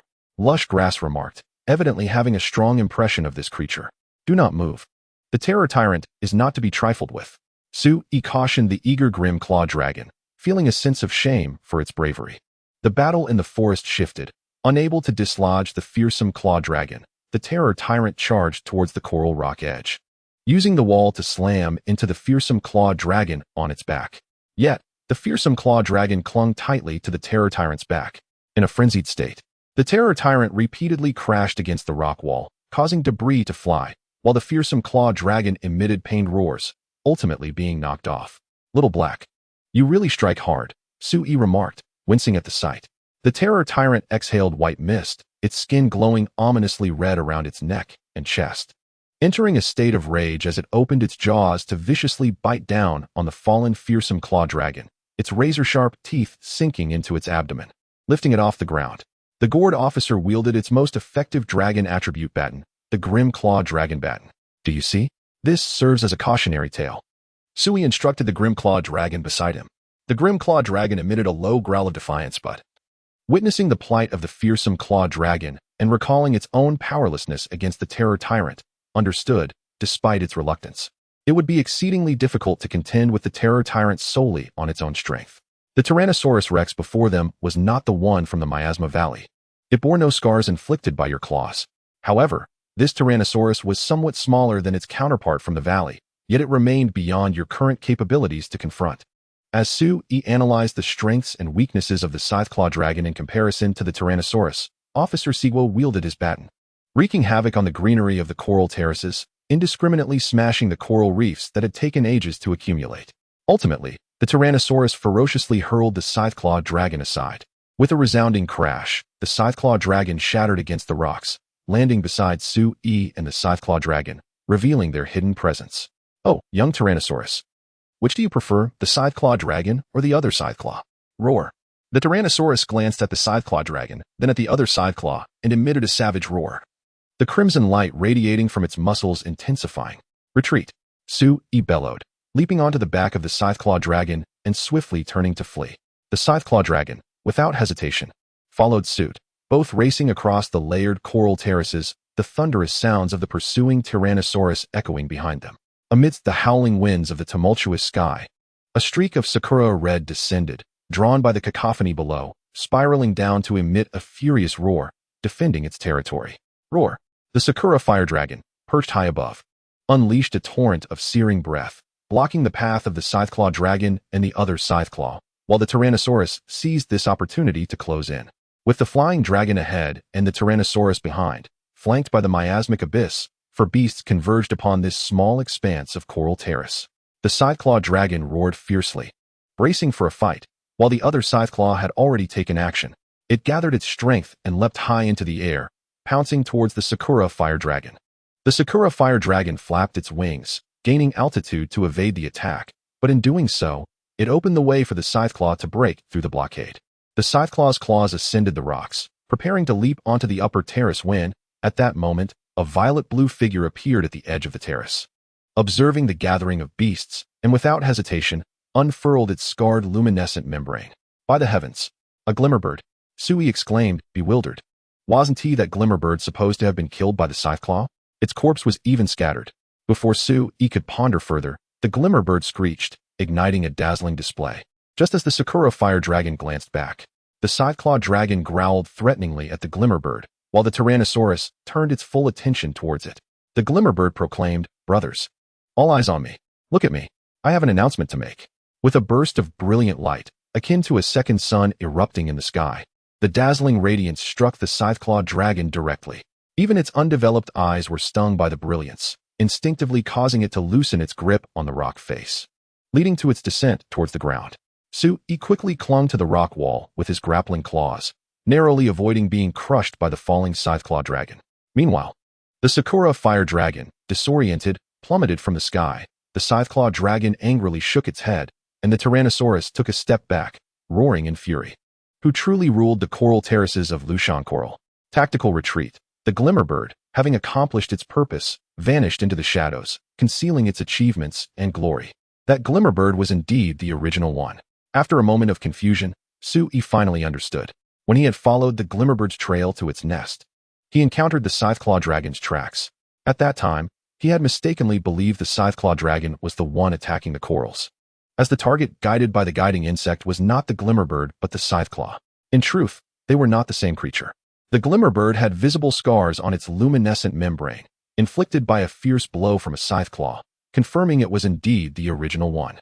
The visually impaired Scytheclaw and the other Scytheclaw were the first to recover. The Scytheclaw leapt back onto the rock face, scaling the higher terrace, while Sui ascended using his grappling hook, with Lu Chao firmly clutching his back. Just as Sui reached the edge of the terrace, the Scytheclaw dragon lunged from below with a fierce roar. Roar! The Scytheclaw dragon bellowed in rage, its right claw glowing with a fierce white light. With a powerful slash, it struck the Scytheclaw dragon as it lunged for Sui, knocking it down. Thud! The Scytheclaw dragon crashed heavily onto the lower platform, while the still-blinded Tyrannosaurus thrashed about in a fit of rage, its massive tail inadvertently striking the Scytheclaw dragon, sending it careening towards the edge of the terrace. The Scytheclaw dragon, in a panic, clawed at the ground, but the fragile coral at the edge of the terrace crumbled beneath its grip, causing it to slip further. Finally, unable to hold on, the Scytheclaw dragon screamed as it plummeted into the miasma valley below.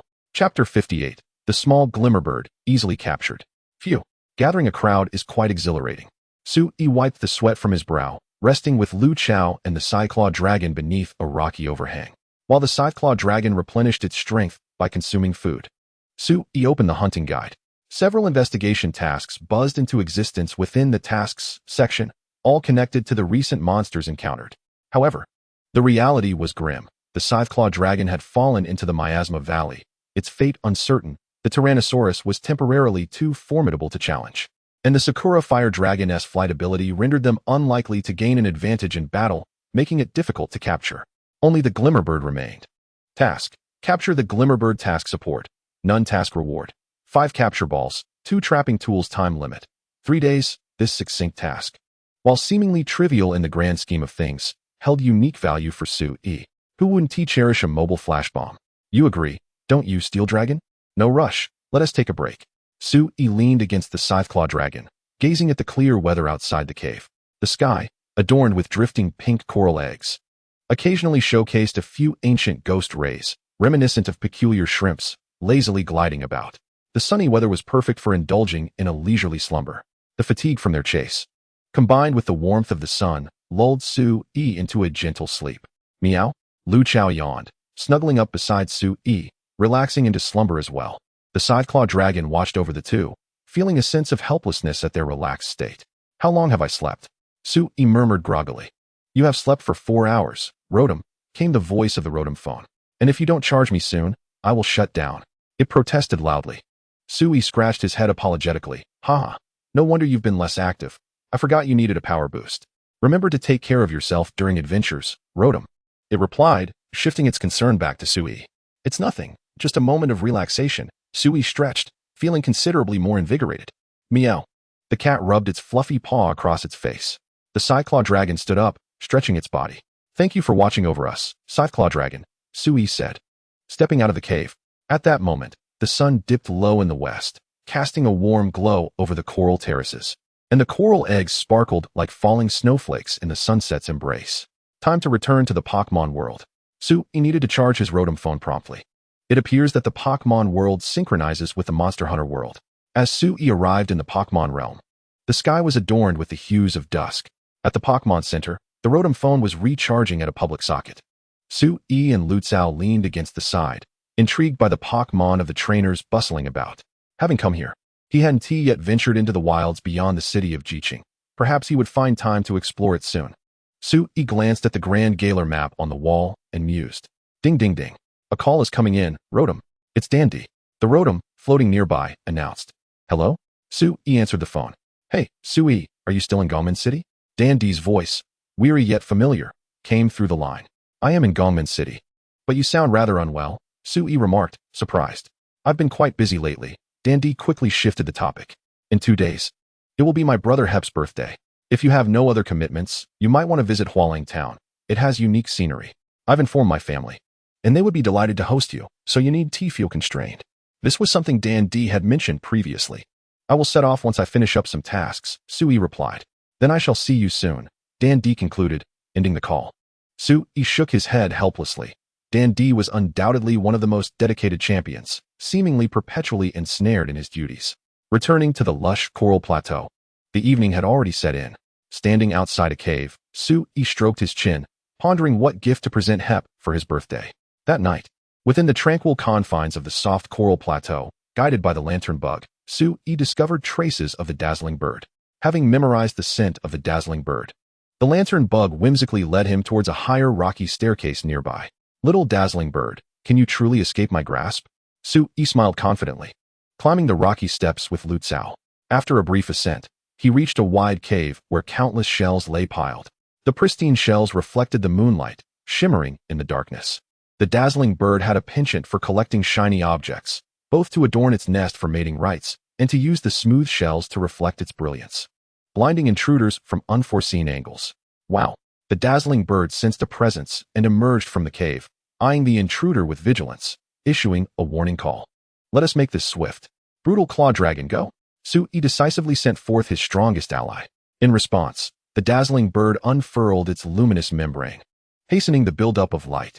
Such tactics will not affect me twice. Sue-E chuckled. Saying this, he retrieved a pair of sunglasses from his pocket, deftly flipping them open and wearing them with finesse. Defend against the light. Suddenly, brilliance illuminated the cave. The radiant reflection from the polished shells creating an effect akin to a multitude of flashbangs. Devoid of eyelids, the brutal claw dragon cleverly shielded its eyes with its claws, warding off the increasingly intolerable glare. Brutal Claw Dragon. Dragon Claw. Sue-E shouted undeterred. The brutal claw dragon leaped into action, its green dragon energy coalescing into a swift, lethal claw strike. The diminutive dazzling bird was swiftly knocked to the ground. Another move, Iron Tail. The brutal claw dragon twisted its body, swinging its steel-glimmering tail with force. This powerful blow reduced the dazzling bird's screeches to a feeble whimper. Capture ball. Sue-E decisively threw the ball. Seemingly resigned to its fate, or perhaps intimidated by the brutal claw dragon, the capture ball barely struggled before settling into stillness. Simple enough. Sue-E secured the dazzling bird's capture ball.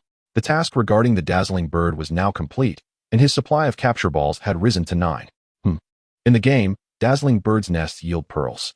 Given their affinity for shiny objects and their lengthy territorial patrols, there must be plenty of treasures, Sui mused, casting his gaze toward the pile of shells within the cave. Come forth, scratching bird. He promptly released his adept excavator. To his surprise, upon its appearance, the scratching bird first sniffed the air diligently, then tilted its head, probing a specific spot within the cave. Caw! The scratching bird chirped excitedly, swiftly digging through the inconsequential shells. Witnessing this reaction from the scratching bird, Sui exclaimed, "Could it be?" Chapter 59, Little Dazzling Bird. Not to be underestimated Azure Star, also a Pokémon master. Please credit the source, New Keyboard Novel Network. The scratching bird dashed to the shell pile, wielding its digging claws to swiftly unearth the shells, occasionally pecking at them to investigate, before its actions grew more cautious. Is there a treasure? Rotom inquired. Wow! So many pearls! The Rotom exclaimed, floating closer. As the scratching bird excavated the shell pile, pearls of varying sizes and lesser quality than the initial luminous pearls tumbled out. Yet, as a collector, the scratching bird remained unfazed, continuing its patient digging. Caw! Before long, the scratching bird let out a jubilant call, emerging from the shell pile with a softly glowing purple egg. Indeed, you are most enthusiastic when it comes to finding such things, Sui chuckled. The scratching bird trotted over, presenting the dazzling bird egg to Sui. Eh? Sui exclaimed in astonishment. You're giving it to me directly? How generous.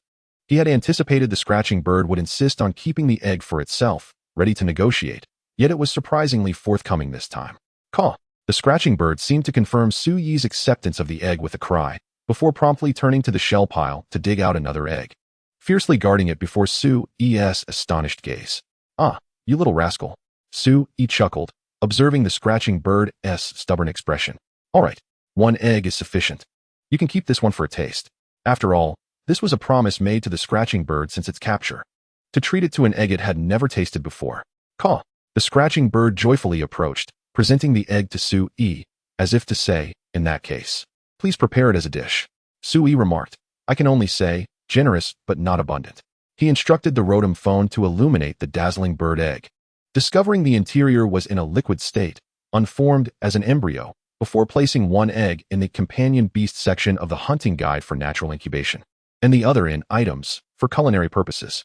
With an egg in hand, Sui decided to check the page of companion beasts. Name, dazzling bird species, dazzling bird, male, type, dragon, normal ability, plateau walker.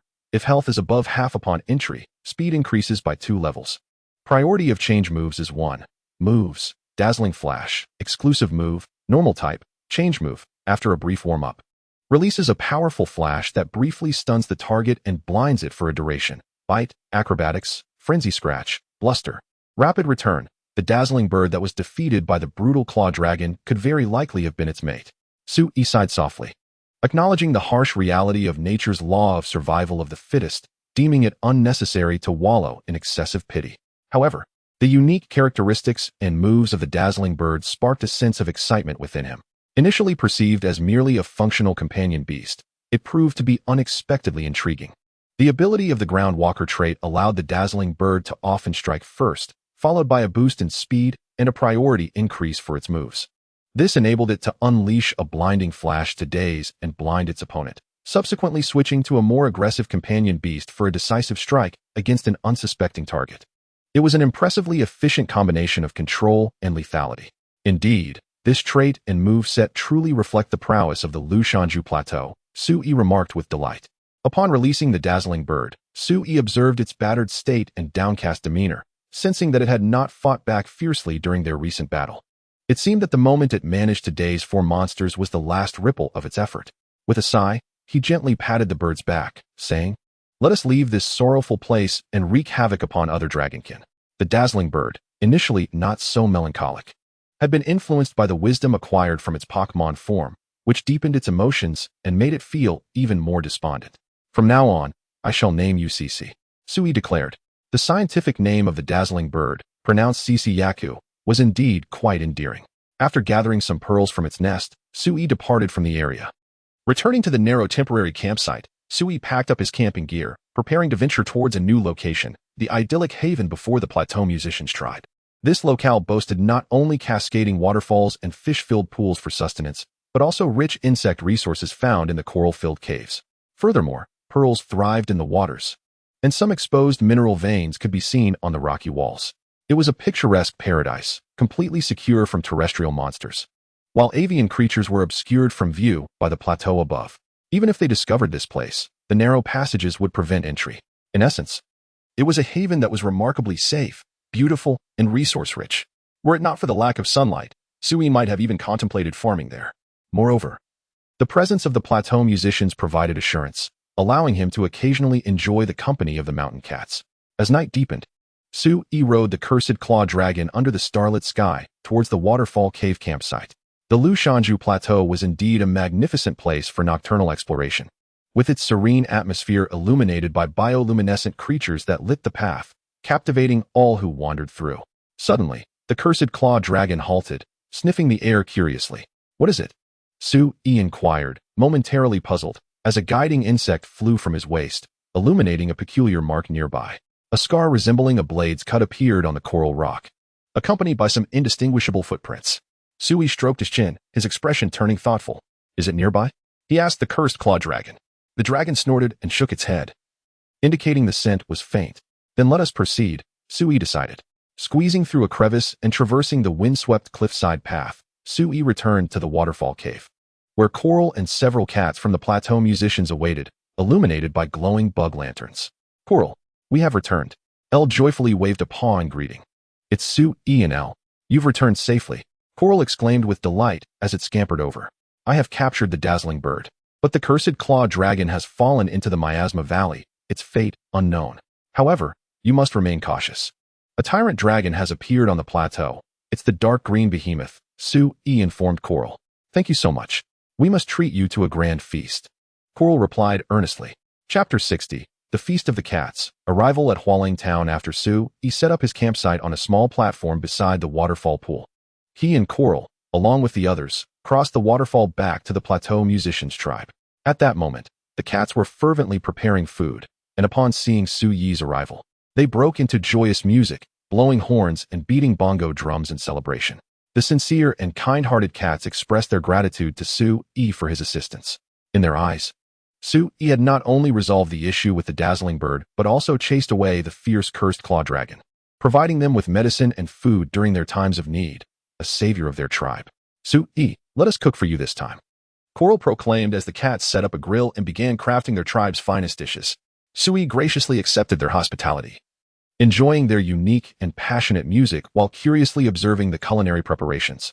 The cats worked in unison, methodically crafting their meals. Dried shellfish was chopped into bits and simmered with coral shrimp and sashimi fish to create a seafood broth.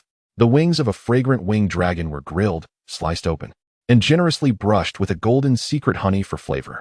Marinated salted fish was simply roasted and sprinkled with the plateau's special spices. Vibrant fruits were cut into colorful platters, and even pearl juice made from soaked coral eggs was prepared.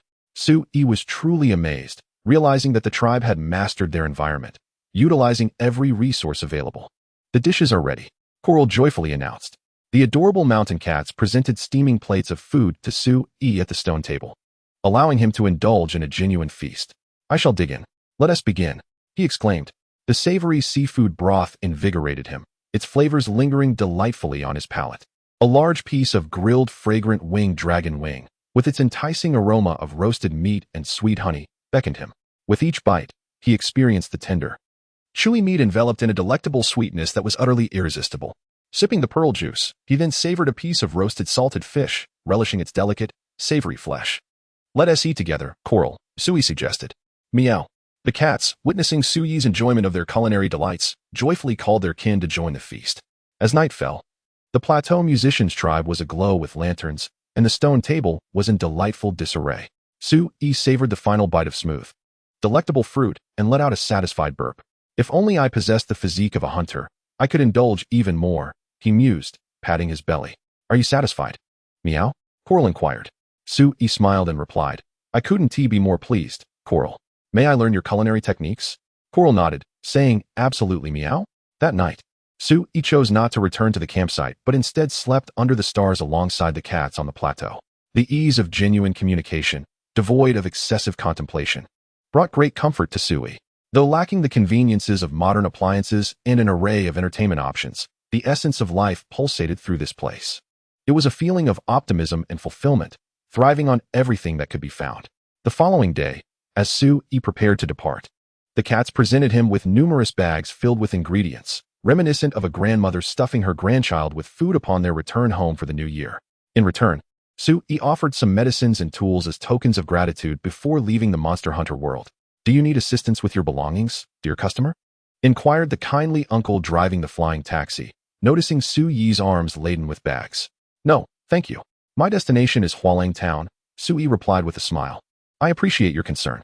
Hualang Town, the birthplace of the champion, was still enveloped in the lingering atmosphere of gym challenges. Posters of the champion adorned the streets, and townsfolk engaged in lively discussions about his thrilling battles.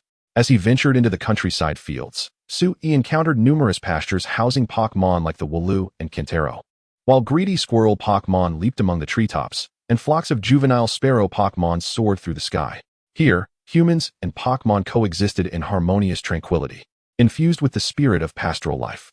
Upon reaching a spacious courtyard and standing before a quaint two-story building, Sue-E knocked on the door. "Is that you, big brother?" A hopeful voice called from behind the door. It swung open to reveal a lively youth with slightly darker skin. "Oh, it's not my brother. Well, he usually gets lost," the boy murmured upon seeing that it was not his sibling. "Hello, Hep. I am a friend of the champion, invited to visit his home, and coincidentally, to celebrate your birthday," Sue-E said politely. "Meow." The cat waved its paw. "A friend of my brother?" Hep asked, intrigued. "Hep, don't leave the guests standing outside," came the voice of Hep's mother from within. "Oh, I'm sorry. Please, come in," Hep said with a smile, ushering Sue-E inside. "Dan D has mentioned you. You must be Sue-E. Welcome to our home," Hep's mother said as she presented drinks and fruits to their guest. "Thank you. These are some gifts from me.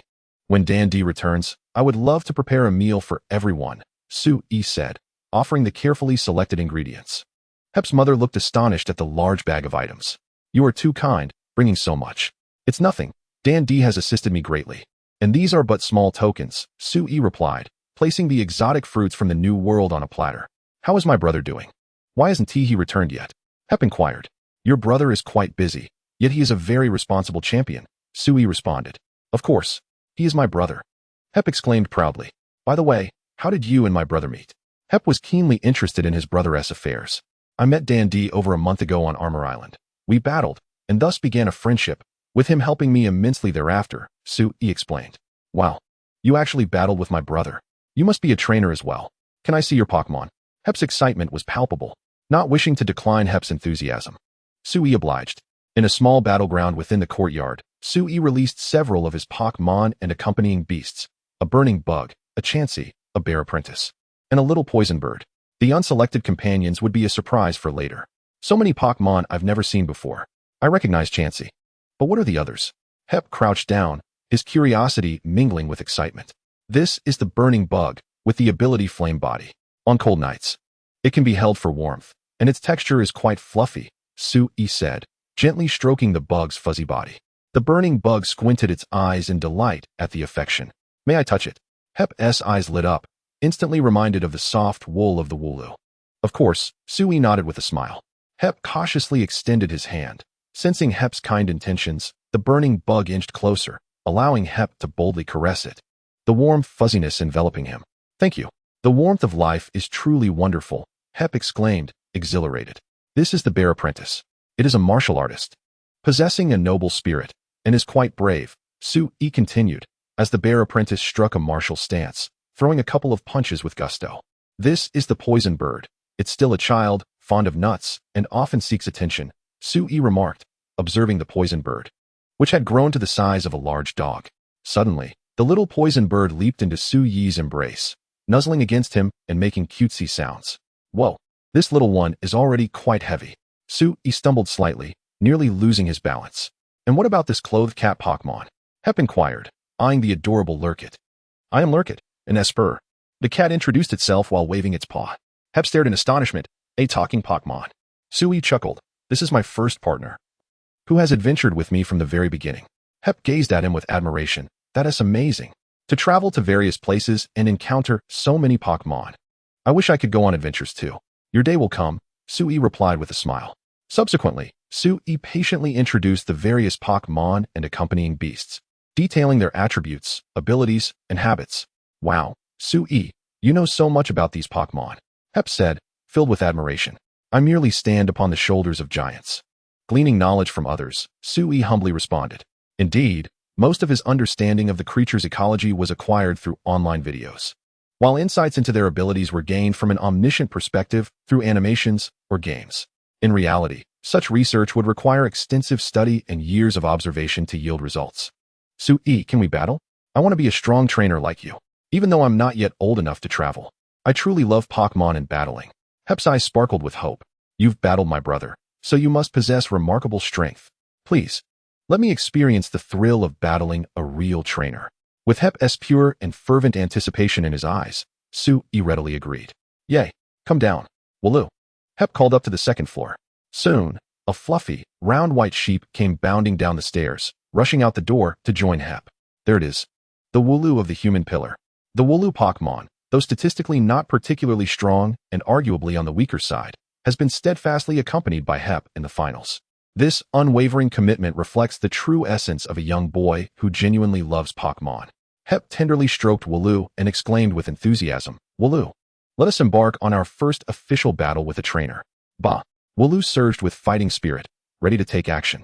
Then I shall send out my poison bird for our inaugural match. Little one, Sui contemplated before releasing his small poison bird. The creature looked at Sui with innocent curiosity.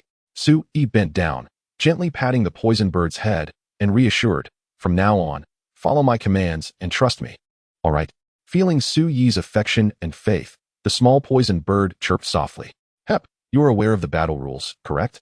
Hep nodded eagerly, fists clenched, of course. Then let the battle between Hep and Sui commence. Sui announced with a smile. Hep, with determination, shouted, go. Wooloo, strike first. Tackle. Bah. Wooloo obeyed, charging forward with its tiny legs. Sui waved his hand. Use wing attack to block it. The poison bird, eyes focused, flapped its wings, glowing with white light as it prepared to intercept Wooloo's assault. Bang! Wooloo's charge was halted by the wings. Toxic smoke. Ah! The poison bird raised its tail, directing the tip towards Wooloo. Watch out! Wooloo, dodge! Hep shouted in a panic. Continue with wing attack and hold it. Sui commanded. The poison bird grasped Wooloo with its wings, while its tail released a cloud of purple toxic smoke, enveloping Wooloo instantly. Bah! Cough! Cough! Wooloo choked in the noxious fog. Wooloo, are you all right? Hep, unable to see through the smoke, cried out in alarm. Bah! Wooloo, hearing Hep's frantic voice, began to panic as well. Sui advised Hep. During a battle, remain calm. If you lose your composure, your Pokémon will sense it and become agitated. Hep took a deep breath, gently patting his cheeks to regain his composure. Listening to the sounds, Wooloo doesn't seem severely hurt. All right, Wooloo, roll out. Bah! Responding to Hep's steady command, Wooloo curled into a ball and swiftly rolled out of the toxic smoke. Wooloo, is it poisoned? Hep noted the slight purplish hue on Wooloo's face. Bah! Wooloo let out a distressed sound but resolutely called out. Then let us use that move. Roll quickly, Hep declared, fist clenched. Wooloo rolled again. Though it hadn't quite mastered the rolling technique, it nevertheless exuded a sense of skill. Wow! The small poison bird watched Wooloo, which began to roll around it with increasing speed. Hep laughed and shouted, this is a battle move I learned from my brother's videos, Wooloo. Jump up and attack from above. The rolling Wooloo suddenly leaped, its fluffy white form resembling a spinning basketball as it descended upon the small poison bird. Sui chuckled. Not bad for such a young age to create your own technique. Is this a low-level version of high-speed spin? Poison bird, try to evade.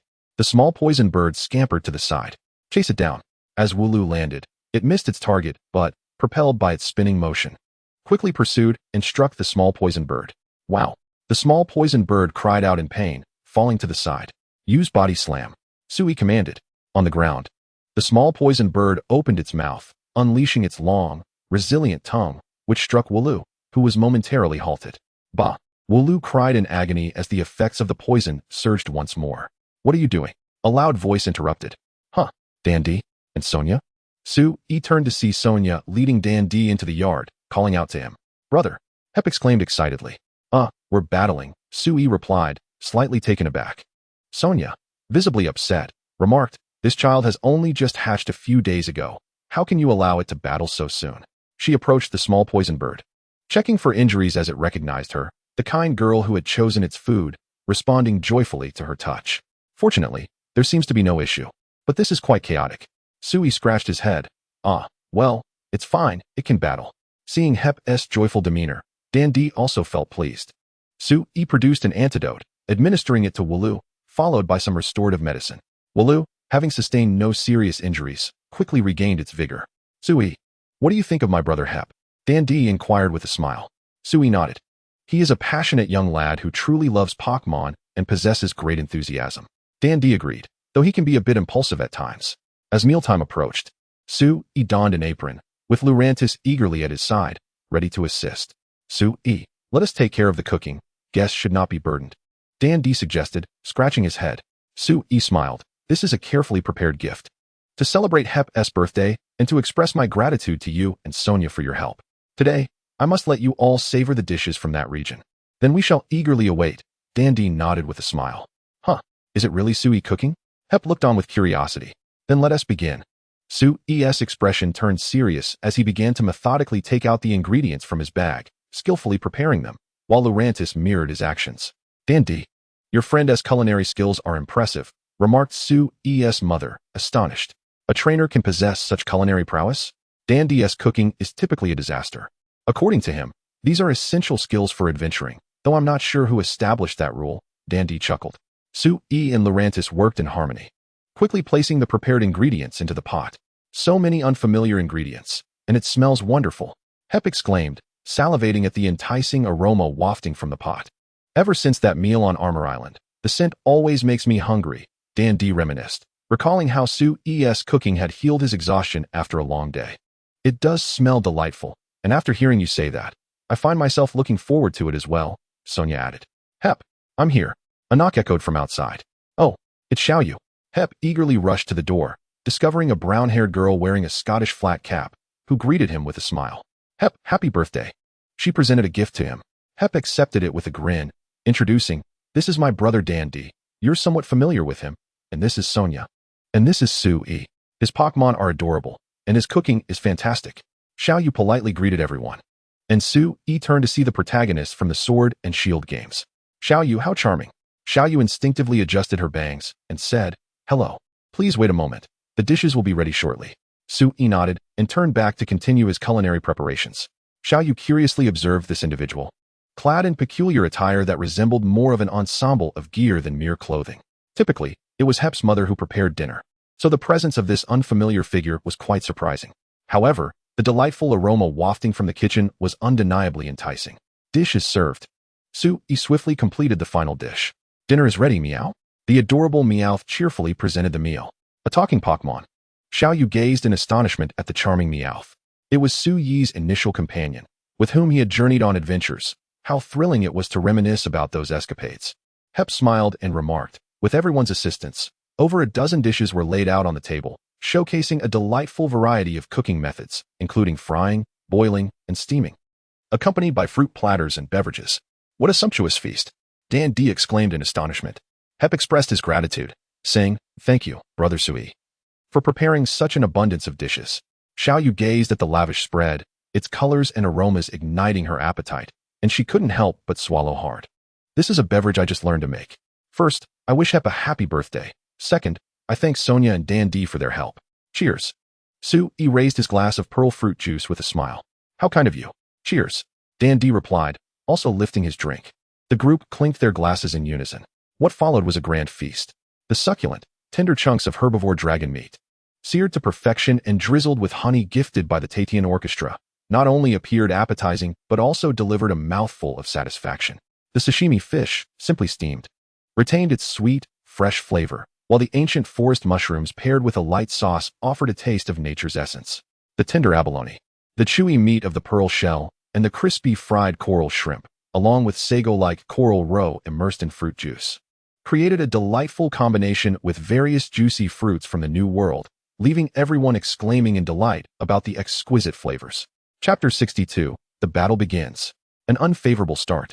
This is absolutely delicious, but unfortunately, I can't eat anymore, Hep said, patting his belly with contentment.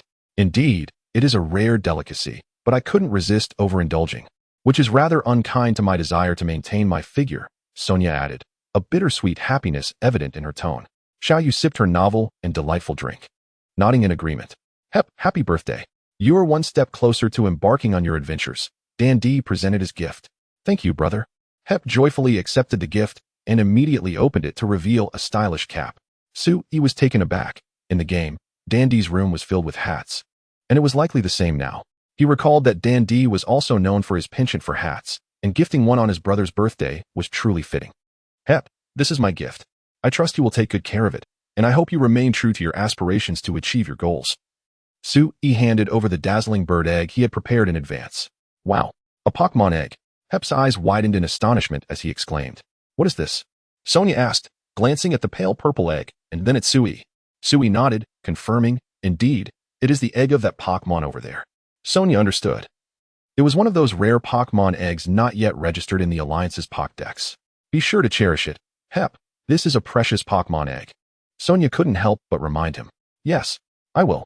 Once I'm able to travel independently, I will take it on adventures with me. Hep replied earnestly, his face filled with hope and anticipation. Meh. The Mareep climbed onto Hep's lap, curiously gazing at the egg. Dan D expressed his gratitude, saying, Sui, I never expected you would gift something so precious. Thank you. Thank you so much for your gift, Brother Sui. I truly appreciate it. Hep sincerely thanked him. As long as you care for it well, it will not disappoint you and will become a powerful partner, Sui reassured. Feeling confident in entrusting the dazzling bird egg to Hep. Now that we feasted and quenched our thirst, Sui turned to Dan D. Dan D, smiling, stood up and said, Your cooking is truly magical. All my fatigue has vanished, and I feel invigorated and full of energy, especially at the thought of battling you. I am genuinely looking forward to your new partner and strategy. Wait, brother is going to battle Brother Sui? Hep exclaimed in surprise. Indeed. This is the battle event we prepared for you, Dan D said, giving a thumbs up with a grin. I too am eager to show you my new partner. Sui rose, stretching his limbs. Hooray! Hep cheered, dancing with joy. Xiao Yu's eyes sparkled with anticipation. Witnessing a champion battle up close was a dream come true for many in the Galar region. Soon, the group exited the courtyard, and under Dan D's guidance, they arrived at a vast expanse of wilderness. Ah, this place, Sonia remarked, recalling it as the location where she and Dan D frequently battled after their initial adventures. Dan D took a deep breath of the fresh wilderness air, the setting sun casting its golden glow upon him, elongating his shadow.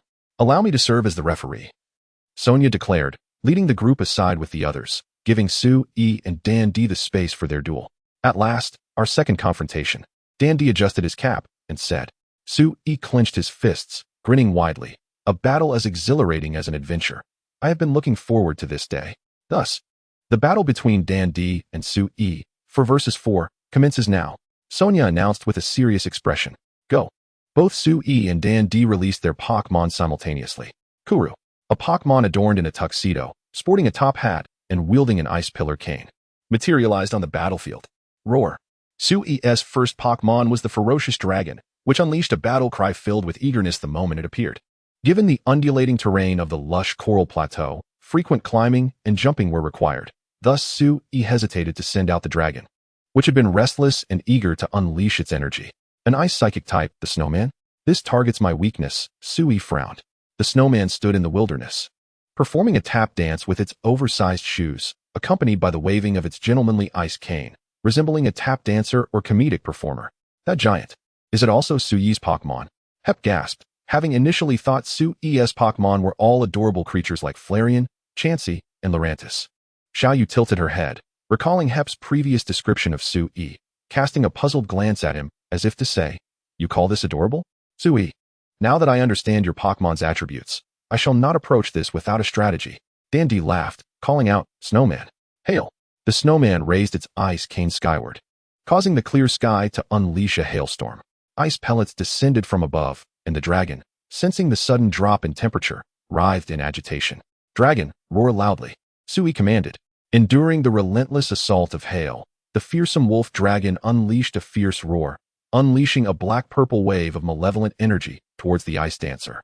In response, the ice dancer spun the ice pillar in its grasp at high speed, forming a rotating shield of ice that repelled the roaring impact. With a playful demeanor, the ice dancer stepped back a few paces, dissipating the force and resumed its lively tap dance. Truly a formidable opponent. The wolf dragon growled irritably amidst the hail. This is an inauspicious start, Sui thought, furrowing his brow. Come on, big brother. You can do it. Hep shouted from the sidelines. Go for it, Meow. Lu Chao cheered, waving its paws. What's the matter? Are you at a loss? What is your next move, Ice Dancer? Use Freeze Dry to turn this area into your domain. Dandy called out with a smile. The Ice Dancer rose onto its toes, spinning gracefully, while a chilling frost emanated from its rotation, encasing the surroundings in ice. Quick, dodge, Wolf Dragon! Sui shouted. The Wolf Dragon hastily retreated. As the area within a dozen meters around the Ice Dancer transformed into an ice rink, where it elegantly glided, awaiting the Wolf Dragon's attack. This is quite the challenge. I must respond in kind. Sui commanded. Wolf Dragon, use Mountain Crush against that annoying terrain. The Wolf Dragon lifted its body, its abdomen enveloped in white light, and let out a thunderous roar as it came crashing down. The frozen ground shattered instantly, cracks spreading rapidly, causing the entire icy terrain to splinter into pieces. The Ice Dancer, which had just been gliding leisurely, fell in alarm as the ice beneath it fractured. Chapter 63. The Ever-Changing Situation, the Champion's Dominance. Although Ice types counter Dragon types, Psychic types are also vulnerable to Dark types. Wolf Dragon, charge in and use Bite. Seizing the moment while the Ice Dancer was in disarray, Sui commanded once more. The Wolf Dragon surged forward with powerful limbs, akin to a tank barreling through. So you've managed to counter my terrain. I'm not surprised, Dan D remarked, unfazed as he commanded. Ice Dancer, use Teeter Dance. As the Wolf Dragon approached rapidly, the Ice Dancer, hearing the command, began to sway leisurely and performed a dizzying dance. Sui was taken aback, recalling that this move could confuse Pokémon. This Ice Dancer not only wielded Freeze Dry, effective against Dragon types, but also possessed Hail as a weather move, and now it unleashed Teeter Dance to induce a status condition. What could its final move be? Such versatility and precision. The Wolf Dragon, entirely focused on the approaching Ice Dancer, had no chance to evade the impending attack. Indeed, as it beheld the swaying figure, an inexplicable force invaded its mind, causing it to stumble and flail in confusion. Meanwhile, the Ice Dancer resumed its carefree tap dance.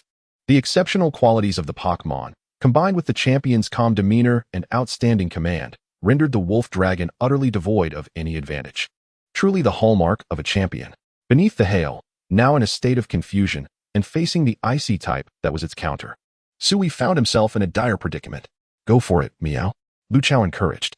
Return, Wolf Dragon, and take a well-deserved rest, Sui decided, recalling the Wolf Dragon to send forth another companion. Return, Ice Dancer, you performed admirably. To his surprise, Dan D also withdrew the Ice Dancer. Now it's your turn. Both sides summoned new Pokémon once again. A familiar figure appeared on the field, revealing the elegant Galarian water-type starter, Cinderace. Sui called forth his own Pokémon, the agile Corviknight. Good to see you again, Cinderace, Sui remarked with a smile. The Cinderace nodded, wearing a confident grin. This Pokémon of yours has utilized Rock-type and Flying-type moves. If I am not mistaken, it must possess one of those attributes, Dan D grinned. Having gathered intelligence from watching the battle between Corviknight and Cinescorch, Sui pondered. If it has Flying-type moves, Cinderace could counter with Ice Beam. If it has Rock-type moves, it would face a direct counter with its own type Snip. However, he wondered if Dan D was aware that Corviknight had Dragon-type moves, as Water-type attacks would deal half damage, while Ice-type moves would be quadruple effective, putting him at a disadvantage. Corviknight shook its body, expressing discomfort in the hail. Cinderace, start with Snip, Dan D commanded. Cinderace pointed with one hand, unleashing a powerful jet of water. Dodge while trying to close in, Sui urged. Corviknight, with its long legs, nimbly evaded the water jet, darting left and right, then blocked the path with Ice Beam. Dan D decisively altered his strategy. Cinderace waved its hand, and the Ice Beam swept across, creating a frozen barrier just before the charging Corviknight. Rock Smash. Corviknight quickly conjured a boulder of energy, leaping high to crash down on Cinderace. Shatter it, Dan D commanded swiftly. Cinderace expertly aimed at the boulder, shooting a piercing water jet that shattered it instantly. Corviknight shrieked as it landed beside Cinderace empty-handed. Dual gun mode. Cinderace pointed with its other hand, launching water jets like bullets. Sui raised his fist in determination. Endure it, then use Rock Smash with materials at hand. Corviknight, undeterred by the snip, rapidly dug into the ground, forming a rock infused with grass energy, making it glow vividly green. Zing! The snip struck Corviknight, leaving a long but shallow scar, hardly resembling a serious blow. Not very effective? Is it not Rock-type? Is it resistant to water? Dandy wondered, surprised. Rock Smash, Sui shouted. With such proximity, Cinderace had no chance to evade. as the grass-infused rock smash struck its slender body, causing it to cry out in pain and stagger back. Has the rock smash changed its attribute? Is this a special trait, akin to natural gift, that alters moves or their attributes based on terrain? Dandy's mind raced, arriving at the correct conclusion. What just happened? Hep inquired, puzzled by the unfolding events. Naturally, Sonia briefed them, drawing a conclusion similar to Dandy's. How fascinating. A move that can change. Hep exclaimed, intrigued. Witnessing the shifting tides of battle, Xiaoyu found herself engrossed in the dynamic confrontation. Well done, Sui encouraged. The unique characteristic of the Pokémon known as Swordbird, which is heavily reliant on its environment, has finally found its application today. Such a trait is notoriously challenging to utilize, as it necessitates a perfect alignment with the attributes of the battlefield to effectively counter the opponent, making the conditions somewhat stringent. It is indeed an excellent offensive strategy. Yet it has confirmed one thing for me. This Pokémon, named Swordbird, likely does not possess rock-type abilities. What about flying-type, though? The multifaceted evasive maneuvers. Ice Beam. Dan T remains unfazed, confidently probing the opponent's weaknesses step by step. With a swift motion, the multifaceted evasive maneuvers unleash Ice Beam, compelling Swordbird to evade and retreat from the multifaceted evasive maneuvers, thereby conceding space for the attack. Sui can only marvel at the prowess of the champion. Even in the face of an entirely unknown opponent, he deduces and tests to regain the advantage. Swordbird, once again, draws upon its surroundings, clutching a rock tightly in its grasp, seeking an opportunity to charge forward. Sui can only attempt this strategy. With a swift motion, Swordbird seizes the rock imbued with grass-type energy and dashes forward. The multifaceted evasive maneuvers swiftly pivot. Dan T commands coolly. The multifaceted evasive maneuvers leaps gracefully. Its bug-type rapid return shattering the rock infused with grass-type energy before promptly retreating into its Pokeball. With a resounding thud, the ice doll reappears directly before the now exposed Swordbird. Freeze dry. Dan T calls out, his hand raised. Watch out, Swordbird. Sui shouts anxiously. The ice doll wields its ice staff, unleashing a frigid blast that strikes Swordbird at point-blank range, leaving no room for evasion. The highly effective attack hits Swordbird, causing it to shriek in distress, its body instantly covered in frost, gasping for breath. Chapter 64. Insights in Battle. Ultimate Clash. The hail has ceased, revealing the sunset-lit sky. Swordbird trembles from the cold, showing signs of frostbite. Can Swordbird still fight? Sui asks with concern. With a cry, Swordbird shakes vigorously, shedding the frost.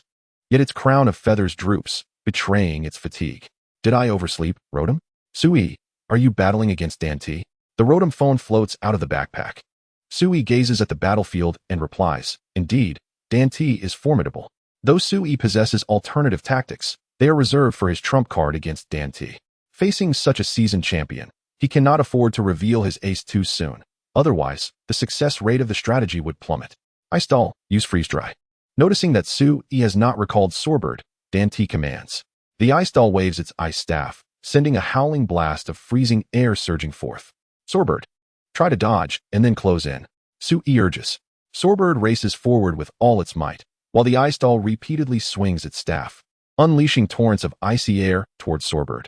Keep pushing forward. Sui exclaims, his fist clenched in anticipation as Swordbird approaches the Ice Doll. Dan T smiles slightly and instructs. Capture it.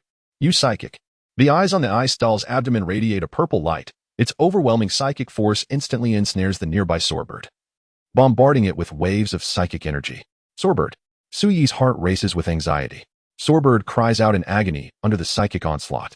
Swordbird, fight back and break free. Sui shouts. Swordbird emits a series of defiant cries, struggling against the psychic grip, while a brilliant azure energy begins to envelop its form. What is this? Sui gasps. Has it learned a new move? Dan T observes intently, intrigued by the unfolding scene. That move seems to be Sky Attack. Rotom exclaims excitedly.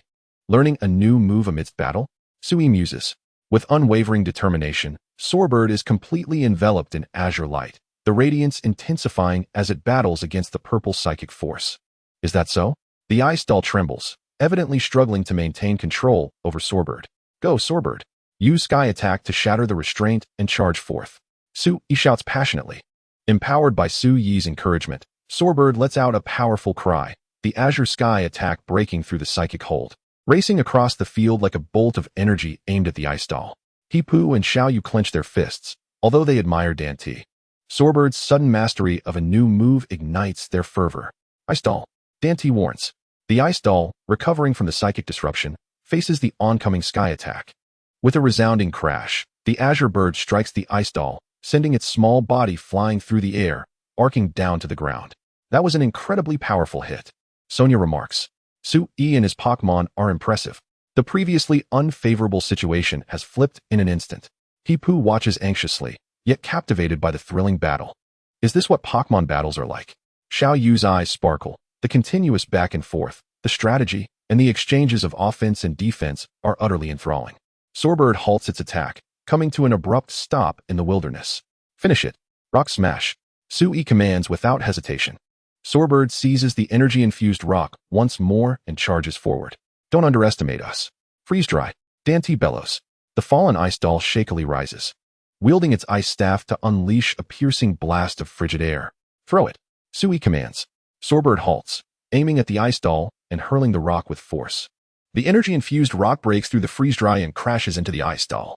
Seeing its inevitable defeat, the Ice Doll unleashes its full power, maximizing the freeze dry before falling, directing a final, desperate blast of icy wind towards Sorbird. With a crash, the Ice Doll spins while Sorbird cries out, succumbing to the chilling storm. Its body now covered in frost and injuries as it collapses to the ground. Though it continues to emit sounds, its voice grows faint, teetering on the brink of unconsciousness.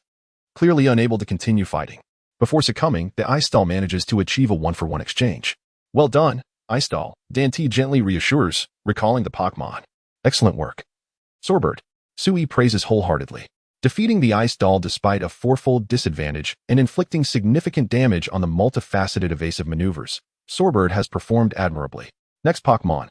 Dante throws forth another Pokeball. Simultaneously, Sui releases his accompanying beast. Roar. The fearsome wolf and the multifaceted evasive maneuvers? Are we witnessing a rematch between the two that once clashed? Dante chuckles. I thought I would see other Pokémon from you. Sui replies with a grin. But you haven't sent out your third Pokémon, have you? However, I am already well acquainted with all the intelligence regarding the ferocious wild beast.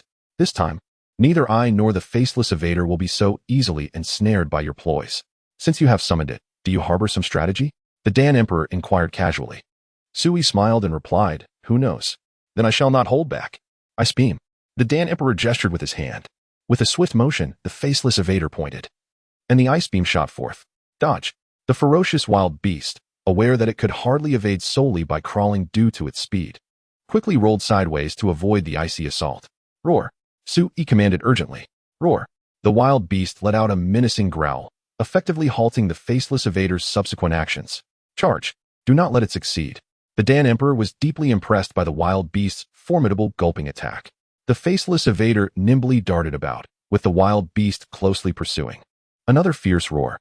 The wild beast bellowed again as it ran, unleashing a dark shockwave toward the faceless evader.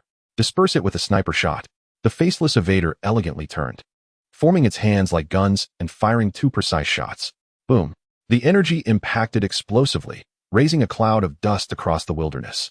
In the next moment, the wild beast surged forth from the haze, snapping its jaws viciously. Dodge. The faceless evader retracted its hands, evading the bite with a sidestep. Tail. Sui clenched his fist, knowing the plan was about to succeed. The Dan Emperor was taken aback. Chapter 65. The Ace in the Hole. The Terrifying Beast. The Dan Emperor was astonished. He had anticipated a fierce and thrilling rematch between the wild beast and the faceless evader. Instead, Sui had opted to forcibly exchange Pokémon using the wild beast's tail. It felt somewhat wasteful of his emotions.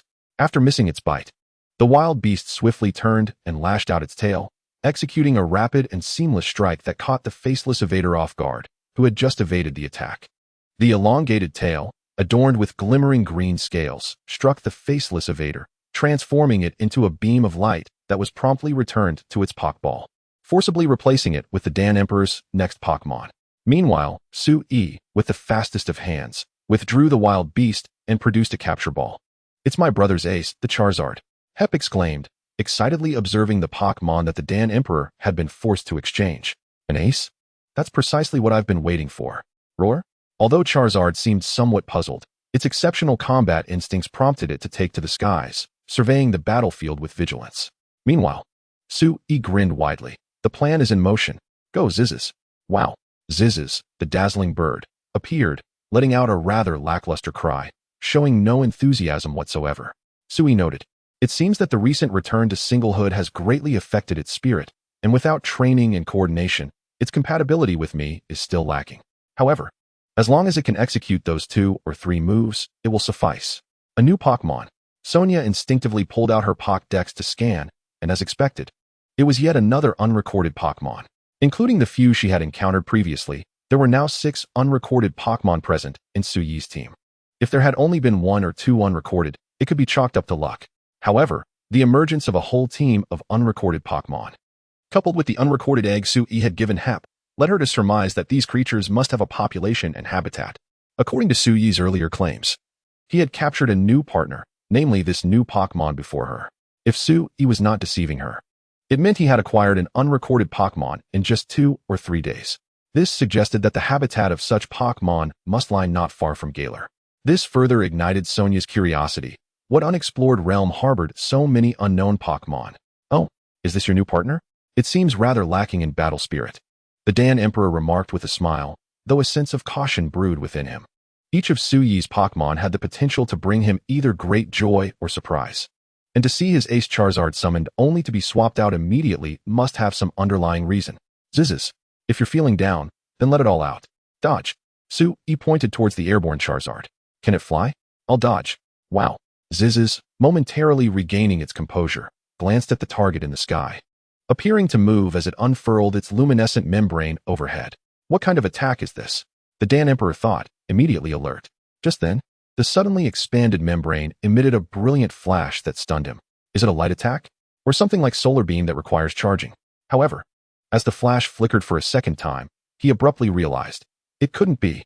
Before he could utter the warning, Zizz lifted its head, directing the glowing membrane towards the Charizard in the sky. A dazzling, blinding light erupted instantly, shining brilliantly in the twilight wilderness. Roar!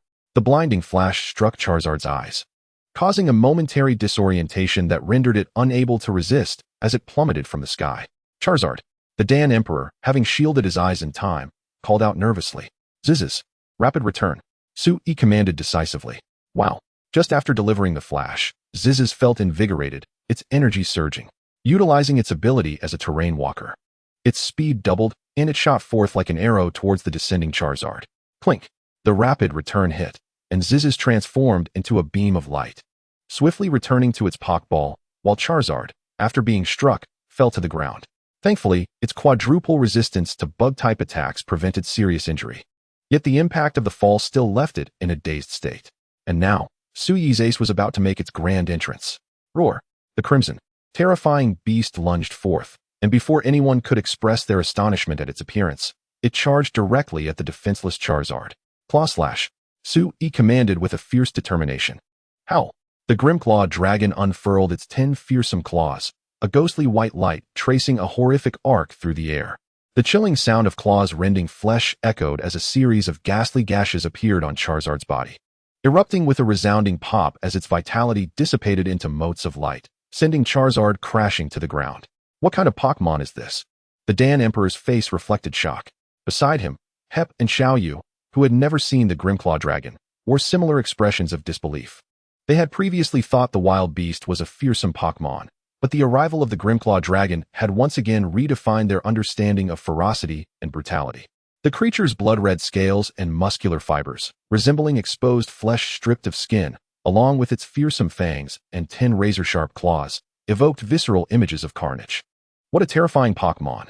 Hep murmured in disbelief, struggling to reconcile the commanding presence of the Grimclaw dragon with the adorable Pokémon Sui had introduced him to earlier. Claw slash! Sui shouted once more. Who? The Grimclaw dragon exhaled a dense white mist, its agile form racing towards Charizard. Charizard! Get airborne! The Dan Emperor shouted, frowning. Roar! The Charizard gritted its teeth. Although its vision remained obscured, it promptly obeyed the command to flap its wings and ascend. During this ascent, its injuries were exacerbated, though the initial damage was modest. The continuous flapping of its wings ignited waves of pain, causing the Charizard to display evident suffering. Had it lost its sight? It was also afflicted by a state of injury. Dan Emperor swiftly recognized the dire predicament of the Charizard. It had gone berserk. Capture it! Sui clenched his fists anxiously, If the Charizard were to rise fully into the sky, the Savage Claw Dragon would face a terrifying baptism of flames, necessitating a swift resolution. As the Savage Claw Dragon ran, it let out a low growl, exhaling wisps of white steam, with red light seeping through the scales and muscle gaps on its neck. At that moment, its physical attack and speed surged by 2 levels. The suddenly accelerated Savage Claw Dragon lunged fiercely at the airborne Charizard, its robust muscles unleashing tremendous power, allowing it to leap and catch up with the struggling Charizard. Such terrifying strength and speed. Dan Emperor was profoundly astonished. This ferocious Pokémon could unleash such velocity and force in an instant. It was truly remarkable. Charizard, use Flamethrower from a downward angle. Dan Emperor shouted urgently. Roar. The Charizard bellowed furiously, unleashing a torrent of flames that illuminated the already fiery sunset sky. The overwhelming flames instantly engulfed the Savage Claw Dragon, creating a surging wave of heat that even Sue-E felt from a distance.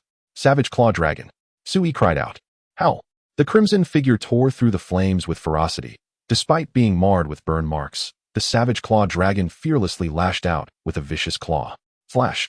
The menacing claws once again tore into the Charizard's body, triggering the injury state to inflict maximum damage tenfold. Roar. The Charizard cried out in agony, its body slowly descending from the sky. Even though it had resistance against fighting-type moves, Injury Claw, and the burn status have the Savage Claw Dragon's physical move damage, that single claw still dealt horrific damage. Charizard, pull yourself together. Counterattack. Air Slash. Dan Emperor calmly instructed. The Charizard rallied its spirit, striving to flap its wings, enduring the pain of its injuries to stabilize its descent while launching several sharp blades towards the Savage Claw Dragon, which could not leverage its position in the air. Swish. Swish, swish. A series of attacks sliced through the Savage Claw Dragon, resulting in significant damage. Boom. The battered Savage Claw Dragon landed, suddenly ignited in flames, eliciting a pained roar. Indeed, although the strategy was sound, various factors in battle could lead to differing outcomes. While the Charizard sustained severe injuries, Dan Emperor's sharp counterattack had turned the tide. Sue-Yi's palms were sweaty, yet his spirits were lifted. Currently, although the Charizard had suffered a significant blow from Sue-Yi's combination of control and eruption, it had retaliated in time, inflicting considerable damage and burns on the Savage Claw Dragon, causing its non-fixed damage physical moves to be halved. Swift resolution is imperative. Otherwise, the side effects of going berserk will push the situation beyond redemption, Sue-E mused inwardly. Among the side effects of going berserk, the defense drops by 2 levels. Yet it could be recalled into the Pokeball to recover. However, fatigue required genuine rest and sustenance to mend. Continue with Injury Claw. Let the tearing persist. Though resisted, Injury Claw could intensify the Charizard's injury damage, yielding substantial results nonetheless. Charizard, steady yourself, Dan Emperor urged. The Charizard assumed a battle stance, awaiting commands. Howl. The Savage Claw Dragon lunged forward, its pale claws glinting ominously. Dodge. Just as Dan Emperor's words began, the Charizard, with an instinctive understanding, exerted itself to take flight. The Savage Claw Dragon missed its strike and did not halt. Instead, it leaped from the ground, pouncing toward the ascending Charizard. An eye for an eye, Dan Emperor proclaimed with a smile. Sue-E. The Charizard swung its tail, enveloped in scales, to deflect the Savage Claw Dragon's claws, simultaneously forcing it back into its Pokeball. Boom. The great Savage Wolf Dragon emerged on the field, letting out a low growl as it scanned its surroundings warily. Flamethrower. Great Savage Wolf Dragon. Watch out above, Sue-E quickly warned. The great Savage Wolf Dragon glanced up, seeing the encroaching flames. Charge out, use Roar. The great Savage Wolf Dragon, relying on its Dragon-type resistance to Fire-type moves, burst through the inferno, though it emerged singed and blackened, roaring in fury as dark energy surged towards the Charizard. Dodge. Dragon Pulse. Ugh. The Charizard nimbly evaded the roar while unleashing its own dragon energy. A dazzling purple energy dragon roared toward the great Savage Wolf Dragon, which, unable to evade, was struck entirely by the Dragon Pulse. Boom. The energy explosion stirred up a gale, causing the great Savage Wolf Dragon to stagger back, gasping heavily, its body adorned with numerous wounds. This is not good. The great Savage Wolf Dragon lacks aerial capabilities, and its roar was also evaded with agility. Moreover, the capabilities of the dazzling bird have already been revealed. The flashy tactics cannot be relied upon easily now. Great Savage Wolf Dragon, return. Sue-E reluctantly switched to the Savage Claw Dragon. Although the Savage Claw Dragon also lacked aerial prowess, it was swift enough to dodge, providing a chance to strike. Charizard, return. Dan Emperor promptly recalled the Charizard as well.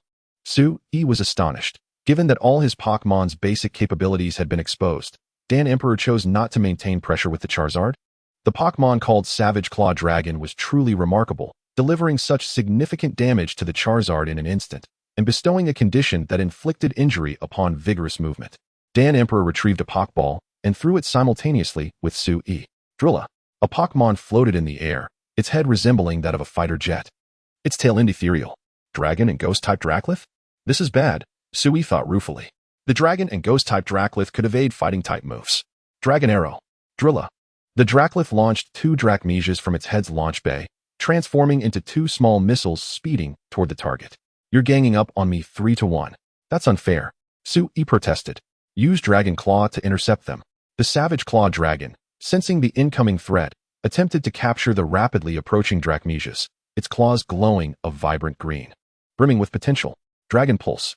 Dan Emperor immediately called out. Drilla.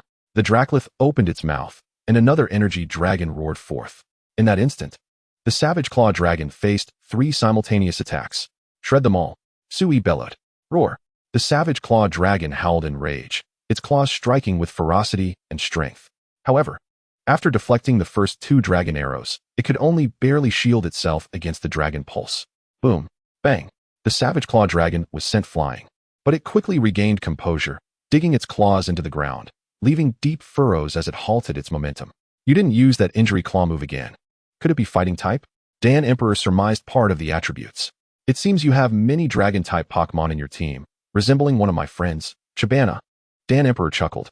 Sui, you guessed it? Should I reward you? Next, Shadow Strike. The silhouette of Dulong Baruto vanished into the darkness. Huh. The Carnage Claw Dragon was taken aback by the enemy's sudden disappearance. Calm down, Carnage Claw. The opponent may launch an attack from any direction.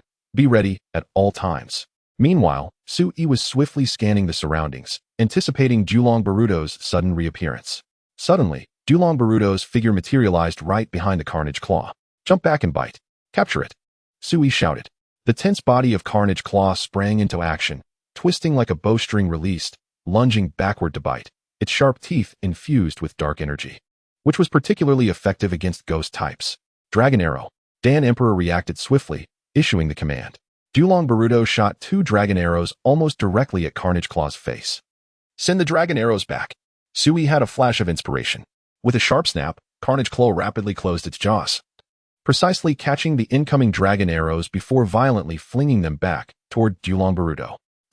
Caught off guard, Dulong Baruto was sent flying, its 2 dragon arrows, Dulong Messia, bearing numerous injuries and appearing greatly weakened, clearly unable to be used for another shot. Pounce. Dragon Claw. Before Dulong Baruto could regain its stance, it was swiftly tackled by the Carnage Claw, which ferociously clawed at it. Dragon Tail. Dan Emperor shouted urgently. 1 attack, 1 T work on me twice. Unleash Primal Fury. Tear it apart with your bite. Sui bellowed. With a fierce grip, Carnage Claw clamped down on Dulong Baruto, while steam from its intense movement billowed toward Dulong Baruto's face, revealing a menacing visage that instilled fear. Just before being struck by the Dragon Tail, Carnage Claw twisted its body, violently tearing Dulong Baruto around like a rag doll, forcefully breaking its tail. What a brutal and merciless assault.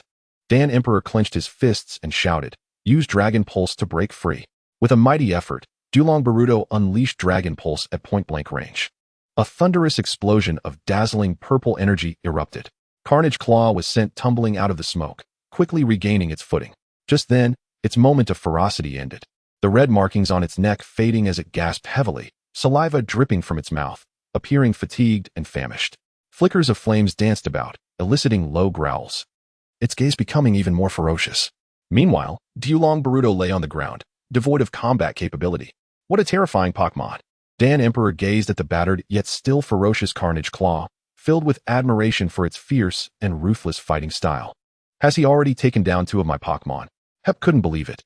Noting that the ace Charizard had also sustained severe injuries from the fearsome Pokémon's claws, Sonia shook her head, saying, we shouldn't view it that way. Although Dan Emperor has only 2 Pokémon left, his ace Charizard still possesses formidable combat power. The Thousand-Face substitute only suffered a single, highly effective blow. On Sui's side, the Pokémon known as Scratching Bird had already lost its fighting ability, while the Fierce Wolf Dragon was heavily wounded. The ace, Carnage Claw, was not only injured but also in a burned state and fatigued. The blue-purple Pokémon known as ZZ appeared recently captured, although it showed no signs of exhaustion. Its overall combat prowess paled in comparison to the other three. Sonia analyzed the situation carefully. Hep suddenly realized, so? That means Dan Emperor and Sue-E are essentially at a stalemate? Sonia nodded. Though it's a stalemate, it's still remarkable to capture and command such Pokémon and engage in such an intense battle against champion Dan Emperor, Xiaoyu exclaimed. Hep agreed, noting that the fierce Carnage Claw, under Su-Yi's command, showcased an impressively ruthless fighting style that left a lasting impression. It had been a long time since he felt such tension and that exhilarating rush. Dan Emperor recalled Dulong Baruto with a smile full of fighting spirit. I feel the same. Su-E returned Carnage Claw to rest for a moment. Together, Dan Emperor and Su-E released their next companions. Go. Thousand-faced substitute. ZZ. I'm counting on you. The dazzling bird ZZ curiously observed the enemy before it, showing no signs of battle anxiety. ZZ, as this is our first battle together, please give it your all, Su-E encouraged. Wow. ZZ nodded, preparing for combat. All right. Su-E took a deep breath and shouted, dazzling flash. ZZ unfurled its luminous membranes, rapidly generating a brilliant flash. Don't look at that flash, Dan Emperor immediately warned. Thud. The thousand-faced substitute, though initially confused, quickly turned its head and shielded its eyes with its arm. Acrobatics. ZZ halted the flash, its ability enhancing its speed by 2 levels, allowing it to sprint forward and leap high, its claws sharp as knives aimed at the thousand-faced substitute. Impressive speed, Dan Emperor marveled, noting the swiftness akin to a blue-purple specter. Substitute. Then sniping. Boom. The thousand-faced substitute vanished into the smoke, creating a substitute doll in its place. When it reappeared, it was right beside ZZ, fingers shaped like guns, unleashing a powerful stream of water. Be careful. Despite the speed, the brief moment of post-attack pause was capitalized on perfectly by the thousand-faced substitute, landing 2 precise shots. Wow. ZZ was knocked down by the forceful water stream, but quickly rose, appearing relatively unscathed. Another dragon type? Dan Emperor raised an eyebrow. Bluff. Wow. Wow. ZZ emitted a discordant screech, infusing rage into the minds of those present, causing the thousand-faced substitute to roar in fury, enhancing its physical attack by 2 levels, but falling into a state of confusion, clearly yielding no benefit as a special attacker. Is there an interference move? Dan Emperor sighed in exasperation. Thousand-faced substitute, stay calm and use quick return. Don't let it have the upper hand. Run, and then use acrobatics. The thousand-faced substitute shook its head, remaining still, while ZZ seized the opportunity to leap forward once more. Thousand-faced substitute. Ice beam. Dan Emperor shouted with authority. The thousand-faced substitute thumped its head to clear the confusion, then pointed a finger gun, sending a chilling beam toward the airborne ZZ, which had nowhere to escape. Seriously? That cleared confusion? Now we're playing around with bonds. Su-E grimaced. ZZ was struck entirely by the ice beam, freezing solid and crashing to the ground. Su-E, is this what triggers freezing? Completely encase it in ice. Dan Emperor commanded decisively, watching the ice sculpture crack. Thud. The thousand-faced substitute intensified its effort, continually firing ice beams until ZZ was entirely encased in ice, losing its ability to battle. Yay. Dan Emperor regained a point. Hep cheered, pumping his fist. Go Su-E. Lush Grass waved and shouted. You did wonderfully. I look forward to your guidance in the future. Su-E comforted ZZ, happy that it was willing to heed his command, a promising start. Now, it was truly the second showdown. Go. Fierce Wolf Dragon. Roar. The ferocious Tyranitar gazed at the multi-faced evasive Pokémon, both combatants in a precarious state. The evasive Pokémon had previously endured a powerful strike from a grass-type move, and, having expended energy to use a decoy, was now teetering on the brink of exhaustion. As for Tyranitar, it was equally battered, having suffered from a Dragon Pulse and an outrage from Charizard. Ice Beam. Devour. Aware that it could not evade the precise and rapid fire of the multi-faced evasive Pokémon, Tyranitar summoned all its might and charged forward. Ice shards formed upon its body as it approached the evasive Pokémon, its eyes gleaming with ferocity, mouth agape, and ready to consume. Decoy. Just as the massive jaws were about to envelop its target, the evasive Pokémon transformed into a decoy, narrowly escaping the jaws while creating some distance. However, Su-E immediately commanded, spit it back out. The decoy, not fully ingested, was promptly expelled by Tyranitar, crashing down onto the evasive Pokémon. At that moment, Tyranitar lunged once more to bite down. Crunch, crunch. Its sharp teeth sank into the evasive Pokémon, which cried out in agony. Finish it off with Ice Beam. Dan D gestured commandingly. Despite its torment, the evasive Pokémon resolutely extended its index finger, and the Ice Beam once again blazed forth. Tyranitar, avenge your defeat. Bite with all your strength. Sui shouted fiercely. With determined eyes, Tyranitar clamped down with immense force, its teeth glowing brighter and sharper. Embedding deeply into the body of the evasive Pokémon, the Ice Beam struck Tyranitar, only to abruptly cease, as it remained steadfastly clamped down. Rendered unable to continue the fight. Such is your battle style, ferocious, wild, and violent. It is hard to believe that you are a novice, having only engaged in Pokémon battles for a little over a month. Yet you have already tamed these savage creatures and harnessed their physical prowess more effectively than traditional trainers, Dan D remarked as he recalled the multi-faced evasive Pokémon. Offering praise. Now it's 11, Dan D. Ace against ace. Sui said, his expression grave as he withdrew Tyranitar. Indeed. Dan D adjusted his hat and released another Pokeball. Roar. Charizard unleashed a fearsome roar. Goor. Guzzlord's eyes were fierce, its hunger intensifying its frenzy. Your fighting spirit is resilient. I can see it in the eyes of your partner, who fights with all its might for you, Dan D noted. Sui smiled. Because countless formidable challenges lie ahead of us, and we shall not cease until we conquer them. In the sky, a crimson-hued meteor streaked down, trailing a long tail. Meow? Lurantis exclaimed, what is that? Hep and Xiaoyu looked up in confusion. Is that a wishing star? Sonia and Sui exclaimed simultaneously. Sonia recognizing it as her grandmother's research, while Sui identified it as a key component for crafting the Gigantamax band. Boom. The meteor struck the ground before Sui, creating a deep crater, within which rested a peculiar stone adorned with pink patterns. Could it be the wishing star that is said to fall near those who truly harbor dreams? Sonia reiterated, astonished. Buzz. Suddenly, vibrant purple light emanated from the crater as the ground fissured, spewing forth Gigantamax energy. Is this an energy point? Sonia gasped. Gur? Guzzlord stared at the glowing fissures surrounding it, bewildered. Watch out. Sui shouted. The ground beneath Guzzlord cracked open, and Gigantamax energy enveloped it. Chapter 68. The Final Gigantamax Battle. This is for Dan D to witness, he murmured, observing Guzzlord engulfed in light. The sky darkened ominously. Sui grinned. Gigantamax. Thud. Thud. Thud. The sound echoed like a heartbeat as Guzzlord's form expanded under the influence of Gigantamax energy, enveloped in a radiant red-purple glow. Clouds of crimson swirling around its head and claws. It's Gigantamax. Hep exclaimed in awe. What a twist of fate, Dan D chuckled. Exchanging a glance with Charizard before nodding and recalling it into its ball. He then gripped the Pokeball.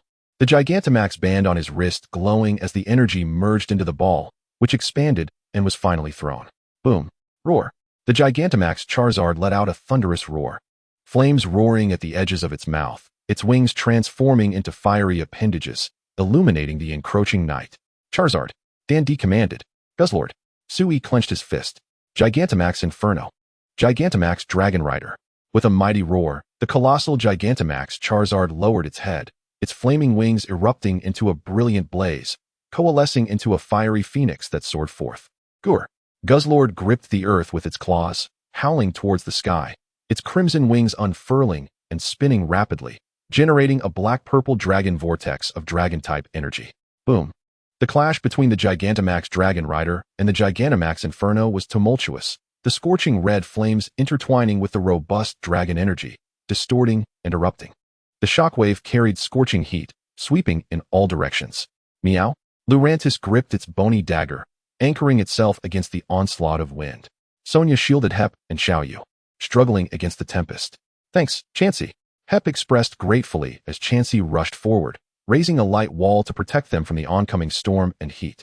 Sonia turned to see Sui facing the storm without fear, intently observing the battlefield's dynamics, retracting Chansey's Pokeball into his pocket.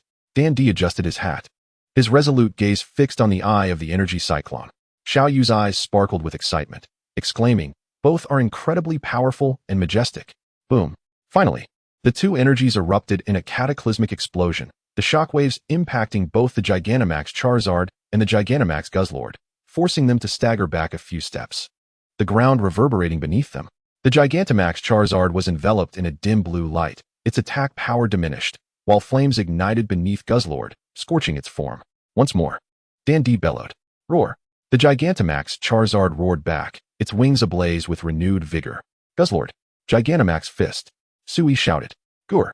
Guzzlord growled, extending its claws as orange-yellow light enveloped them, forming colossal luminous talons. Though named Gigantamax fist, it exhibited the might of Gigantamax claws. Whoosh! The fiery phoenix from the Gigantamax Inferno soared towards Guzzlord, which retaliated with a sweeping strike of its giant claw, the light carving a graceful yet deadly arc boom. Flames erupted as Guzzlord was caught in the explosion, staggering back a couple of steps, its attack power bolstered by a yellow glow. Now is the time. Gigantamax, flying charge. Dandy urged, fist clenched. The Super Gigantamax Charizard unfurled its fiery wings, furiously flapping them, conjuring a tornado that spiraled like a drill, ready to obliterate. Gigantamax Dragon Rider. Sui roared. Yet, it was still a step too late. The colossal flying creature crashed into the Claw Tyrant. The fierce tempest gradually forcing it backward while incessantly slicing through the tyrant's body. The Claw Tyrant's consciousness began to blur, worn down by the prolonged, intense battle. The fatigue and hunger brought on by its ferocity, compounded by the injuries of the two generals, Dan Emperor and Sui. It was reaching its limit. Claw Tyrant. Sui's voice transitioned from a blur to clarity, echoing in its ears. With a thunderous roar, the Claw Tyrant braced itself against the colossal creature. Its crimson wings re-emerging as the tempest swept around it, indiscriminately annihilating everything in its vicinity. The ground trembled violently as the unleashed energy stirred up a whirlwind of dust. And the Claw Tyrant emerged from the haze, its claws slashing and jaws biting. Who says that colossal battles must employ colossal techniques? Claw Tyrant. Bite it. The Claw Tyrant lunged in front of the Fire Dragon, engaging in primal tearing with its claws and fangs. The Fire Dragon let out a pained howl. Fire Dragon. The final colossal inferno obliteration. With a furious roar, the Fire Dragon clasped the Claw Tyrant, its body igniting in a conflagration as a massive fiery phoenix flapped its wings. Hurtling towards the Claw Tyrant, now within arm's reach. Claw Tyrant. Continue the assault with your colossal fist. The world erupted into a cacophony as the searing flames enveloped the Claw Tyrant. The fire blossomed like a scarlet lotus, releasing red-purple energy that dissipated into particles. The Claw Tyrant shrank in the brilliance, collapsing to the ground, while the Fire Dragon reverted to its original form, kneeling in exhaustion. Its body marked with wounds from tearing and slicing. The darkness in the sky faded, revealing the serene tranquility of the night. It's over, Sonia murmured. Cough cough. The victor has been decided. In the 44 duel between Dan Emperor and Sui, Dan Emperor emerges victorious. Sonia announced loudly. Hep remained silent in celebration, staring blankly at the ravaged earth, marveling at the colossal battle's immense destructive force. Ugh! The Fire Dragon let out a weak cry, the newly formed cracks draining its vitality. Dan Emperor, do not allow the Fire Dragon to move. It will recover from its injuries if left undisturbed for 8 seconds, Sui instructed. Dan Emperor nodded, saying, Injured state? I have not heard of such an abnormal condition. After Sui fed the Claw Tyrant vitality shards, it slowly regained consciousness. Gur? The Claw Tyrant gazed at Sui, appearing a mix of reluctance and guilt. Sui shook his head, saying, This is not your fault, it is ours. He released his accompanying Pokémon and began basic healing. Everyone, thank you for your efforts. Sui comforted each of them. He gently patted the downcast head of the fierce wolf dragon, saying, You fought valiantly. You performed admirably, displaying the fierce aura of a deep green predator. The fierce wolf dragon let out a low growl, lifting its head and nudging Sui's forehead. Next, he adjusted the feathered crest of the scratching bird, saying, You did well, especially with that move, the divine bird strike. It was spectacular. Squawk. The scratching bird hopped happily, seemingly unaffected by the battle's outcome. More concerned with Sui's opinion. Chirp. I hope you continue to showcase your strengths in the future, Sui grinned. The scratching bird nodded, its demeanor surprisingly calm. Claw Tyrant, are you feeling better? Sui turned to ask with concern. The Claw Tyrant sneezed, scattering red-purple particles, shook its body, and nodded to indicate it was unscathed. What a fierce battle, Dan Emperor fanned himself. Indeed, Sonia sighed. She could see that in the past. Dan Emperor had always relied on strength and skill to confront challenges head-on, even triumphing despite disadvantageous attributes. Faced with Sui's Pokémon, he had rarely switched Pokémon or forced Sui's Pokémon to switch out for targeted strikes, indicating the significant pressure Sui had exerted. Chapter 69, Summary and Future Plans. The Azure Star, also a Pokémon Master. Please indicate the source. New Keyboard Novel Network. Meanwhile, Sui continued to praise his steadfast companions, who were being affectionately petted like obedient children. The Rotom phone recorded this moment, while Lucario approached with a smile, saying, "The battle was truly spectacular." On the other side, Hep and Xiaoyu rushed to Dan Emperor, excitedly exclaiming, "Brother, you truly are amazing." The colossal inferno obliteration of the fire dragon was incredibly cool. Xiaoyu nodded, adding, "It was indeed a magnificent finishing blow, but Mr. Su-E's command was equally impressive."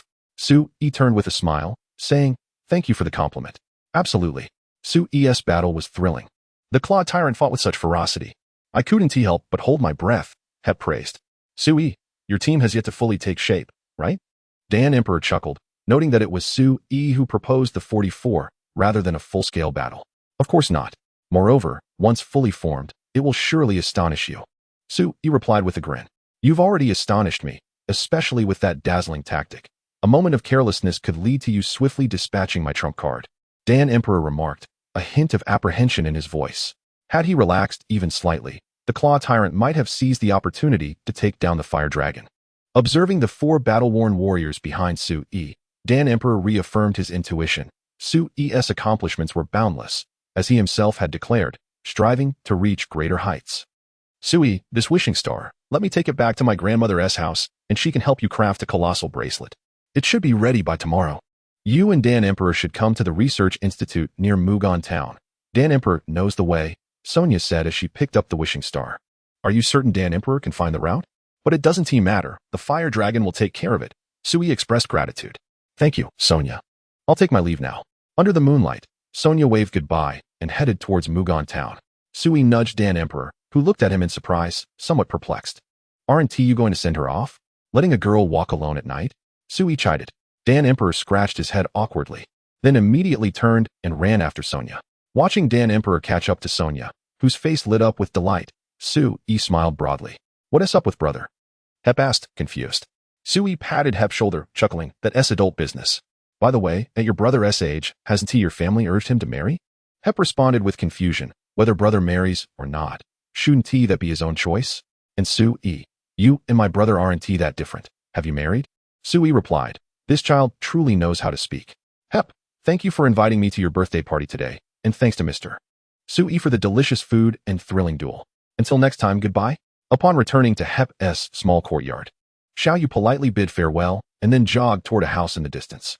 "Su-E, we've prepared a room for you. Please rest easy," Hep said to Su-E. After a refreshing bath, Su-E lay on the bed, flipping through the hunting guide, examining the details of his accompanying Pokémon. The Scratching Bird had learned the Divine Bird Strike, a powerful flying move requiring charging. But it had a high chance of hitting critical points and could potentially induce a state of fear in the target. Unexpectedly, the fearsome Saberwolf has mastered the move Bite Through, which possesses greater power than its previous biting technique and has a chance to reduce the opponent's defense. This must have been a realization made just before its fierce clash with the Faceless Avoidant. Su-E reminisced, recalling how the Saberwolf's biting technique had become increasingly sharp and formidable, likely due to the implementation of Bite Through. Since being tamed, the Saberwolf has shown unwavering trust in Su-E, diligently following his commands. Its fighting style exudes a reckless bravado, although it may not occupy a high ecological niche. Its relentless vigor and ferocity have rendered it the backbone of the current team. On the other hand, the Squeaker is a clever little creature. Its affection for eggs remains unchanged, often displaying unexpected behavior, yet it promptly executes Su-Yi's commands.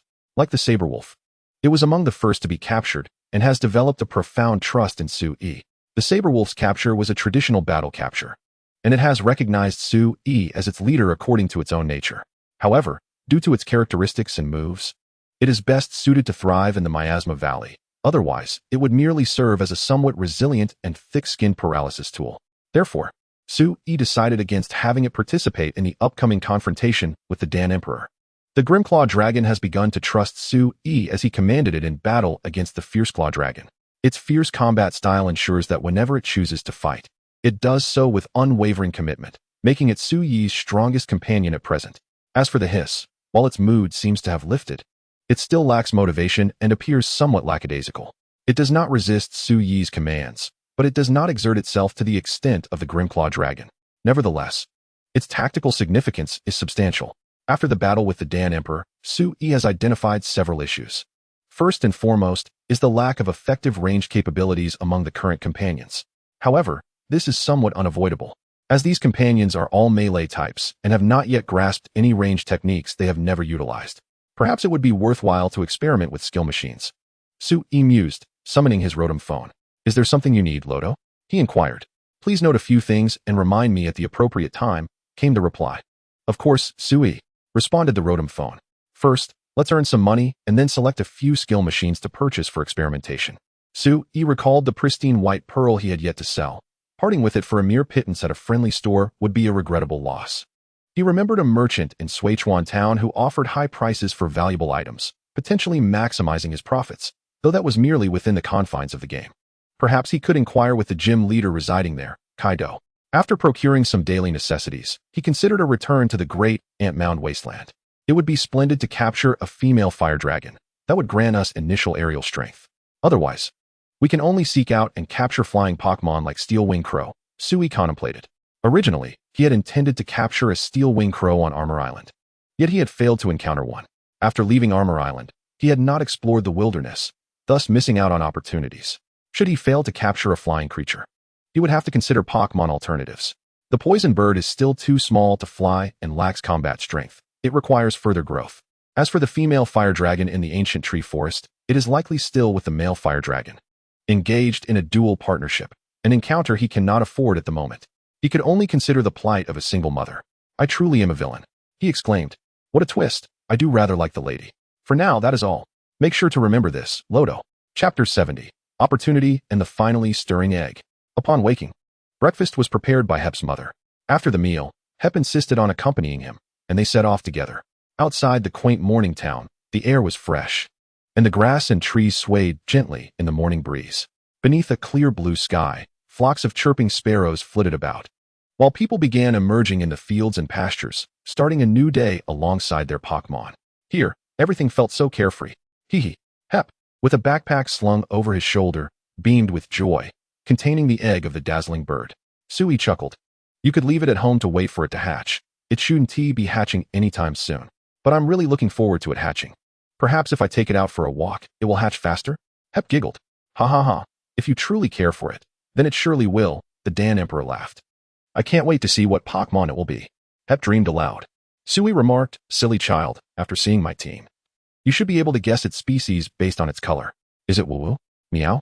Just as Lu Chao was about to reveal the answer, Sui promptly intervened. He shook his head with a smile. This gift should be unwrapped by Hep himself. By the way, Dan Emperor, you seem to be going the wrong way.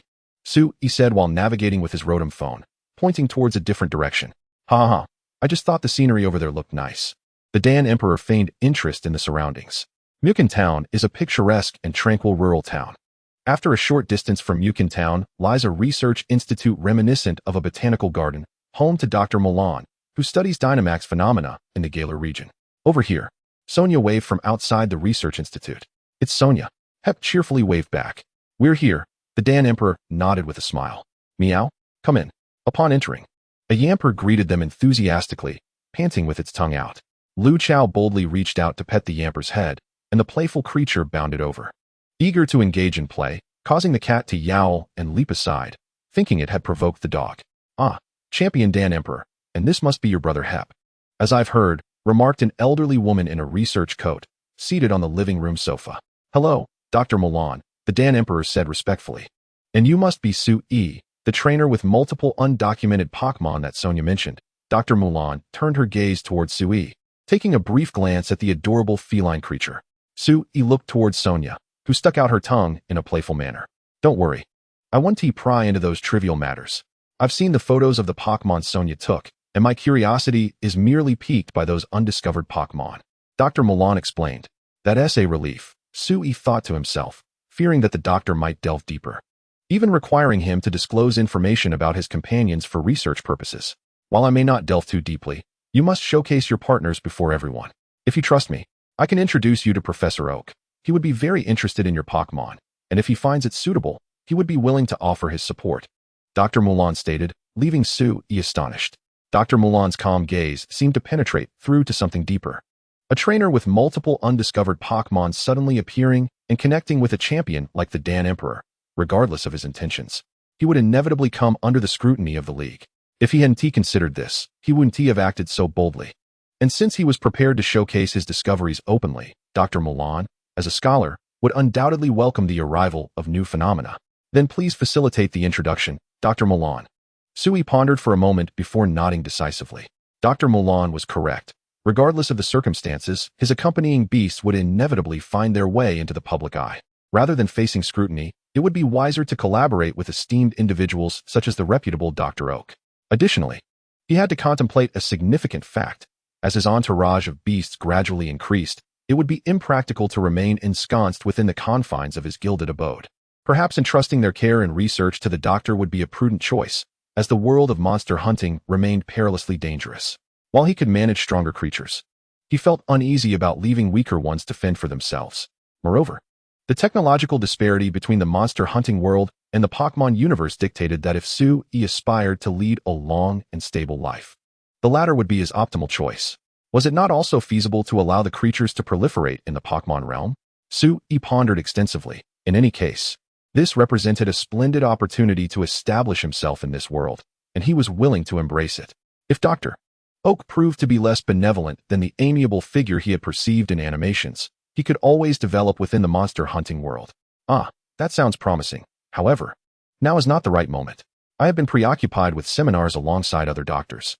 Once the meetings conclude, I will have Sonia reach out to you.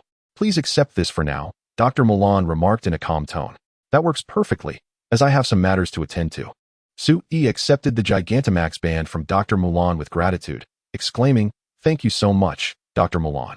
There's no need for excessive thanks. I merely thought of the future of this world, which ultimately belongs to you young people," Dr. Mulan responded, casting a glance at his somewhat immature granddaughter, Sonia. "All right, since you're here, why not stay for lunch before you leave?" Dr. Mulan suggested. "That would be wonderful," Sui replied, when suddenly, the hunting guide strapped to his waist vibrated. "Is someone calling?" Dan D inquired, perplexed by the commotion. "Meow?" Cat wondered, quickly recalling something. "Excuse me for a moment." Sui dashed outside, opening the companion's page of the hunting guide. The solitary egg quivered, heralding the arrival of new life. At last, the day had arrived. Sui retrieved the egg and placed it in his backpack before re-entering the room. "What is happening, Sui? Is there an emergency?" Dandy asked, noting Sui's peculiar behavior. "Not at all. A baby is about to hatch." Sui grinned widely, radiating joy. "Oh," Dr. Mulan's curiosity piqued. "Another Pokémon is about to hatch? Is it from that side?" Sonia exclaimed, astonished. Sui produced the fire dragon egg he had previously stowed away in his backpack, declaring, "Indeed, this little one is quite remarkable. A Pokémon egg of such size?" Dr. Mulan was momentarily taken aback. Boom. The Pokeball at Sui's waist opened, and a burning bug appeared beside the egg, fixated on it. "It's a burning bug," Hep exclaimed in surprise.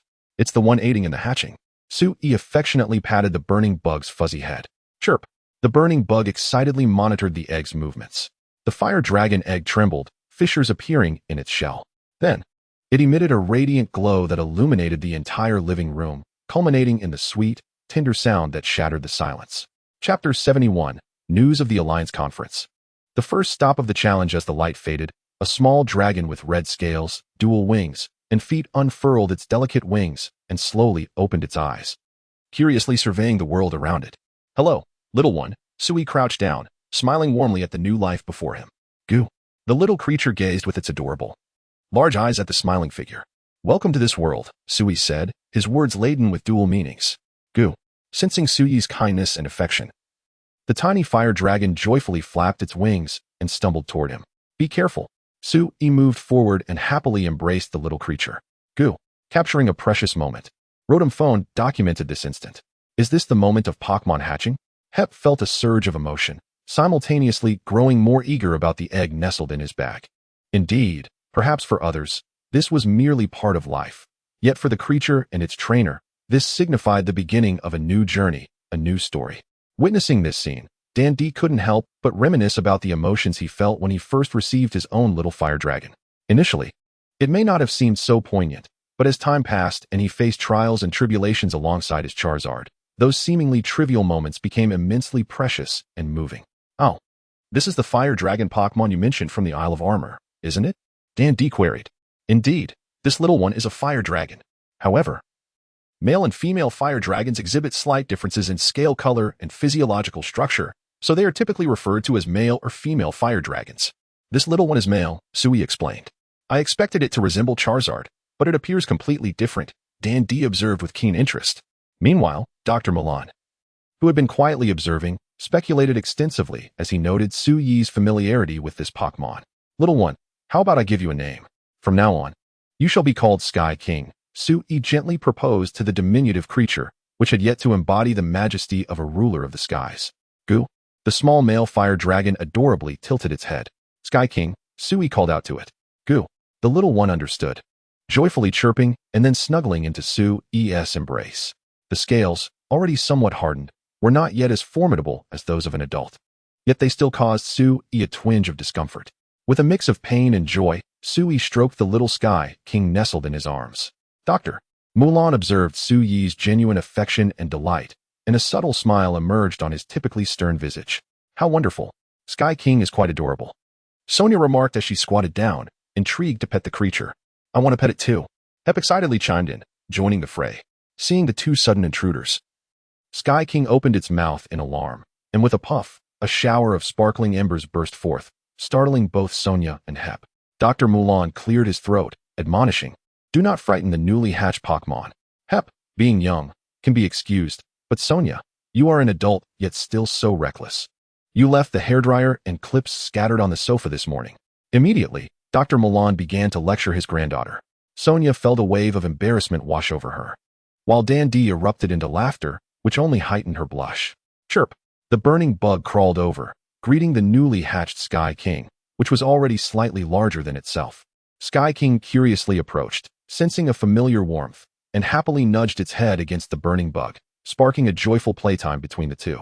Little poison bird, come forth and meet your companion. Su Yi contemplated and released the little poison bird, which had hatched directly into a Pokémon. Wow!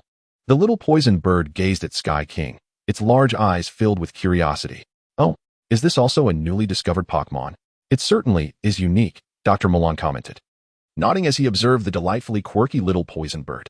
Dr. Damu, an ardent enthusiast of Pokémon, would undoubtedly be overjoyed upon encountering this unknown Pokémon. Little did he expect that the curious Daikon would suddenly open its mouth and lunge at the vibrant tail of the small poisonous bird, akin to a cat captivated by a dangling toy.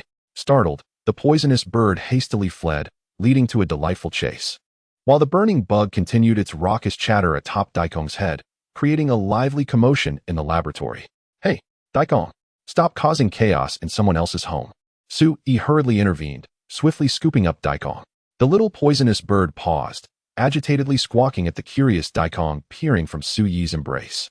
Amused, Su Yi recalled how the poisonous bird had often been bullied by creatures like the Charizard in the ancient tree forest. Ecological studies suggest that the poisonous bird, with its penchant for fruits and seed dispersal, has a deep-rooted connection to the now thriving ancient tree forest. However, the Charizard clan's dominance of the forest's upper tiers has relegated the poisonous bird to the lower levels. In the game, a small, abandoned nest can be found nestled among the lush branches beside the Charizard's lair, directly beneath which lies the poisonous bird's current nest, hinting at a deeper connection. The little creature, both playful and hungry, soon began pleading for food. What does it eat? Sonia inquired. Su Yi replied succinctly, meat. I will prepare some, Sonia nodded. In truth, simple minced meat would suffice, as the little creature was not particularly finicky. However, observing Sonia's professionalism, Su Yi refrained from interrupting her. Many Pokémon have a carnivorous diet, and since humans also consume meat, the preparations were relatively straightforward. As for whether the meat was synthetic from a specific Pokémon or another creature, it is best not to delve too deeply into the intricacies of the Pokémon world. Before long, a specialized Pokémon meal blended with cooked minced meat was presented, alongside a bowl of moo moo milk. The little creature eagerly dove into its meal, relishing every bite. After enjoying a delightful curry meal at Dr. Mulan's home, the group bid farewell to Sonia and the doctor before returning to Dandy's residence. I'm back. Maobian Sheet. Hep excitedly dashed to his room, eager to share the day's events with his companions. Dandy then turned to Su Yi, inquiring about his future plans. Su Yi, are you interested in challenging other leagues? Su Yi responded with curiosity. What do you mean? Dandy elaborated. As you may have noticed, the Gym Challenges and Champion Cup in the Galar region have just concluded, and it will be quite some time before they commence again.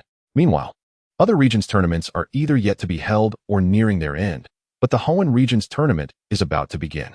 Thus, if you wish to seek challenges in different areas while embarking on new adventures, you might consider participating in the Hoenn tournament. Sui nodded, expressing, as long as it's a place I haven't visited, I'm eager to explore. Since the Hoenn League is about to begin, a journey there sounds delightful. Chapter 72, Fossils. Despite having set a goal for his journey in the Pokémon world, there were still matters to resolve beforehand. Sui retrieved his Rotom phone and meticulously noted his travel plans. That evening, after dinner, Dan D bid farewell to his family, preparing to embark on his new endeavors. Hep, feeling reluctant, watched as Dan D donned his advertisement-laden cloak and cheerfully remarked, Hep, my return, along with the gifts and events I prepared with Sui, is to express my eagerness for the day you officially challenge the gym. Until then, I must fulfill my duties as champion. Hep shook off his sadness with a bright smile, declaring, I understand, big brother. Go and do those wonderful things with peace of mind. You'll always be the coolest. Hep recognized that Dan D's responsibilities extended far beyond mere sponsorships. He represented the entirety of Galar, and Hep felt immense pride in his brother's achievements. Sui, I take my leave, and I look forward to the surprises you will bring next time. Dan D nodded at Hep and then smiled at Sui. Just wait. My surprises will be as unforgettable as a rampaging Tyranitar or a descending Bagon. Sui chuckled. While I may not fully grasp that, I can sense the humor. Dan D replied.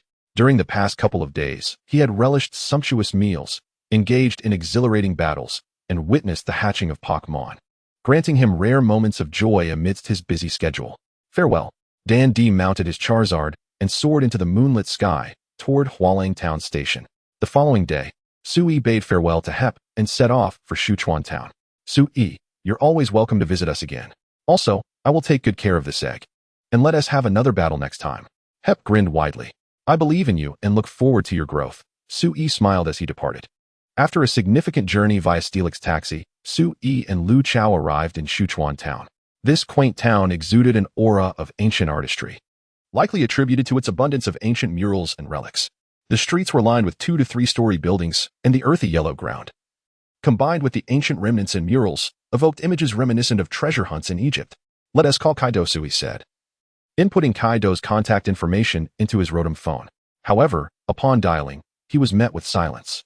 Instantly, Sui surmised that Kaido was likely off immersing Pokémon in a training session somewhere. Oh well, let's explore, he decided. Wandering the streets of Sichuan Town with Lu Chao, occasionally eyeing the intriguing trinkets sold by roadside vendors. Items like star sand, pearls, glimmering shards, and evolution stones, alongside some novelties not found in the games, leaving Sui in awe. How much for this? Sui overheard a peculiar lady in a white lab coat haggling with a vendor. You have a keen eye. This is a fossil of a mysterious Pokémon.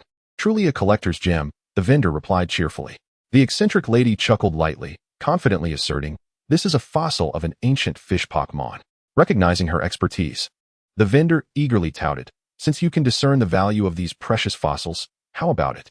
My price is indeed a bargain.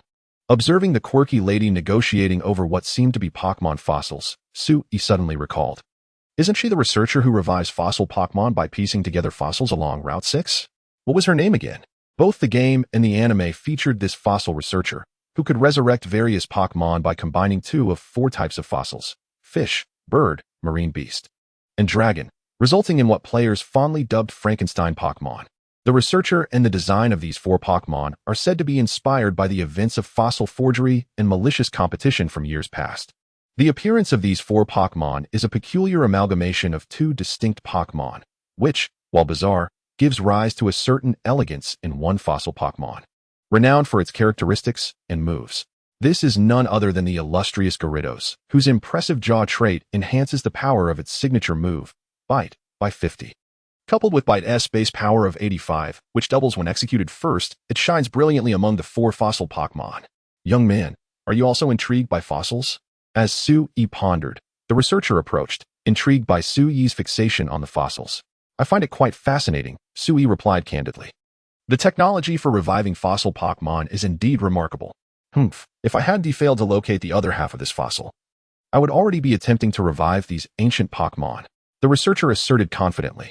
Perhaps you could scour the market for more, Sui suggested, recalling having seen a couple of stalls selling what appeared to be fossils along the way. You might not realize, but not all fossils can be combined together. After years of research, I discovered 4 fossil combinations that can merge and resurrect ancient Pokémon. Now, I merely lack the fossils to complete my hypothesis, the researcher proclaimed with assurance. However, the 4-stitched monstrosities she subsequently created rendered her claims somewhat unconvincing. Yet, from another perspective, her erroneous combinations indeed managed to resurrect Pokémon, which could be seen as a stroke of genius. What about other fossils? Can you revive ones like the fossil pterodactyl or baby Tyrannosaurus? Sui inquired. What are those? The researcher responded, perplexed. Sui mused that she likely focused solely on the unique fossils of the Galar region. Nonetheless, being fossils, there should be no issues with them, the researcher replied. By the way, my name is Maushur. If you possess any fossils, could you allow me to study them? Perhaps I could assist you in reviving fossil Pokémon. Maushur declared confidently, hands on her hips. The name Maushur seemed rather fitting, as it conveyed a certain impulsiveness. I don't have any fossils. Sui shook his head. What a pity. Fossils. Sui suddenly jolted, internally exclaiming, I must head to the Miasma Valley at once. Chapter 73. New developments in Miasma Valley. Sui took a few deep breaths to compose himself. Although a certain thought excited him, it remained merely speculative. The efficacy of the Pokémon world's fossil revival technology on the fossil remains from the Monster Hunter world remains uncertain. If revived, how would the creatures manifest? And would there be any other alterations? These questions lingered in the unknown. Besides the 4 fossil Pokémon from the Galar region, Pokémon revived from fossils typically possess rock attributes. Perhaps due to prolonged entrapment within the rocks, their genetic makeup has altered to some degree, meaning that the revived Pokémon would not be entirely akin to their ancient counterparts. What of the fossils from the Monster Hunter world? Furthermore, would the revived creatures pose a risk of rampaging uncontrollably? Such considerations require careful thought and precaution. These matters necessitate gradual verification, yet Sui, unable to remain still, felt an urgency akin to serpents crawling upon him. He resolved to excavate a few specimens and have Maushur examine them for potential leads. How exhilarating it must be to contemplate the revival of fossil Pokémon, Maushur remarked, observing Sui taking several deep breaths to quell his excitement. Indeed. Sui nodded. All right, madam, please share your contact information. I shall hasten to procure some fossils. He declared earnestly. If this succeeds, I shall owe you a cappuccino. What, madam? My name is Maushur, and do you really think fossils are so easily unearthed? Maushur retorted, albeit providing her contact details. Sui smiled slightly. Difficult to excavate? I could dance on top of the graves if need be. Very well then, madam. Farewell. Sui noted the contact information and without further ado, turned to leave. After finding a secluded corner, Sui retracted his grass-type Pokémon and arrived at the cave camp in Miasma Valley. How thrilling this prospect is. Sui inhaled deeply, emerging from the cave with his grass-type Pokémon. This is your stage now, Tyranitar. Sui released Tyranitar. Tyranitar, please gather the younger ones and collect the latest information from Miasma Valley, he instructed. Tyranitar nodded, raising its head and roaring while vibrating the organs on either side of its neck, producing a unique sound. Shortly, a small group of Tyranitar emerged from various nooks and crannies. What a spectacle, Rotom. You summoned so many Pokémon at once, exclaimed a Rotom phone, recording the scene akin to a gang gathering. At first, upon seeing Sui, the Tyranitar displayed fierce expressions and roared, startling the grass-type Pokémon. But under Tyranitar's imposing presence, they quickly settled down. It seemed that having gained Pokémon power enhanced Tyranitar's call and control over the others. Subsequently, Tyranitar communicated with the other Tyranitar in different tones, gathering information. Seizing the opportunity, Sui opened his map and marked several locations where he had previously spotted exposed skeletal remains of the Serpent King to facilitate the retrieval of relics. Suddenly, a brutish roar interrupted the gathering of the gang. Sui lowered his hunting guide and looked up. Oh, with the old king gone, a new king has risen. I see, Sui remarked in surprise. The newcomer was another Tyranitar, accompanied by a cadre of Tyranitar, who roared at Sui's Tyranitar, asserting its claim over the territory. The former leader, Tyranitar, was not one to back down, letting out a long howl. Following this, the assembled Tyranitar stirred, retreating to allow space for the two leaders to face off. What are you staring at? Come out and duel. The old leader Tyranitar challenged. The new leader roared and charged forward.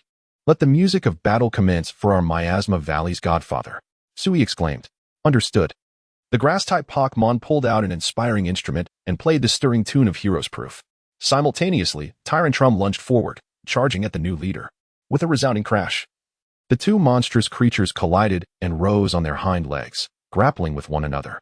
As the Grass-type Pokémon's performance concluded, ethereal notes swirled around Tyranitar, slightly enhancing its strength, allowing it to gradually overpower the new leader. Did you summon external assistance? The new leader questioned. In this world, to survive, one must possess power and influence, you petty fool.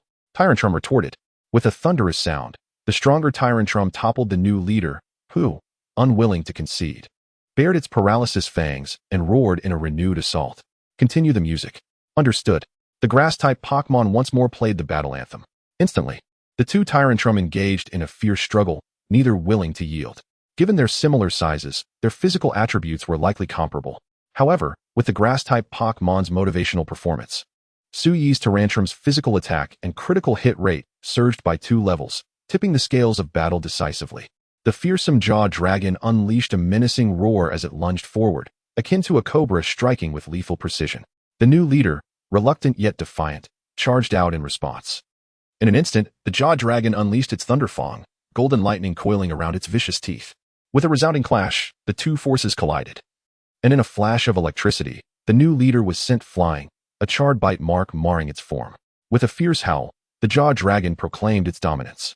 The summoned Jaw Dragons, witnessing the display of power from their leader, joined in the chorus of roars, while the opposing Jaw Dragons cowered in trepidation. Faced with the overwhelming might of the fearsome Jaw Dragon, coupled with the slight boost in combat prowess from its vicious squad characteristics, the new leader recoiled. Recognizing the wisdom in retreat, it discerned that the miasma-laden valley was vast enough to not warrant risking its life for this territory. The new leader fled in disgrace. Having gathered sufficient intelligence from the fearsome Jaw Dragon, Sui then ordered the dispersal of the Jaw Dragons and inquired about the situation. At this juncture, the translator, Lu Chao, made her entrance. She engaged in a lively exchange with the Jaw Dragon, occasionally mimicking gestures in a serious manner. After a brief moment, Lu Chao scratched her head and approached Sui, articulating, "It seems that the Miasma Valley has been quite unsettled lately. There are 2 irritable giants that sporadically engage in combat, alongside an aura that instills fear within them, causing considerable unease. Irritable beings and a fearsome presence," Sui pondered. While the Jaw Dragons could serve as scouts, their limited intelligence hindered their ability to convey detailed information. They could only express characteristics such as size and temperament. However, this indirectly indicated that formidable and aggressive monsters were indeed stirring within the Miasma Valley. Let us proceed with caution and start from the remnants that are more readily accessible, Sui suggested, gesturing towards a sloped area on the map, where a row of fan-shaped bone blades lay at the edge. Chapter 74, Traffic Officer. Stop. In a certain region of the Miasma Valley, Sui traversed a path formed from the bones of the Serpent King Dragon mixed with earth and stone. Accompanied by Lu Chao, the Jaw Dragon, and the Scythe Claw Dragon, the Rotom Phone observed this eerie realm of skeletons for the first time, snapping photos while marveling at the haunting atmosphere. All right, this will suffice. Just this area, Sui declared, halting at the edge of the slope, gazing at the protruding fan-shaped bone blades of the Serpent King Dragon. My apologies, Serpent King Dragon, and thank you for your contribution to the interdimensional fossil revival research. With that, Sui summoned the fearsome Jackal Dragon, instructing both the Jaw Dragon and the Scythe Claw Dragon to join in an attack, targeting the base of the bone blades. With a thundering crash, the accompanying beasts unleashed their moves upon the skeletal connections, yet the bones proved to be exceptionally resilient. Despite the Serpent King Dragon having perished countless years ago, its remains remained remarkably tough. After 2 minutes, they had only managed to carve a 4-finger-deep indentation. It was indeed not an easy task. Sui sighed, concerned that fragmented bones would complicate research, hence his desire for a sufficiently large and intact specimen. He mused that these monsters regularly frolicked atop their graves, and if the bones were not sturdy, they would have crumbled long ago. Perhaps we should try a different one? Sui speculated, considering that these fan-shaped bone blades might be tougher than other skeletal remains. In his markings, there were still parts of the Serpent King Dragon's head and ribcage that could be conveniently obtained. Just as Sui contemplated a location change, the Scythe Claw Dragon suddenly froze, pressing its head against the ground to listen intently before letting out a low growl to alert Sui. "What is it?" Sui inquired, on high alert. Lu Chao twitched her cat ears and remarked, "It seems there's a rumbling sound. The rumbling belongs to the Bonehammer Dragon." Sui quickly retracted the fearsome Jackal Dragon and the Jaw Dragon before vaulting onto the Scythe Claw Dragon, while Lu Chao adeptly climbed onto his back. Scaling the nearby rocky wall, the Scythe Claw Dragon agilely ascended the platform beside the slope, clearing the path. Indeed, within moments, The rumbling intensified, and in the distance, a formidable wheel of bones rolled menacingly toward them. As the massive skeletal wheel rolled forward, countless bones scattered from it, crashing against the surrounding cliffs. Goodness! They're at it again, Sui observed as the Bone Hammer Dragon approached, descending the slope. With a thunderous impact, the Bone Hammer Dragon used its momentum to leap and crash down onto the ground, then raised its head to watch the Scythe Claw Dragon perched on the cliff warily. You two have quite the history, Sui chuckled, patting the Scythe Claw Dragon beneath him. The Scythe Claw Dragon huffed disdainfully, regarding the Bone Hammer Dragon with contempt. Roaring. The Bone Hammer Dragon emitted a deep growl, seemingly challenging the Scythe Claw Dragon to a confrontation. Don't overestimate yourself, Sui remarked impatiently, reminding himself that this was not the primary objective of their mission. Sui, it appears to have some wounds, Rotom, floating beside him, noted. Wounds. Sui focused his gaze, observing that the Bone Hammer Dragon indeed bore several cuts and bite marks, and its skeletal armor was significantly damaged. Looks like their joyride has attracted some unwanted attention, Sui chuckled. Suddenly, the Bone Hammer Dragon, which had been growling defiantly at the Scythe Claw Dragon, shifted its focus. Sui quickly followed its gaze, and before seeing the creature, he heard a thunderous roar mixed with a metallic screech that pierced his ears, causing him to instinctively cover them. That creature! Sui's eyes widened in recognition. Before him appeared a formidable monster, possessing the classic draconic structure of wings and limbs. Its robust forelimbs rested on the ground, adorned with a brownish-yellow base and gray-blue stripes, and its gaping maw was filled with colossal, sharp teeth. The absolute powerhouse. The roaring dragon. Sui's brow furrowed. An absolute powerhouse. Rotom exclaimed in disbelief. With a thunderous roar, the roaring dragon opened its mouth, rapidly propelling its muscular limbs as it charged fiercely toward the massive Bone Hammer Dragon. The Bone Hammer Dragon coiled its body, transforming into a skeletal war chariot that rolled down the slope, seemingly intent on crushing everything in its path. You will soon understand the gravity of the situation, Sui remarked. As the imposing skeletal chariot gained momentum, it collided with the roaring dragon, which did not flinch but instead extended its forelimb to grasp the rolling skeletal wheel. With a resounding crash, the speed of the rolling Bone Hammer Dragon drastically decreased as the roaring dragon's claws ferociously halted its advance, tearing through its bony armor piece by piece. Meanwhile, the roaring dragon opened its jagged maw, savagely gnawing at the Bone Hammer Dragon's skeletal armor, gradually shredding it apart. With a furious roar, the Bone Hammer Dragon thrashed its body, attempting to dislodge the roaring dragon that had clamped down on it. However, before it could muster its strength, the roaring dragon unleashed its overwhelming force, slamming the Bone Hammer Dragon to the ground, shattering a significant portion of its skeletal structure, leaving behind only the black tar that adhered to the bones, while its once proud armor was brutally torn asunder. What incredible strength! Rotom gasped in astonishment. The chilling sound of gnawing pierced the air as the roaring dragon ruthlessly sank its teeth into the vulnerable neck of the Bone Hammer Dragon, and the massive creature's movements gradually diminished until they finally ceased altogether. We must leave. Sui understood that now was not the time to confront the monster head-on. However, the explosive dragon had a different perspective. This creature was driven by its predatory instincts, relentlessly pursuing any living being it could sense. Upon catching a whiff of the scent of the tragic claw dragon, it immediately raised its head. Spotting another predator lurking nearby, the explosive dragon's violent nature erupted once more. It released its grip on the Bone Hammer Dragon, furiously thrashing its limbs as it ascended the rocky wall with fierce determination. Go, Sui urged, giving the tragic claw dragon another encouraging pat. It exhaled sharply, using its agile form to once again scale the rocky ledge above. Boom, thud, bang. The explosive dragon charged forward like a rampaging bulldozer, shattering everything in its path with brute force. Its roars echoed in a relentless barrage, subjecting Sui's ears to unparalleled torment. Take this. Sui gritted his teeth and aimed his projectile at the relentless explosive dragon pursuing him. With a flash, the flash bomb detonated, causing the explosive dragon to halt its advance with a furious roar. Shaking its head, it lashed out wildly with its claws, inadvertently tumbling from the rocky ledge into a pile of bones below. Seizing the opportunity, the tragic claw dragon created some distance while the explosive dragon, still disoriented, raged amidst the skeletal remains. The irritable creature must be the explosive dragon, but what of the other one? Could it be the monster that injured the Bone Hammer Dragon? Sui pondered. Was it the tyrannical dragon from before, or perhaps another creature entirely? It seemed this expedition to the Miasma Valley was still fraught with peril. Chapter 75. The Silent Arrival of a Biohazard. After evading the explosive dragon, Sui once again consulted the map to locate his intended destination. Unbeknownst to him, he was already making his way to the upper levels of the Miasma Valley. Closing the hunting guide, he surveyed his surroundings. Although he had reached the mid-levels, nearing the upper tiers, the miasma remained palpably thick. Ascending further, he spotted a large section of the Serpent King Dragon's skeletal remains resting on a rocky platform, supported by several massive ribs that resembled a skeletal ceiling over the area.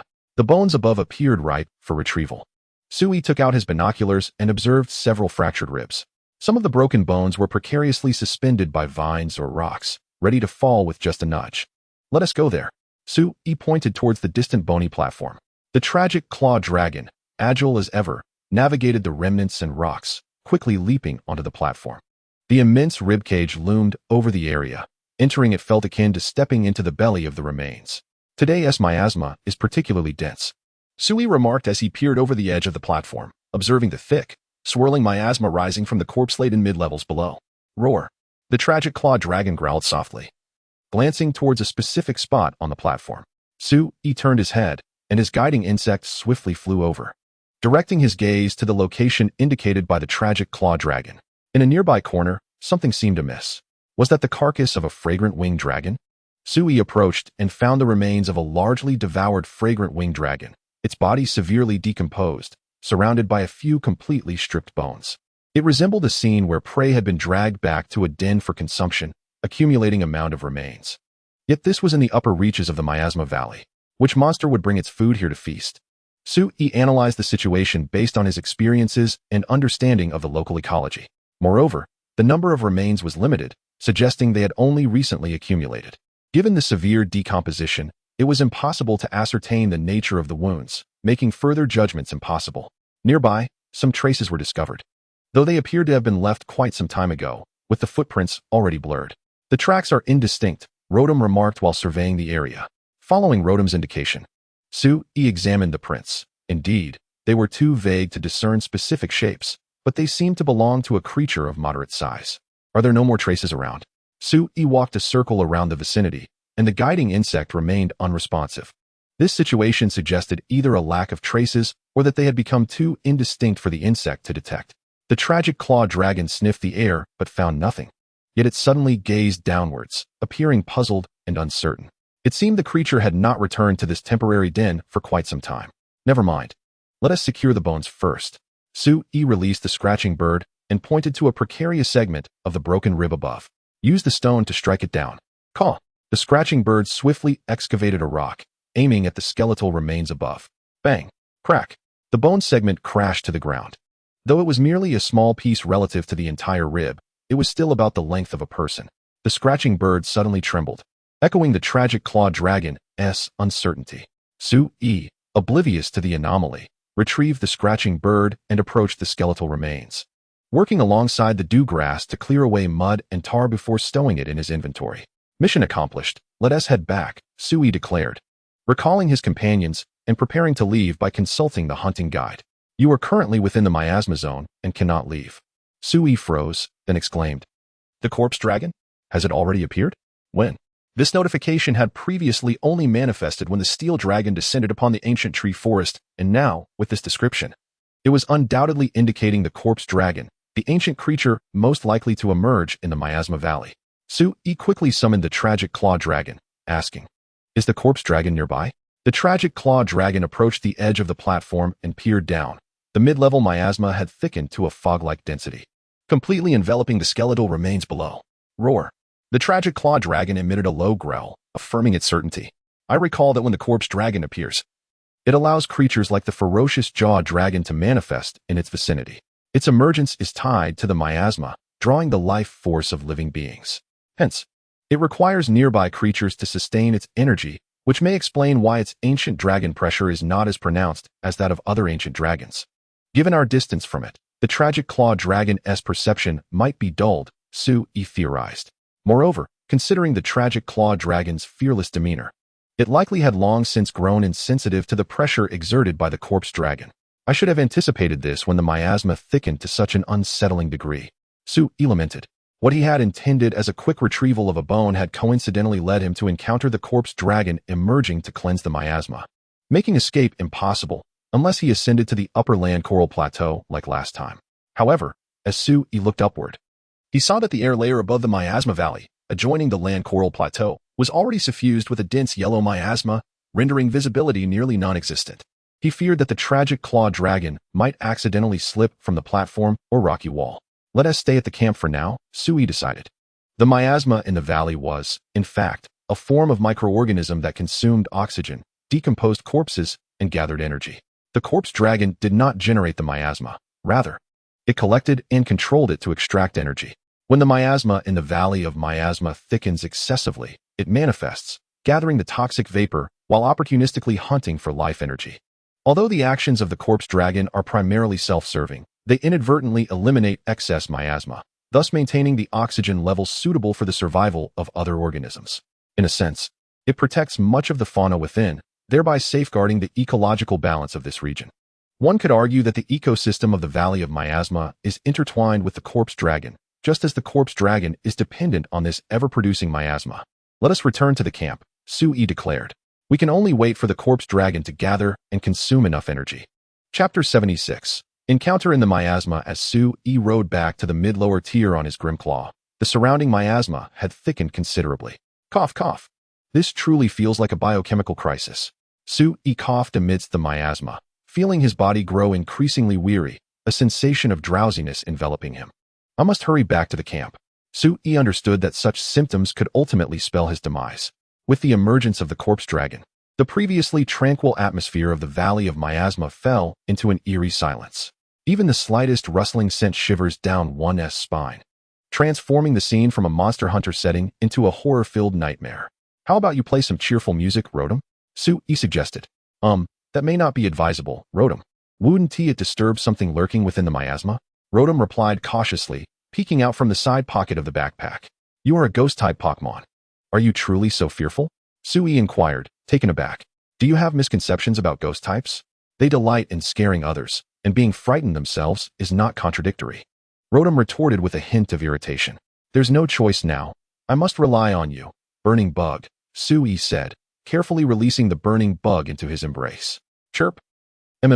Initially excited to emerge, the burning bug was startled by the dim miasma and the ominous bones scattered on the ground, immediately burrowing into Sui's arms in fright.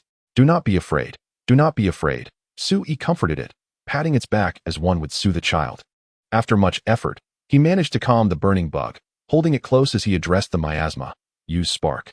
With a loud bang, the scattered sparks parted the miasma, and as 5 red tendrils around the burning bug's neck ignited like candle flames, the miasma around Sui dissipated significantly, and the corrosive effects on him vanished instantly. Thank you, burning bug, Sui exclaimed, reflecting on its transformation from a hand warmer to an egg-hatching aid, and now a purifying talisman against the miasma. Though small in stature, the burning bug had proven invaluable, assisting Sui in countless ways. The burning bug nestled happily in Sui's embrace, wiggling contentedly. From the depths of the miasma, a faint low growl echoed ominously. Roar! The Grimclaw let out a fierce roar, tensing its muscles and retracting its 6 sharp claws to form a 10-blade Grimclaw. Emerging from the murky haze were fearsome jaw dragons, shrouded in mist with their eyes a dismal gray, groaning as they approached like the undead. Take them down, Sui commanded. The Grimclaw charged forth with a growl, swiftly striking the miasma-tainted jaw dragons, sending them flying one by one. There are too many, Sui exclaimed, realizing he needed to summon their leader to regain control. Big Jaw Dragon, come out and manage them. The Big Jaw Dragon, though fearful of a certain presence within the miasma, had gained sentience and was not completely subjugated by this higher pressure. It vibrated its gill-like appendages, emitting signals to command the jaw dragons, initially hesitant to retreat. The miasma-affected jaw dragons were compelled to attack the living beings before them, resulting in their agitated movements, torn between advancing and retreating. The corpse dragon exerted a degree of control over the jaw dragons through the miasma, but this influence was not overwhelmingly strong, indicating that it needed to be in close proximity to exert its control. Sui's senses heightened. He remained vigilant of his surroundings. Just then, a chilling wail resonated from the depths of the miasma, followed by the bone-chilling roar of a fearsome beast, signaling the onset of a fierce battle in the distance. Spark! Bright red glimmers flashed within the dim miasma. What is the corpse dragon battling? Sui wondered, astonished. Roar! A somewhat familiar roar pierced through the miasma. Suddenly, the yellowish miasma began to converge towards a central point, creating a powerful vortex that howled with the sound of rushing wind. Ugh! Sui held the burning bug tightly, lowering his head against the swirling miasma. Meow! The grass-type Pokémon, originally recalled within its Pokeball, suddenly burst forth. Why didn't I go back? What is happening? It cried, startled, as it had expected to return to the Pokémon world after being recalled. It appears we are fortunate. We are about to witness an ancient dragon. Sui remarked with a wry smile. Meow. The grass type clung to Sui's back, peering forward. Before them stood a skeletal ancient dragon, its body draped in decaying flesh, the ruler of the Yellow Springs, the corpse dragon. Its wings, laden with rotting flesh, unfurled like a shroud of death. As the miasma coiled around its grotesque form, forming a grayish-white miasmic armor. The dominator of the Yellow Springs, the corpse dragon. Sui whispered. Roar. The corpse dragon bellowed, and the surrounding miasma surged outward. Suddenly, a pitch-black figure darted through the miasma like a leopard, leaping high to pounce ferociously upon the corpse dragon. Its maw wreathed in crimson dragon energy poised to strike. The Grimclaw. Sui gasped in surprise. Hiss. The Grimclaw exhaled, baring its teeth and growling lowly. Roar. The Grimclaw swiftly leaped onto the back of the corpse dragon, viciously tearing at the decaying flesh armor with its blood-red claws. In an instant, dark crimson flesh scattered, creating a gruesome spectacle, but it was merely a layer of armor. The corpse dragon roared in anger, the miasma coiling around the Grimclaw, intensifying as it ravenously consumed the Grimclaw's vitality. With a powerful heave, the corpse dragon lifted its front body, causing the Grimclaw to stagger, and then the miasma surged once more, forcing the Grimclaw to relinquish its grip and tumble off the corpse dragon's back. The corpse dragon turned, its twisted claws striking fiercely at the Grimclaw, sending it crashing aside. Roar. The Grimclaw quickly regained its footing, undeterred, growling defiantly as it prepared to strike again. Is every member of the Grimclaw lineage this brave? Sui watched in astonishment. Roar. The Grimclaw sniffed the air, abruptly turning its gaze toward the Grimclaw, and immediately redirected its target with a furious roar. What? Sui was taken aback, noticing the horrifying scars covering the Grimclaw's body and the resentful glances directed at him and the Grimclaw. You are the Grimclaw that fell from the Coral Plateau into the Valley of Miasma. You survived? Was it the towering stone spire above the Valley of Miasma that saved you? Sui could only contemplate that, at that time. The ferocious claw dragon did not directly plummet to the depths of the Miasma Valley, but instead fell onto a nearby rock pillar close to the land of coral, cushioning its fall before landing on the upper platforms of the valley, and subsequently descended in search of sustenance beneath the Miasma Valley. Chapter 77. United We Stand. With a howl, the ferocious claw dragon, fueled by its resentment towards the tragic claw dragon and Sui, immediately switched targets and lunged towards the tragic claw dragon. It certainly held a grudge. Sui promptly unleashed the dazzling bird, commanding, dazzle it. Upon seeing its nemesis, the dazzling bird became incensed, its luminous membrane unfurling instantly.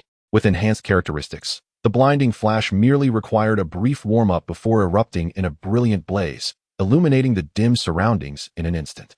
The ferocious claw dragon, caught off guard, was momentarily disoriented by the dazzling light, stumbling and collapsing. Seizing the opportunity, the tragic claw dragon immediately executed its lacerating claw technique, inflicting grievous wounds upon the ferocious claw dragon with a ghostly white claw glow. Great ferocious jaw dragon, execute a pincer attack, Sui shouted.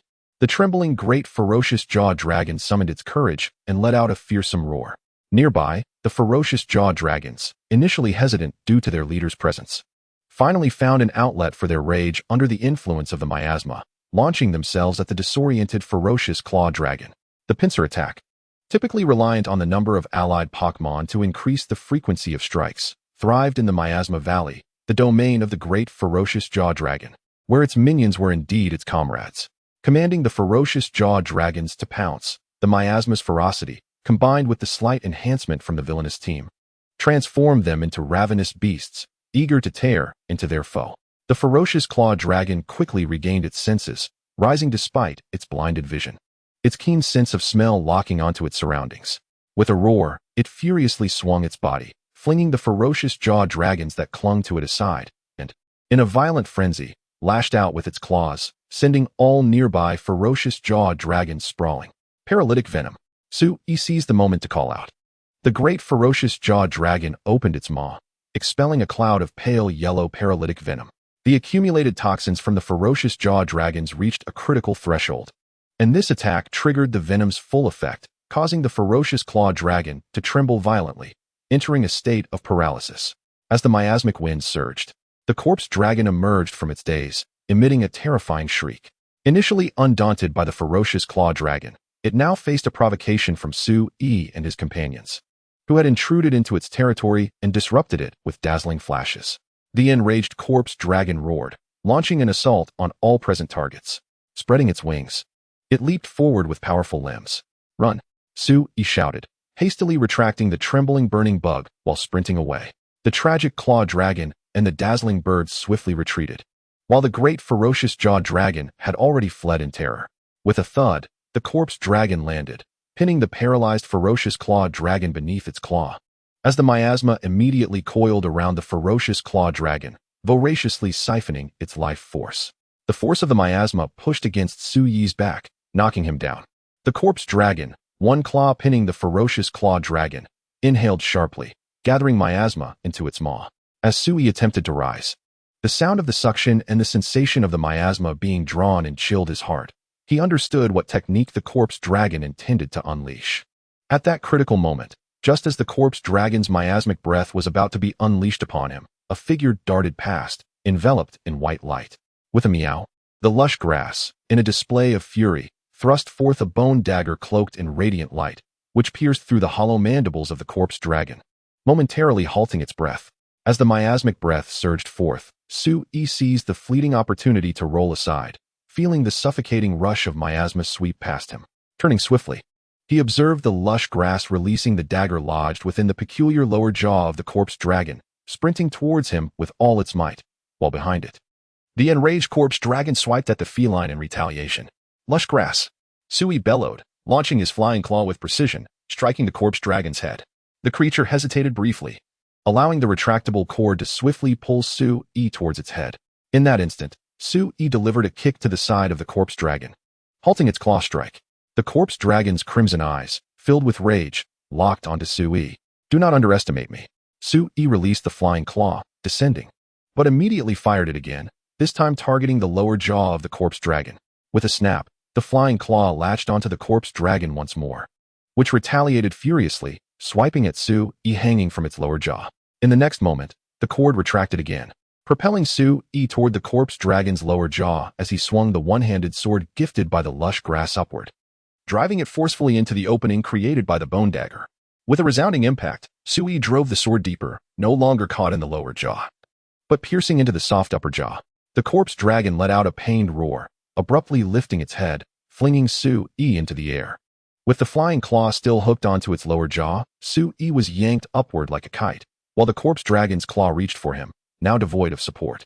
Amidst the chaos, the beleaguered ferocious claw dragon, battered by the miasma, seized the opportunity to spring forth, biting at the side of the corpse dragon, causing it to stagger back.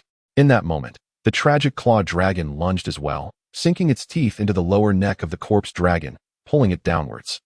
While Sui swayed with the creature's movements, the great ferocious jaw dragon roared fiercely, then leapt to attack, followed by several ferocious jaw dragons, undeterred by death, as they clamped their paralytic fangs onto the corpse dragon. With a meow, the lush grass raced along the back of the tragic claw dragon, leaping high to strike at the corpse dragon's eyes with its glowing claws. The corpse dragon twisted its head to evade the claw, finally shaking off the flying claw from its lower jaw, sending Sui flying high into the air. "Catch me, Rotom." The Rotom phone from Sui's backpack soared before him, and he deftly grasped it, its levitating force mitigating some of his fall, softening the impact. With a swift leap, the dazzling bird caught Sui, cushioning his descent. Enraged, the corpse dragon unleashed a tempest of miasma, erupting into a swirling storm that sent all nearby creatures flying, rapidly eroding their strength, leaving them gasping for breath as their vitality drained away.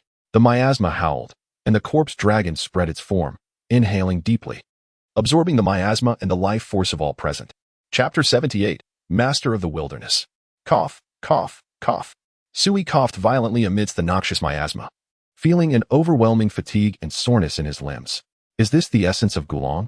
Lifting his gaze, he observed the corpse dragon, which, after enduring numerous fierce assaults from various monsters, were no substantial wounds aside from the decaying flesh that had fallen from its body.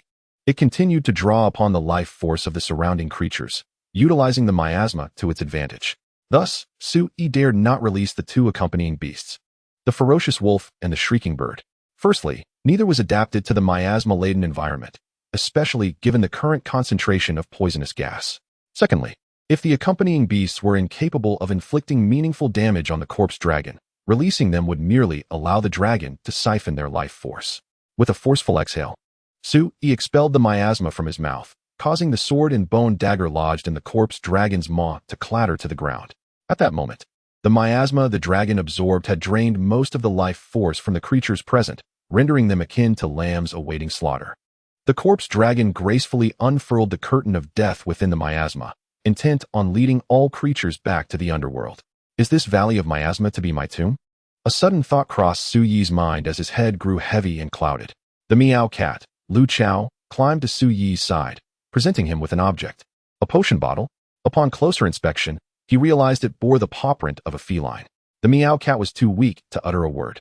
Sui was momentarily taken aback, his thoughts drifting back to the moment he first encountered Lu Chao, when the cat had handed him the potion bottle to aid his escape from the rapid dragon, displaying unwavering resolve. Lu Chao, hold on tight, Sui said, returning the potion bottle to the cat's paw. He then produced a flint, igniting the combustible material within the carcass beneath him with a sharp spark. The flames roared to life, dispersing the surrounding miasma. Sui consumed a fruit that dispelled the miasma's corrosive effects and subsequently opened his personal potion bottle, taking a hearty swig of a restorative elixir. Come back, he commanded, retracting the meow cat and the shrieking bird into their respective orbs. The ferocious wolf and the ferocious jaw dragon struggled to rise, preparing for a desperate fight. The corpse dragon let out a low, rumbling roar, unfazed as it continued to absorb the miasma, gearing up to unleash its final breath of poisonous gas. Sui clutched a capture ball tightly, intending to replicate his earlier tactic of temporarily trapping the rapid dragon, hoping to delay the corpse dragon even for a moment. Suddenly, a large hand slapped down on his shoulder from behind, startling him so much that his heart raced. Who goes there? Sui exclaimed, turning to face the intruder. Before him stood a figure clad in a gas mask, wielding a large crossbow, which had aimed at the miasma-shrouded corpse dragon, unleashing a barrage of incendiary projectiles. The rapid-fire explosives detonated with a series of explosions, flames erupting violently and igniting the combustible materials within the carcass, creating a fiery inferno before Sui. The miasma in the vicinity was significantly dispelled, and the sudden blaze caused the corpse dragon to take a few startled steps back. Run! Boomed the voice from beneath the mask. My companions are still in the fire. Ferocious wolf. Ferocious jaw dragon. Come here quickly. Sui retrieved their capture balls. Are you mad? You're attracting the monsters, the masked figure exclaimed, a mix of anger and disbelief. The ferocious wolf and the ferocious jaw dragon summoned their remaining strength, sprinting towards Sui. Hurry! The masked figure seized Sui, urging him to flee. Wait! Sui tugged at the figure, and, amidst the astonished gaze of the masked individual, he captured the two accompanying beasts in their orbs. What are you doing? The masked figure stammered, momentarily speechless from shock. Auntie, let us go. Sui reminded the dazed individual. All right. With that, the person led Sui away in haste. The corpse dragon, however, was not so easily deterred. It continued to absorb the miasma and unleashed a powerful breath, parting the flames to pursue them. The corpse dragon was too swift. The masked individual loaded the crossbow once more, firing another incendiary projectile. But the corpse dragon had anticipated this, deftly evading the attack. At that moment, Sui hurled a capture ball, which struck the unsuspecting corpse dragon with precision. The creature transformed into a radiant light and was ensnared within the orb. What kind of trap is that? The masked figure questioned, filled with suspicion. It won't hold for long. Keep running. Sui called out, not daring to look back.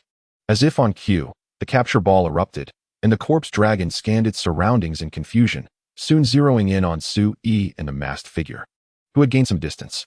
We must use the terrain to our advantage, the masked figure declared, diving into a narrow crevice at the next intersection.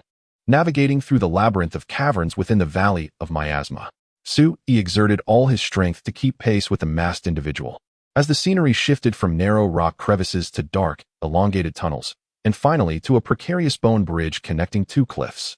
After what felt like an eternity of running, the miasma vanished from their surroundings, prompting the masked individual to halt within a cavern. Phew. We should have escaped the corpse dragon's territory, the figure announced, removing the gas mask to reveal a weathered face of a middle-aged woman. Sui thought to himself, indeed, she is the master of the wilderness.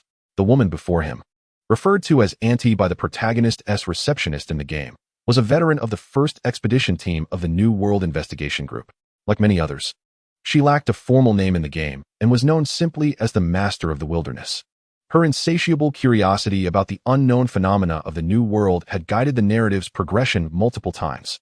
Furthermore, she was among the earliest and most dedicated investigators of the Valley of Miasma, eventually discovering and reporting the approximate location of the corpse dragon's lair.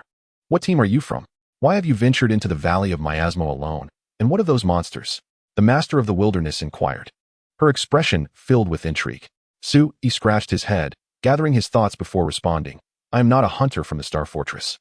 You may consider me an adventurer from another continent. Another continent? You hail from the Old World? The Master of the Wilderness exclaimed in astonishment. We are quite a distance from the Old World, aside from the investigation teams, who would dare to traverse such an unexplored region. Not quite, in essence. I am an adventurer from a world beyond both the New and Old Worlds. I arrived in the New World over a month ago and have been exploring alongside my companions, Sui explained truthfully. By your account, you are neither from the New nor the Old Worlds, but rather from an entirely unknown continent? The Master of the Wilderness responded, her eyes wide with disbelief.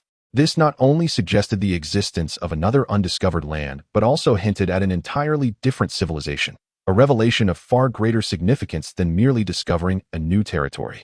As an explorer, the more the Master of the Wilderness learned, the more she realized how little she truly knew, prompting her to believe that many unknown continents remained undiscovered. Moreover, even within the known continents, there could well be civilizations that had yet to be revealed. Thus, she was inclined to accept the possibility of Sui's assertion regarding another continent. However, many questions still lingered in her mind. Chapter 79, Master of the Wilderness, truly a sight to behold. Please indicate the source, New Keyboard Novel Network. I shall temporarily accept your words. However, could you enlighten me on the technique you employ to capture monsters into those small spheres? Master Yuan Yi inquired, his curiosity tempered with caution. The phenomenon was indeed astonishing. This young, Navi hunter not only befriended monsters, but also had the ability to carry them around and even ensnare ancient dragons with such devices. Although the confinement lasted just over a second, its tactical significance was immense, providing a precious moment of respite amidst the perilous battle against ancient dragons. And the implementation was remarkably straightforward. Moreover, the art of taming monsters and forming bonds with them was a truly remarkable skill. Currently, humanity could only tame the more docile herbivorous dragon species to serve as pack animals.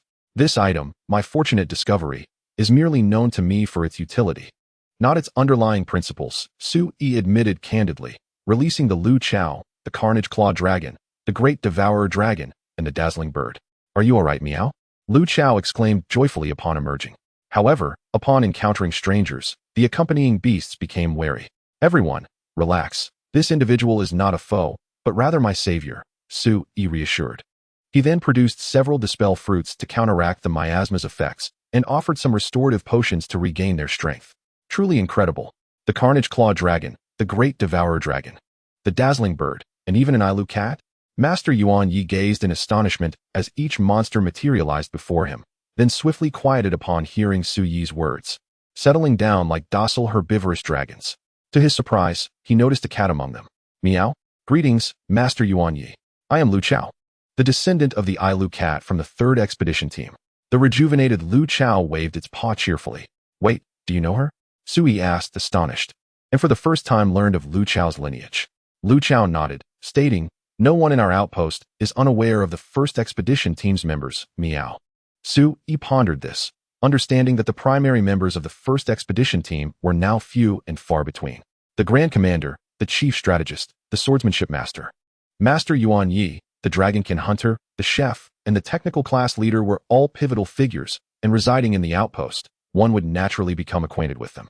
Master Yuan Yi examined Lu Chao's star-patterned leather attire, confirming its authenticity as a representative of the Star Outpost, and exclaimed, Did you really abduct our Ailu cat? Huh. Rather than say I abducted her, it would be more accurate to say Lu Chao rescued me, and we have since agreed to explore the New World together, to witness its landscapes and savor its culinary delights. Sui chuckled, cradling the cat and affectionately ruffling Lu Chao's fluffy head, silently reflecting. Once again, it was a cat that had saved me. Recalling the suffocating and helpless feelings he experienced against the corpse suit dragon, along with Lu Chao's fearless assault, Sui felt a surge of determination rise within him. Despite having devoted considerable time and effort to exploring the new world over the past month, supplemented by sporadic nourishing cat meals, a frequency most hunters could not afford, his previously mediocre physical condition had improved significantly. However, his practical combat experience and skills remained akin to those of a novice. It was merely due to his frequent agility that he had become somewhat adept with the projectiles.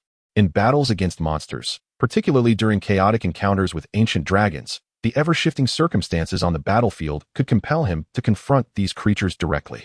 Without a certain degree of self-preservation capability, he would inevitably jeopardize both himself and his companions. Meow. As Sui contemplated his current challenges, Lu Chao responded to his gentle strokes, happily purring and nuzzling him. You share a wonderful bond, Master Yuan Yi remarked with a smile, then shifted the conversation, asking, could you show me those devices that capture monsters? Sui graciously handed over a capture sphere, explaining, typically, these devices, known as capture spheres, are capsule-shaped. One must press this button to enlarge them for their function to activate. In fact, the capture sphere resembles a Pokeball in both form and operation. However, only the capture sphere can both capture monsters and tame Pokémon. Master Yuan Yi examined the empty capture sphere, discovering no complex mechanisms or mysterious lights within, just a few straightforward components. This doesn't reveal much. Are there many of these? She inquired. Sui casually produced a few more, saying, these are indeed quite precious. And so they were. Currently, they could only be obtained through the investigation of monsters, triggering investigation tasks with the golden finger and completing them. Previously, in an effort to ensnare the corpse suit dragon, he had used the best available upper-tier capture sphere, leaving Sui feeling quite pained. The number of capture spheres he possessed was neither particularly large nor small. However, he did not convey that more capture spheres could be obtained. Rather, he created an impression of scarcity, as revealing too much could lead to unfounded speculation from others. Could it be remnants of an ancient civilization? Master Yuan Yi speculated. Knowing some ancient lore, she had heard that ancient technology was remarkably advanced and could even influence monsters or ancient dragons in certain respects. If Sui's claims were true, then, combining her existing knowledge, she could only arrive at such a conclusion. I just heard the Ilu cat say your name is Sui, right? You truly possess an extraordinary treasure, Master Yuan Yi remarked, returning the capture sphere to Sui. These companions are also my treasures, Sui replied with a smile, petting Lu Chao, the Carnage Claw Dragon, the Great Devourer Dragon, and the Dazzling Bird, each responding in kind. Observing these creatures, once brimming with ferocity and wildness, now revealing reason and emotion through their interactions with Sui, was astonishing. Moreover, recalling how they had courageously confronted ancient dragons for his sake, even launching attacks, left Master Yuan Yi profoundly shaken. The harmonious coexistence of monsters and humans, their mutual trust, and their shared battles. This is truly remarkable. Sui chuckled. Prior to this, I found it equally incredible. So, have you come to the new world as an adventurer, as you claim? Master Yuan Yi inquired with curiosity. Sui grinned. Exploration, adventure, discovery. What more reason could one need? Master Yuan Yi paused for a moment, then burst into hearty laughter. You are quite an intriguing individual. She couldn't help but reflect on herself and the eccentric scholars of the 3rd Expedition Team. Upon arriving in the new world, she had disregarded the investigation team's tasks, opting instead to explore the Grand Canyon alone, utterly captivated and unwilling to leave. The scholars of the 3rd Expedition regarded the enchanting ecology of the Coral Land as a treasure, even if trapped there for 20 years. They would relish the opportunity to study it. She and the scholars, much like Sui, were driven by whims yet free to pursue their passions without seeking excessive justification. I am beginning to believe you are indeed an adventurer, but what is the story behind your hunter's attire? And what of the guiding insects and projectiles? These are unique to the Star Outpost, are they not? Master Yuan Yi scrutinized Sui with keen interest, detecting a hint of intrigue. This is a gift from the system. You needn't meddle. Sui could only chuckle awkwardly and replied, I found this when I first arrived at the ancient tree forest, salvaged from an abandoned campsite. To my surprise, it has proven quite useful. You found it. That explains why you don't resemble a hunter, the master of the wilderness nodded. Sui remarked, that stings, Auntie. So what are your plans now? The master of the wilderness brushed off the dust and stood up, inquiring. I initially intended to merely collect the remains of the Snake King dragon and depart, but I fortuitously encountered the deadbeat dragon wandering around and nearly fell into a trap. Followed by my first encounter with the investigation team. It has certainly been a series of twists and turns. Auntie, could you assist me in gaining access to the stronghold? I have a few requests, Sui said thoughtfully. Access to the stronghold? Why didn't you engage with them earlier? The Master of the Wilderness asked curiously. Sui explained, I was unsure of how the people there would perceive me. The Master of the Wilderness, recognizing Sui's concerns, patted his shoulder and said reassuringly, Don't worry, the Commander-in-Chief is quite open-minded, and our purpose here is exploration and development, not to claim territory and prohibit outsiders. Given your ability to tame monsters, if we encounter no conflict, we might even collaborate. That would be ideal, Sui replied. After all, since Lu Chao was originally from the investigation team, if he found himself at odds with them, it would complicate matters for Lu Chao. Then let us ascend to the Coral Plateau. I will greet the third phase team before we return to the Starry Stronghold. What do you think? The Master of the Wilderness suggested. Since you trust me so much. If they welcome me, I have no objections, Sui nodded. The willingness of the Master of the Wilderness to take him to the stronghold was already a sign of trust. Sui had no inclination towards conflict. Establishing a cooperative relationship would yield more benefits than drawbacks. Let us begin our ascent, the Master of the Wilderness said, stretching his body. Allow my companion to carry us.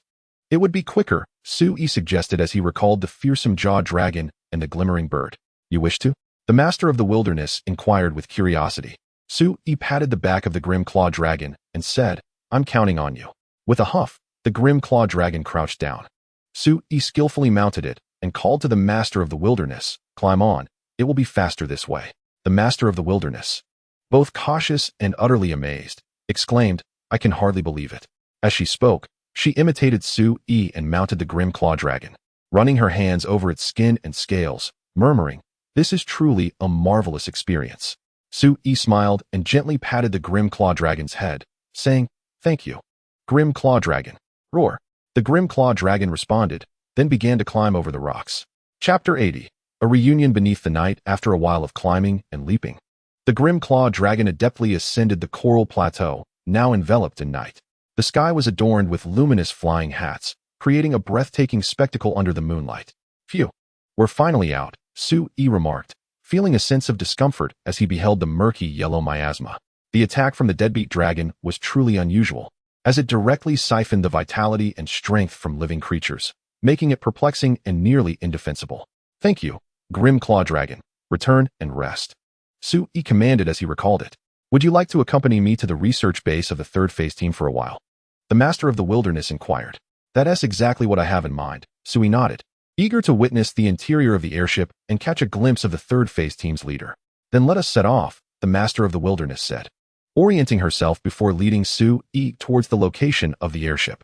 The coral woods were tranquil under the night sky, with the Master of the Wilderness leading the way while Sui and Lu Chao followed closely behind. The Coral Plateau is particularly suited for a stroll at night, Sui remarked, as the serene ambience coupled with the enchanting luminescent creatures imparted a sense of stepping into a magical realm. Have you explored the Coral Plateau before? The Master of the Wilderness asked curiously. Indeed, it was quite an extraordinary experience, Sui chuckled.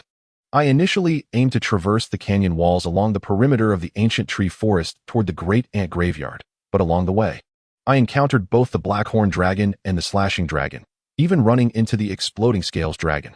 Ultimately, they blasted open a crevice in the rock wall, and I unwittingly tumbled into the Miasma Valley, from which I ascended the Coral Plateau with the help of the Grim Claw Dragon. Your experience is so peculiar that even the Master of the Wilderness may not know whether to deem it fortunate or unfortunate. However, the Slashing Dragon and Exploding Scales Dragon both appeared. The Master of the Wilderness mused. The existence of the Slashing Dragon has only been speculated based on vague traces, and the Exploding Scales Dragon has merely been reported sighted. It seems you truly possess the potential of an adventurer, encountering so many monsters, albeit it is perilous. The Master of the Wilderness chuckled. I owe it all to my companions, Sui acknowledged. It's so quiet here, Lu Chao remarked, as the only sounds were the rustling of plants stirred by the wind. Suddenly, a buzzing sound erupted as green, luminous guiding insects flew forth, illuminating a portion of the darkness, then alighted upon a corpse that had been heavily gnawed. These are predatory marks, Sui quickly approached to investigate. It's the corpse of a fragrant winged dragon, which has been there for some time.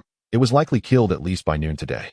There are no extensive tearing marks, but the bite marks are significant and do not seem to belong to the glimmering bird.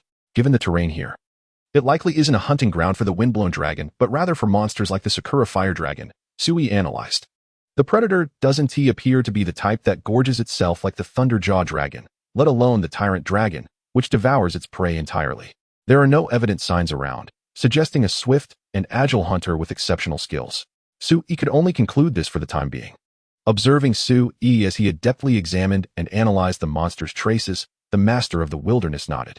While you may not be an exemplary hunter, you exhibit great talent as an explorer, with your analyses being quite astute. More importantly, you seem to possess an extensive understanding of the monster's ecology, even recognizing the recently discovered Sakura fire dragon. Rustling sounds echoed as Lu Chao perked up her ears, saying, "Has the rustling sound grown louder?